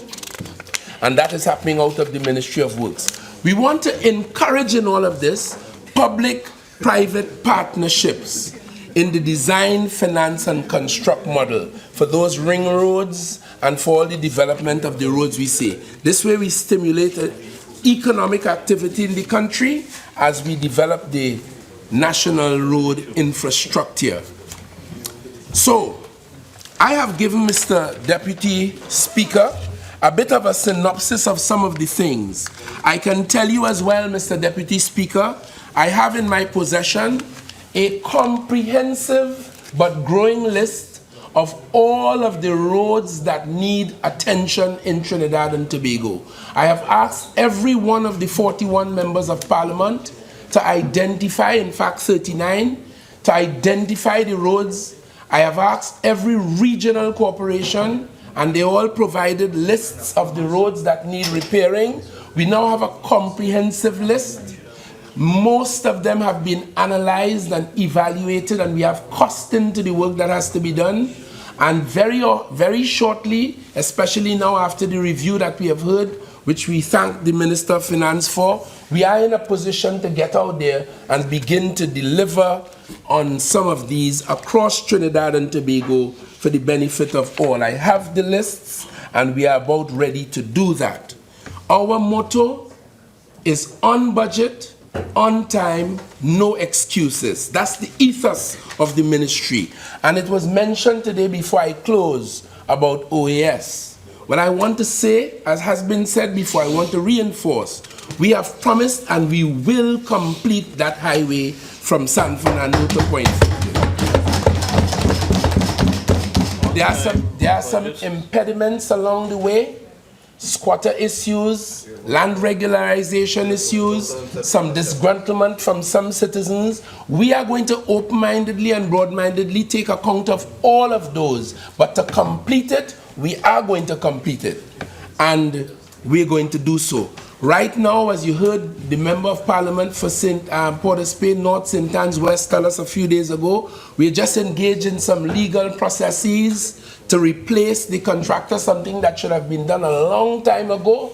And as soon as that is finished, we will go out for tender to others to come in and complete segments of that road for the benefit of the people of Trinidad and Tobago. And I assure you, there'll be no bubble, no corruption, no waste, no madness like we had to complain about. That ain't happening around here. Okay? Right. So, as we talk about NIDCO, and I heard one or two persons on the other side get up to that, I heard the member for Oropouche West go as far back as 50 years ago to talk about O'Halloran. No, man, Oropouche West. East. Yes, East. Talk about O'Halloran. And I heard somebody whisper correctly, you don't have to go so far back. You can't find some people today can't find Mamu today. Nowhere to be found.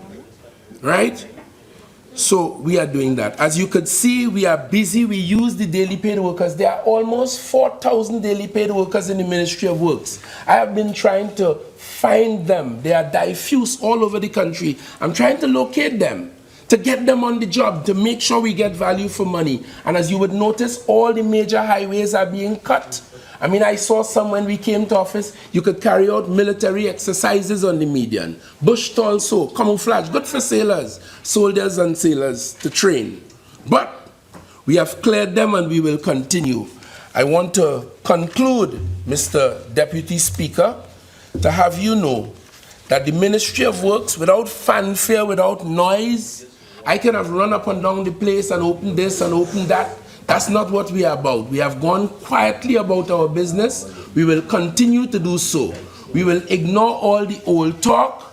We're going to ensure that we get work done on budget, on time, no excuses, value for money for the people of Trinidad and Tobago out of the Ministry of Works. I thank you, Mr. Deputy Speaker.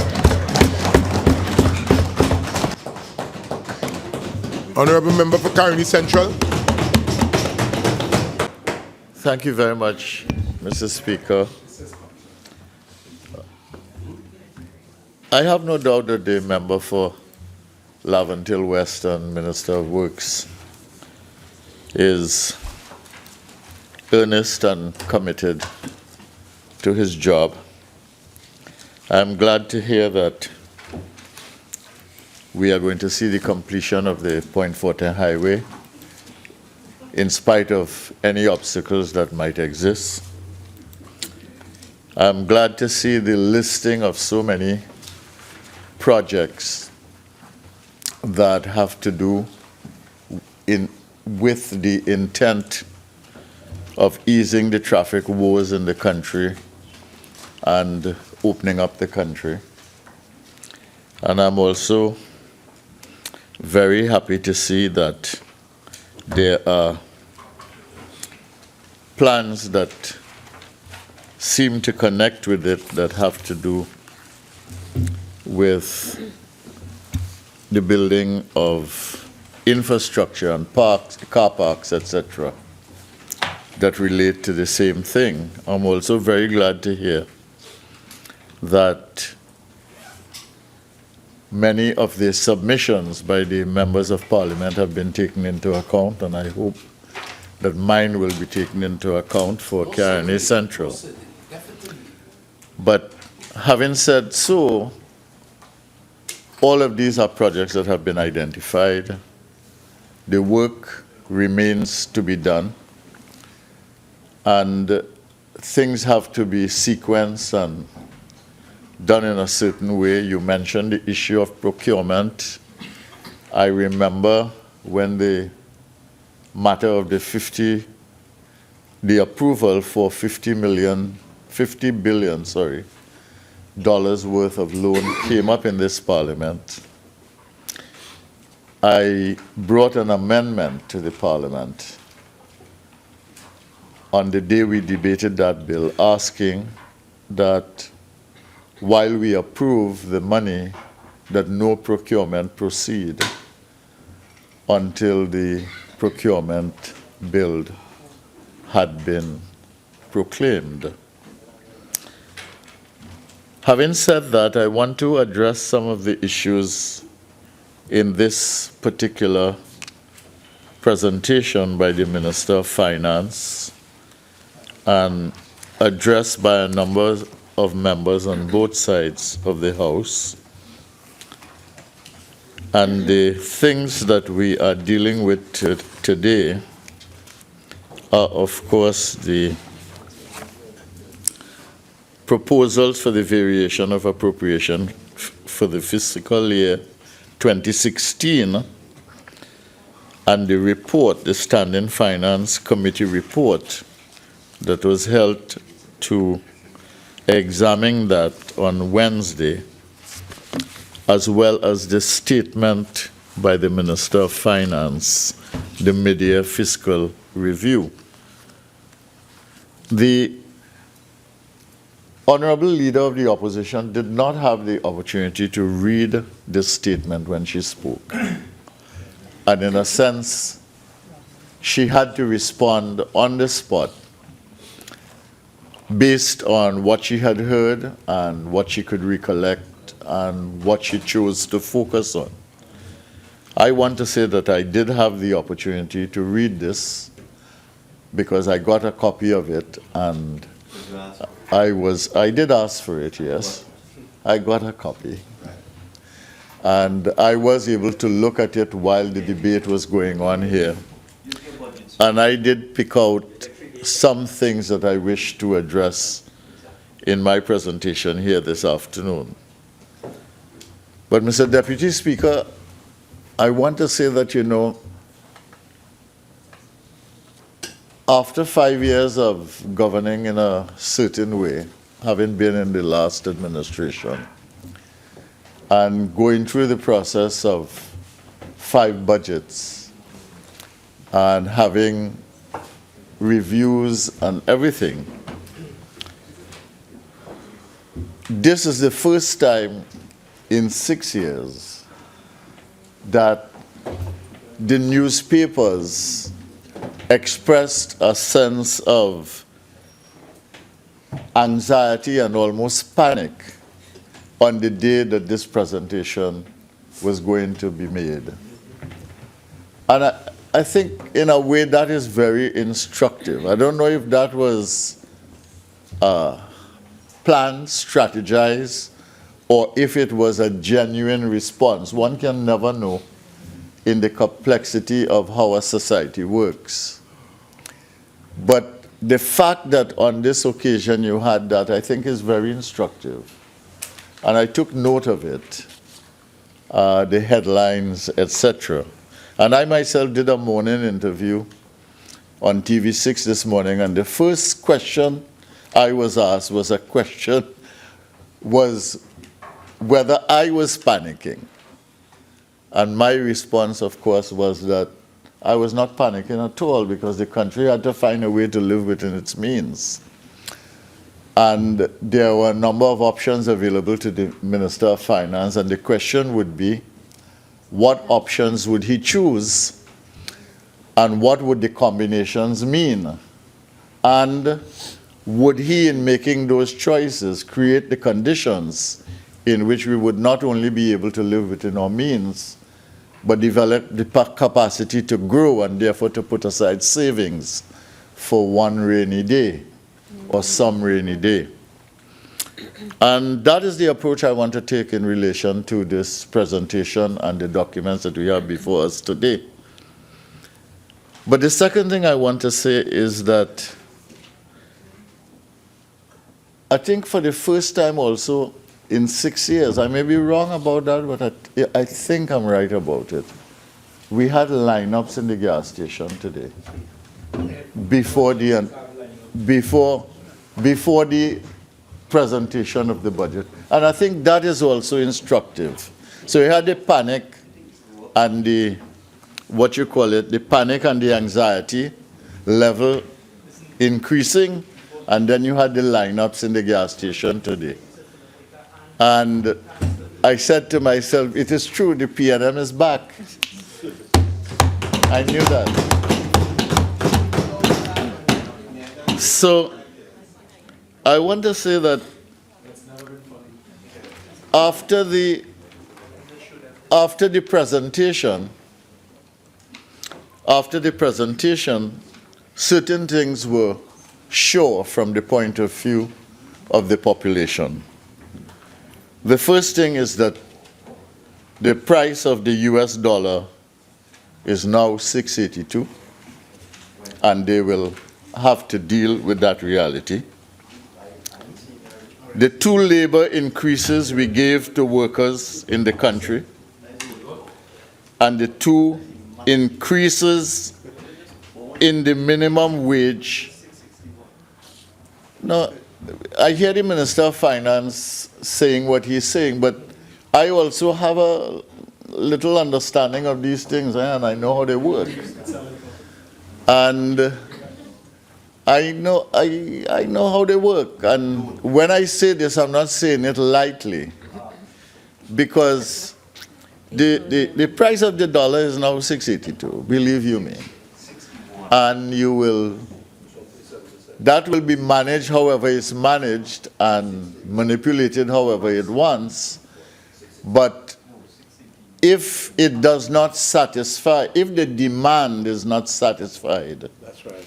and if the price is not managed in relation to demand, you are going to have other things. But I don't want to get into that because I am a patriot. I'm committed to this country. And I want to address this in such a way that will not fuel any kind of panic. And basically, I want to say that. The second thing is that today's presentation has wiped out 2 labor increases we gave to workers in this country over the last 5 years, and 2 increases in the minimum wage. So this has been done by the VAT on zero-rated items, the fuel tax, and the elimination of subsidies and the devaluation of the dollar. When you put them together, you begin to see the cumulative effect on wage increases over the last several years. Today, super gas is $3.58. Diesel is $2. The subsidy is set to go. There's a 50% tax on luxury vehicles. There is a tax of 7% on online buying, and there's also an alcohol and a cigarettes tax. There are some other things that we need to take into account as the new reality, the new normal, as the minister said. The oil price is now pegged at $35, gas at $2. We are on course, it seems, from the government's point of view, to borrow up to $50 billion. The Minister of Finance indicated some time ago that he would try to attain a ceiling of 63% to GDP, but a rough calculation would suggest it is likely to be, if they borrow all, about 70%. We are also set on track to take $1.5 billion from the Heritage and Stabilization Fund. That is US money. And in all of this, and without trying to be populist, to use the word of the Laventille member for Laventille West, we are sure, given the nature of the combination of all of these things, is that the greatest pressure is very, very likely, more than likely, in fact, in reality, will fall on the poor, the growing unemployed, the underemployed, the working poor, and the middle class. That is where it is going to hit. And that is not said to cause any divisiveness. It's not said to cause any panic. It is said to simply indicate that when you put measures into place and you do not think everything through, including the ultimate consequence, it is easy to do things which can cause a little havoc in the system. So I say those things understanding that in the document is mentioned property tax, it is not mentioned, but we're likely to have escalation in the rates of water, escalation in the rates of electricity, and therefore we are in fact, and indeed, we have to prepare for a new normal. That is going to be the new normal in Trinidad and Tobago. And I am not saying that the government did not have to make or does not have to make hard choices. I want to agree with the member for Laventille West that the situation is challenging. He didn't use the word challenging, he used a more severe word, but the situation is challenging because the price of oil is where it is and the price of gas is where it is. And that makes the situation very, very challenging indeed. I want to mention something else as I continue. And I heard the discussion about URP and CPEP, but I really resented the discussion of URP and CPEP together with GATE. I think the combination of these things in the same lump like that makes it necessary for me to illustrate, as I have illustrated here before in other presentation, that there is something amiss with the thinking on the other side that results in the kind of approaches that we get in policy and in articulation of policy going forward by this government. Now, I did take into account the presentation by the Minister of Agriculture. I have interacted with him in my constituency. I've written to him. He has indicated that he has responded to me.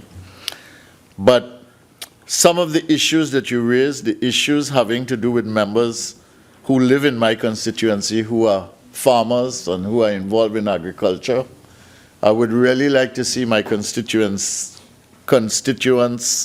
issues addressed, and I hope that we can work on some of those things in a collaborative way.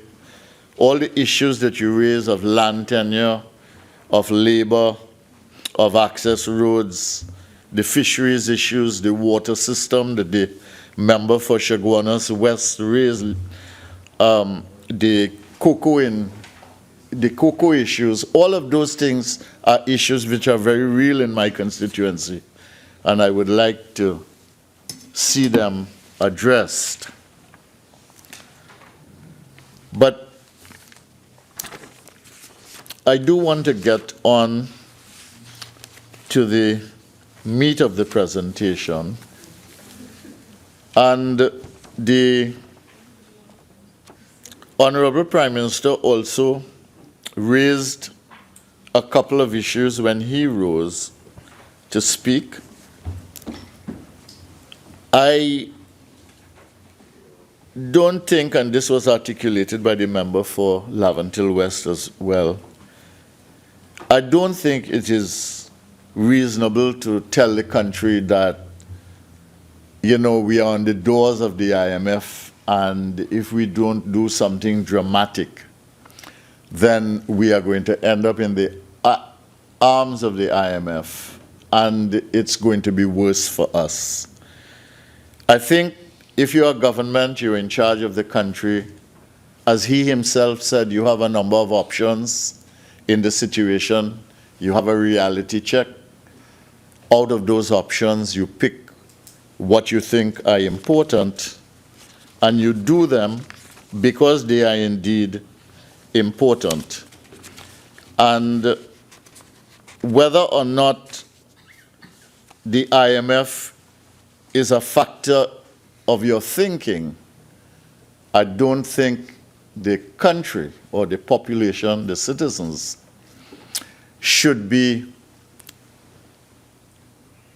put in the kind of corner which says, boy, the government had to do this because if they didn't do this, we would go to the IMF. I think it's a false argument and it's not fair, and it's not a reasonable argument, given the realities of the numbers that I know.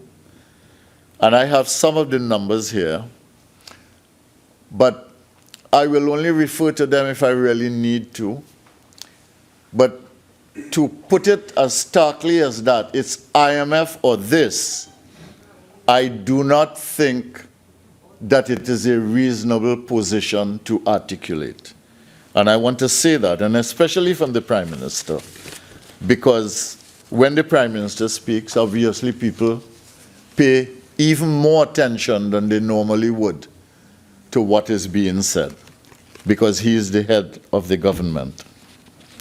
Now, the Minister of Finance in his presentation, he did a lot of things that a midterm review would require.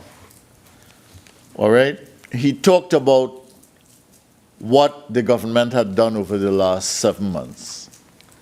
But at the end of the day, what that ended up being is that they had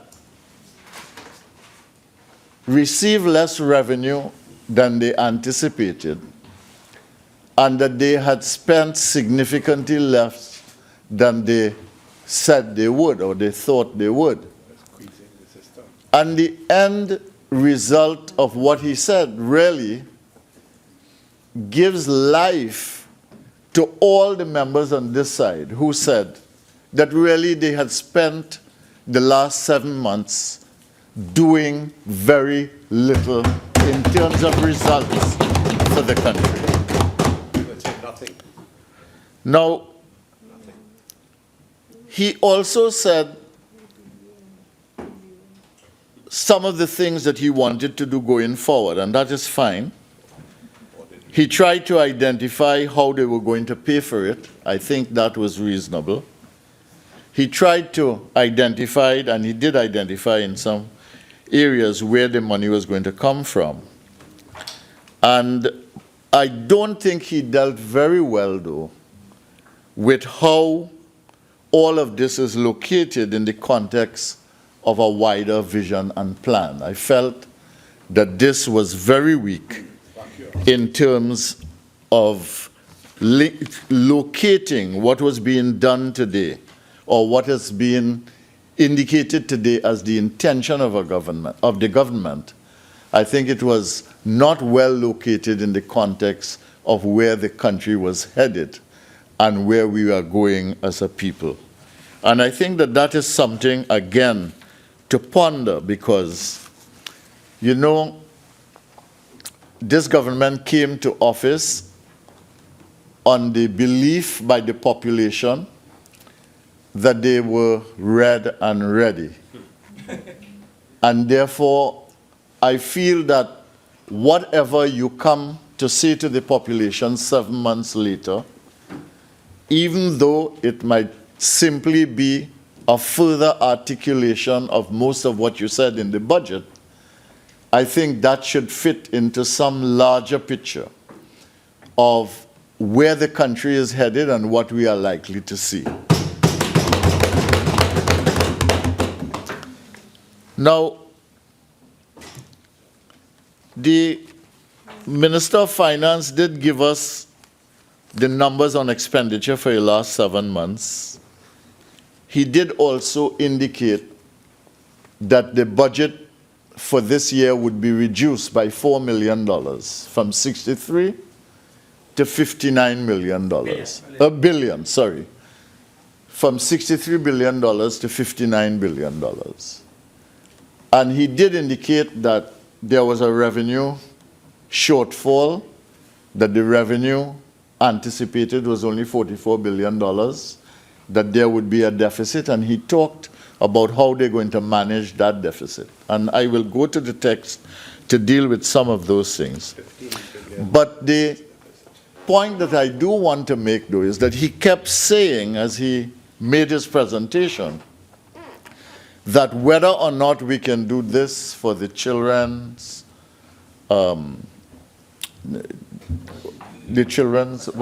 authority, or whether or not we can do this for X or Y and so on, depends on the revenue. Okay? So it seems like the expenditure side of the equation put to us today is going to be dependent on the revenue situation more than anything else. And I wondered if that was a reasonable way to proceed, setting the new budget target at $59 billion. And I raise that because it then makes the figure for expenditure tentative, and therefore it makes the activity and the action that are actions that are intended uncertain. And therefore, it is difficult to say at the end of the year what we are actually going to see in terms of results for the country. Now, I said that there was perhaps a little problem with the thinking. And I've said that before, and I'm not trying to do anything except to point out that the way the measures are articulated here does reflect, in my view, a kind of thinking that I don't think will get the country out of the recession. And I say that because that is the big problem in the country, how to get out of the recession. The Prime Minister is right, the recession is not locally induced. And no amount of blaming of the last regime, and I noticed that there was less of that this time, although some ministers did do it. No amount of blaming the last administration is going to explain the challenge that we have. It is really externally induced, and it does have to do, as the Minister of Finance said, with the severe drop in the price of oil, the price of gas, and with that, the commodities. But how you assess the problem is important, because how you assess the problem determines how you manage the thinking process, and therefore how you get to the solutions. So I want to read from the World Bank. Trinidad and Tobago, it is a website publication with an overview for Trinidad and Tobago, and I simply want to read one paragraph. The medium-term challenges, Mr. Deputy Speaker, relate to managing the fall in international energy prices. Okay, so that's the issue. The country will need to tackle additional measures for fiscal consolidation with a view to mitigate the effects of imbalances that have just started to occur. They have started to occur because of the severe fall of energy prices since January, getting worse since then. Against this background, the risk for the country would be to find itself with a swollen debt at a time when external financial cushions may have been eroded. So they are alerting the country that even though you have a severe drop in revenue, you have to be careful about how you go about borrowing. Because if you do not handle that well, you are going to box yourself into a second trap as a consequence of the first one. Policy action will require difficult but necessary steps to rationalize expenditure. So the first thing you have to address is expenditure. And I remember when I spoke, it may have been the last time I spoke in the Parliament, I said that if the government was serious when it came in October with the budget, it would have noticed that we reduced expenditure in January by $4.5 billion, and that they would have started at that point. And it is rather ironic that the Minister of Finance now makes a cut of exactly around that amount, which is about $4 billion to start. And it may well be that we have to deal with that in with a greater intensity. In other words, the level of expenditure. Policy action will require difficult but necessary steps to rational expenditure and maintain adequate levels of revenue. So that's the other side of it, which he's trying to manage, and I want to admit that that is not easy. And I want to wish the Minister of Finance well on the revenue side. But we told him that the VAT imposition, conceived as it was unlikely to raise the revenue at the levels that he indicated. Okay? 12 billion. In addition, in order to boost the country's growth and diversification, untapped potential, authorities' attention should focus on structural reforms and on the business environment. Now, what they are saying is that not only do you have to manage expenditure and manage revenue, not get into a debt trap, even though your revenue has fallen. What they are telling you is that as you go about all of this, the thing that you have to really focus on is how do you alter the structure of the economy, and at the same time that you are doing that, cause business and investment to flourish to get the country to grow. Honorable Member? Yes. Your speaking time has expired. Do you care to avail yourself of the additional? Yes, I would like to, Mr. Speaker. So, this is a very important thing to consider in the equation, you see. And what is happening is that I do not see that in the presentation. I do not see the management of this equation in the presentation by the Minister of Finance. I see the attempt to generate revenue. I see the attempt to cut expenditure. I see the attempt to raise taxes and therefore to raise revenue. But I do not see the management of this complex equation, because the other side of it is that unless you can stimulate the growth of this economy, we are not going to get out of the recession. So you have to do it all at once.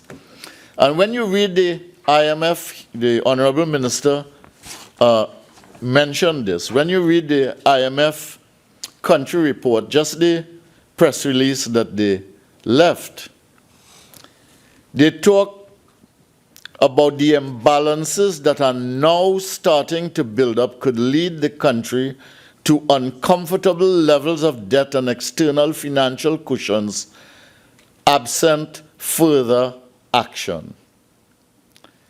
And when it talks again about rising levels of public debt, because you would have known of the government's intention to borrow. And then it talks about a number of things, and they talk again about structural reforms remain key to unlocking the country's growth potential, etc. But when you read this little report, even this page and a half report, you begin to see that a lot of the measures that are being introduced here by the Minister of Finance are actually recommendations of the IMF. That's right. Yeah. That's right. But they don't want the IMF. The new government agrees that policy adjustments are needed. Since assuming office 6 months ago, the government has already taken some difficult but necessary steps in the face of sharply lower energy revenues, including widening the VAT tax base, cutting fuel subsidies, reducing the number of ministries with a view to streamlining the civil service, and instituting spending cuts. Despite these measures, with the further fall in energy prices since the budget, the mission projects a fiscal year 2016 budget deficit at some 11% of GDP, Although if one were to consider asset sales as revenue rather than financing, this would be equivalent to about 5% of GDP. Continued projected deficits of this side call for further fiscal consolidation, perhaps of around 6% of GDP over the next few years. And you can see in the exposition by the Minister of Finance the adherence to this kind of view, even using the funding arrangements by sale of assets in order to address the question of trying to deal with the deficit issue. Now, we support the government's intent to conduct a national dialogue on fuel subsidies with a view to phasing them over time, and to review the CPEP and URP government employment schemes and the government assistance for tuition expenses gate program to make them more cost efficient. Reducing such expenditures would also leave room for a needed reorientation towards development spending. So the IMF also understands that without growth, all the measures that you make are going to come to naught if you do not have growth in the economy. But it is clear to me that although we are being warned about the jaws of the IMF, that the government policy is to follow the IMF. And I want to give a little warning about that. And it is not that I am against the IMF or I am against what the government is doing. I want to say that the IMF has a way of looking at things in terms of accounting, right? So if you come and you show them that you have made the deficit smaller than you intended to by spending less and generating more revenue, they don't care if 200,000 people out of work. Okay? Because their view is that they give you the economic and financial prescription and the political management is your business. That is how they think, and that is why I'm saying I'm worried about the thinking on the other side. Because, you know, we have a challenge in Trinidad and Tobago that is something like this. The whole world is moving towards sustainable development. The United Nations identified 17 of those, 17 items. The whole world is talking about climate change and its effect, and they met in Paris to arrange certain things. We are a fossil fuel energy producing country, and I heard the Minister of Energy talk about alternative energy and renewable energy, etc. And sustainable development is really about managing people as well as the environment, as well as economic prosperity and success. And you have to find a formula to do that. But the IMF is not too concerned about anything except the management of the books. And that is what they are interested in. And I want to warn the government that it's not enough to warn the people about the fact that we are trying to avoid the jaws of the IMF and then going with the IMF prescriptions without thinking through what are going to be the implications of this. And I want to say that it is this, what I am saying to you is not to cause any kind of problem for you, but simply to alert you to the fact that you have to take IMF advice and prescriptions with a grain of salt. You have to know the society that you are dealing with. So, having said that, I want to look now at some of the issues here in the document presented by the Minister of Finance. Now, at the beginning, he said that we are now at the stage of the midterm review, and it is no secret that the economic and environment has turned out to be significantly worse than envisaged at the time of the 2016 budget presentation. That is 7 months ago. And the minister has been straightforward and honest in this. But I want to ask him, isn't this because of all the things that you did beginning in the first month after you were elected, damaging confidence, not taking any action, and being indecisive about how you were going to proceed? And this is very important too, because we got here partly because of how you have handled the last 6 or 7 months, making it much, much more difficult to get out of the situation. He did nothing. Now,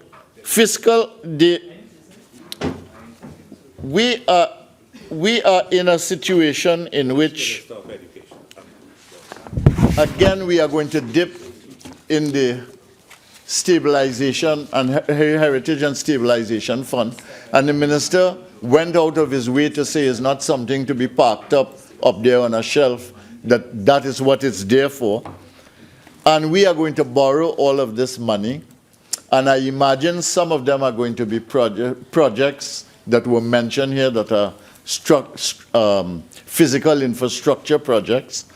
But I heard the Minister of Works indicate that there was going to be public-private partnerships, and they were going to have design, finance, construct, etc.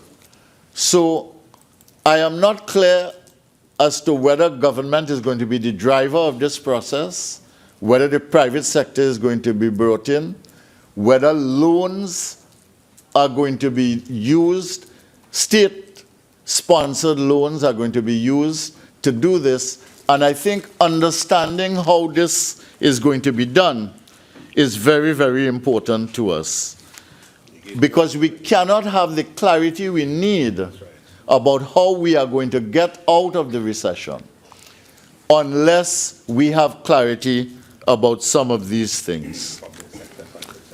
Now,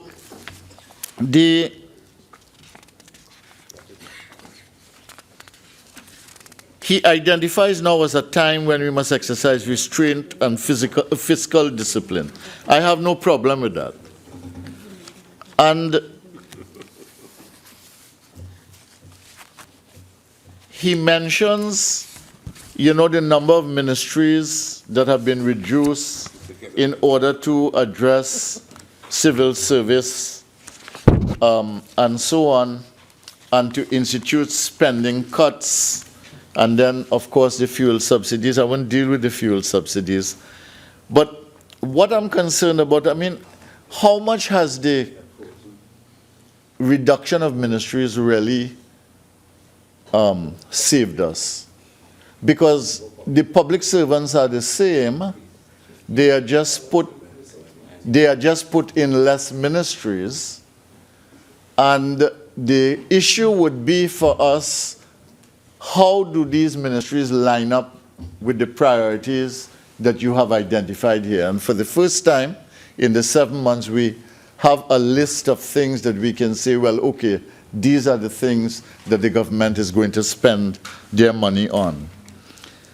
And I already pointed out that very little has happened over the last 7 months, and it is now left to be seen how the action is going to flow for the rest of the year until 2016.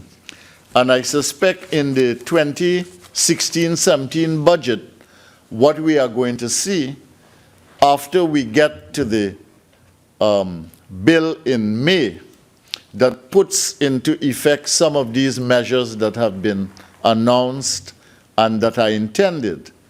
I imagine in the budget in September, we are going to see an unfolding of what is emerging as the policy of the government in fiscal terms as well, and we hope in development terms as well. I think that the government in Honourable Member? Yep. You have 2 more minutes, please. Yeah. In the articulation here by the Minister of Finance, we can see some kind of clarity on the approach in fiscal terms, but it is very difficult to discern clarity on the developmental side. And this is especially important because it has to do with the role of the private sector in relation to the state in a time of reduced income, and it has to do with the growth potential of the country in Trinidad and Tobago. And Mr. Deputy Speaker, what I will say is that we wish the government well in their efforts, but I think that there is something wrong with the thinking process that went into this. The impacts and the results have not been properly thought through.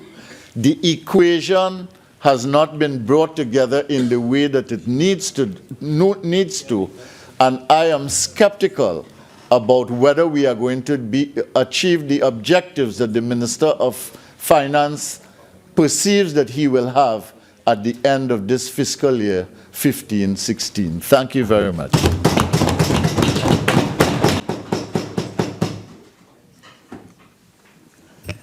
Honorable Member for San Fernando West. San Fernando East, sir. Thank you, Mr. Deputy Speaker. It is indeed a privilege to enter this debate, even at this late hour, to account to this Parliament and to the nation the positive impacts that the Ministry of Housing and Urban Development's initiatives would be in turning around the economy. Mr. Deputy Speaker, 183 days ago, the country woke up to the fact that a new government had taken office. As has happened throughout the life of our democracy, the transition was peaceful and it provided the opportunity for hundreds of thousands of people to collectively exhale. Quite understandably, Mr. Deputy Speaker, the population's expectations were extremely high. They believed not only that good governance had returned to this country, but also they expected this new administration to right the many wrongs of its predecessors. Quite understandably, Mr. Deputy Speaker, they demanded that the many programs and projects that had previously brought relief to them, but abandoned because of poor political decision, be returned. And Mr. Deputy Speaker, those are legitimate expectations. Those are expectations rooted in a philosophy that good governance is expected to result in an enhancement in the quality of life of each and every citizen of the Republic. Those are expectations, Mr. Deputy Speaker, rooted deeply in the PNM philosophy that the welfare of the many must always outweigh the wants of the few. But, Mr. Deputy Speaker, when this administration assumed office 183 days ago, never in our wildest imagination did we anticipate the depth of the economic mismanagement. There is one stark reality confronting us, Mr. Deputy Speaker, and it is simply this. It takes cash to run the country. Without the resources available to us, this administration is hard-pressed at this time to fulfill the expectations of many citizens. And therefore, we have to come together as one to make best of what we have and to return to the days when we ate little and lived long. The harsh truth, Mr. Deputy Speaker, is that, as the Finance Minister has stated, we cannot entertain champagne tastes with Moby pockets. The ministry in which I now have the privilege to serve, Mr. Deputy Speaker, is by no means immune from the need to relook our operations and examine both where the savings can be effected and where the efficiencies can be increased. The Ministry of Housing and Urban Development stands ready, Mr. Deputy Speaker, to play its role in the stimulation and consequent revival of the economy of Trinidad and Tobago through its critical involvement in the construction sector. Mr. Deputy Speaker, I believe the role of government is to facilitate economic growth and development, to create an enabling environment for the creation of new entrepreneurs, and to provide opportunities for citizens to so enhance their quality of life that their dependence on the national purse will be gradually diminished. This is the basic philosophy that now underpins the operations of the Ministry of Housing and Urban Development. And this is as good a time as any for me, Mr. Deputy Speaker, to express publicly my sincerest gratitude to my predecessor, Ms. Marlene MacDonald, who laid the groundwork and did excellent work in the last 7 months. As this government seeks to navigate the rough waters of these challenging economic times, there is no doubt that the role to be played by the ministry is pivotal to that success. The ministry's role, Mr. Deputy Speaker, is not only to provide well-designed housing to our citizens, but also to utilize its unique position in the construction sector to jumpstart the economy. Construction activities are considered to be one of the major sources of economic growth and development in any country. The PNM recalls with pride, Mr. Deputy Speaker, the vitality of the construction industry during the first decade of this century, when the then government was accused of overheating the economy. During those days, Mr. Deputy Speaker, unemployment fell to some of the lowest levels ever experienced in this country. Small businesses thrived and countless new entrepreneurs were born. Mr. Deputy Speaker, it is this government's intention and that of the ministry to continue to build on that vision, and in so doing contribute to the eventual turnaround of the economy. Mr. Deputy Speaker, there are 6 broad initiatives which my ministry will pursue vigorously in these coming months as we too make our contribution to rebuild this country. These 6 initiatives: the accelerated high-density housing program and the creation of new towns through targeted growth areas, the subsidized mortgage loans, housing grants, including the Home Improvement Grant and the Home Improvement Subsidy, designed to assist families experiencing financial difficulties. New home subsidies to encourage first-time homeowners to build their new homes. Squatter regularization, which give land ownership to citizens who have been living on state property. But, Mr. Speaker, I am ever mindful of the state of the economy inherited from the last administration, and therefore of the necessity to approach these initiatives from a different perspective. There is absolutely no doubt in the minds of those who sit on this side, Madam Speaker, that more attention must be paid to the greater involvement of our private sector partners in these ventures. It is therefore the government's intention to actively pursue and facilitate the return of the private-public housing partnership. And I know the member for Tabaquite would be interested in this, as he himself has declared he is a housing contractor. Madam Speaker, the private-public housing partnership will reinvigorate this construction sector, similar to what we experienced during the 2003 to 2009 period. Madam Speaker, the primary objective behind utilizing the private-public sector partnership is to harness the large sums of money available in the private sector by encouraging private individuals in micro, small, medium, and large companies with access to funds to invest in the housing program, which will result in a greater earning on their investment. And this is how it will work. The HDC has invited private entities to express their interest in partnering with the HDC to provide affordable housing to qualified citizens. The main feature of the expression of interest is to allow the HDC to access private sector capital funding, financial, managerial, and intellectual capacity to expand and meet the national housing demand. The HDC in turn will acquire and provide lands upon which the houses are to be constructed. This approach to the provision of housing will increase the HDC's output exponentially, with expected housing starts of 3,000 units annually. This output will narrow the gap between the supply of public housing and the demand for this housing, with persons expected to occupy these homes within 1 month of their completion. Madam Speaker, the member for Oropouche East gives the impression that all works have stopped. Nothing could be further from the truth. Currently, Madam Speaker, the HDC has 36 active projects.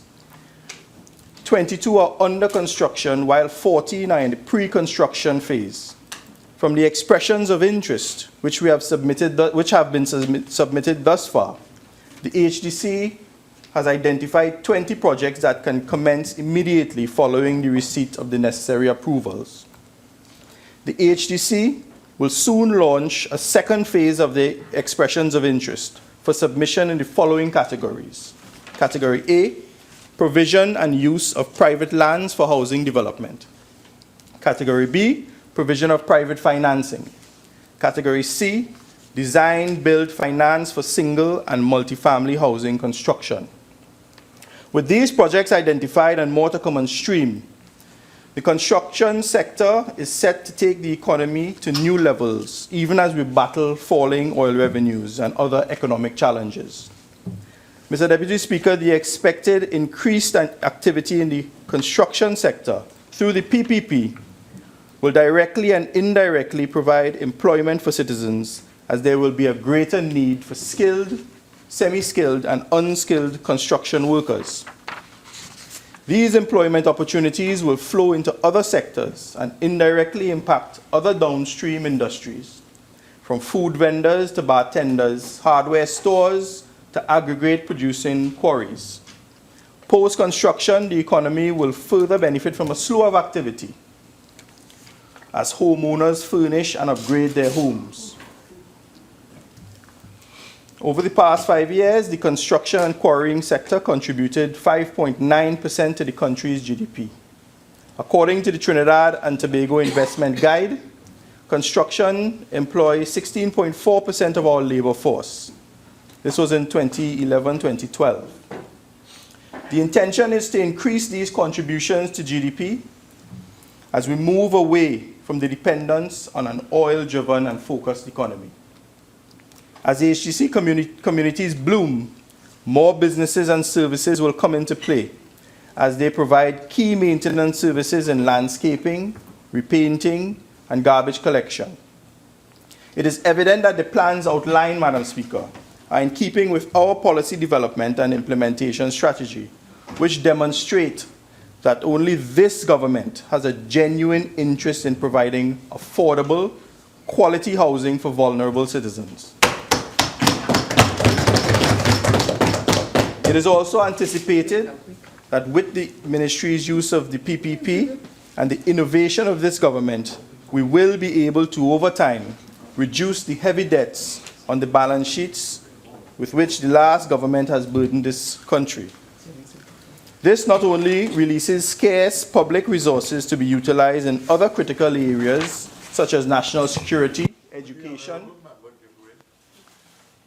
You know, I've heard this by yourself and by others about the large debt. The debt to GDP ratio when we left office was 46%. That is by no measure a large debt. The debt that the IMF refers to is the increasing debt which you are going into, which I was warning about. Nonsense.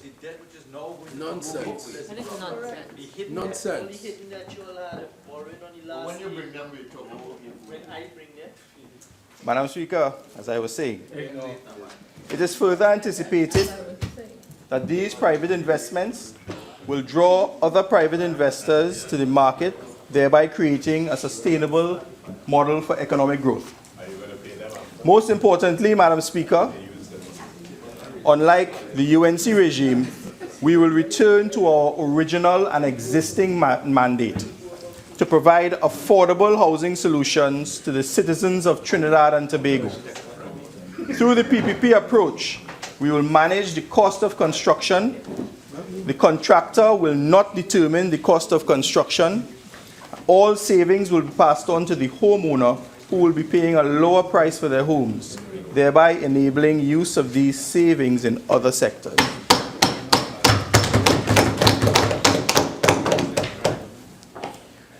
Madam Speaker, during 2003 to 2009, the HDC under the PNM adopted the New Way Home Housing Program and was able to yield approximately 16,000 housing units at an estimated unit cost of approximately $352,000 per unit.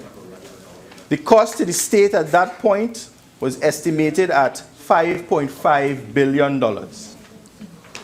This was achieved through its accelerated housing program and infill lots program, the latter of which engaged over 500 small and medium contractors.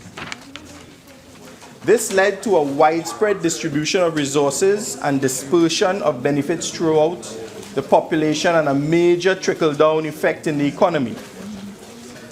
It is well known, Madam Speaker, that small construction companies work point of order, 4410.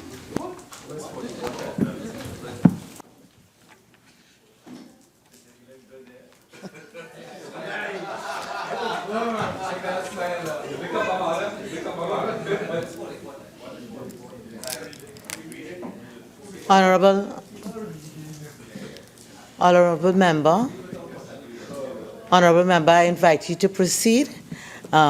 I realize your notes are a bit prolific, but I invite you to proceed. Thank you, Madam Speaker.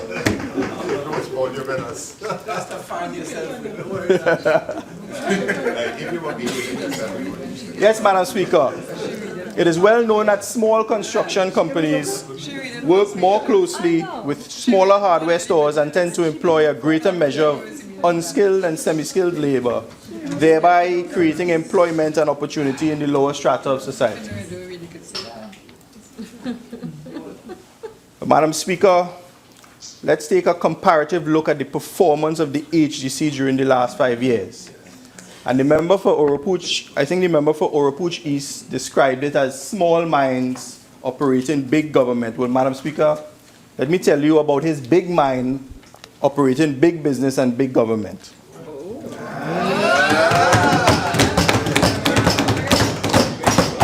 Madam Speaker, under the last 5 years, under the People's Partnership, reveals a very sorry and worrisome state. The last government,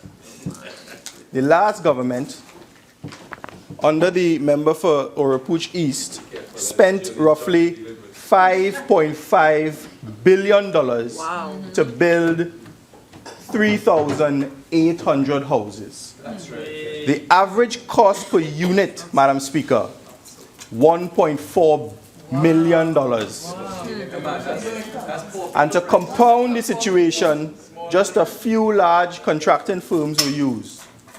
Madam Speaker, now, when we send people from the database to interview, half of them cannot qualify. $1.4 million per unit.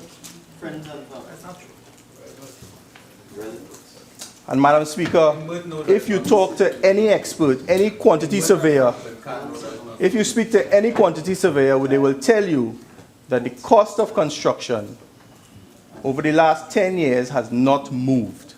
The average is about $500 per square foot to build the homes that the HGC builds. That's not big mind, that's bad mind. That's not big mind, that's big pockets. But Madam Speaker, I wish to make the point that transparency, objectivity, and balance will be etched into the operations of the HGC, and we will return to what worked. That's right, man.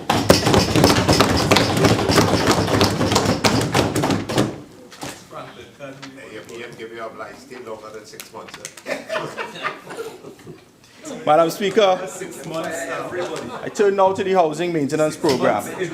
In our housing maintenance program, we will be generating employment through the selection of a large cadre of pre-qualified contractors, approximately 200 who will carry out the maintenance work in a cost-efficient manner, unlike what took place under the HDC in the last 5 years.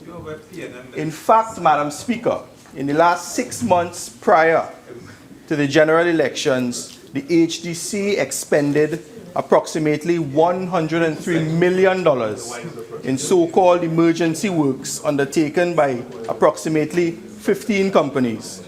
And of this 103 million, 24 million went to one contractor, Riverside Enterprises Limited, to refurbish drains, roads, and sidewalks. Any journalists? No, that is Galbraithson.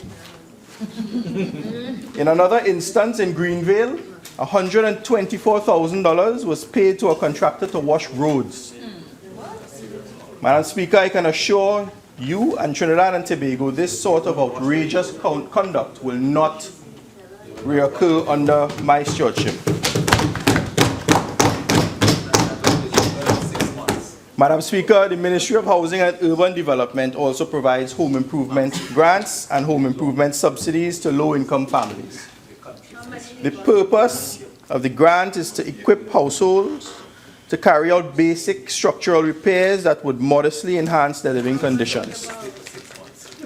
This grant is expected to maintain the current housing stock by increasing the number of homes that undergo repairs and reduce the annual demand for new homes. A grant of $15,000 is awarded to applicants who are citizens of Trinidad and Tobago whose gross household income does not exceed $5,000 monthly and who can show proof of legal land tenure.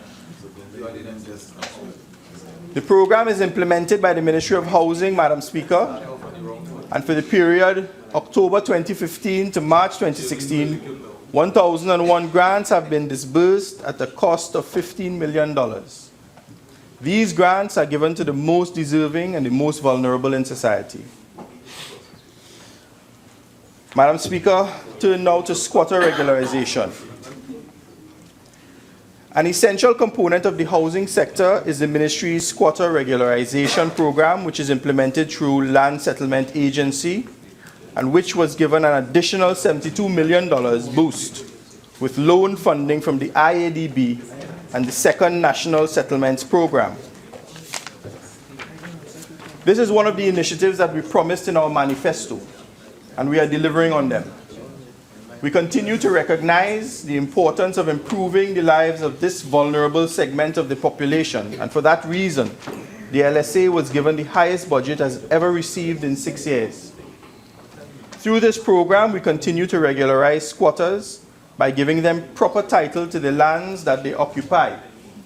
It is our intention to complete the processing of certificates of comfort over the next 2 years. However, we are going beyond that, aggressively moving towards giving deeds of leases to squatters who qualify under the law. Construction works geared towards improving essential infrastructure, such as roads, drainage, electricity, water, and sewage, continued on 5 sites which will yield approximately 1,000 lots when completed. These projects will all be completed within the financial year to the benefit of families whose quality of life will drastically be improved. Additionally, the LSA carried out pre-construction activities on approximately 2,000 lots in 13 squatting sites over the past 6 months. Activities include perimeter and cadastral surveys, topographic surveys, land use planning, and engineering designs. Some of these sites are ready for construction, and others will be ready for the start of the 2016-2017 financial year. The LSA has also been mandated to conduct preliminary regularization works for squatting sites in Port of Spain and environs, where little or no regularization work was done in the last 5 years, and through these works, employment will also be immediately generated to those communities that are plagued by high unemployment rates. The provision of viable options for housing continues as well with the residential lots program, which will assist in expanding the construction industry by providing affordably priced lots to low and middle income earners. We have considered ways of improving the program, and we are making it more affordable and available to the most vulnerable in society. This program is geared towards the provision of fully serviced residential lots to individuals who do not own land and can get financing for the construction of affordable homes. Work continues in several sites, and we have approximately 1,200 lots in 9 sites that will be ready for distribution of leases under the program. Construction works are being undertaken in a number of sites that will yield 578 lots.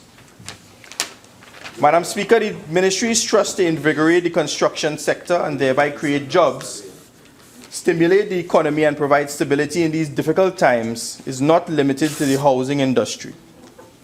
Through another of its agencies, the UDICOT, the Ministry has already embarked on a major drive to provide opportunities to the local construction industry. For instance, this government has taken the bold decision to complete the long-languishing Brian Lara Cricket Academy. No matter what the impediments may be, we will complete it.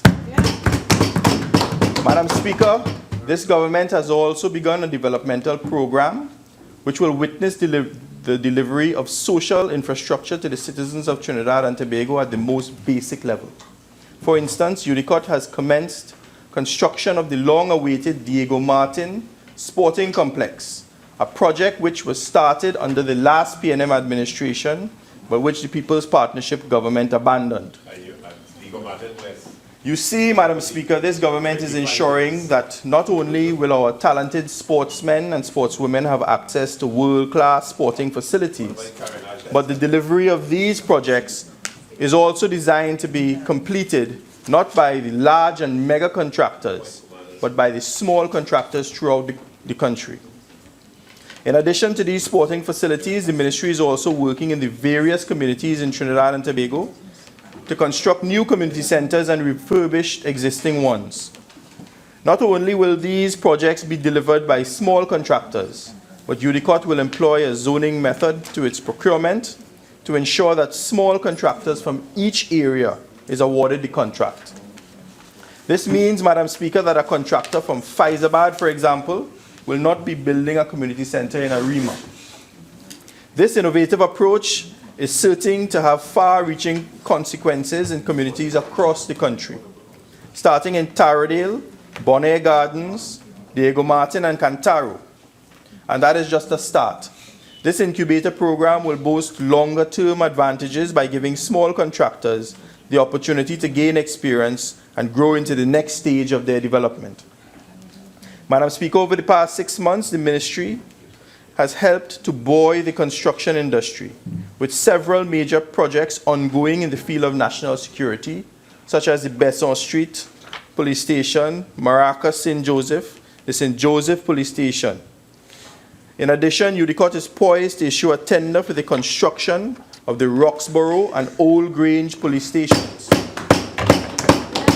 Tobago will not be left out. These are sure to stimulate the economy, both in Tobago East and West. This government will also deliver hospitals to residents in Arima and Point Fortin and environs. With these projects, using labor and resources from the area, thereby creating jobs all over Trinidad, from the far east to the deep south. Since taking office, Madam Speaker, this government has also worked to complete the Couva Hospital and the Mayaro Fire Station, which was supposedly commissioned and opened by the former government. To complete it? Complete it. To complete Was it. it commissioned already? No, it's not completed. We're waiting for a wedding.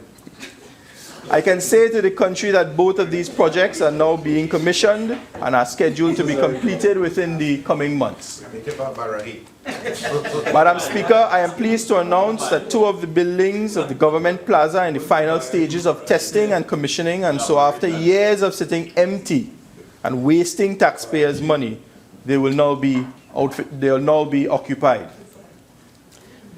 Madam Speaker, this ministry will stimulate the economy through its establishment of a historical building restoration program, whereby local contractors will be encouraged to develop their capacity to undertake restoration and refurbishment works. Whereas the People's Partnership concept of restoration involved bringing in foreign contractors, this government believes in using local resources to restore our heritage buildings to their former glory. This will ensure that taxpayers' money spent on restoring buildings such as Red House, President's House, and Whitehall remains within the borders of this country. Madam Speaker, the ministry's use of the public-private partnerships will not be confined to the housing sector but will transcend to other construction projects, particularly those which have the unbounded capacity to bring some revenue to the government's coffers. For instance, this administration has plans to develop Invaders Bay, Salvatore Building, and the San Fernando waterfront through this type of partnership.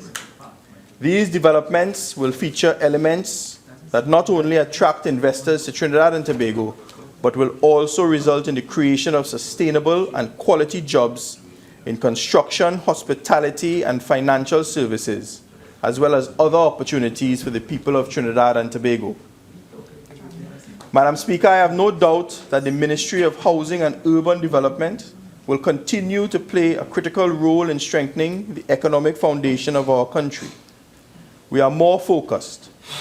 We have an overarching philosophy for development, and I dare say now, Madam Speaker, that for the last 183 days, we have had sound leadership in our Honorable Prime Minister. The ministry's programs all involve and encourage some degree of infrastructural development. Construction of houses and new buildings, repairs and maintenance, all of which serve to create employment and generate wages and salaries. It is envisioned that the money generated within the construction industry will circulate through the economy as money is spent and respent by businesses and households. Therefore, the overall economic impact of the construction industry will trickle down to local businesses through purchases of goods and services from other firms. Madam Speaker, I began my presentation by alluding to an event that occurred 183 days ago. In another 183 days, Madam Speaker, this government would have completed exactly 1 year in office. I want to give the population the assurance today, and I am sure I speak for everyone on this side. For San Fernando East, your 30 minutes have expired. You're entitled to a further 15 minutes. Do you intend to avail yourself of it? You may proceed. Last month, sir. You have to go beyond 183. Madam Speaker, I want to give the population the assurance today, and I am sure I can speak for everyone on this side, that this government, your government, will do everything that is legally possible to enhance your quality of life and to engender hope that together we can rebuild this rock, we can rescue our country, and we will not only thrive, we will not only survive, but we will thrive. Thank you, Madam Speaker. Member for Couva South.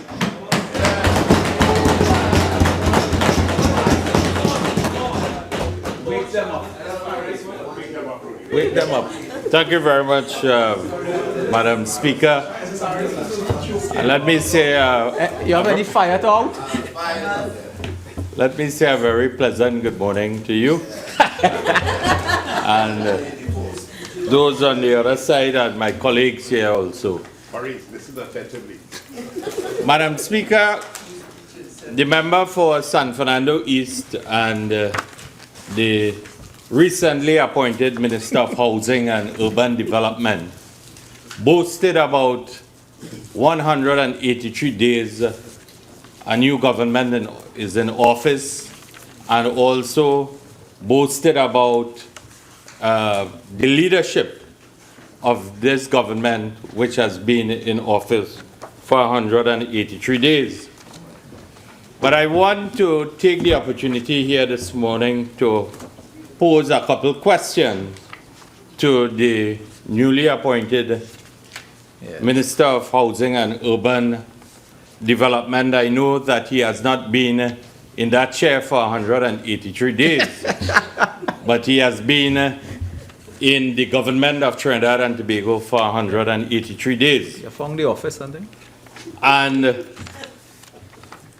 I don't know if he's aware, if the minister is aware that the spouses of any current Minister of Government, PNM Minister of Government, their spouses would have signed off on the quality of houses at AGC. and They were project affordable housing. I know, Madam Speaker, they have familiarity with being project managers and so on at different levels of different incarnations of PNM governments and so on. So I don't know if he would be in a position to clarify this at some point in time during his tenure as the minister, and I really hope that it is beyond 183 days.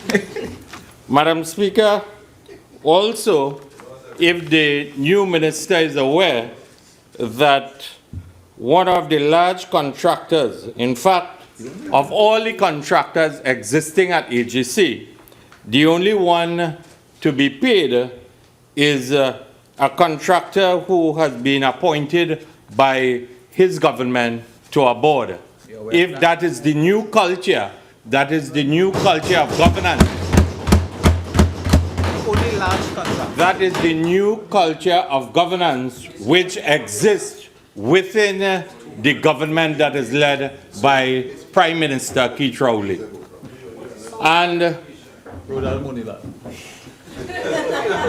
Continue. The Attorney General is the pluck is his source.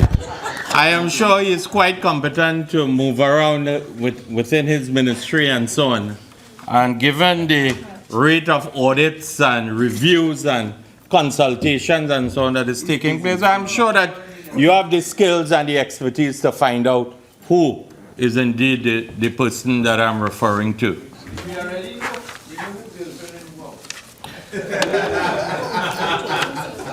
Madam Speaker, but what the Minister of Housing and Urban Development and the member for San Fernando East did not tell this House and the listening population is that in 183 days, this government has had Trinidad and Tobago on autopilot. We,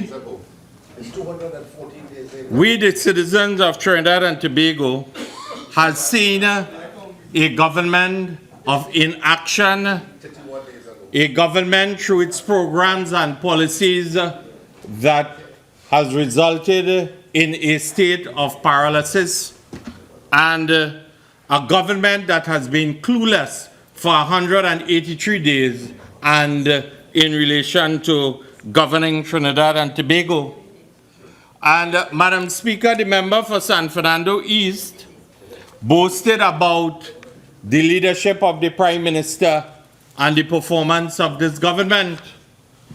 But I don't know, Madam Speaker, if the member for San Fernando East would have been reading the newspaper or would have read the newspaper of the Sunday the 6th of March 2016, and the headline of this article, 6 months squandered, written by a former PNM Minister of Government. The important thing is what he has currently written, or what he wrote about the performance of the government that you all belong to within the last 6 months. That is the important thing. The loquacious AG. And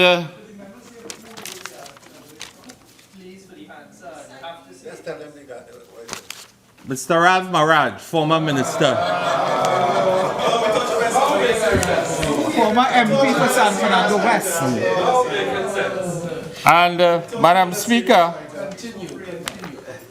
Speaker, apparently the member for Moruga Tablan is emboldened by the absence of the member for Arima. And the Minister of Education, he seems to be emboldened by his absence. I don't know, because if the stepfather is out of the house, or out of the jurisdiction, is responsible for his behavior this hour. He take pills and go to sleep. So I would advise him to stay in his crease and be a well-behaved stepchild, so when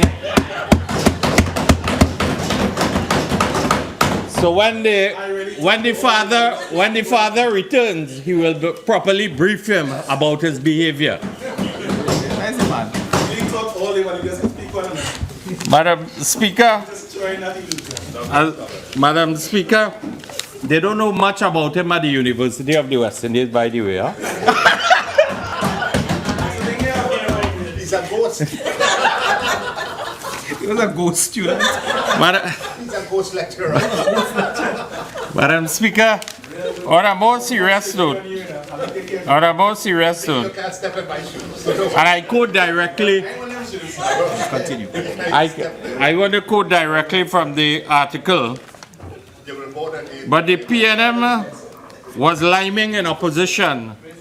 After 6 months, we have absolutely nothing directional on the economy, national security, education, health, agriculture, trade and industry, culture, infrastructure, justice, governance, or strengthening the social fabric.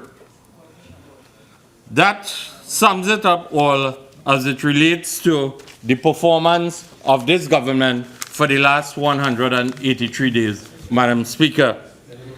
And Madam Speaker, as I go on to deal with my presentation here today, or this morning, I want to take the opportunity to focus a bit also on what has been said by and I am focusing a bit on the constituency of Couva South before I go on, as it relates to what has been said by the Minister of Finance, when he said during his presentation, and I want to quote directly, accordingly, we are shifting focus towards improving our road infrastructure in order to ease traffic congestion and to assist the traveling public. We will also put more public transportation vehicles on the roads, thus facilitating public transport at subsidized prices. And during his presentation, the Minister of Works and Transport, the member for Laventille West, indicated that he was in possession of a list of roads that needs to be rehabilitated from all members of Parliament.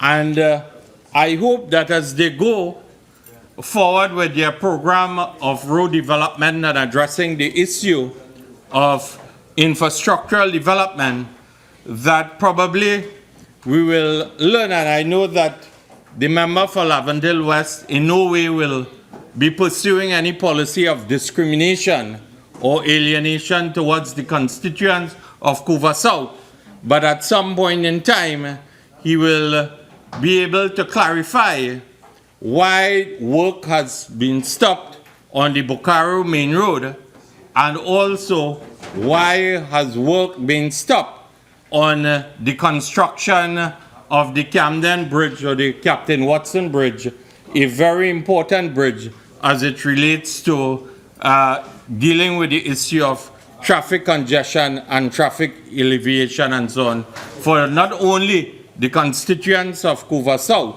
but indeed the people of central Trinidad and throughout Trinidad who traverse in and out of Couva.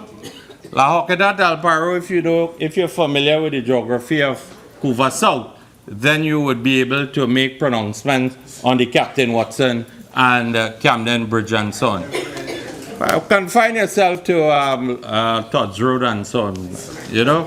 So in that regard, I am appealing to the Minister of Works and Transport to understand the urgency of addressing the state of the Bokaro Road, the main road, and also the continuation of works as it relates to the Captain Watson, or what is known to be the Camden Bridge. Madam Speaker, I also, at this hour, want to fully endorse what has been said by my colleague, the member for Caroni Central, when he sought to warn the Minister of Finance about the focus of the International Monetary Fund. And during his presentation, the Minister of Finance, in his initial budget presentation, would have referred to about the role of the IMF and the government inviting the IMF and so on. And during his presentation today, the Minister of Finance referred to the IMF, I think, about no less than 17 times. And it is important to understand the way that the IMF operates. The IMF simply focuses on the issue of accounting, and the IMF is very brutal in terms of addressing the socio-economic concerns of any society. The IMF is not concerned about sustainable employment. The IMF is not concerned about the well-being of people and the standard of living. And I think that the Minister of Finance, whom has great friends and whom has been pursuing an agenda of social dialogue and so on, needs to pay more attention to the back of the hand delivery of the IMF, Madam Speaker. Because if indeed they are trying to con the population in saying that they are not following the dictates of the IMF, but taxation is indeed a frontline recommendation of the IMF in terms of wherever they have gone into societies, wherever they have gone into economies and so on.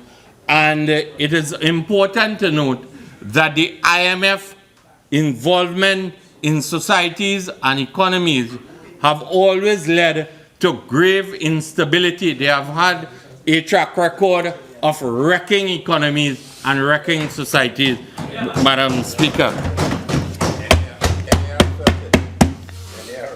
And Madam Speaker, the Minister of Finance may take great comfort in having further consultation and so on with one of his former colleagues. And sometimes they will always tell you a PNM is a PNM. So, Madam Speaker, they don't die so long. Madam Speaker, today or yesterday, when the former minister in the Ministry of Finance, Conrad Inil, appeared on a what I would call mid-year review discussion, he indicated that the fuel subsidy has represented the benefit the citizens receive for living in an oil and gas economy. And he further stated, Madam Speaker, and he said, if the subsidy is removed, it doesn't solve the problems. Very strong and very powerful words indeed from a former minister in the Ministry of Finance under the People's National Movement. Madam Speaker,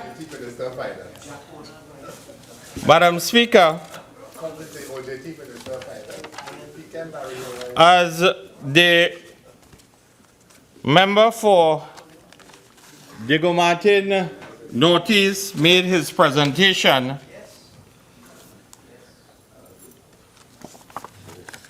maybe in his winding up he will clarify, because I know that he had grave difficulty, and a lot of them on the other side had grave difficulty in telling the citizens of Trinidad and Tobago whether Trinidad and Tobago was in a state of recession.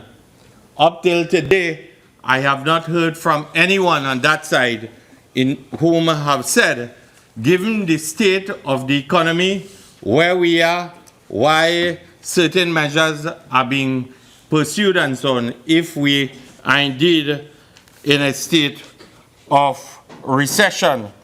Because, Madam Speaker, as my very distinguished friend and colleague would have indicated earlier on, that is the member for Oropouche East, when he referred to the late British Prime Minister, legendary Prime Minister, that Sir Winston Churchill, when he said that a nation cannot tax itself to prosperity and so on, we must be able to come to the conclusion that taxation without consent borders on what I would call robbery.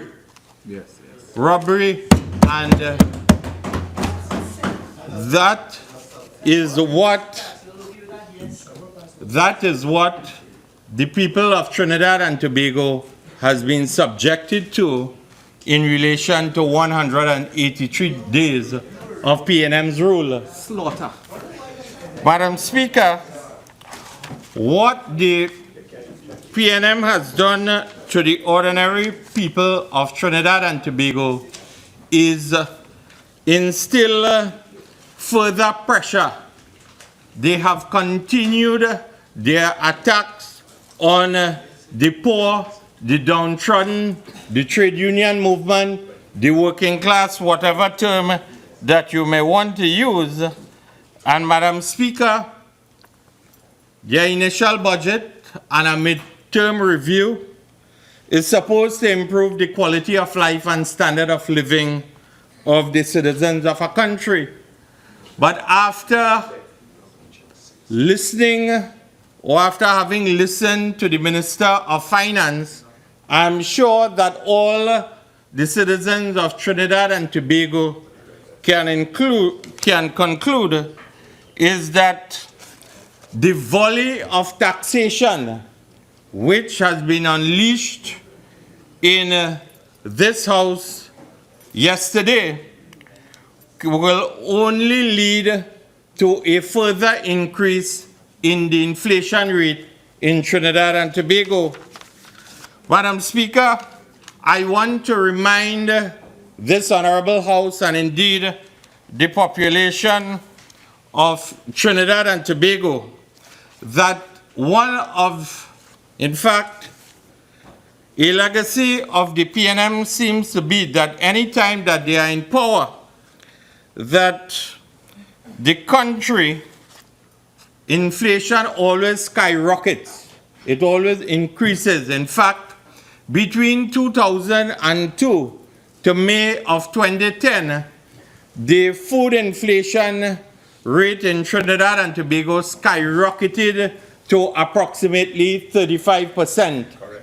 And Madam Speaker, core inflation skyrocketed to approximately 16%.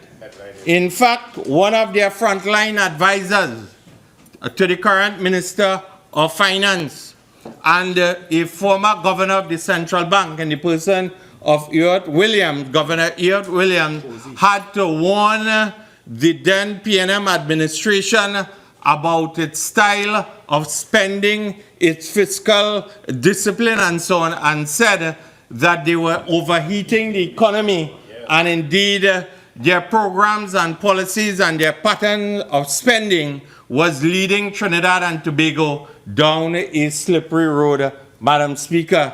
So I'm sure that the Minister of Finance could consult with his advisor, and he will be reminded of their track record and their history.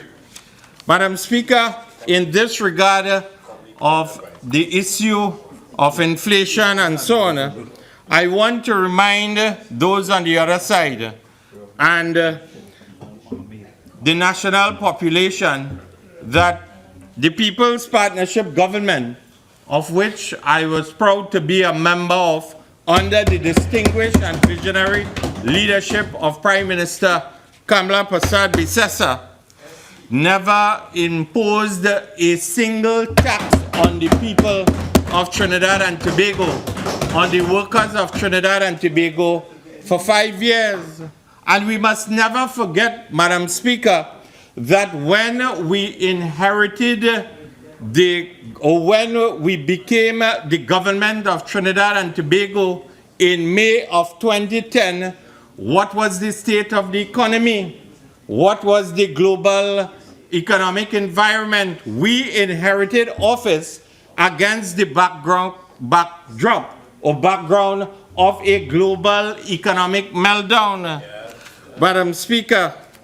And it was for the first time in 17 years that Trinidad and Tobago experienced negative growth of minus 4.4% because of 9 years of programs and policies under the People's National Movement. That is something that we must never forget, Madam Speaker. In spite of oil being $147 per barrel and natural gas fetching a price of approximately $10 for per MMBTU, Trinidad and Tobago experienced negative economic growth for the first time in 17 years. And Madam Speaker, when we came into office at that point in time, we had to address the issue of the CLICO bailout. And whilst we were initially told that it was in the vicinity of approximately $12 billion, the truth be told, it has been in and around $25 billion, Madam Speaker. And also, we had to address the issue of finding $4 billion to deal with VAT refunds to the business community, Madam Speaker, and debts to contractors, which was over $5 billion. And also, we did not throw up our hands in the air. We did not say that we were unable to govern Trinidad and Tobago, Madam Speaker. And in addition to dealing with these liabilities that I've pointed out to you, we had to find monies to settle 133 plus negotiation in our 5 years. And Madam Speaker, we found an initial sum of approximately $3 billion to settle the first round of negotiations, Madam Speaker, and the 2008 to 2010 period. Outstanding from them. And it was outstanding from them. It was the inaction. It was the vindictiveness of the PNM.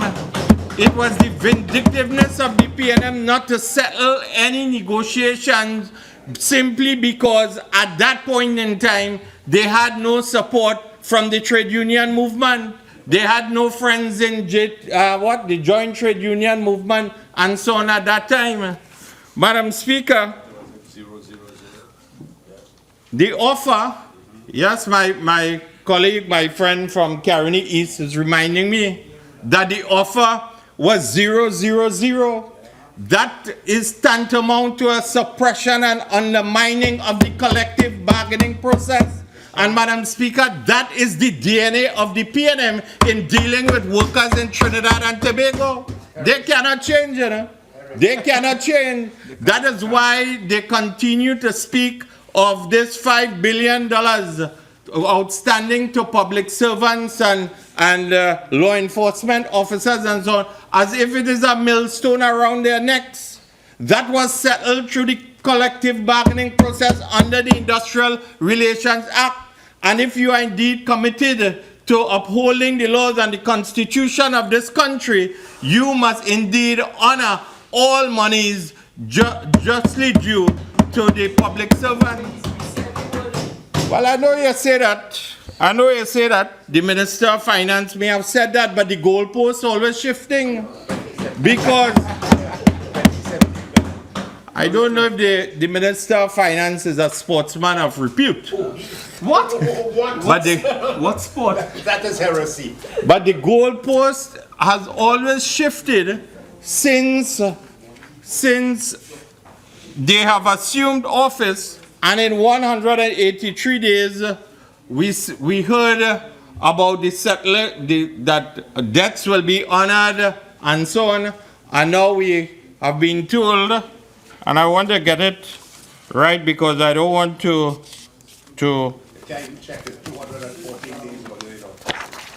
misquote, but as it relates to expenditure, the Minister of Finance said, allocations to address the payment of salary arrears to public officers and contractors.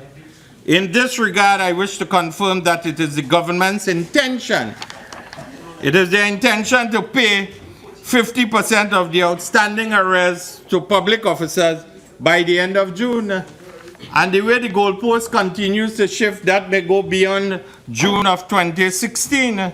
And the remaining payment will be paid in interest-bearing bonds by the end of September 2016, or in 2 further installments in cash in 2017 at the option of workers. And that brings me to a very important point. The word at the option of the workers. When was the consultation held? When was the consultation held to put forward this position to the trade union movement or the duly recognized trade unions which were part and parcel of the collective bargaining process that led to these arrests, Madam Speaker? Because, Madam Speaker, this leads me to the very critical issue of consultation, because the joint trade union movement, in an article written by Randall of the Trinidad Guardian, Thursday the 7th of April 2016, deferred the mid-year review JTERM. OWTU President General Surujrattan said they were not privy to measures in the midterm budget and therefore it cannot get their support. We should have meaningful consultation before major decisions that will impact workers in this country are taken. We cannot support any measure that will be adverse to workers. And Madam Speaker, as I said, I do not know when the consultation was done for the Minister of Finance to put this position forward as it relates to the settlement of arrears to public officers and law enforcement officers of Trinidad and Tobago. And in an article written by, because there seems to be some kind of confusion. Your 30 minutes have expired. You're entitled to 15 more minutes. Do you intend to avail yourself of it? Yes, you may proceed. And you need another hour. I'll put on a third. Madam Speaker, thank you very much as it relates to the extension. But as I said, there seems to be a state of disarray in relation to this issue of consultation and meaningful consultation and when it took place and when it occurred and so on. Because the Labour Minister, Jennifer Baptiste Primus. Well, we may reach there if I get down to the Revenue Authority and so on. Because she seemed to have flip-flopped on her position She has a radio host. when the Revenue Authority came into existence in her incarnation as the President of the PSA. But, Madam Speaker, and I want to quote from the article written by Clint Chantak on the 18th of November 2015, that this government will keep faith in terms, said but his Prime Minister Rowley, Prime Minister Rowley, also assured JTAM members during their meeting that this government will keep faith in terms of keeping them involved in the decision-making process in this country. Madam Speaker, and then headline from Newsday, the 7th of April, 2016, Thursday, the 7th of April, Imbert briefs tripartite council. Finance Minister on Thursday briefed the National Tripartite Advisory Council about the current state of the economy. And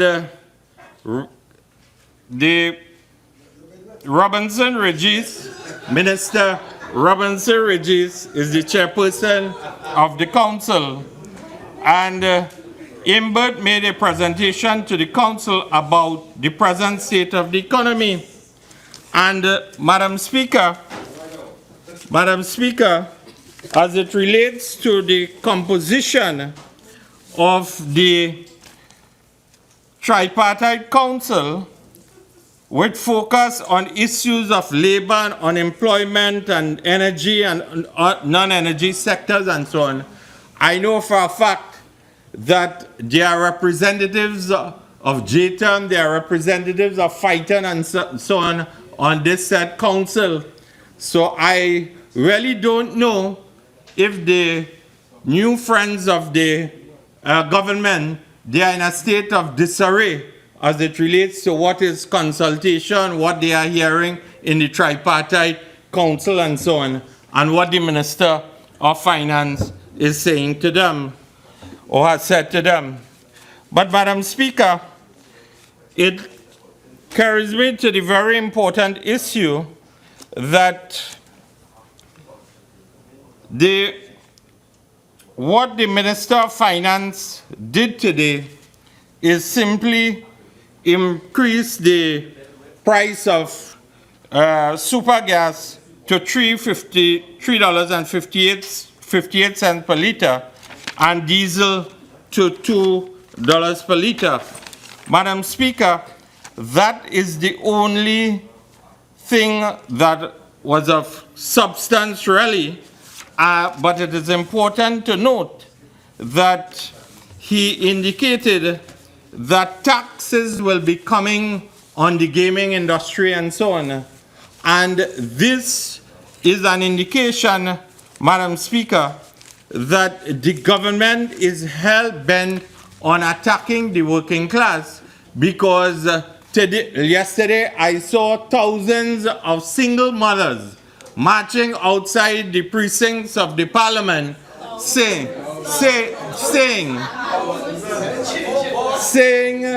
and warning the Minister of Finance and warning the PNM government that their policies can only lead to further hardship and so on.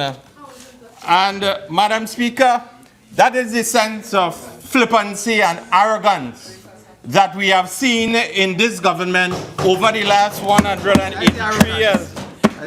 The arrogance is further exemplified when the Prime Minister said, is alleged to have said, PM in an article written by Anna Ramdas and Camille Hunt, Sunday the 3rd of April, PM, pick me up in a donkey cat.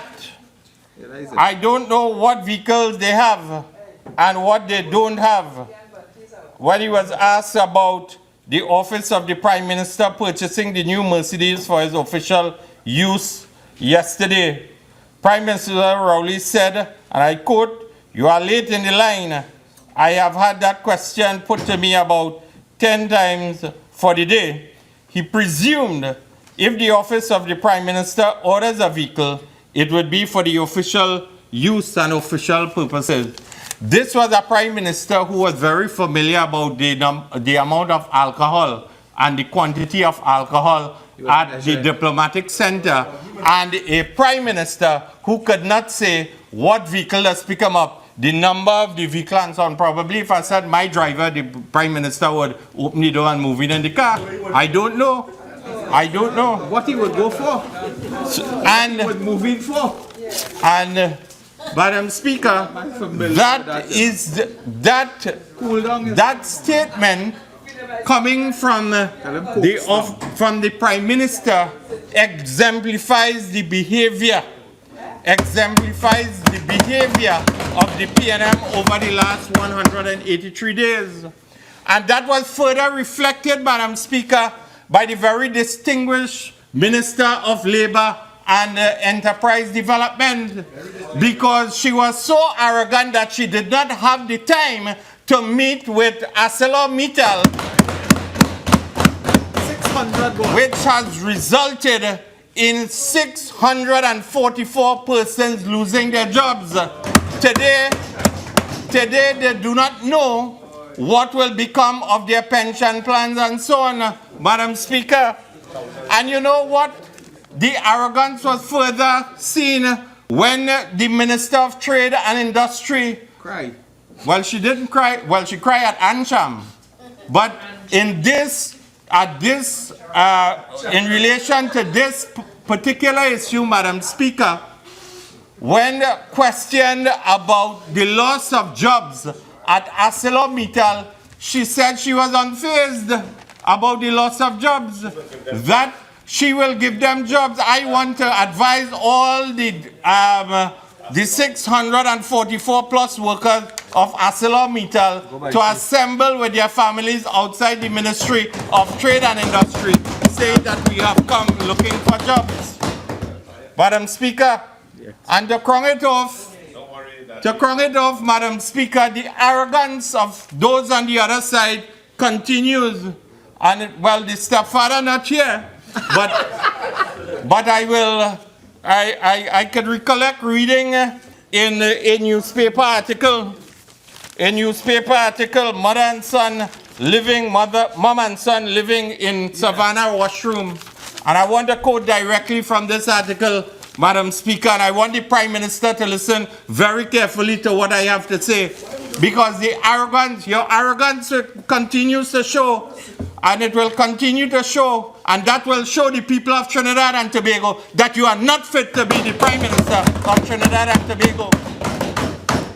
Madam Speaker, and I want to quote directly, Applewhite said, she went, I will not engage in any wajang behavior. But you're doing it? I will not engage in any wajang behavior, Madam Speaker. I want to assure you. Applewhite said she went to the Arima constituency office and met MP Anthony Garcia face to face. What he said? But did not get any help. He was more interested in my child's father, and I ended up breaking down and crying. Oh. The member of parliament for Arima and the Minister of Education, he said, I was wasting his time. This is a man who is supposed to display empathy for the children of Trinidad and Tobago, and said to a mother that he was wasting her time. Where I get it from? Prime Minister, go to the Trinidad Guardian of Thursday, the 7th of April, 2016, and you will see where I get it from.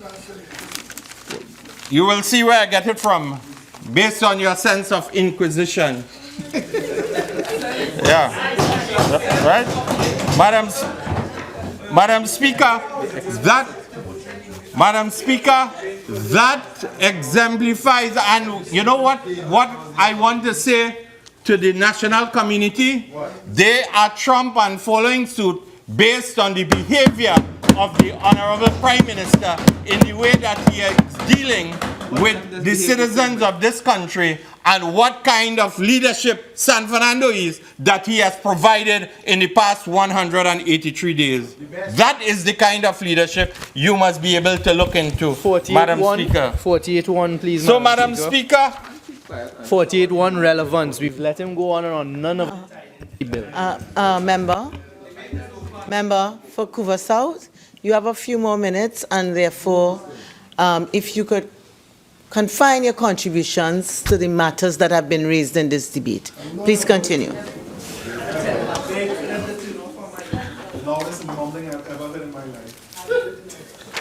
When your stepfather come back, you'll talk to him. Madam Speaker, as I move towards the end of my contribution, as I said, UE economist Professor Carl Theodore indicated that in a current recession, he warned that employment is the main casualty. And Madam Speaker, certainly the behavior of the Minister of Labour and Enterprise Development shows that there is no sense of empathy, there is no sense of concern about the socio-economic stability and well-being of families. In fact, the Express editorial, Madam Speaker, of yesterday, Friday the 8th of April 2016, and I quote directly, and I want to read into the record, the ArcelorMittal debacle has left some 700 workers jobless and increasingly desperate, their families and dependents stranded, and their futures bleak. The once vaunted Point Lisa steelmaker has executed a shutdown of its operation, ruthlessly turning its back on business and other TNT relationships. In pulling all this off, ArcelorMittal has also shown up disappointing limitations on the capacities of the Rowley administration, causing it to appear both unprepared and clueless. The UNC didn't say this, you know. The leader of the opposition didn't say this. The Express editorial of the Friday the 8th of April 2016. From the very first act of the ArcelorMittal drama, Labour Minister Jennifer Batiste, herself a veteran trade unionist, has played a role more of helpless reaction than of promising leadership. As it turned out, she was as surprised as anyone when the company threw in the towel and suddenly turned its back on TNT steel business. Ms. Batiste Primus has been unable to convincingly deny that if she showed insufficient interest when ArcelorMittal sought to give her advance notice of its plans and implications for the soon-to-be discarded workers. And the editorial goes on to say, for yet another issue, the government resorts to consultation toward amendments of legislation on company regulation, insolvency, and severance benefits. As hopelessness heightens and militancy hardens, the best... Bafukuva South, your speaking time has expired. Minister of Finance.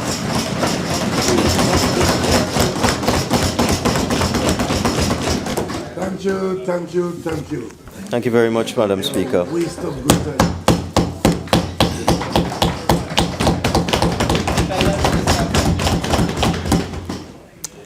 Madam Speaker, ostensibly we were here today to deal with the report of the Standing Finance Committee of the House of Representatives. And Madam Speaker, when I rose in this House some time ago, some 12 hours ago or so, 11 hours ago, the other side protested loudly, tried to invoke all sorts of rules and standing orders, and tried to attempt to curtail my contribution on the grounds that we should only be looking at the matters in the report. Madam Speaker, I've noticed with some concern about the adventures of the various speakers on the other side after that. The contribution of the last speaker, Madam Speaker, was confusing. I tried to link it in some way to anything. One of the points I was at pains to make is that we can't spend money unless we earn it, that we have to look at revenue generation before we could look at expenditure. But in the, I'll have to say, the rambling contribution of the last speaker, all I heard was about spend, spend, spend, spend. That's all I heard. I heard nothing about earning revenue. And you know, Madam Speaker, it is public knowledge that when we came into office, there was a $20 billion gap between revenue and expenditure. Only somebody living in cloud cuckoo land would not accept that fact. Expenditure $60 billion, revenue $40 billion. We have managed through a number of innovative measures in terms of curtailing expenditure, raising revenue, to bring that gap down to $15 billion. So we have revenue of $44 billion, expenditure of $59 billion, Madam Speaker. And therefore I sat in astonishment and heard allegations about overheating the economy. How can one overheat an economy if one is constraining and curtailing and conserving expenditure? How on earth? Just throwing out words, random cliches and arbitrary phrases, disconnected, discombobulated, correct? Thank you very much. Embarrassing, Madam Speaker. And a feature of the other side is they would say, I want to bust a mark. This is the thing of the day. And then when you hear them, they're talking about something that happened 7 years ago. How could something that happened 7 years ago be the question of the day or the mark of the day? They're going back to 2002. 2002, 14 years ago. Madam Speaker, I want to let honorable members know that since 2002, we've had 1, 2, 3, 4 general elections. 4. And I'm convinced that honorable members opposite are just disconnected from reality. Campaigning on matters on which you have already lost the election. Nobody's interested. Nobody's interested. Nobody wants to know what happened in 2002. I don't want to know. I don't even want to know what happened in 2015. I've already over the 2015 election. I, like the rest of the population, want to move on. I'm not interested in discipline, in the mismanagement that took place, because that is now history. That is factual, what happened under the People's Partnership. I, like everybody else in this country, want to move forward. So, Madam Speaker, that is why we came today. We indicated there's a $15 billion financing gap, and we are dealing with it in various ways and means. I indicated we'll use one-off items of expenditure, we'll resort to borrowings, we have one-off items of income, we have asset sales recovering the money that was loaned to CLECO in the CLECO bailout and so on. We have to do that in 2016. We'll continue to do things of this nature in 2017. But by 2018, Madam Speaker, we have to get out of this squandermanic attitude of the members opposite, who took the national expenditure from $46 billion. That's what it was in 2010. The national budget was $46 billion. They took it from 46 to 63. And the member for Couva South boasts about all of those collective agreements. How can you boast about bankrupting the country? How could you boast about that? You can do that. It's absurd. Absurd. How can you boast about just spending money like water? How can you boast about maxing out the overdraft for the central bank? mean, I don't understand the thought process, Madam Speaker. I just don't understand it. And it is because of that fiscal indiscipline and that squander mania that was engaged in by the members opposite in the last 5 years. That is why they are now in the opposition. Because while they increased expenditure by 46 billion to 63 billion, and there was no concomitant increase in revenue, they were just widening the gap between revenue and expenditure year after year. That's how they ran this country, from 46 to 52 to 56 to 58 to 60 to 63. That's all they were doing, just increasing expenditure, increasing the cost of goods and services. You heard the Honorable Minister of Housing make the point that under the PNM of 2002 to 2010, the average cost of an HDC house was $350,000. But under the People's Partnership between 2010 and 2015, the average cost of an HDC house skyrocketed from $350,000 to $1.4 million. Who does that? Moonilal. Who increases the cost of a basic house? A house, a 1,000 square foot, 2 or 3 bedroom house. No frills house. Who increases that from 350,000 to 1.4 million in a 5-year period and then boasts about it? Who does that? Increase the cost of something by 400% in just 5 years and boast about it and say you do something good. You do something good. That now contractors are out of work. I'm giving advice now. Of course the contractors are feeling the pinch because you bankrupted the country. And, you know, we are now faced with this difficult task. We have come in now. We have to deal with these issues. We are faced with a collapse of oil prices. And it is obvious, any sensible person would know that if you are earning less than you spend, you have to take drastic measures to deal with it. I am just amazed at what I hear from the members opposite. Why are you not spending this and why are you not spending that? And why are you not raising this and why are you not raising that? Where are we going to get the money from, Madam Speaker? What are we going to do? How are we going to pay? We're going to use jumby beans? I just don't understand the mentality. I don't understand it. And what bothers me too is that in this day and age, the honorable members opposite are still willing to manipulate poor people. You don't understand why you lost the election. People just got fed up of you. Absolutely fed up. There has been no indication from this side, from the government, and certainly not from me, at any time, that we intended to raise taxes on the gaming and gambling community. Nothing. I haven't said a word about that since I was given the appointment as Minister of Finance, since September. Not a word.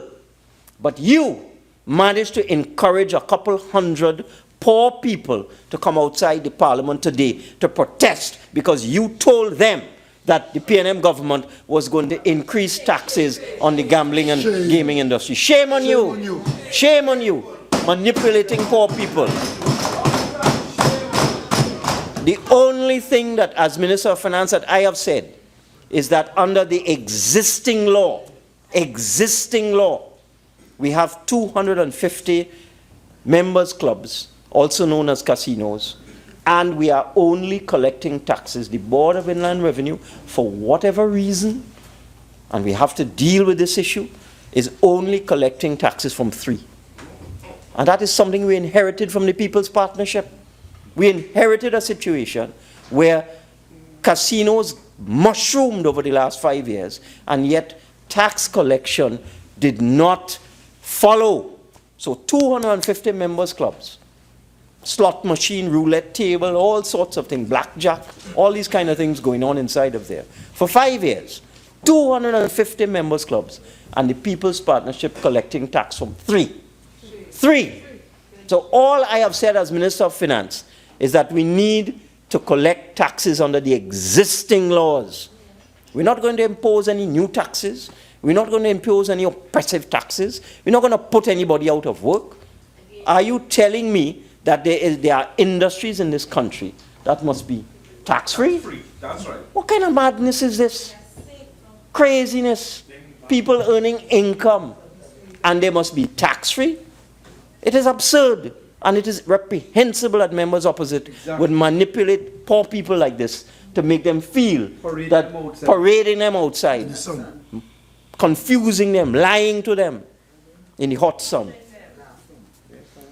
And what is worse, the former administration brought a Gambling and Gaming Act to this parliament, a bill, took it through a joint select committee, brought it back into the parliament, and if the parliament had not been dissolved in June of 2015, they would have enacted that gambling and gaming bill.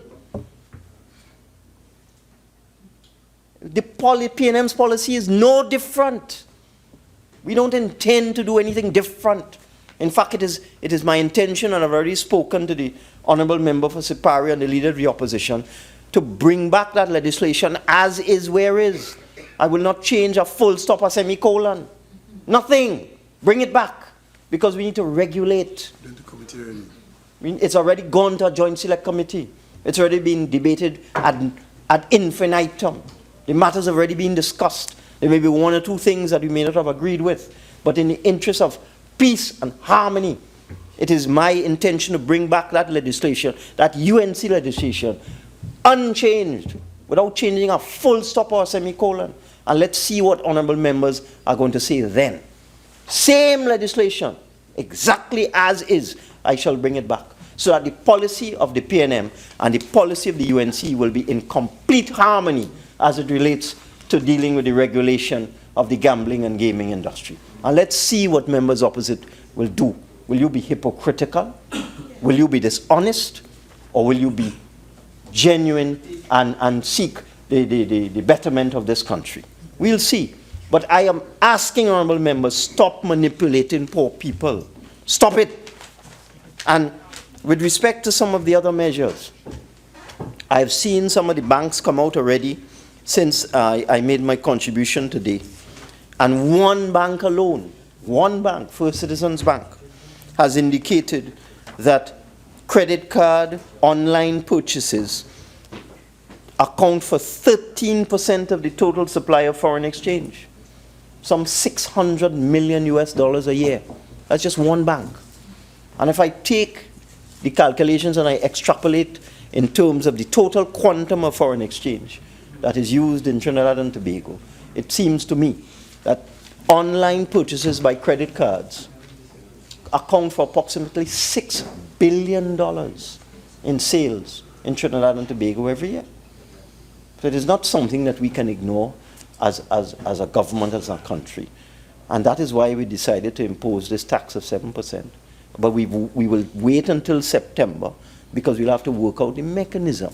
Because we don't want to impose taxation unnecessarily on items arbitrarily and so on. So we have to, we're really focusing on online. Pardon? I'm sorry. 5 years. It was the member for Couva South. If he had not spoken like that, This morning. if he had not rambled into irrelevancies, I would have spoken for 2 minutes. For 2 minutes. Wallace in Wonderland. But Madam Speaker, we have to have discussions with the banks and the credit card companies so that this tax focuses on the items that it is intended to focus on, which is online purchases of retail items from online retail stores like Amazon and so on. We don't want the tax to be imposed in the wrong place, in the wrong direction. And that is why I'm leaving it until September after we have the discussions. But the quantum of money has surprised me. One bank saying $600 million a year in online purchases, online retail stores. You wanted to ask a question? Yeah. Sure. Are you suggesting, Minister, with regard to the 7% online tax for online sales, that you would perhaps distinguish between direct retail sales of a customer and a person having a manufacturing input, for instance, that buys with a credit card because they can't get foreign exchange here, or somebody buying things in bulk for commercial purposes here? Madam Speaker, this is precisely why I have given myself a period of almost 6 months to have appropriate discussions with the banks and the credit card companies. I was very clear. The tax will be imposed on online purchases from online retailers. I don't think I need to say any more at this point in time. Over the next 6 months, we will work out the mechanism with the banks and the credit card companies. But the whole point is, Madam Speaker, it is very disappointing that elected members who are elected to serve the people would think that it is right and proper to carry on and scream about expenditure and demand expenditure in the face of an oil price of $35 or $37, in the face of a collapse of revenues, in the face of a completely new paradigm, in the face of declining oil and gas production in Trinidad and Tobago, in the face of a global economic issues. I heard the Honourable Member from Cuba South talk about ArcelorMittal. That had nothing to do with this government, or even the last government. That had to do with a glut of steel on the world market. It had to do with overproduction of steel in China. It had to do with a policy of the Chinese authorities to underprice steel and to flood traditional markets. If you listen and you read, instead of just carrying on, what you will see that what Mittal has said is that they were subject to countervailing duties in the United States, so that they had stopped exporting steel to the United States, and their largest market was Central and South America. And they enjoyed a measure of success in that market until the Chinese decided that they would target the Latin American market. And Chinese steel was coming in at 30% lower than steel from the plant in Point Lisas. And the parent company had been subsidizing the local company for at least 5 years in the hope and the expectation that eventually the matter would stabilize itself and eventually they would return to profitability. It just didn't work out. They did an assessment of Chinese steel and they closed plants all over the world. They closed plants in Spain. They closed plants in North America. South Africa. Trinidad is not unique in any of this. It has nothing to do with any government. It has to do with a glut of steel on the world market and a Chinese intention to kill the competition. It's just like oil. If you take the parallel to oil, it's exactly what Saudi Arabia is doing. Correct. The price of production of oil in Saudi Arabia is what, $9, $10 a barrel? I remember when it used to be $3 a barrel in Saudi Arabia, oil just bubbling out of the ground. So when you can produce oil at $9 a barrel, you can sell it at $11 a barrel or $12 a barrel. So the Saudis can handle this for a period of time. They have a sovereign wealth fund of $700 billion. So they decided that they were subject to serious competition and a threat that they would lose their market share from the shale oil and gas producers in the United States. So they went to war. And so they decided they will undercut the American producers and they will crush them and they will destroy the shale oil industry in the United States. Because what had happened, North America had ramped up production of shale oil exponentially. Whereas North America had maybe 1 million barrels or 2 million barrels a day of shale oil several years ago, North America had managed to get shale oil production up to 10 million barrels a day. And this became a threat to the producers in the Middle East and to OPEC. So they decided to crush them. And the way they have tried to crush them is to just drop the price of oil down to a point where it becomes uncompetitive and unproductive, and it is no longer cost effective for the shale oil producers in North America to continue producing oil. And it's the same thing that the Chinese are doing with steel. They decided to wipe out the competition by flooding the world with cheap steel at prices way below production. Everybody in the world knows that. So the unfortunate workers in Trinidad and Tobago are victims of a world war in steel. That they are the victims of that. It has nothing to do with this government. It has nothing to do with the previous government at all. And it is just irresponsible, and absurd and ridiculous to ascribe what has happened in Point Lisas to this government or even the... I wouldn't blame the past government. That would be stupid. I wouldn't do it because I'm aware of what is happening in the world market in steel. It is simply supply and demand and commerce. That's all it is. And so the workers have found themselves in a very bad place because they are the victims of what I call a world war in steel. And we in Trinidad and Tobago are the victims of a world war in oil. We are just small players in this big world. We don't set commodity prices. We don't set oil prices. We have to take what we get. We have no influence whatsoever on the price of oil. And this is what honorable members opposite have to understand. Our major commodity, the price of the major commodity has collapsed. And while we were able to support ourselves with natural gas, we were able to do it because we were able to send cargoes to Japan, to Europe, to South and Central America. So whereas Henry Hub was trading at $2 and $3, our cargoes from Atlantic LNG were finding their way across to the Far East, finding their way across to Europe, finding their way to Central America, where they were fetching prices of $10 and $12 per MMBTU. Some in Japan, my understanding is some cargoes were fetching a price of $20 per MMBTU just a couple of years ago. But the price of natural gas follows the price of oil. So as oil has collapsed down to $25 or $30, the natural gas is simply an alternative hydrocarbon, and the price of natural gas in those markets has now gone from $20 down to $15, down to $10, and I was told last month it's down to $5 now.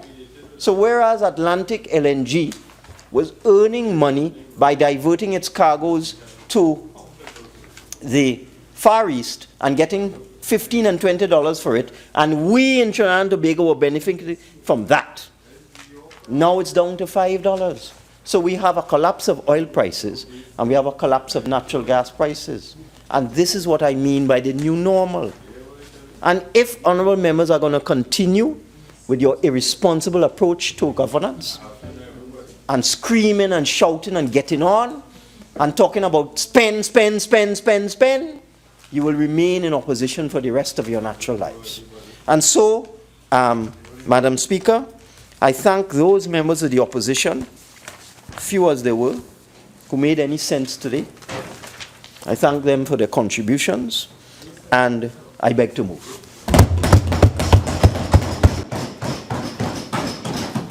Honorable members, the question is that this House adopt the second report of the Standing Finance Committee of the House of Representatives for this first session, 2015-2016, 11th Parliament, on the consideration of proposals for the variation of appropriation for the fiscal year 2016.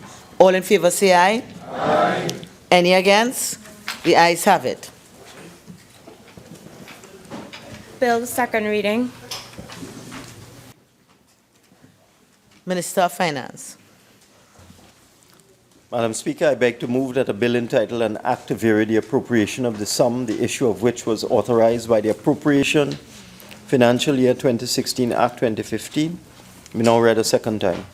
Madam Speaker, as is customary, well, we should have dealt with these issues. The honourable members opposite did not, and I must admit I took a little bit of liberty myself to deal with revenue rather than expenditure. But the bill before us is simply seeking approval to move items of expenditure from one ministry to another as a result of the realignment of ministerial portfolios. The one item that is a little different is the increase in allocation to the Parliament to support the funding of constituency offices. Everything else is just simply a realignment of ministerial responsibility and a shift in portfolios as indicated. The responsibility for the children's homes has moved to the Office of the Prime Minister. The responsibility for the on-the-job training program has gone to the Ministry of Labour, and so on, Madam Speaker. I think we in this House have debated this matter to death, and therefore I beg to move.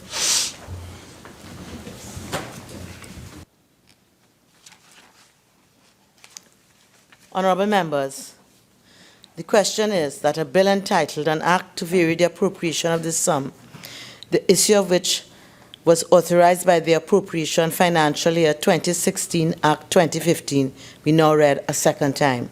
All in favour say aye. Aye. Any against? The ayes have it.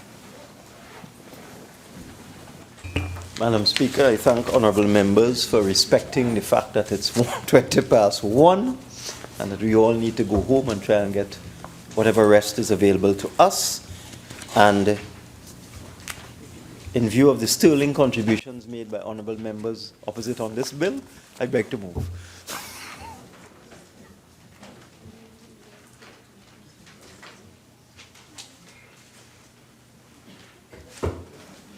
Honourable members, just out of an abundance of caution, I just want to return to propose the question. The question is that a bill entitled An Act to Vary the Appropriation of the Sum, the issue of which was authorized by the Appropriation Financial Act 2016, Act 2015, be now read a second time.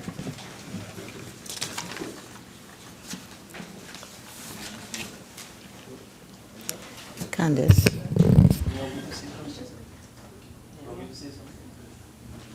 Madam Speaker, I beg to move.